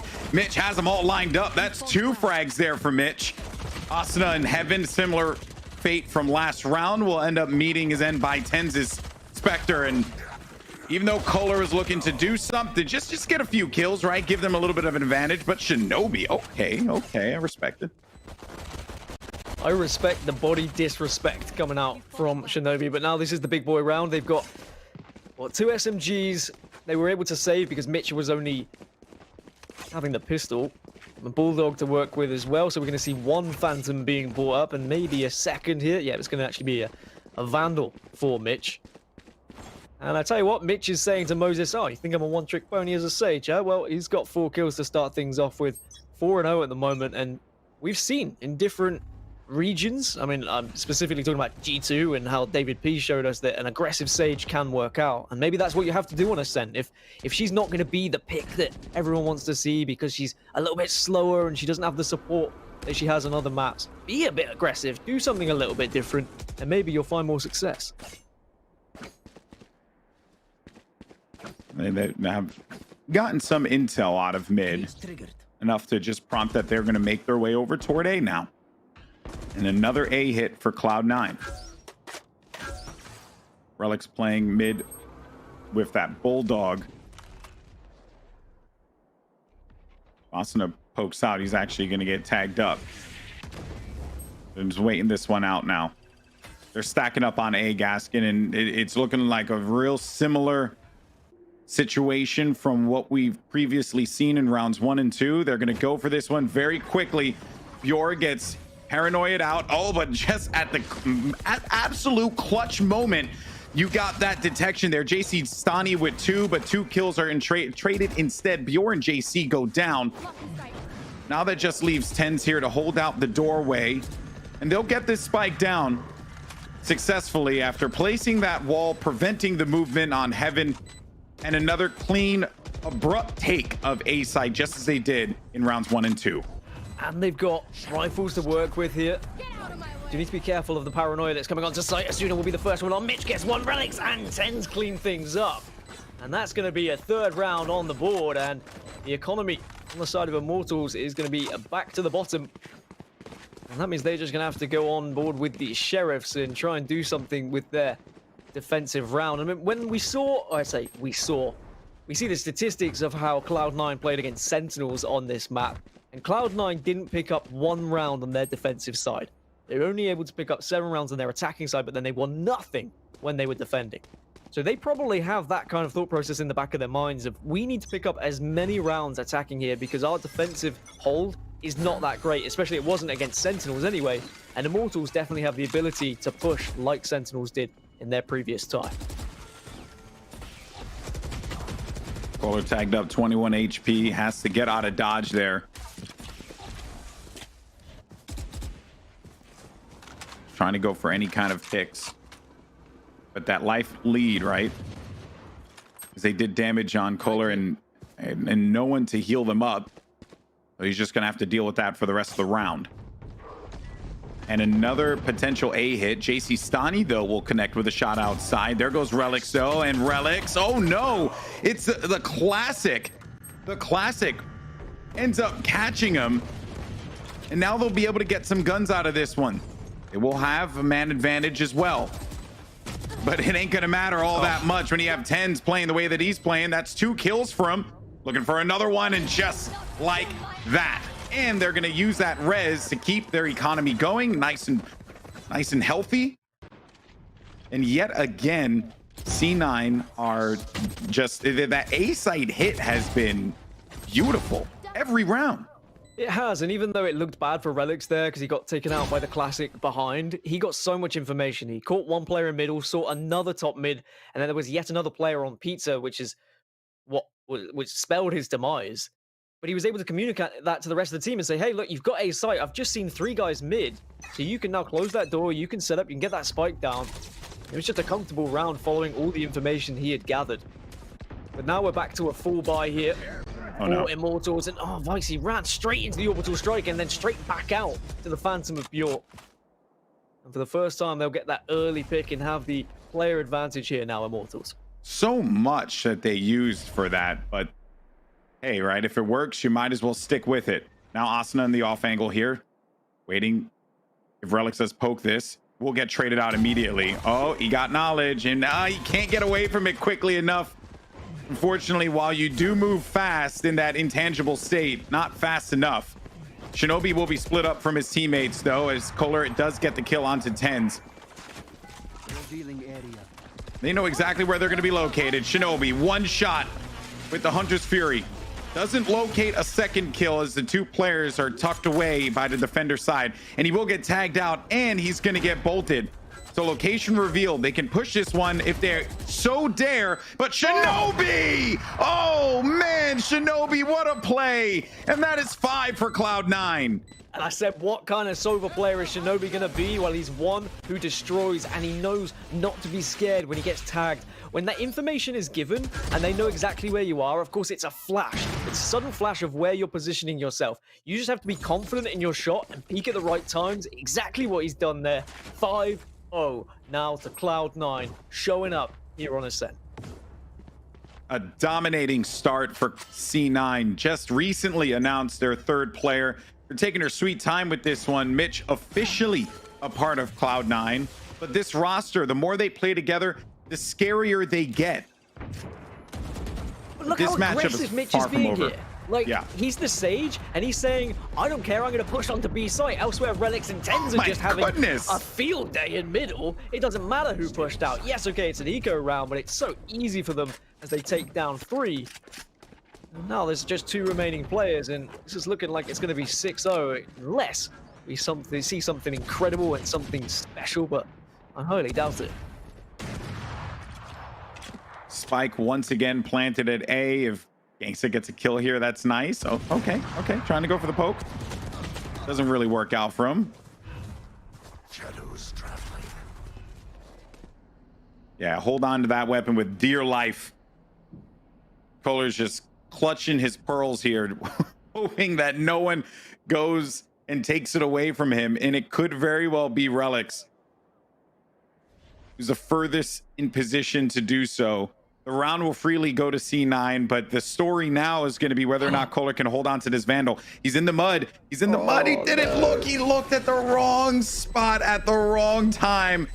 And Relics rips that Vandal away from him. Oh, you hate to see it. I mean, who's best to hunt an Omen? Another Omen. You think like they do, and you'll be able to find them and punish them and take away, strip them of that weapon. They're not twins, Dan. I mean, why not? They are literally the same agent, all right? But they're not if you the play same that person. agent, well, but you know, all Omen players think the same. That's how it works, Golden Boy. Is You it know that, really? surely. How much matchmaking have you played? They all play exactly the same. Damn it. It's fair enough. I mean, everyone that I've ran into has been a complete edgelord. Insta-locking, you know. Yeah, I guess you're right. Probably what happens. Yeah, that's how Omen. Yeah, that's how it is. Yeah. Here comes Mitch again with the aggression. Like, he's playing entry, basically, at this point on this B side. He is looking to see if anyone is going to be facing there at B main, and he is more than happy to take that fight. He's very confident in his shot. Mitch was a little concerned that the Hunter's Fury would have come out there. He was looking at that wall, anticipating that ultimate ability. But I don't think that was going to be invested in that particular instance and smart enough. They're doing the same thing again, Gaskin. Another stack here. It's worked for them so many times now. You might as well just do it again. But Bjor is going to be sitting inside of hell. Look at the angle that Ten's got. The absolute madman. JC Stani, 2 kills, though, is going to stop this push. It's worked so many times that surely at some point, Immortals had to stop this foolishness. Is 10's even enough here? No, I just didn't want to believe it. You know, at some point, the shenanigans need to end. And finally, Immortals get their first round win after losing 6 straight. Do you know the main difference there is Tens had an op. And Tens wasn't the first one onto site. He wasn't like dashing in and being able to break any Cypher traps that were down, being able to spray down anyone. He's hit so many incredible shots already this game, but then when he had the op and when, of course, he had the ultimate available to him, he played slightly differently. Now, don't get me wrong. I know that Tens can hit shots with the op, and Jet players are phenomenal when they are opping as well, but that was the main difference I saw in terms of how they were pushing previously. Well, they also didn't go for the straight push updraft. They actually walled double updraft so that he could get the blades out and look over the peak, right? Like look over that ledge. So it just didn't pay off, right? They just didn't give him anything, right? So that was just a credit to Immortals not allowing them to freely get a pick by exposing themselves, because that's been happening like one too many times. Gangster does manage to tag one enemy and just give a little bit of information. As Cloud9 down to just 4 are going to have to reassess how they want to approach this. The one benefit of it being Ascent is even when you have lost one agent, I do feel like if you do stack up and push aside successfully, you still can get that spike down. But of course, you are going to find yourself playing the numbers game and probably being in a difficult retake situation. Does Mitch still have wall? I mean, if he does, he might be able to do something here. He does still have the wall, but oh, look at all that info gained, Golden Boy. Just like that. All that knowledge. Nope. Not going to happen. They're stacked now. This is going to leave the fight to Kohler to try and clutch this one. Shinobi, he's been great this entire time. And they'll get onto the site. They'll be able to put this one down. And if anyone tries to get on there, the recon was there to detect them. So So they'll get the objective done, but unfortunately, that's all they're going to get done here is they will not be able to win that round. And Immortals now have got themselves 2 on the board after a very rocky start here. Yeah, and they'll start to do a little bit of damage now to Cloud9's economy, but that's what I was talking about with Ascent. Like, you can all gather up and you can successfully push onto a site if you've got the utility. They had the wall, they had the jet smoke, but with just 2 players going up against 4 who are going to be retaking, it's so difficult to try and position yourself on that B site when you just get trapped in, especially when the opposition still has utility to work with as well. It is going to be a somewhat full buy here on the side of Cloud9. I just see one Bulldog there to work with for Shinobi. But they've tried A site, and it was successful, and now we've seen the kind of counteraction come through from Immortals. They've worked this out. Ooh. That's I like an that. interesting orbital strike, forces them out yet again, and that's worked twice now. One player getting caught out, escaping that orbital strike, and that is a perfect way to utilize it. Not just defensively, which we see so often, but almost aggressively. As you mentioned, though, with a man down, it's not necessarily the end of the world with how Ascent plays out. So if they group together and just go for a very quick execute, as they have successfully done a few rounds now. This time around, though, they'll be without the Omen, so they won't have the paranoia to start this. But if Relics can manage to make his way over to Tree and then pop Paranoia, that will give them the opening. And let's not forget, as you just saw, Mitch used the res. So now they'll have that man advantage. That whole play was just to make that res happen, apparently. Because look at the movement now. They're actually starting to make their way through back over to mid.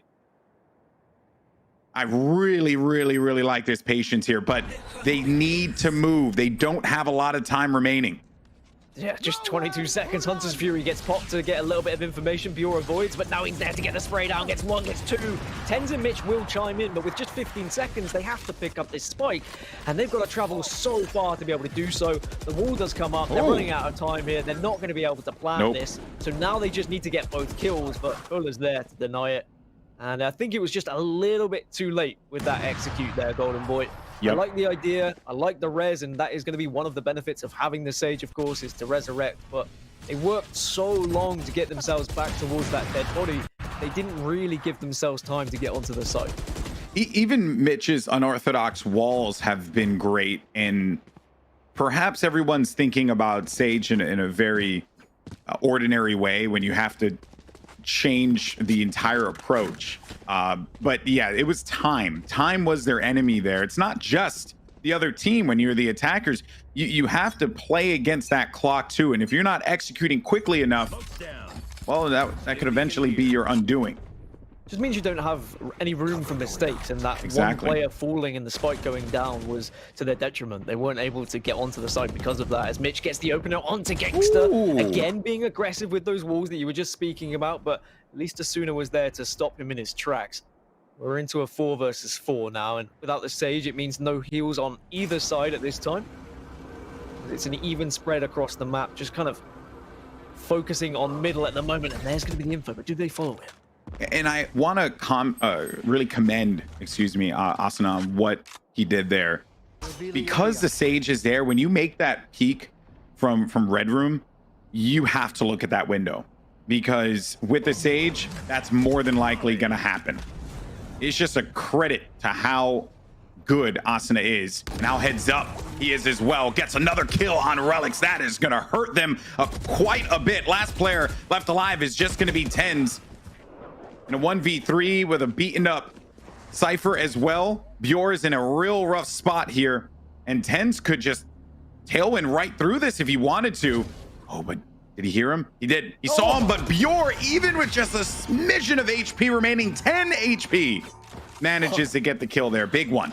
I would love to see that from Bjor's point of view, because that was a flick if I've ever seen one. 4 in a row now for Immortals, and things weren't looking great for them. I'm going to be completely honest. This was looking like it could have been a bit of a stomp, but as soon as Immortals were able to get that op, they were able to get a little bit of money behind them, reset the economy on the other side.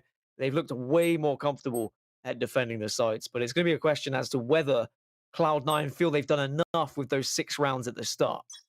Yeah, they were getting hit with the right hook, the left jab. I mean, everything was just landing on them, right? And then they reset. That's what you do in something like boxing, right? You reset.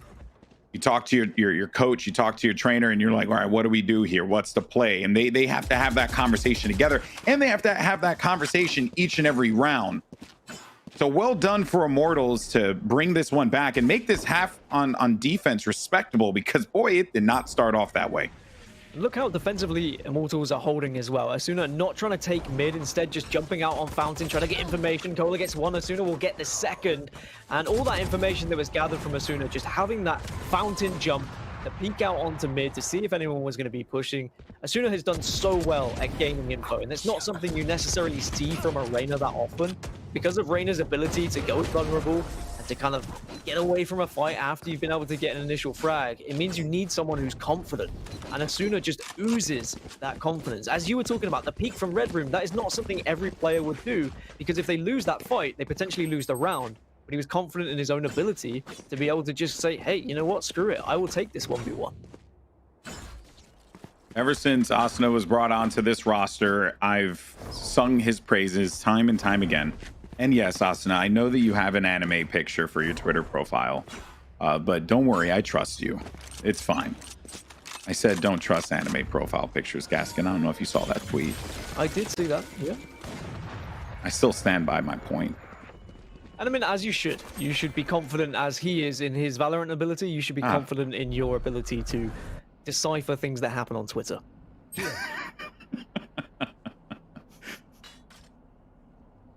Well, this is going to be that critical round here for Immortals.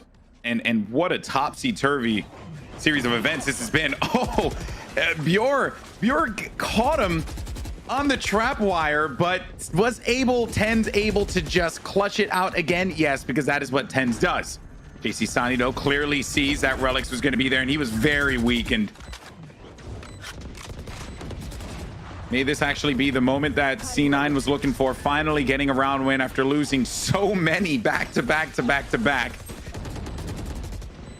TENZ with another kill there, Asuna in heaven, and it's not enough there. Only one player remaining. Kohler is out of here.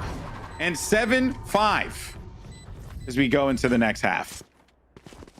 And the only thing that worries me about that exact scoreline is that this was exactly how it looked like when Cloud9 went up against Sentinels. They had a 7-5 attack in half, and then they lost 8 in a row against Sentinels when trying to defend on Ascent. Now, I'm not saying that Immortals are the same as Sentinels. They, of course, have very different playstyles, but Immortals definitely have that ability to put rounds together, as we've just seen, when they're confident. So if Immortals win this pistol, I'm a little bit scared for Cloud9 here, but I don't know. We'll see whether Cloud9 continue that 50% pistol win rate that they had previously. It's 10-9 at the moment, so they're above 50% for the first time. And they're going to go right back down, and it'll be 10-10. The math checks out. It does check out. Now, similar instance from what C9 was doing constantly in their half on attack was grouping up on A-long and then just going for it. It worked out for them quite a few times, but they will have Asuna there with that Lear to give them that little protection, that freedom to move on to the site, and it works out. So they'll get that. They'll get on this one, and they'll place that spike down instantly. They have protection over on A main too, so be on the lookout for that. No one will be visiting the Omen there on main, but that's fine. I think he's going to be more than okay with that one. There's 4 players stacked up, one inside of trees. It's TENZ. They know that it's TENZ because these smokes have gone out. Tailwind is out, but it isn't going to be that long before he's picked off. And we're looking at a camera view of a player that was just playing it real safe. And I respect the safe plays, but ultimately, it's going to be Immortals. They'll get that one. They'll secure that pistol win. And it was pretty good for them, considering they were able to get onto that site so successfully, get the plant down. It's very difficult sometimes to position yourself correctly for a post plant on a site. There's just so many different angles you have to cover and so many different angles you're exposed from the teams, from the players that are pushing. But they were able to watch every angle there and just trust in their teammates to cover them from behind, because it's often you get shot from behind when you are trying to stay alive on that A site. But because all five of them were alive, It's obviously something they've tried and tested, they've practiced before. They knew exactly where they needed to be. And then the last time that this had occurred, it was going to be Immortals doing literally the same thing that Cloud9 is doing right now, except they did it over at B side. They all grouped up. You have pistols, so you're just going to look to frag for each other, get kills, try and get them to spend money in the next round. Spike's already down, so this is looking great here for Immortals currently. JC Stani has an angle on a few players here. Oh, JC Stani with 3. I know it's just a pistol, but you just really love to see it. That's why you use the Phantom over the Vandal. And that's why you see so many teams, especially defensively anyway, use the Phantom. But you can see how aggressively it can work out for those post-plant situations. Spray down is just something you have to be considering. Vandal, so difficult to do that with. As Vice is the last remaining player, maybe hoping to get an exit, but Colin denies it. And we are all square now, 7-7. And after the 2 rounds in this stage after the pistol victory, now we'll get to see how Cloud9 defend on this map. Have they improved from their matchup against Sentinels? Can they get some defensive rounds on the board? This game has just been weird. I mean, look at that scoreline. It's just a weird game. Hold up. Also, you can't play controller on PC. It just doesn't really work. It doesn't work in Valorant, guys. And no, before people say that's because you tried. No, I didn't try. Okay. Shut up, Moses. I knew that Moses would chime in as soon as there was a controller that appeared. 7-7, and it's an aggressive TV to get closer towards Pizza here. Smoking off that defender side spawn, so now they can push towards Pizza, get close towards Red Room, but there's Mitch showing a little bit of aggression on his own, but he's only able to get 1. But maybe the damage is already done. The information given to Shinobi, who gets the double. And now they have the player advantage. And Vice peeking around corner there, got the frag on JC Stani, leaving this into a 1v3. When the big boy guns come out, C9 thrives apparently. But it's not over yet. Even though it is a 1v3, there's still some time remaining. Yor wins this fight, the game changes. But the intel has been given to Vice, and Vice is going to benefit from that one. And okay. And it's also weird too, because the player now stays there, right? You know, with the Elder Flame skin, the player's like burnt and disappears. But now with the Oni skin, they stay there and chained, shackled. Yeah, but then when the teabag comes out, it just feels worse. Yeah, it really. And then it just looks weird, you know? It does, yeah. I mean, I'm not comfortable with it, but it's something that happens, all right? We're just gonna Cypher too, and he's kind of a creeper, so you know, it's just a lot of Cypher on Cypher as well. So then, there's a lot of things to kind of diagnose about that whole situation, and I think we should just move on. We will. But it is going to be a round for C9, and this is a good thing. They weren't able to do this against Sentinels. They weren't able to find any rounds defensively, so they've been able to progress at least by 1. Let's see if they can make it 2 here. Let's not get ahead of ourselves now. Yeah, exactly. I mean, maybe it's just going to be the 1. It's going to be more aggression now mid. They've been able to dominate mid control here just with smokes, Golden Boy.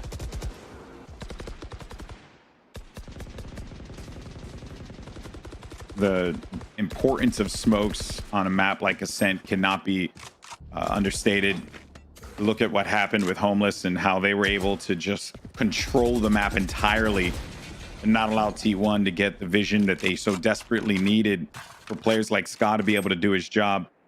JC Stani anticipating that Mitch or any player really would be coming off of a flank there, backs away at the worst possible time. If he stayed just a touch longer, would have benefited from that one. A brilliant one-way there from Tens as well, but gets tagged up by Asna. Thought that the tailwind might have been enough to get away from it, but it's not. Relixo meets him at the generator. Bjor's there for the change up, and then here comes Gangsta onto site now. 13 HP. Does have the spike, and we'll be able to safely put this one down. Mitch, though, it's JC Stani that actually is there for the pickup, and now it is just one player left alive, and oh no. A few seconds remaining. Shinobi, does he get the Hunter's Fury off? Doesn't get the 3rd shot. And no time to plant, perhaps. Gets it right at the nick of time, but baits it out. Baits it out. Oh, that was dangerous territory there. But Shinobi managed to keep it together for his team. that was a brilliant fake, and really just an instance that I will 100% say Gangsta made the right call. Yeah, it's always very difficult in that situation, but I think because Gangsta was so weak in terms of HP, he had to take a risk there. If he had just planted and allowed Shinobi to just walk out on him, it was going to be a very comfortable victory for them. Instead, he tried to call the bluff. Unfortunately, just moments, seconds away, and of course didn't manage to get that frag because he was low, but both of them played it pretty well. Just a shame that he was low on health, otherwise that could have been an even more entertaining battle. Because if he had enough HP, he would have fully planted it out, right? You think so? Yeah, or at least you would imagine that would certainly be the case. Shinobi get some damage on that? No, didn't really get much out of that one. The shock dart.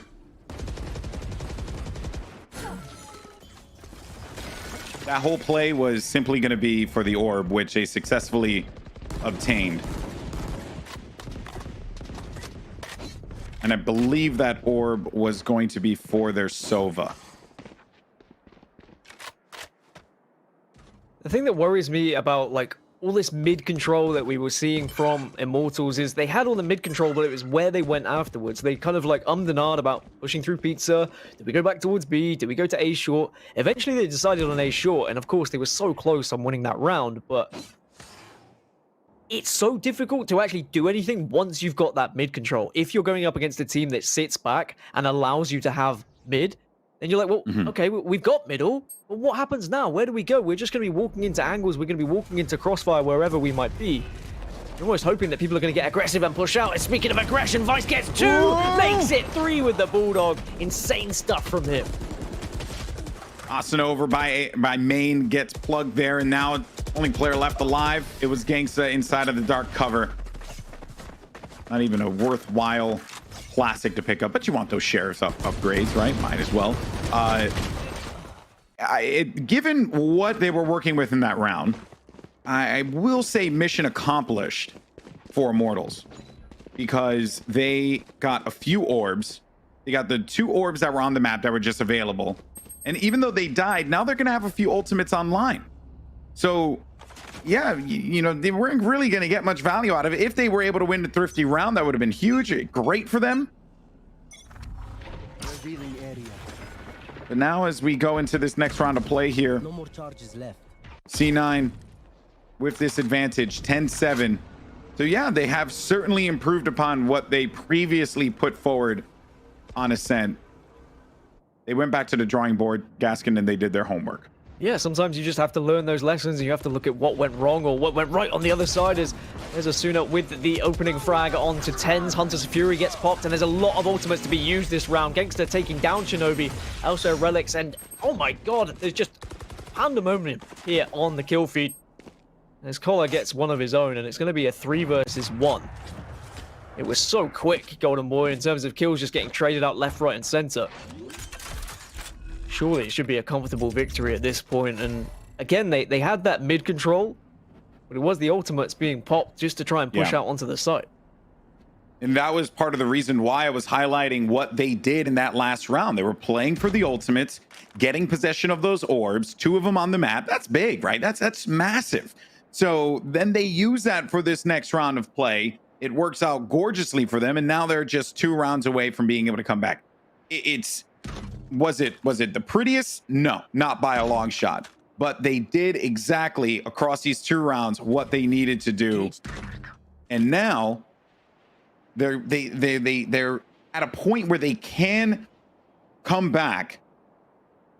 But I am concerned, though. I am a little bit worried for Immortals, given how they really haven't had a few answers throughout these rounds. It's been a bit of a struggle for them.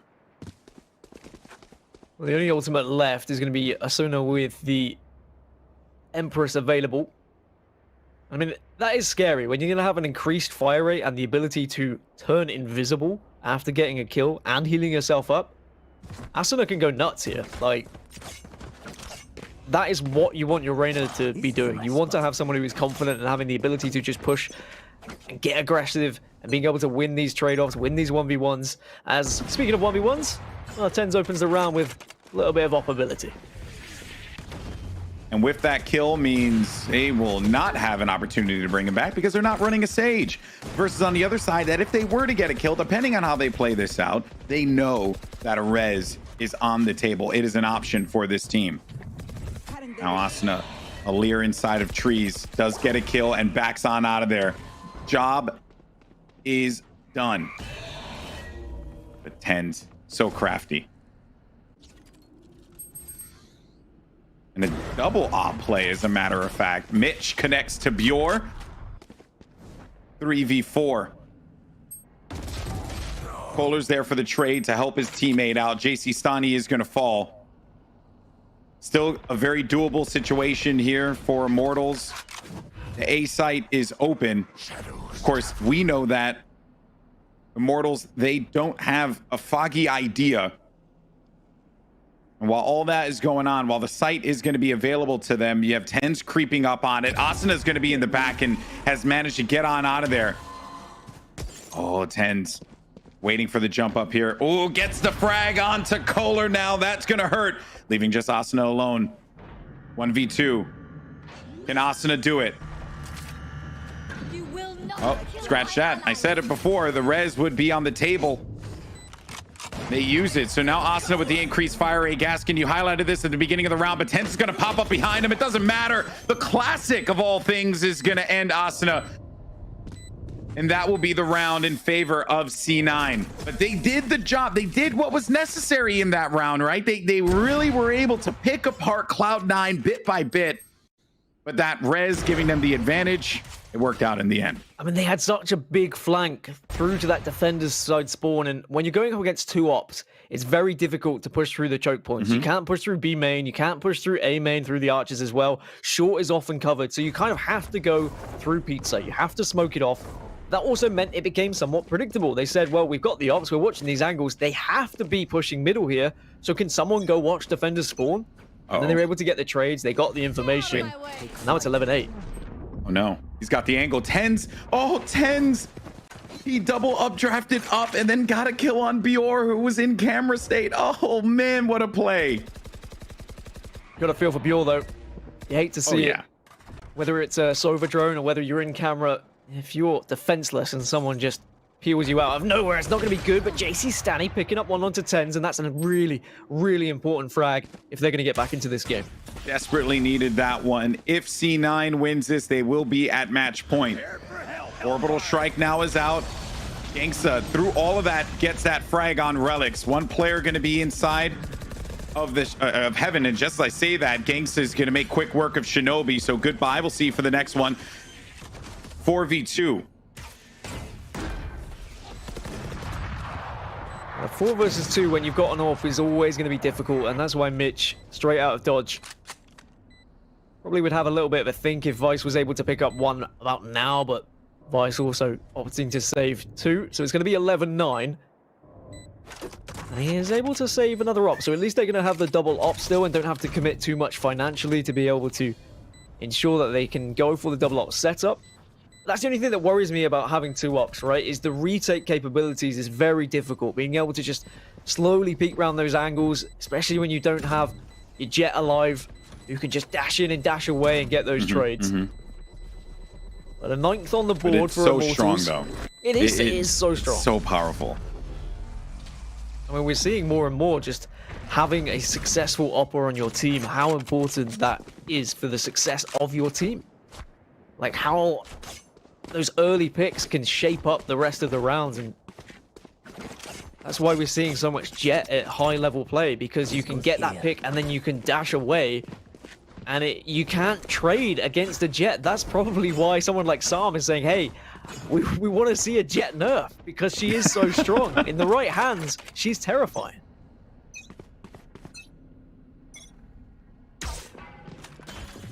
And at, I believe it was Pulse, there was Jet with Judge all the time. Oh yeah, was another thing that we were getting round after round. And TenZ, oh my word, TenZ through the smoke connects in a real big kill there. Asuna, your top fragger, your entry as well, so no Lear.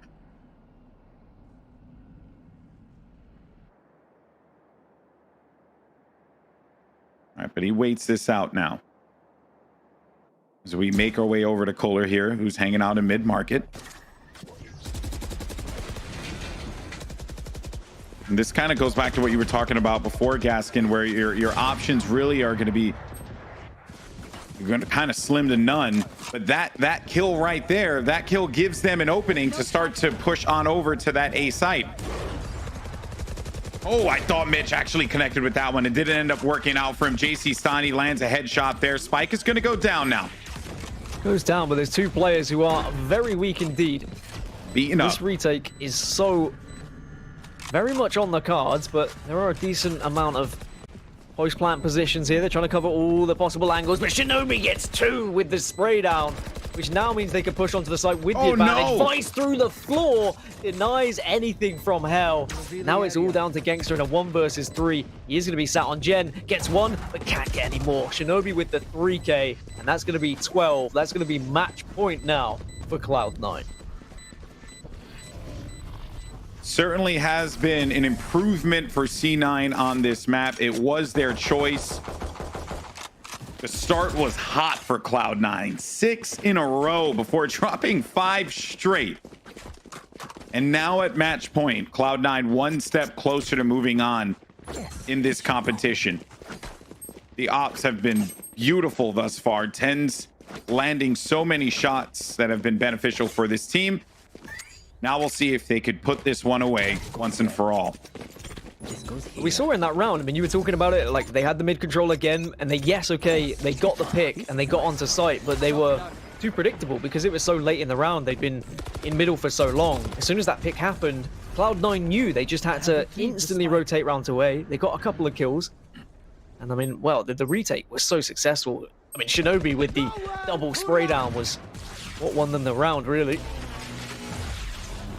Gangsta sending that Hunter's Fury into basically nothing, but Shinobi has a lineup. They move away, and they got 2 players tucked in the cubby. Doesn't get the other connection, but does the damage. So you know that Shinobi's back there without a doubt, which is why they're sending bullets through that wall, that paper-thin wall there. Mitch playing all the way back on site, and look at as well the Cypher, right? They're just waiting for them to get aggressive, waiting for them to push.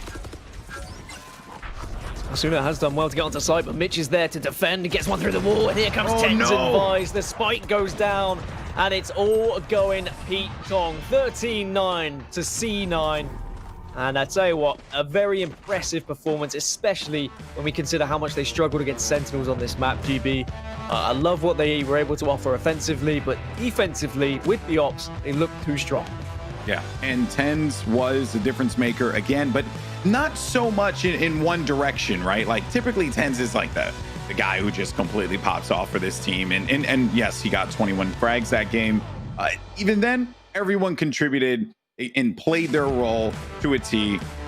Really accommodation for Mitch too. The aggressive Sage, no fear. I love that play. You don't necessarily expect it all that often because of how vital a Sage is. But Mitch is trying to just change the conversation on how you play that particular agent on Ascent.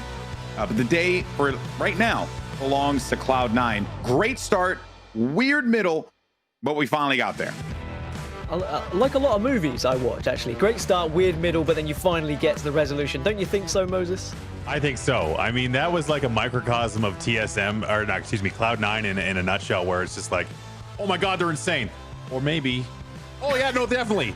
Yeah, so it's like it was fun to watch. I mean, Cloud9 is always a gem. The Immortals matchup is interesting for them. Ascent is just one of those things that it's hard for me to take anything really away from Ascent in some cases. It's like either it's your map or it isn't. So let me ask you, Golden Boy, what did you take away for Cloud9 winning here on Ascent? Well, first, what I took away was that clearly this team has put in time. They knew that they had some shortcomings from their previous matchups, and they looked to improve upon it. And I certainly think they did. I would say that, what was it, TSM they faced off against? You know, a little different of a situation. You're dealing with an aggressive opper with Wardell. You also have just studs across the board on that team. Not to say that Immortals don't bring that to the table, but it is kind of a different flavor. Now, for Immortals, though, it's good to see JC Sani back in this roster, and he's playing very well. He's working. He's always played well for this team, which was why the changeup was a little perplexing. But we'll see now going into their map pick. Maybe Bind is just going to be their recipe for success, and we're going to start to see them begin to cook up something real special here. Gaskin, on the side of Immortals, what are they going to need to change going into the next round? Change the map, I think, because I think they just struggled on Ascent with really deciding on where they want to go. I don't know if that's down to just lack of playtime on Ascent, or whether it's just a lack of decision making from their in-game leader, but they had middle, they had control, and then they were kind of like, okay, well, now where do we go, guys? And no one really was making that call, and when they did make that call, it was a little bit too late, and by that time, Cloud9 were able to position themselves to punish it. And it just meant that they struggled because of that. So I want to see them do something a little bit different, maybe a map they're a little bit more comfortable with, and perhaps that's why Cloud9 went with that selection. Yeah. And just as a reminder, we are headed back to Bind. That's Immortals pick. It is their best map. They have an 80% win rate on that particular map. C9 is going to be defending out of the gate. Immortals will be attacking Golden Boy very quickly. Do you think that this is going to be the big chance for Immortals to tie the series up? Oh, yeah, most definitely. Immortals is not a team that I count out, not by a long shot. Even though in the previous game, I felt like, yeah, T1, you know, they will surely be able to bounce back from this, right, given who they are. Again, this is just two different teams, and Immortals' confidence on Bind is really going to show here. I think that this team, they've put so much work into this map that it's clear that they leaned on this one. Ascent, you said it best, right? There's really just not a lot of weird things to take away from that. And for that reason, I do think we're going to be going to a game 3. Gaskin, what do you think for Bind? I agree with pretty much what Golden Boy said here. I think this is going to go to a game 3. I said that at the start of the series, and I think from what we've seen from Immortals on Bind, they have enough knowledge attacking-wise and defending-wise that they aren't going to find themselves in the same situation they did in Ascent. They're not going to be second-guessing themselves. They're going to be committing to sites. They will occasionally play default and play slow in case Cloud9 get aggressive. But I think we're going to see a little bit more of a solid decision-making style from them in this map. I think it comes down to 10s. What 10s are you going to get in this next match? So I'm going to call it. I'm going to go out the other way. I'm going to say 2-0 for Cloud9 here. Ooh. So let's take a quick break. Let's watch some highlights, and we can argue about it when we come back.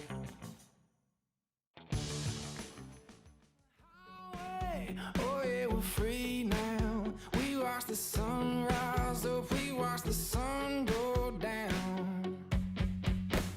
On the open road, it's so inviting. On the open road, that's where you'll find me. Straight through the night, no matter where we go. It's good for the soul out here.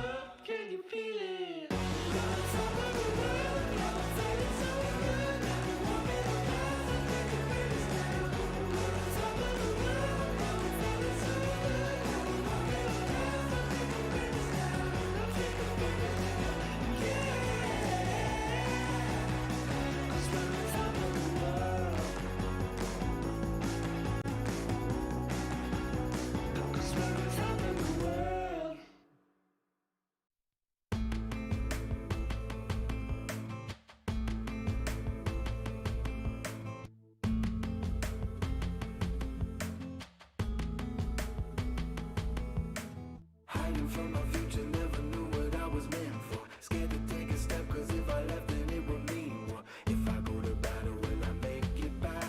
And if I never do, will I wish I had? Cause now there's something calling me to jump into the deep end. Feels like my whole life until the second I've been dreaming. If I ask, would you come and fight with me? It's not just a moment, it's a destiny. We could be the warriors, warriors. They don't know who they're messing with, messing with. They don't know we were born for this, born for this. We could be the warriors, warriors. They don't know who they're messing with, messing with. So let them know who they're messing with, messing with. Welcome back to the PAX Arena Valorant Invitational presented by Seagate Gaming. I'm WTF Moses. I got Golden Boy and I got Gaskin. We're getting into late night hours. We're getting into the deep sauce as we have seen now. Cloud9 go up 1-0 on Immortals. It's the last series of the day and potentially the last map of the day. Now, I personally, before the break, called this to be a 2-0 for Cloud9. And I want you, Golden Boy, to tell me why I'm totally wrong. Because Cloud9 sometimes decides that things just don't click. And when that happens, and we don't know when that's going to happen, okay? Just to be clear. It's very random. Yeah, it's very random. So sometimes this C9 roster, they're the best team in the game. We had a conversation when we were off camera about that first half of Ascent. And we're started off here like, dude, C9 slapping. They're just dominating everyone. They're going to win the whole darn thing at this rate. And then they lost 5 straight. You're like, you know what? Not that good. And it's like, that's literally Cloud9 in a nutshell. So if we have a confident Immortals and Bind, which they have, what is it, Gaskin, 80% win rate on this map? 81, 81. I have a feeling we're going to be going to a game 3 for that reason. Let's rely on the stats. I'm gonna say, okay, maybe scientific evidence, you know, empirical data, all these things. I'm going to choose to ignore that. It seems to be the trend these days. Let's talk about Gaskin. Let's talk about the map choice here. Is there any way for Immortals to kind of find their way, or excuse me, Cloud9 to find their way out of Bind with another victory? I mean, we can take inspiration from T1 versus Homeless, right? The stats said that Ascent was going to go in favor of T1, and then Homeless slapped them about and said, no, we're sending you out of the tournament. Cloud9 could do the same thing here, and they can deny Immortals the chance to get back into this series. I mean, when we saw Immortals versus Gen G, they had a 13-4 victory over them on Bind. And like, Gen G is a solid squad. To do that on Bind, which is usually team's most practiced map, shows how strong Immortals are. And I think they will assert their dominance here. But I said the same thing about T1 on Ascent. So yes, okay, I think that Cloud9 could win this one. Immortals should win it, though. I think that's the main difference. You've got the could and you've got the should here. But it is Cloud9. You know, like we were, Golden Boy just said it a minute ago. You know, sometimes you're getting that icy hot fire, from Cloud9, and sometimes you're just getting the ice. So I'm not sure what we're gonna see. But you know what? All I can say is, and I'm contractually obligated to say this, is stop barking, and also sign the rest of your team, Cloud9.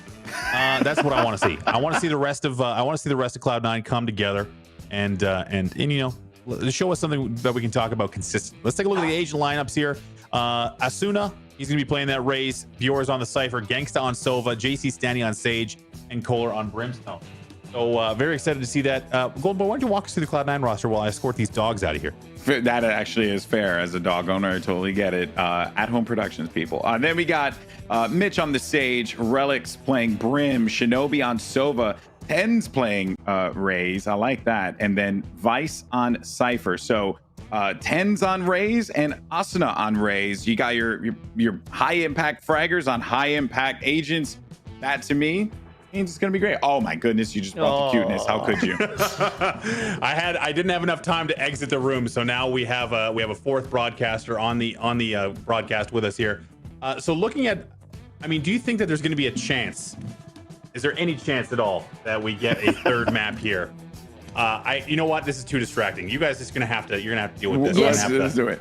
I think there is going to be a chance. I think that Immortals have shown previously, not just in this tournament, but in other tournaments as well, that on Bind, that's where they are most comfortable. And when you're comfortable, when you're playing well, you're always going to be able to perform a little bit better. But GB, I guess the big thing is, are the shots on? Did we see enough confidence in terms of their mechanical ability and their ability to actually win gunfights? Can they progress that into Bind? Because it's all well and good knowing your executions, knowing how you're going to get onto a site. If you don't hit the shots and if you're not winning your 1v1s, you're going to get onto the site, but you're going to die. True.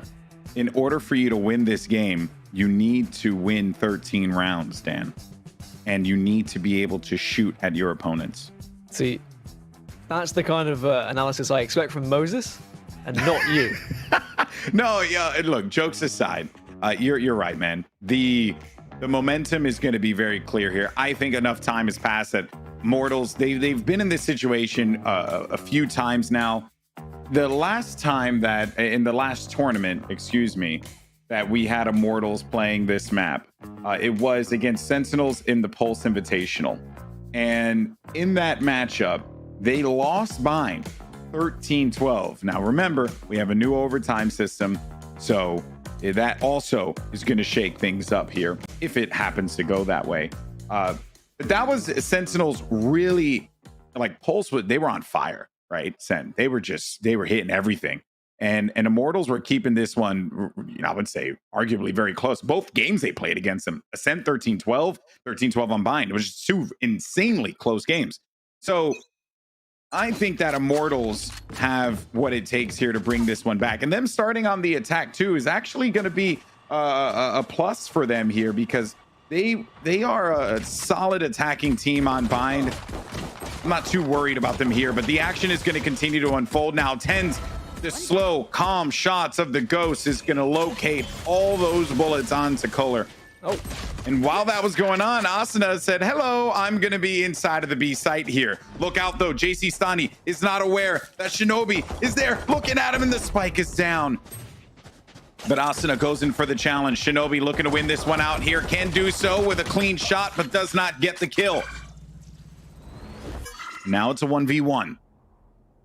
And what a strange round that was, but Vice, a headshot classic from distance. And that again, you know what, man? These two teams is just weird. But I think Cloud9 need that. They need to be a little bit weird to throw Immortals off guard here and to get them out of their comfort zone. I mean, previously, I know I talk about pistol rounds and whatnot, but Cloud9, you saw on the statistics page there, they'd only won 25% of pistol rounds on this map coming into this, whereas it was a much higher percentage on the side of Immortals. So now, with the pistol victory, Cloud9 can work from this. They can start to get a little bit comfortable, ease themselves into this half. On the defensive side is usually a better situation to be in if you're not as well practiced on a map. But Immortals do look good attacking on Bind. So if Immortals can get a victory here in this round, then that would worry me. Yeah, but they have guns. Cloud9 has some better weaponry to be able to execute with, and they'll be able to succeed doing just that. A few TPs now, as a matter of fact, and Mitch does get the kill on Gangsta. JC Stani now along. Oh, they're going to send two in the TP. They're just going to go for the full pincer. Oh, look at this pressure that they're pulling. Kohler, I mean, it was a valiant effort without a doubt, but in the end, they knew exactly where they were. They got there right at the same time, preventing them from being able to get out of showers. The moment that TP went through, man, it was just like the paranoia, the fear kind of set in, and they didn't have a choice. So Cloud9 go up by 2. And I do love that Mitch often opts just to get the Ghost, just to keep the Ghost in the second round, and it means that he can buy up in the third with a Phantom and still have a little bit of money to work with if things go south here in this round. Now we're going to see whether the Immortals can take advantage of some slightly shoddy weaponry on the other side. I say shoddy, these SMGs can do some real damage in the right hands, but certainly they're going to have the advantage with all those rifles. There's going to be aggression here in showers, but Vice says it's not a shoddy SMG for me. He gets the opener with the Spectre. Last time Cloud9 played this map, they lost the Sentinels 13-9. And in that game, mind you, Cloud9, they started on defense first. they're already improving upon, and they're starting on defense. But against Sentinels, they ended up, it was actually the same thing that happened in that last game. They won 5 straight, and then they lost 5 straight. Wow. So something's up here. Well, they're a player down, and they were edging towards B. They've made some noise to try and force a little bit of a rotate, try and send Cloud9 off of this scent here and make them think they were going towards A, and they are going to have just a couple of players on that B site to deal with. Here comes the smokes, and here comes the push, and actually there's 2 players stacked on elbow. Collar does get taken down by 10s, and now JC Stanley comes in, and he does have support, but they've been able to get this B site. Asuna finds Relics rotating through. Now it means it's just 1 player left, and it's just going to be Vice, and this is not going to be a comfortable retake. And that play, the credit goes to Kohler there because he was looking right at sight. He never looked away. He let his teammates handle whatever was going on the left and the right. His one objective was to make sure that if anyone popped out, they weren't going to play spoiler to that push. And it worked out. And Immortals will finally get that coveted round win that they were looking for. This time around, and versus what we saw previously, right? It's not going to come later on. It's going to come right at the start. They get that round 3 victory. Yeah, they needed that, but it's not the worst situation for Cloud9. You can see their money is still there or thereabouts. They can get a buy-in, they can get an op-in. Now, Relics is going to be having the op, as Vice is only going to have the Stinger to work with, but we saw he had a little bit of SMG ability in the showers, so I'm sure he'll look to get up close and personal yet again. Maybe can try and bait himself out for Relics on that op. That's why we're seeing both of them in showers at the moment, but it's going to be a heavy B push, and they are not going to be playing ball to that op, as there are going to be a couple of trades. Mitch gets 1 and Collar gets the 2nd.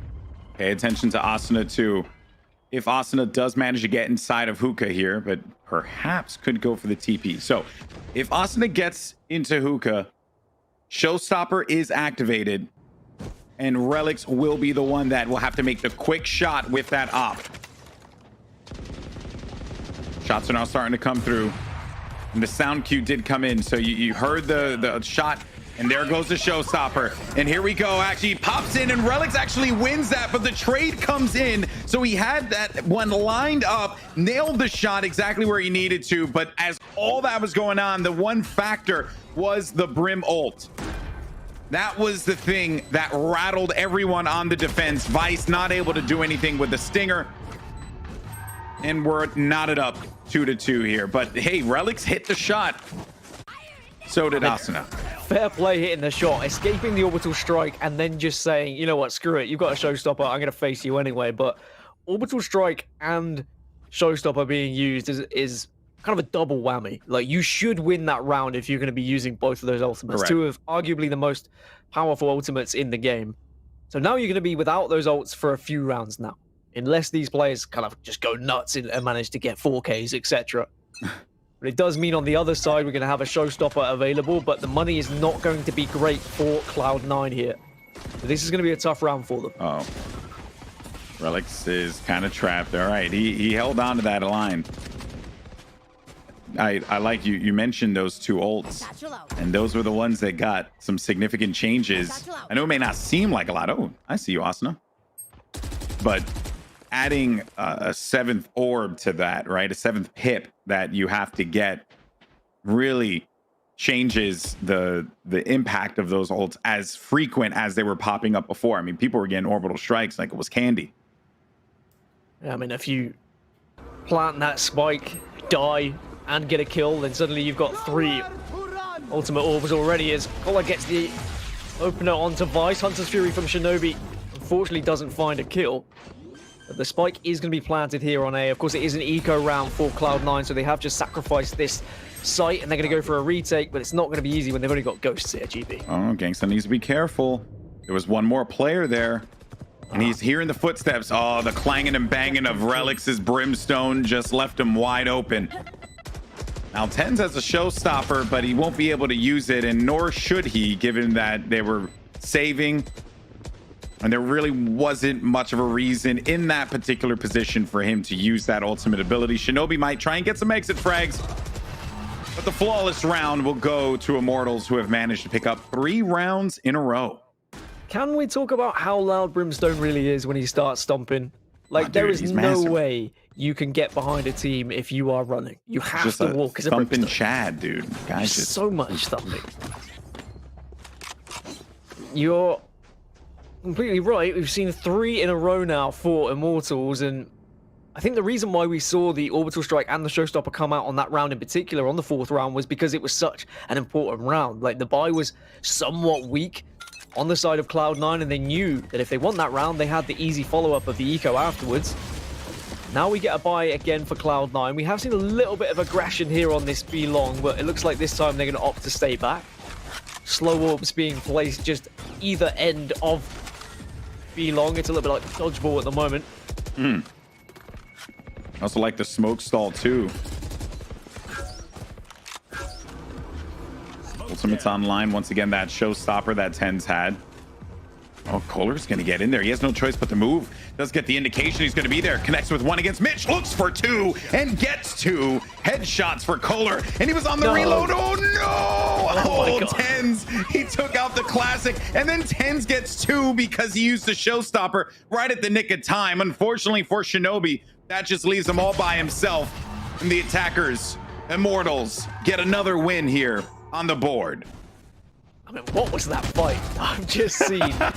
That's Tens, you versus the gun at that point. That's all Tens that wasn't really is. expecting the reload, I don't think. So I think he was maybe caught off guard about how much of an easy kill it was going to be. And then he still had time to get the pistol out. A stupid fight. And maybe he didn't need to pop the showstopper, if I'm completely honest. Like, once you've seen 2 of your teammates fall and a teammate fall elsewhere, that round is very unlikely to go in your favor. But there were a lot of players grouped up there, though, Gaskin. So and, it could have turned around in an instant. Exactly. If you've been able to get a 2k there with it, with the splash damage, then fair enough. I can understand why, but in hindsight, I look at it, I'm like, maybe you could have saved it. Asuna gets an opener here on yet another eco round. There is a judge around that corner. Or is it just a stinger? I think it's a stinger. A stinger, but well, it doesn't Ghost really does the matter. work.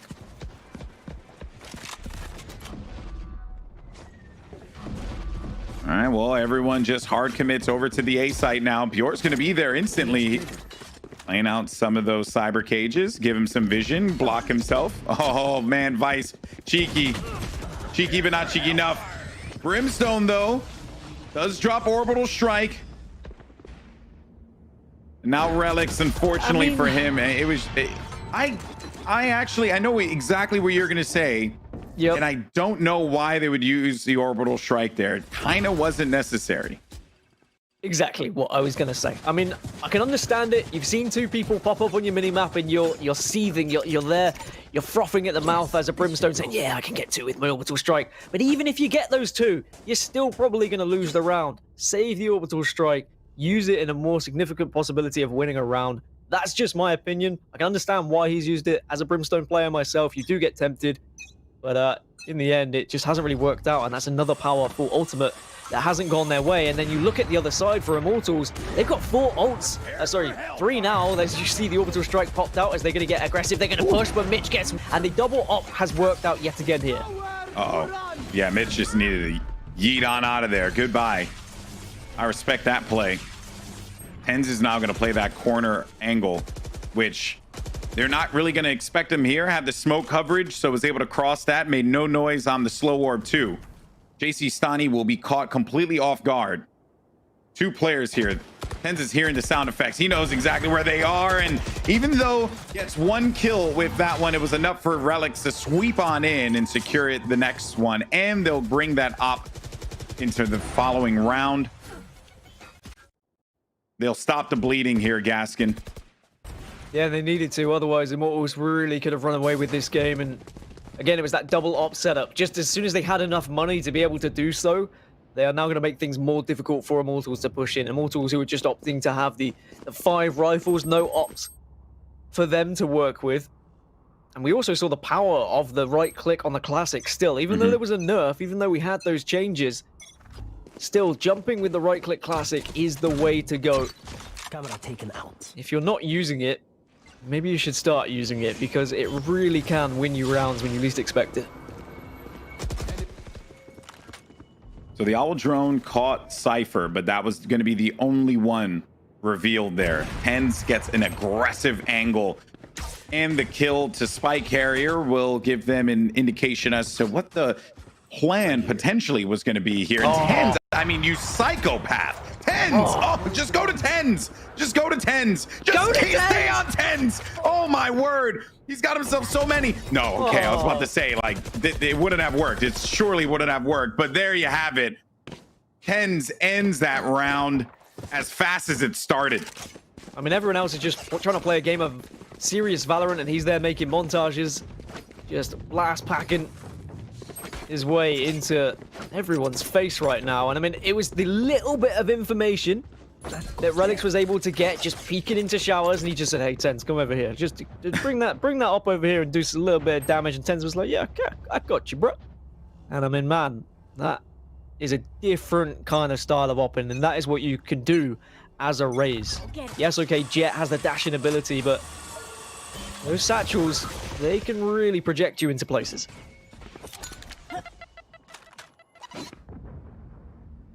All right, well, now Ten's in heaven. Bringing this op all over the map, wherever he wants. Played aggressively, so they'll have to take that corner carefully. There goes the smoke now.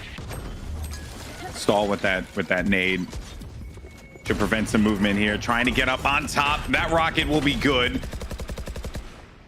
Now a rival showstopper here. No one's going to be around. They're just going to back away. Nope, we are okay. I do not want to have to deal with that one. But it pushes everyone back. Oh no! What? Why? Why? He thought he had the angle. He thought he'd be able to shoot into heaven there. I mean, I kind of wish he would have killed himself there, because it would have been way funnier, but he's still alive. Really? Because I find the fact that he's down to 46 HP to be even funnier. He's just shot a rocket right. He's kind of a wet noodle now at this point. He's just useless and gets shot in the face. Oh, Vice gets the 3K to wrap the round up. And, well, Cloud9, they heard the showstopper and they all went, yep, everyone just back away. Just allow him to shoot himself with that rocket, and yes, then we'll push He will it. fire in the hole, but apparently only to himself. Yeah. Maybe that's why we see so many players actually, like, when you don't find anyone with that initial stage of the showstopper, they just put it away. Sometimes they just don't fire it. I understand what he wanted to do, but the angle just wasn't quite there. That rocket was a little bit bigger than he thought. Yeah, that rocket's chunky. You know, you're sending this like this very oddly built, homemade rocket. It's gonna have some weird angles. Right here. Raises. She's a great builder, but she's not like, you know, not NASA here now. I love these pushes from Tens though, with the op, and what he has to offer is the raises. Elsewhere, Hunter's Fury's come out, but Mitch has got the opener onto Collar, and again, the double op is showing us how powerful it can be, as Gangster does get a double tag there. So that'll be a little bit of information gathered, if nothing else. Tens keeps on going for that jump up and immediate shot with the op, and it's worked out for him a few times. Oh no. Well, there's nothing else there. So either way, I mean, that would have been crazy if he landed that shot right through the wall, but it wasn't going to be. The shock dart will end that one. Now things start to slow down here. Relic's playing a common angle, but with 48 HP, he's on that ledge too. Relic doesn't swing for it. There's no reason for him to do so.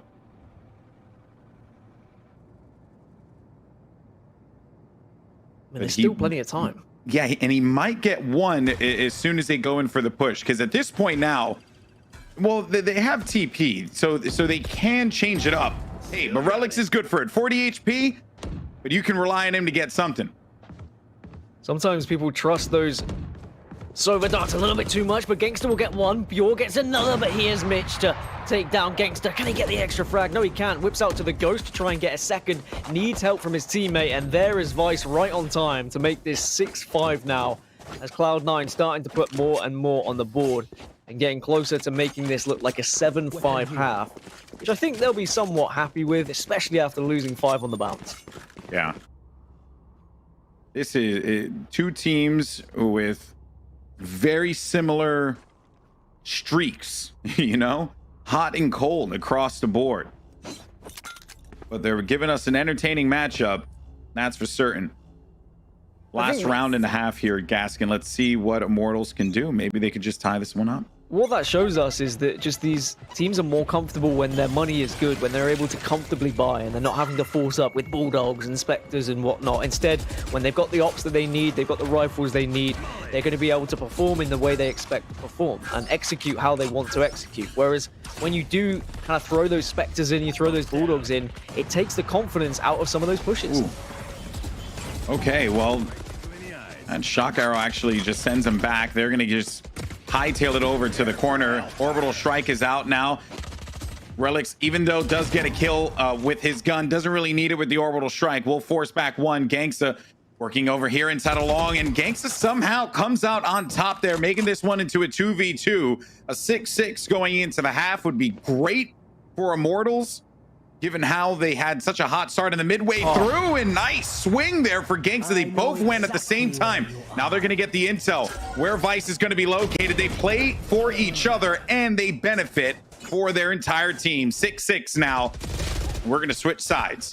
That double swing was perfect from Long. You love to see that. Just both teammates communicating and saying, look, I trust in you. We both need to peek together. One of us could die here, but as long as the other gets the kill, that's all that matters. Turns out neither of them died, and then they eventually won them around. And yeah, 6-6. I mean, I think that is probably where we saw this one going. These two teams are so closely contested.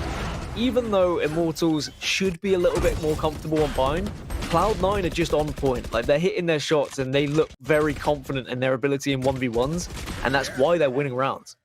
History has repeated itself. Cloud9 and Sentinels went 6-6 the time that they met. When it was time for Cloud9 to attack, 3 rounds was all they were able to get. Yeah, certainly Immortals should be the more comfortable side when attacking, just with... They've had more practice on Bind and been able to gel together as a unit a little bit better than C9 have. And that's one of those downsides of, like, not yet having that announced full roster, you know, like trying and testing out different players. But they've been consistent with this lineup, though. They so have. I do want to kind of drift away from that, because this team, they swapped out, I think, Vice for Poach at the at T1, and then that was it. And since then, they've been playing together consistently and have had some decent results. Well, another pistol round and another classic right click, but Collar gets the opener. Relics will respond, and here comes Vice to chime in with one of his own. And the spike is going to go down, and it's going to be a 3 versus 4 retake. They'll have to slice through that wall too. They want to get over to that spike. JC Stani's really paranoid about what could be coming out through that shower. And his paranoia certainly paid off for Vice, but it was not unfounded.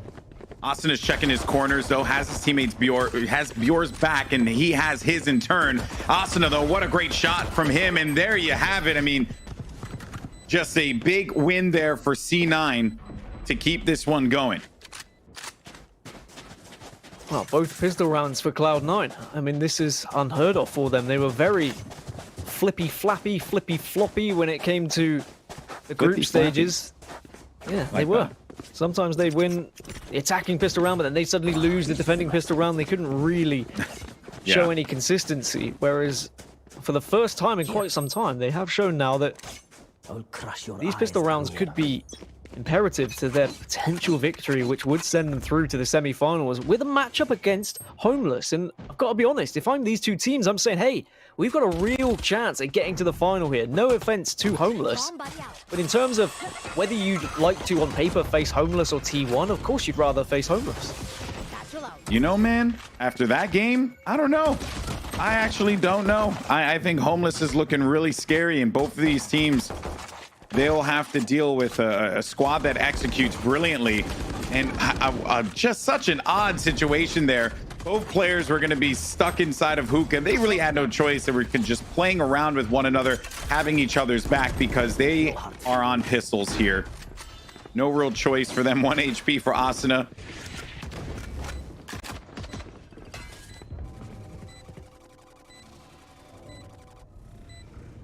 They know that one player is actually high-tailed it out of there. So perhaps that actually could be great here, because if they get another kill, yeah, they get some exit frags. Gangsta's just going to commit to this. One player got caught on the tripwire. Oh, ooh, 24 HP.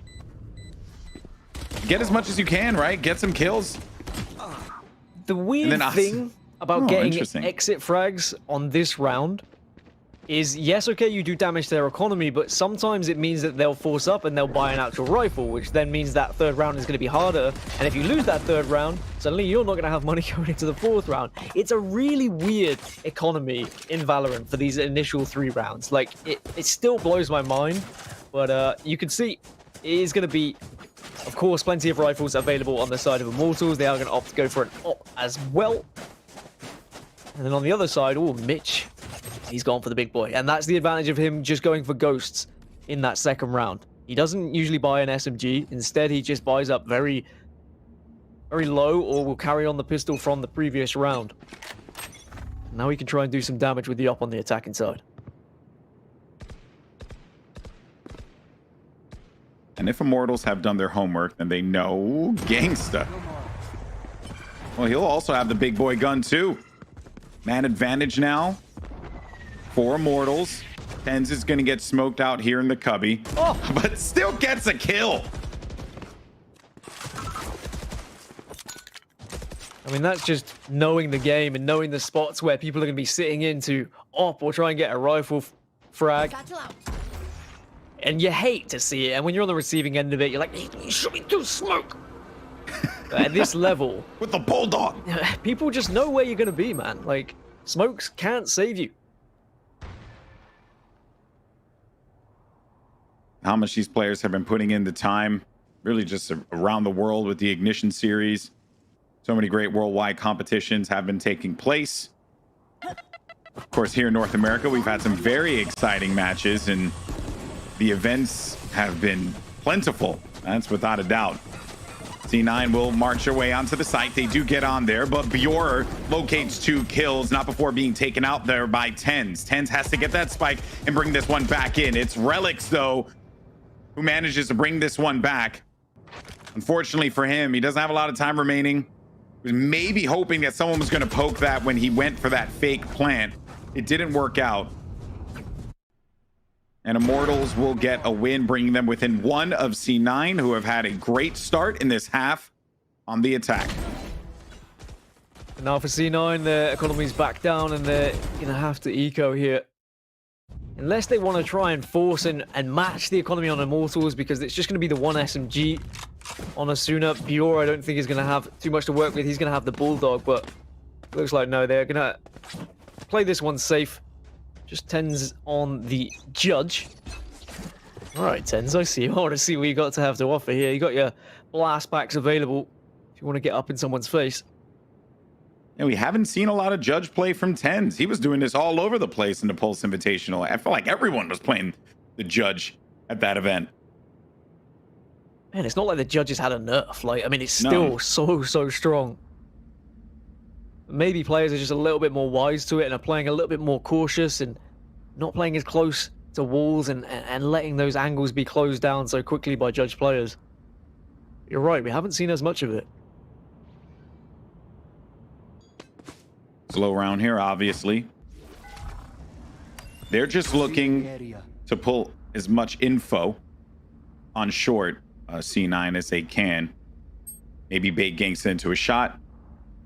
But they will block off Gangsta's point of view here in a few moments. I would be shocked if that was the case. And TenZ actually gets on through.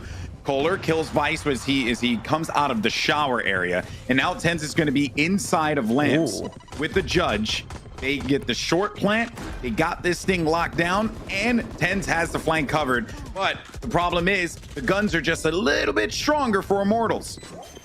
And they would have seen him pushing into Lamps as well, so I don't think they will try and go the short way. Instead, they go the long route round. The orbital strike will be there for Relics. He's not going to be able to get into a position to get a post-plant molly, though, so I don't think this is going to be a victory, but he can do a little bit of damage to the economy. I mean, there is possibilities for so much post-plant Molotovs from Brimstone, and we don't see too much of them at this level. And I think the reason why is to get Brimstone in those positions where those post-plants are lined up and you see the YouTube videos and whatnot. I mean, I've been researching them myself. You have to get off site and just bait out your entire team. And at this level, your entire team are going to be very angry at you if you do that, because then you might find yourself left in a 1 versus 4, and that Molotov is not going to work out against 4 people who quite rightly can kind of pop themselves, do it halfway, and then the other person comes in after that person dies. So there's all these different things you have to consider at a top level.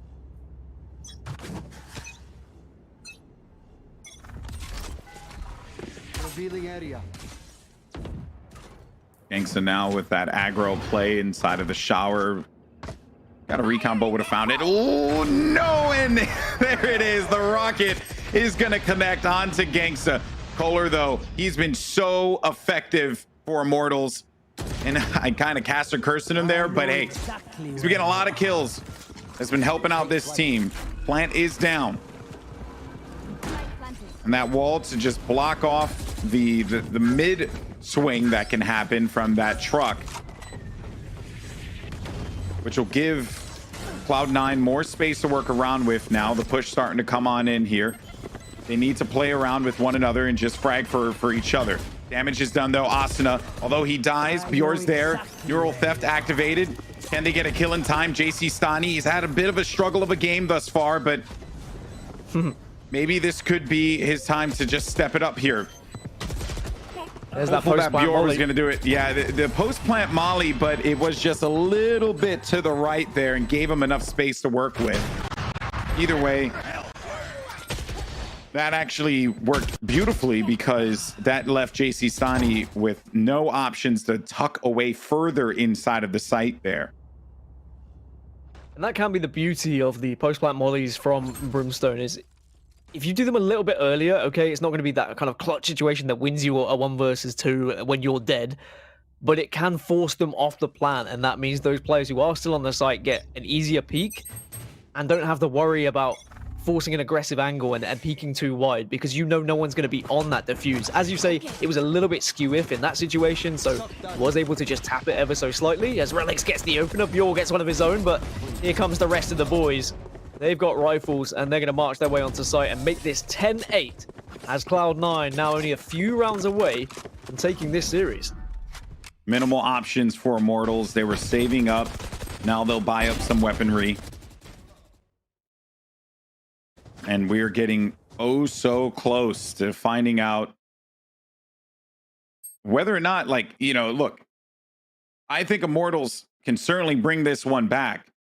But Cloud9 have been playing with that same kind of confidence that they brought in Ascent. They brought it here on Bind. Their shots on, they're pushing together, they're communicating well. You can tell by how they're refacing things, how they're rotating at the right times. And chemistry is just everything at the moment. You can see here it's going to be a somewhat aggressive stance as here comes. Oh, he's somehow survived, and Tens gets the kill. Won't be able to get the double, but at least Shinobi's there to get the trade. And you're okay with that. Not doing anything. Yeah, you're okay with that. For Cloud9, that is awesome. Hey, man, you just burned Showstopper. We got 2 frags. That puts us one step closer to winning this series. Yeah, things are looking good for Cloud9. 4 versus 3.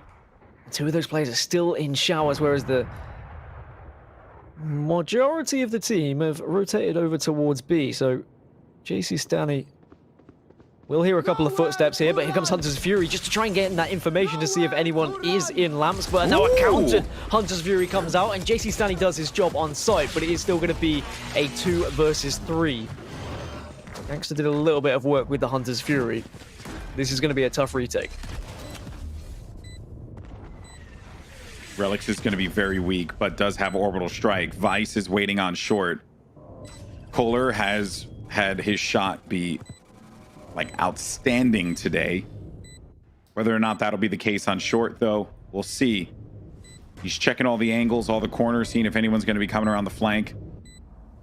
Maybe they've decided we can't push this one effectively. Let's just save our weaponry, count our blessings, and go into this next round and hopefully keep them away from getting match point. Yeah, Gangster just kind of hovering around, seeing if any kills were going to be picked up by his teammate, but that op is so important to save at this point. I mean, we've seen how Ops can win rounds on a defensive side, right? If you get that opening frag, you get that first pick, it puts you in such a commanding position. But now it's going to be a question of whether Immortals force up around this. It does look like that is going to be the case. At least they've got 3 rifles, just the 1 Bulldog for Bjort. We've already seen he can do some damage with that in previous rounds today. But lose this, and I think this might be game. Yeah, because the Force here, their only choice in the next round will just be to eco. So you're putting all your chips on the table here. Oh man, if Ten's got away from that, that would have just hurt them so much. Kohler was going to be cut off from the wall there. Mitch, 2 kills, and he brings back Tens. That's going to bring this one back into a 3v3. JC Stani in the corner. He bolts on out of there inside of the lamps. The A site belongs to C9. And on the flank is Asuna, who needs to get there faster. JC Stani's very weak, though. Has to use the health. The heal orb. Oh. And Tens heard Asuna, and Asuna just was checking corners with the satchels. And Tens' shot is absurd. JC Stani needs to make a play. It'll be an incredible one if he's able to do so. Only 10 bullets left. Does get tagged, and he's going to swing for this one. 10 HP, and now it's match point, series point. Cloud9 Vice giving them the business. This could very well be it, Gaskin, and what a start it was for Cloud9. Out of the gate, Tens getting that frag, and then the follow-up, man. Just Asuna had no idea what hit him. And I'm going to revisit a question that Moses asked you. He said, hey, Mitch, 100% pick rate on Sage. Is he a one-trick pony? Well, if this is the one trick this pony is going to perform, then get him in my stable. I will have him every day of the week, because some of the things he is doing round after round, he's clutching up. He's doing things that Sages don't often do. He's getting aggressive. He's forcing his team. He's just being that confident player who will push in, and everyone's following him up. He got 2 big frags there, got the res onto Tens, and that won them the round. And now they are so close to the semifinals here. It's part of the reason why Tens was a great Sage himself, because he did things that other Sage players just normally won't do. Play aggressive. Vice with the opening pick on JC Stani. That is most certainly going to sting here. But Asuna on the flank. Asuna on the flank and gets 2 kills. Mitch knows keeping this game in their favor. He's looking to end this one. They're so close. 12-8, but Kohler, another kill, is going to give him the advantage. 10 on the high ground. Oh my goodness. He gets the kill through the smoke with the classic. And now it just leaves it up to Kohler. He has been amazing this entire time. Gets 1 kill onto Tens. This is it. It all comes down to the final moments. Kohler saw exactly where he was, and he's gonna play for it. He's gonna play for the orbital strike, but Relics, with all the confidence in the world, is gonna secure the victory for Cloud9. They're moving on in this competition. That means we get Cloud9 versus Homeless, and that is not the semi-final that people would have been predicting after how Immortals performed on day 1, after how T1 have performed in general. But Jesus Christ, I mean, what a game that is, and the stuff we've seen. I mean, I know that Mitch is lower down on the scoreboard, but I want to give him a shout out because he did some incredible stuff there. Even in that round in particular, he was first on site, forcing his way onto elbow, and he had the spike to boot. I mean, the man's incredible, but Tens, he's the one who's going to have all the headlines. Like, some of the things that he was pulling off, some of the kills that he got were insane. It's a shame to see Immortals eliminated, but this C9 roster is really starting to look better and better with each tournament that we get. I'm just begging you, my dude. Just sign the team. They're good. They're a good lineup. They're a good roster. I know they're a little sketchy from time to time, but this team has some great building blocks, and that confidence, Moses, it's really beginning to show. That's why they picked up Mitch. He is that aggressive Sage that this team needs, and it has been beautiful to watch him execute round after round and support Relics and Tens the way that he does. Absolutely. There's a blink and you'll miss a moment. I'm actually waiting for it to come back on stream here. Tens had a classic kill in that fray. That was like the most insane thing I've ever seen. He just decided to chuck out a classic shot into the smoke, and he got a kill for it. Like that's the most Tens thing I've ever seen. And I think you're absolutely right. It's it's time to sign the roster. And I think that Cloud9, even though they can be streaky at times, it's it's time to lock it down. Gaskin, even your dog agrees, man. I know. They're actually waiting to be fed. So I mean, I'm glad Cloud9 was able to wrap this up for me. It was really nice. But yeah, they should be signed with a performance like that. I mean, a map that they arguably shouldn't have won when you look at all the stats and whatnot. Chat's losing it right now on that shot, by the way. I just saw it again. It was just ridiculous the second time. It was the stupid. individual ability of some of these players is insane. Now, if you give them a little bit more time together, if they have that confidence, if they do get like that solidified moment where they all get signed, then suddenly they're gonna be like, okay, well, we're here. This is us now. Let's make sure we're practicing. Let's make sure we're putting in the time. And they're just gonna get better and better. They are on the up. Pansy said it. They're a team who are like rising right now, and they've demonstrated that here today. I think you also said something during the broadcast, Gaskin, that I think that we now need to move past. And you know what? On a 2-0, what better time to put it to bed? This is the C9 roster. We can't keep putting the asterisk there. They've been playing together as a squad. They're starting to put together a little bit more success, a little bit more consistency. And I'm very excited to talk to them when we I want to make sure that I think we're going right into it. Is Relix available? Are we there? Relix, are you there? No, he's not. Not yet. Okay, it's all right. I missed a block. It's totally fine. It's on me. Come on, let's man. Let's talk about the let's talk about this matchup here. Asuna, he was playing very, very well for Immortal. So I guess we'll kind of break that down. Relix on the Brimstone, not really expected to carry a huge load. He had some great moments, mind you, but Asuna, I think the bright point for Immortals. And that is the reason why I'm touting him constantly. He's so good. I think you and I were discussing, Moses, during the break that Immortals needs that high impact player. But then I was just like, dude, it's Asuna. He's just not the offer for this team. He's not going to be that guy that's constantly going to be looking to pick up that weapon the way that Wardell does or Tens does, right? Or like Quinn, for example. This is why Asuna is great, though, is because when he does heat up, when he does start to just frag, this guy has the confidence that you see from Tens, which is not all that common in these players that are looking to get aggro, that play that raise, that will get in their face. Like, he plays just like that.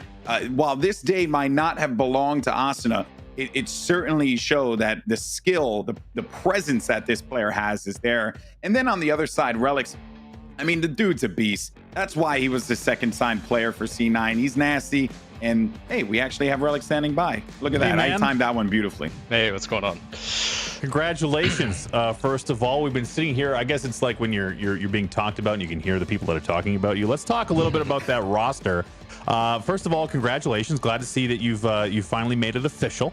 As we were all wondering, when was it going to happen? And you know, I'm going to put you on the spot. You know, this is the PR people are going to start DMing you any minute now, so I'm going to give them some lead time. When is the rest of the roster going to get signed, Relix? I don't know if I can reveal that type of stuff. Jack might give me a slap on the wrist, but hopefully soon. That's all I can really say. Yeah. That's exactly the answer I expected. Golden Boy, I'm gonna toss it to you for the next softball. Relix, you've been switching things up for your roster recently. I know that you would play like Phoenix and stuff. You have a lot of variety as a player, but you're now playing Brimstone for this team. Were there any change-ups that you guys made from Pulse going into this? Like, what were some of the mix-ups you guys had to improve the roster even more? Yeah, we mostly just discussed like specific agent viability on certain maps. Like, we think, you know, an agent like Raze is stronger on Bind than, let's say, Jet, because, you know, our Tyson is our big gun, so he kind of gets to play what he wants, and he mostly plays Jet. But just sort of shifting it around. Like, I play Omen on a lot of maps, and Omen lets me play a little more aggressive, almost like a secondary duelist. But when I'm playing Brimstone, I'm more of like a support player, you know, trying to stay alive, making sure I have my smokes up for the exec. Just kind of figuring out what comps we're comfortable with. Absolutely. Relix, I have a question here for you as someone who's been kind of watching from the outside in, and you just kind of touched on something a little bit there. Is Tens like the Allen Iverson? Like, is he just kind of rolling into practice like 20 minutes late, just kind of like shooting a couple of warm-up jumpers and then getting into his Jet main op form, or what? You know, he's a little bit of a loose cannon sometimes, but you know, we try to reel him and keep him honest, I guess. But yeah. Love to hear it. I'm glad that you guys are finding the chemistry. So let's talk a little bit about that chemistry. You guys have been kind of fielding this similar roster for the last little bit. How have you guys been comfort-wise when it comes to the roster you're feeling now, and what are your expectations for the future? Yeah, we're definitely feeling more comfortable. We've been noticing like pretty significant improvement in our play. Just a lot of it's just the little things, not making small mistakes that lead to losing rounds and things like that. I hope we keep progressing forward. Compared to like 2 weeks ago, it feels like a different team, honestly, how we're meshing and like playing together. So hoping we keep on the up and up. Yeah. Gaskin, any questions for our friend? Or so actually, go ahead, Golden Boy, if you I have was one. going to say, it does look like a different team, which is great. But one thing, you guys just really like to either win 5 rounds in a row and then lose like 5 rounds in a row. What's going on there? What's the situation?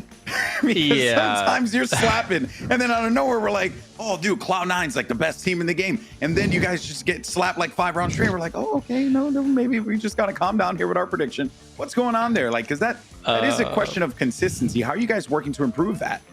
Yeah, some of it comes down to, I think, like, teams will eventually adapt. So, you can go up 5-0, or for instance, like, we started out, I think, 0-5 on Ascent, and then we started getting rounds back. Sometimes it's just kind of like we go up 5-0 and then we start playing like a little too reckless, a little too loose. We'll be in a 5v4 and someone will go aggressive for a kill, and then it lets the other team, even it up. So we kind of need to play more disciplined in that sense. I think it's just about adjusting. Like if you're up 5-0 and the other team starts winning rounds because they're they're adapting to what you're doing, then you also have to switch it up and keep them on their toes, I should say. It's just about staying ahead of the other team, I think, really. And some of it comes down to making mistakes and whatnot, but I think most of it just comes down to reading the game and figuring out what your opponent's doing and then, capitalizing.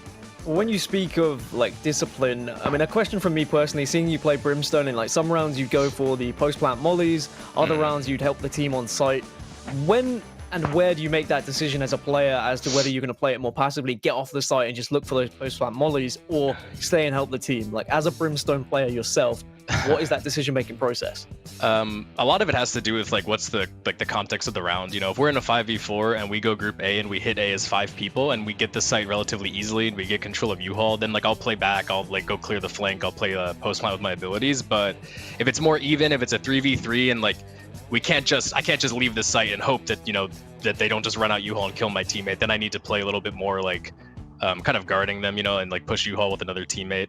It really it depends on what happens in the round. There's no like black and white beginning of the round where we decide if I'm pushing the site or not. It's like a mid-round audible where I have to decide whether they need me there or if I can play back and play the spike.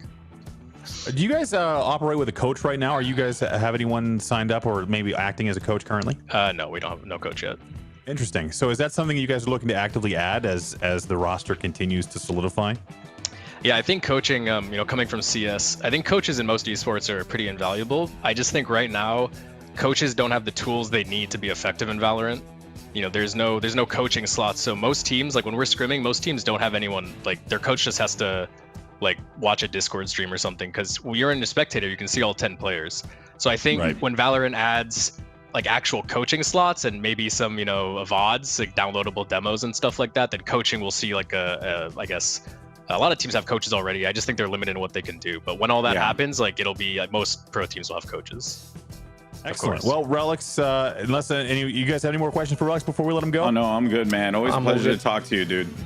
Absolutely. Relics, thank you so much for joining us. We're excited to see you move on into the semifinals, where I'm sure you'll continue to have success. So thank you for watching, and thank you for being here, I should say.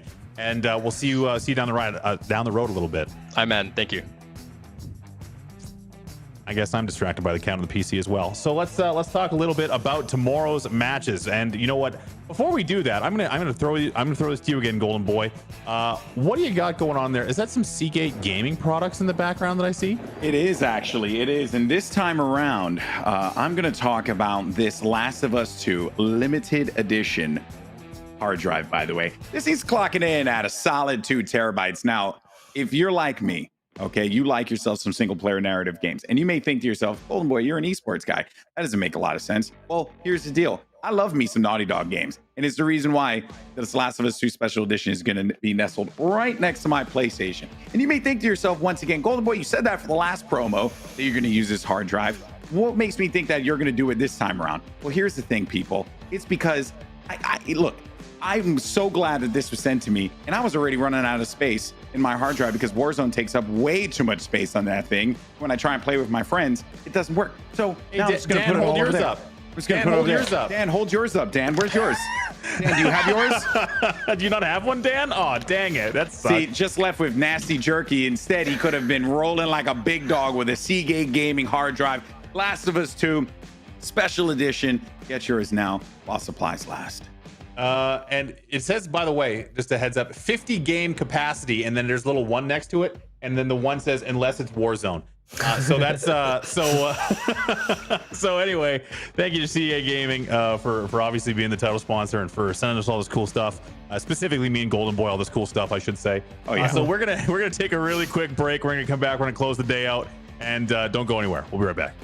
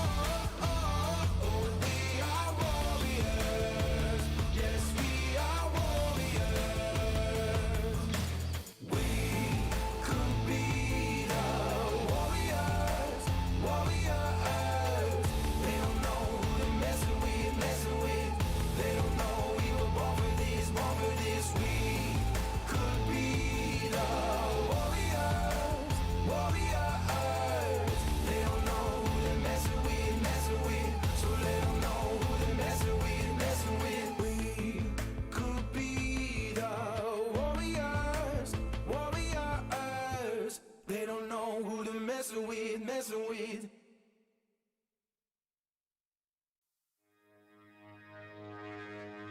What I got is a fire, burning even hotter than the brightest sun. What I got is a mountain, standing high above every other one. I got heart, I got soul, there's a power in me you can't control. What I got is a fire, it's untouchable.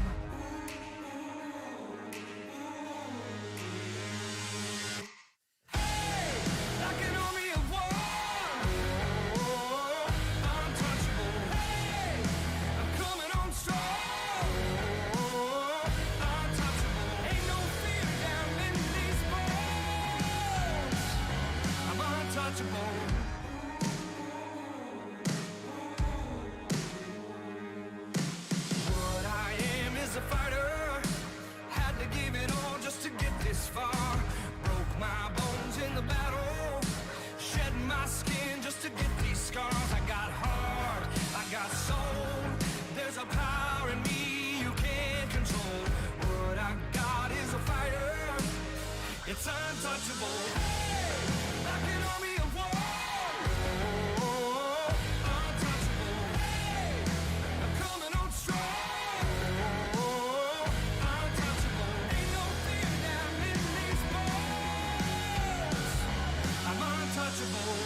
I got heart, I got soul, I got power you can't control.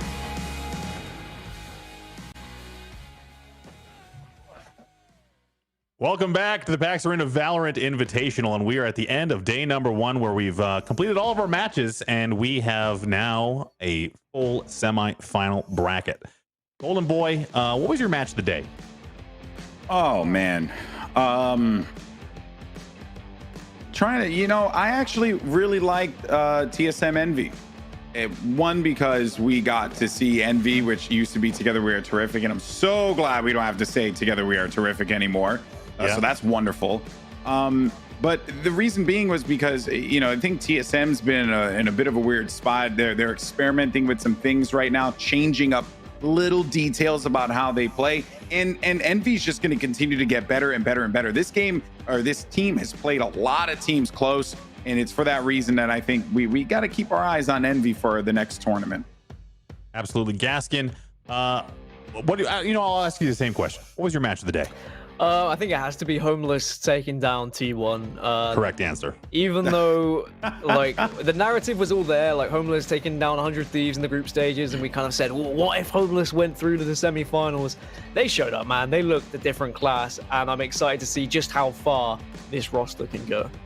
And for me, I'm in the same boat. It has to be Homeless. They were definitely not the favorites to win. I promise you that.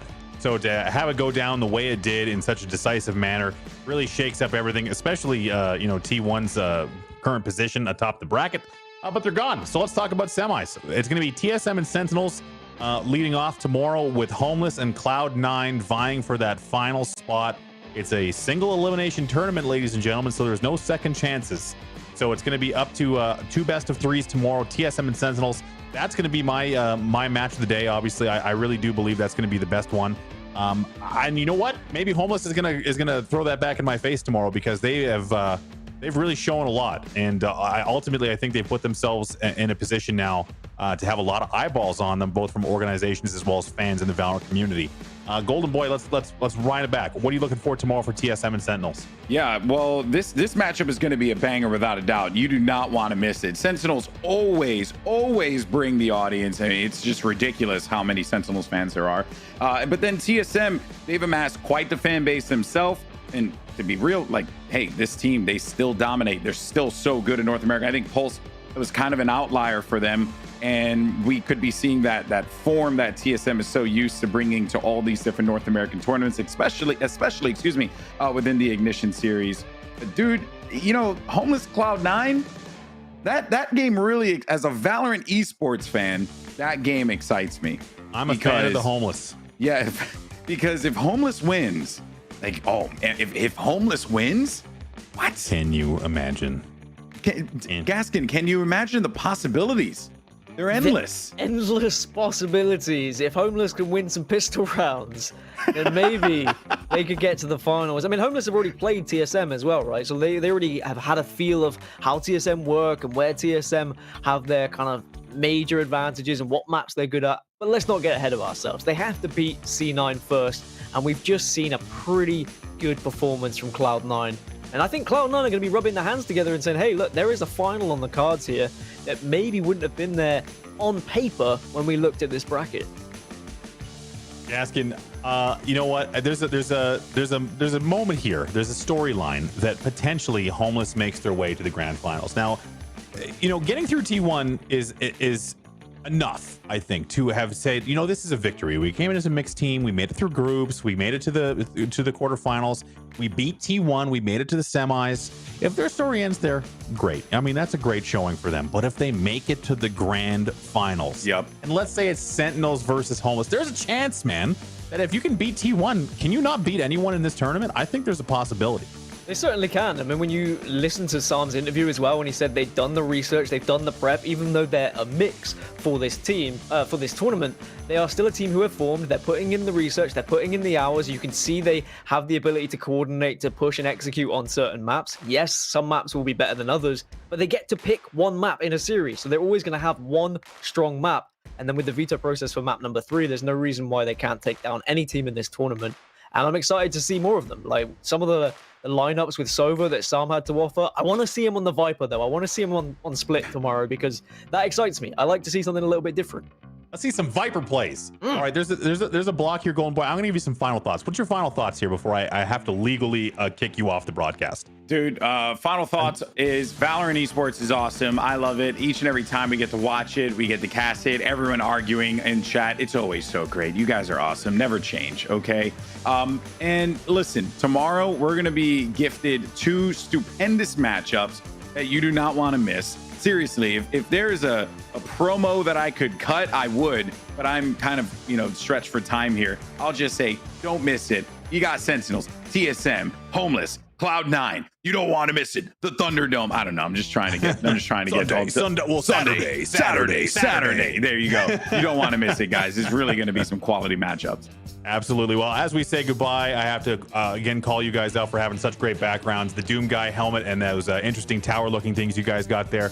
Really nice. So I'll be seeing you guys tomorrow. Thank you so much, Golden Boy Gaskin, and for such great casting as well. So get out of here. Eat it. Shoot. There we go. Perfect. Thank you. Another huge shout out to you guys for being such a great audience, for being here, for supporting Valorant Esports, for supporting us, being so kind to us in the chat. All the things we expect from you at this stage of Valorant Esports. So for everyone here at the broadcast, a huge shout out to the observers, all the guys behind the scenes, and of course to PAX Arena and Seagate Gaming for making this all happen, and to Riot for the Ignition series. We've got more great games coming up tomorrow, Saturday. It's going to be awesome. 14 o'clock Pacific time. If you don't know what that means, it's actually 2 o'clock Pacific time. So we'll see you then, and be ready because we got more action coming your way. Have a great night, everyone.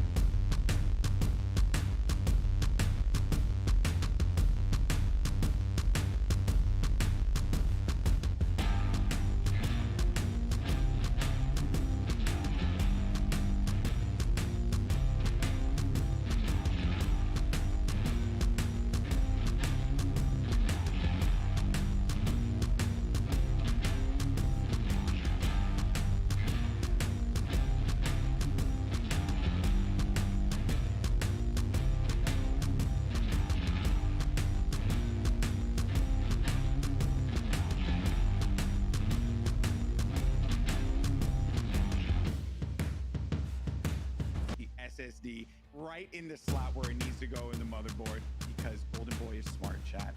That's why, because I'm smart.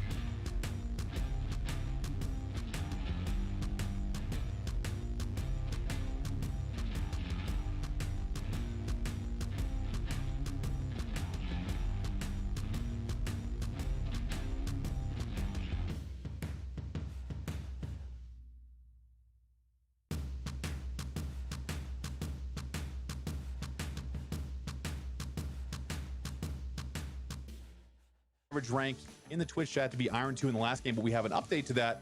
And the average kill death ratio of everyone in the chat, which at least currently is over 20,000 people, is 0.31. So congratulations to all you guys putting up a 0.31 KDA. That's awesome. Happy to have.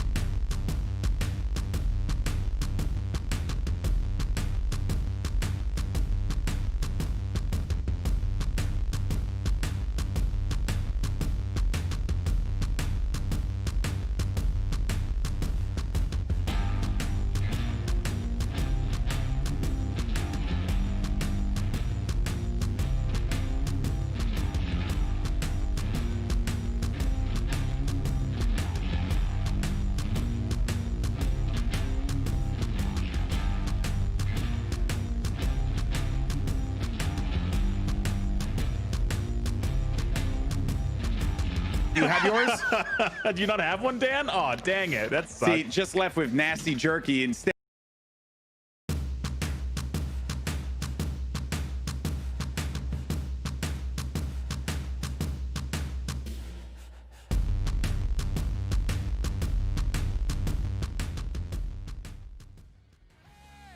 Like an army of one.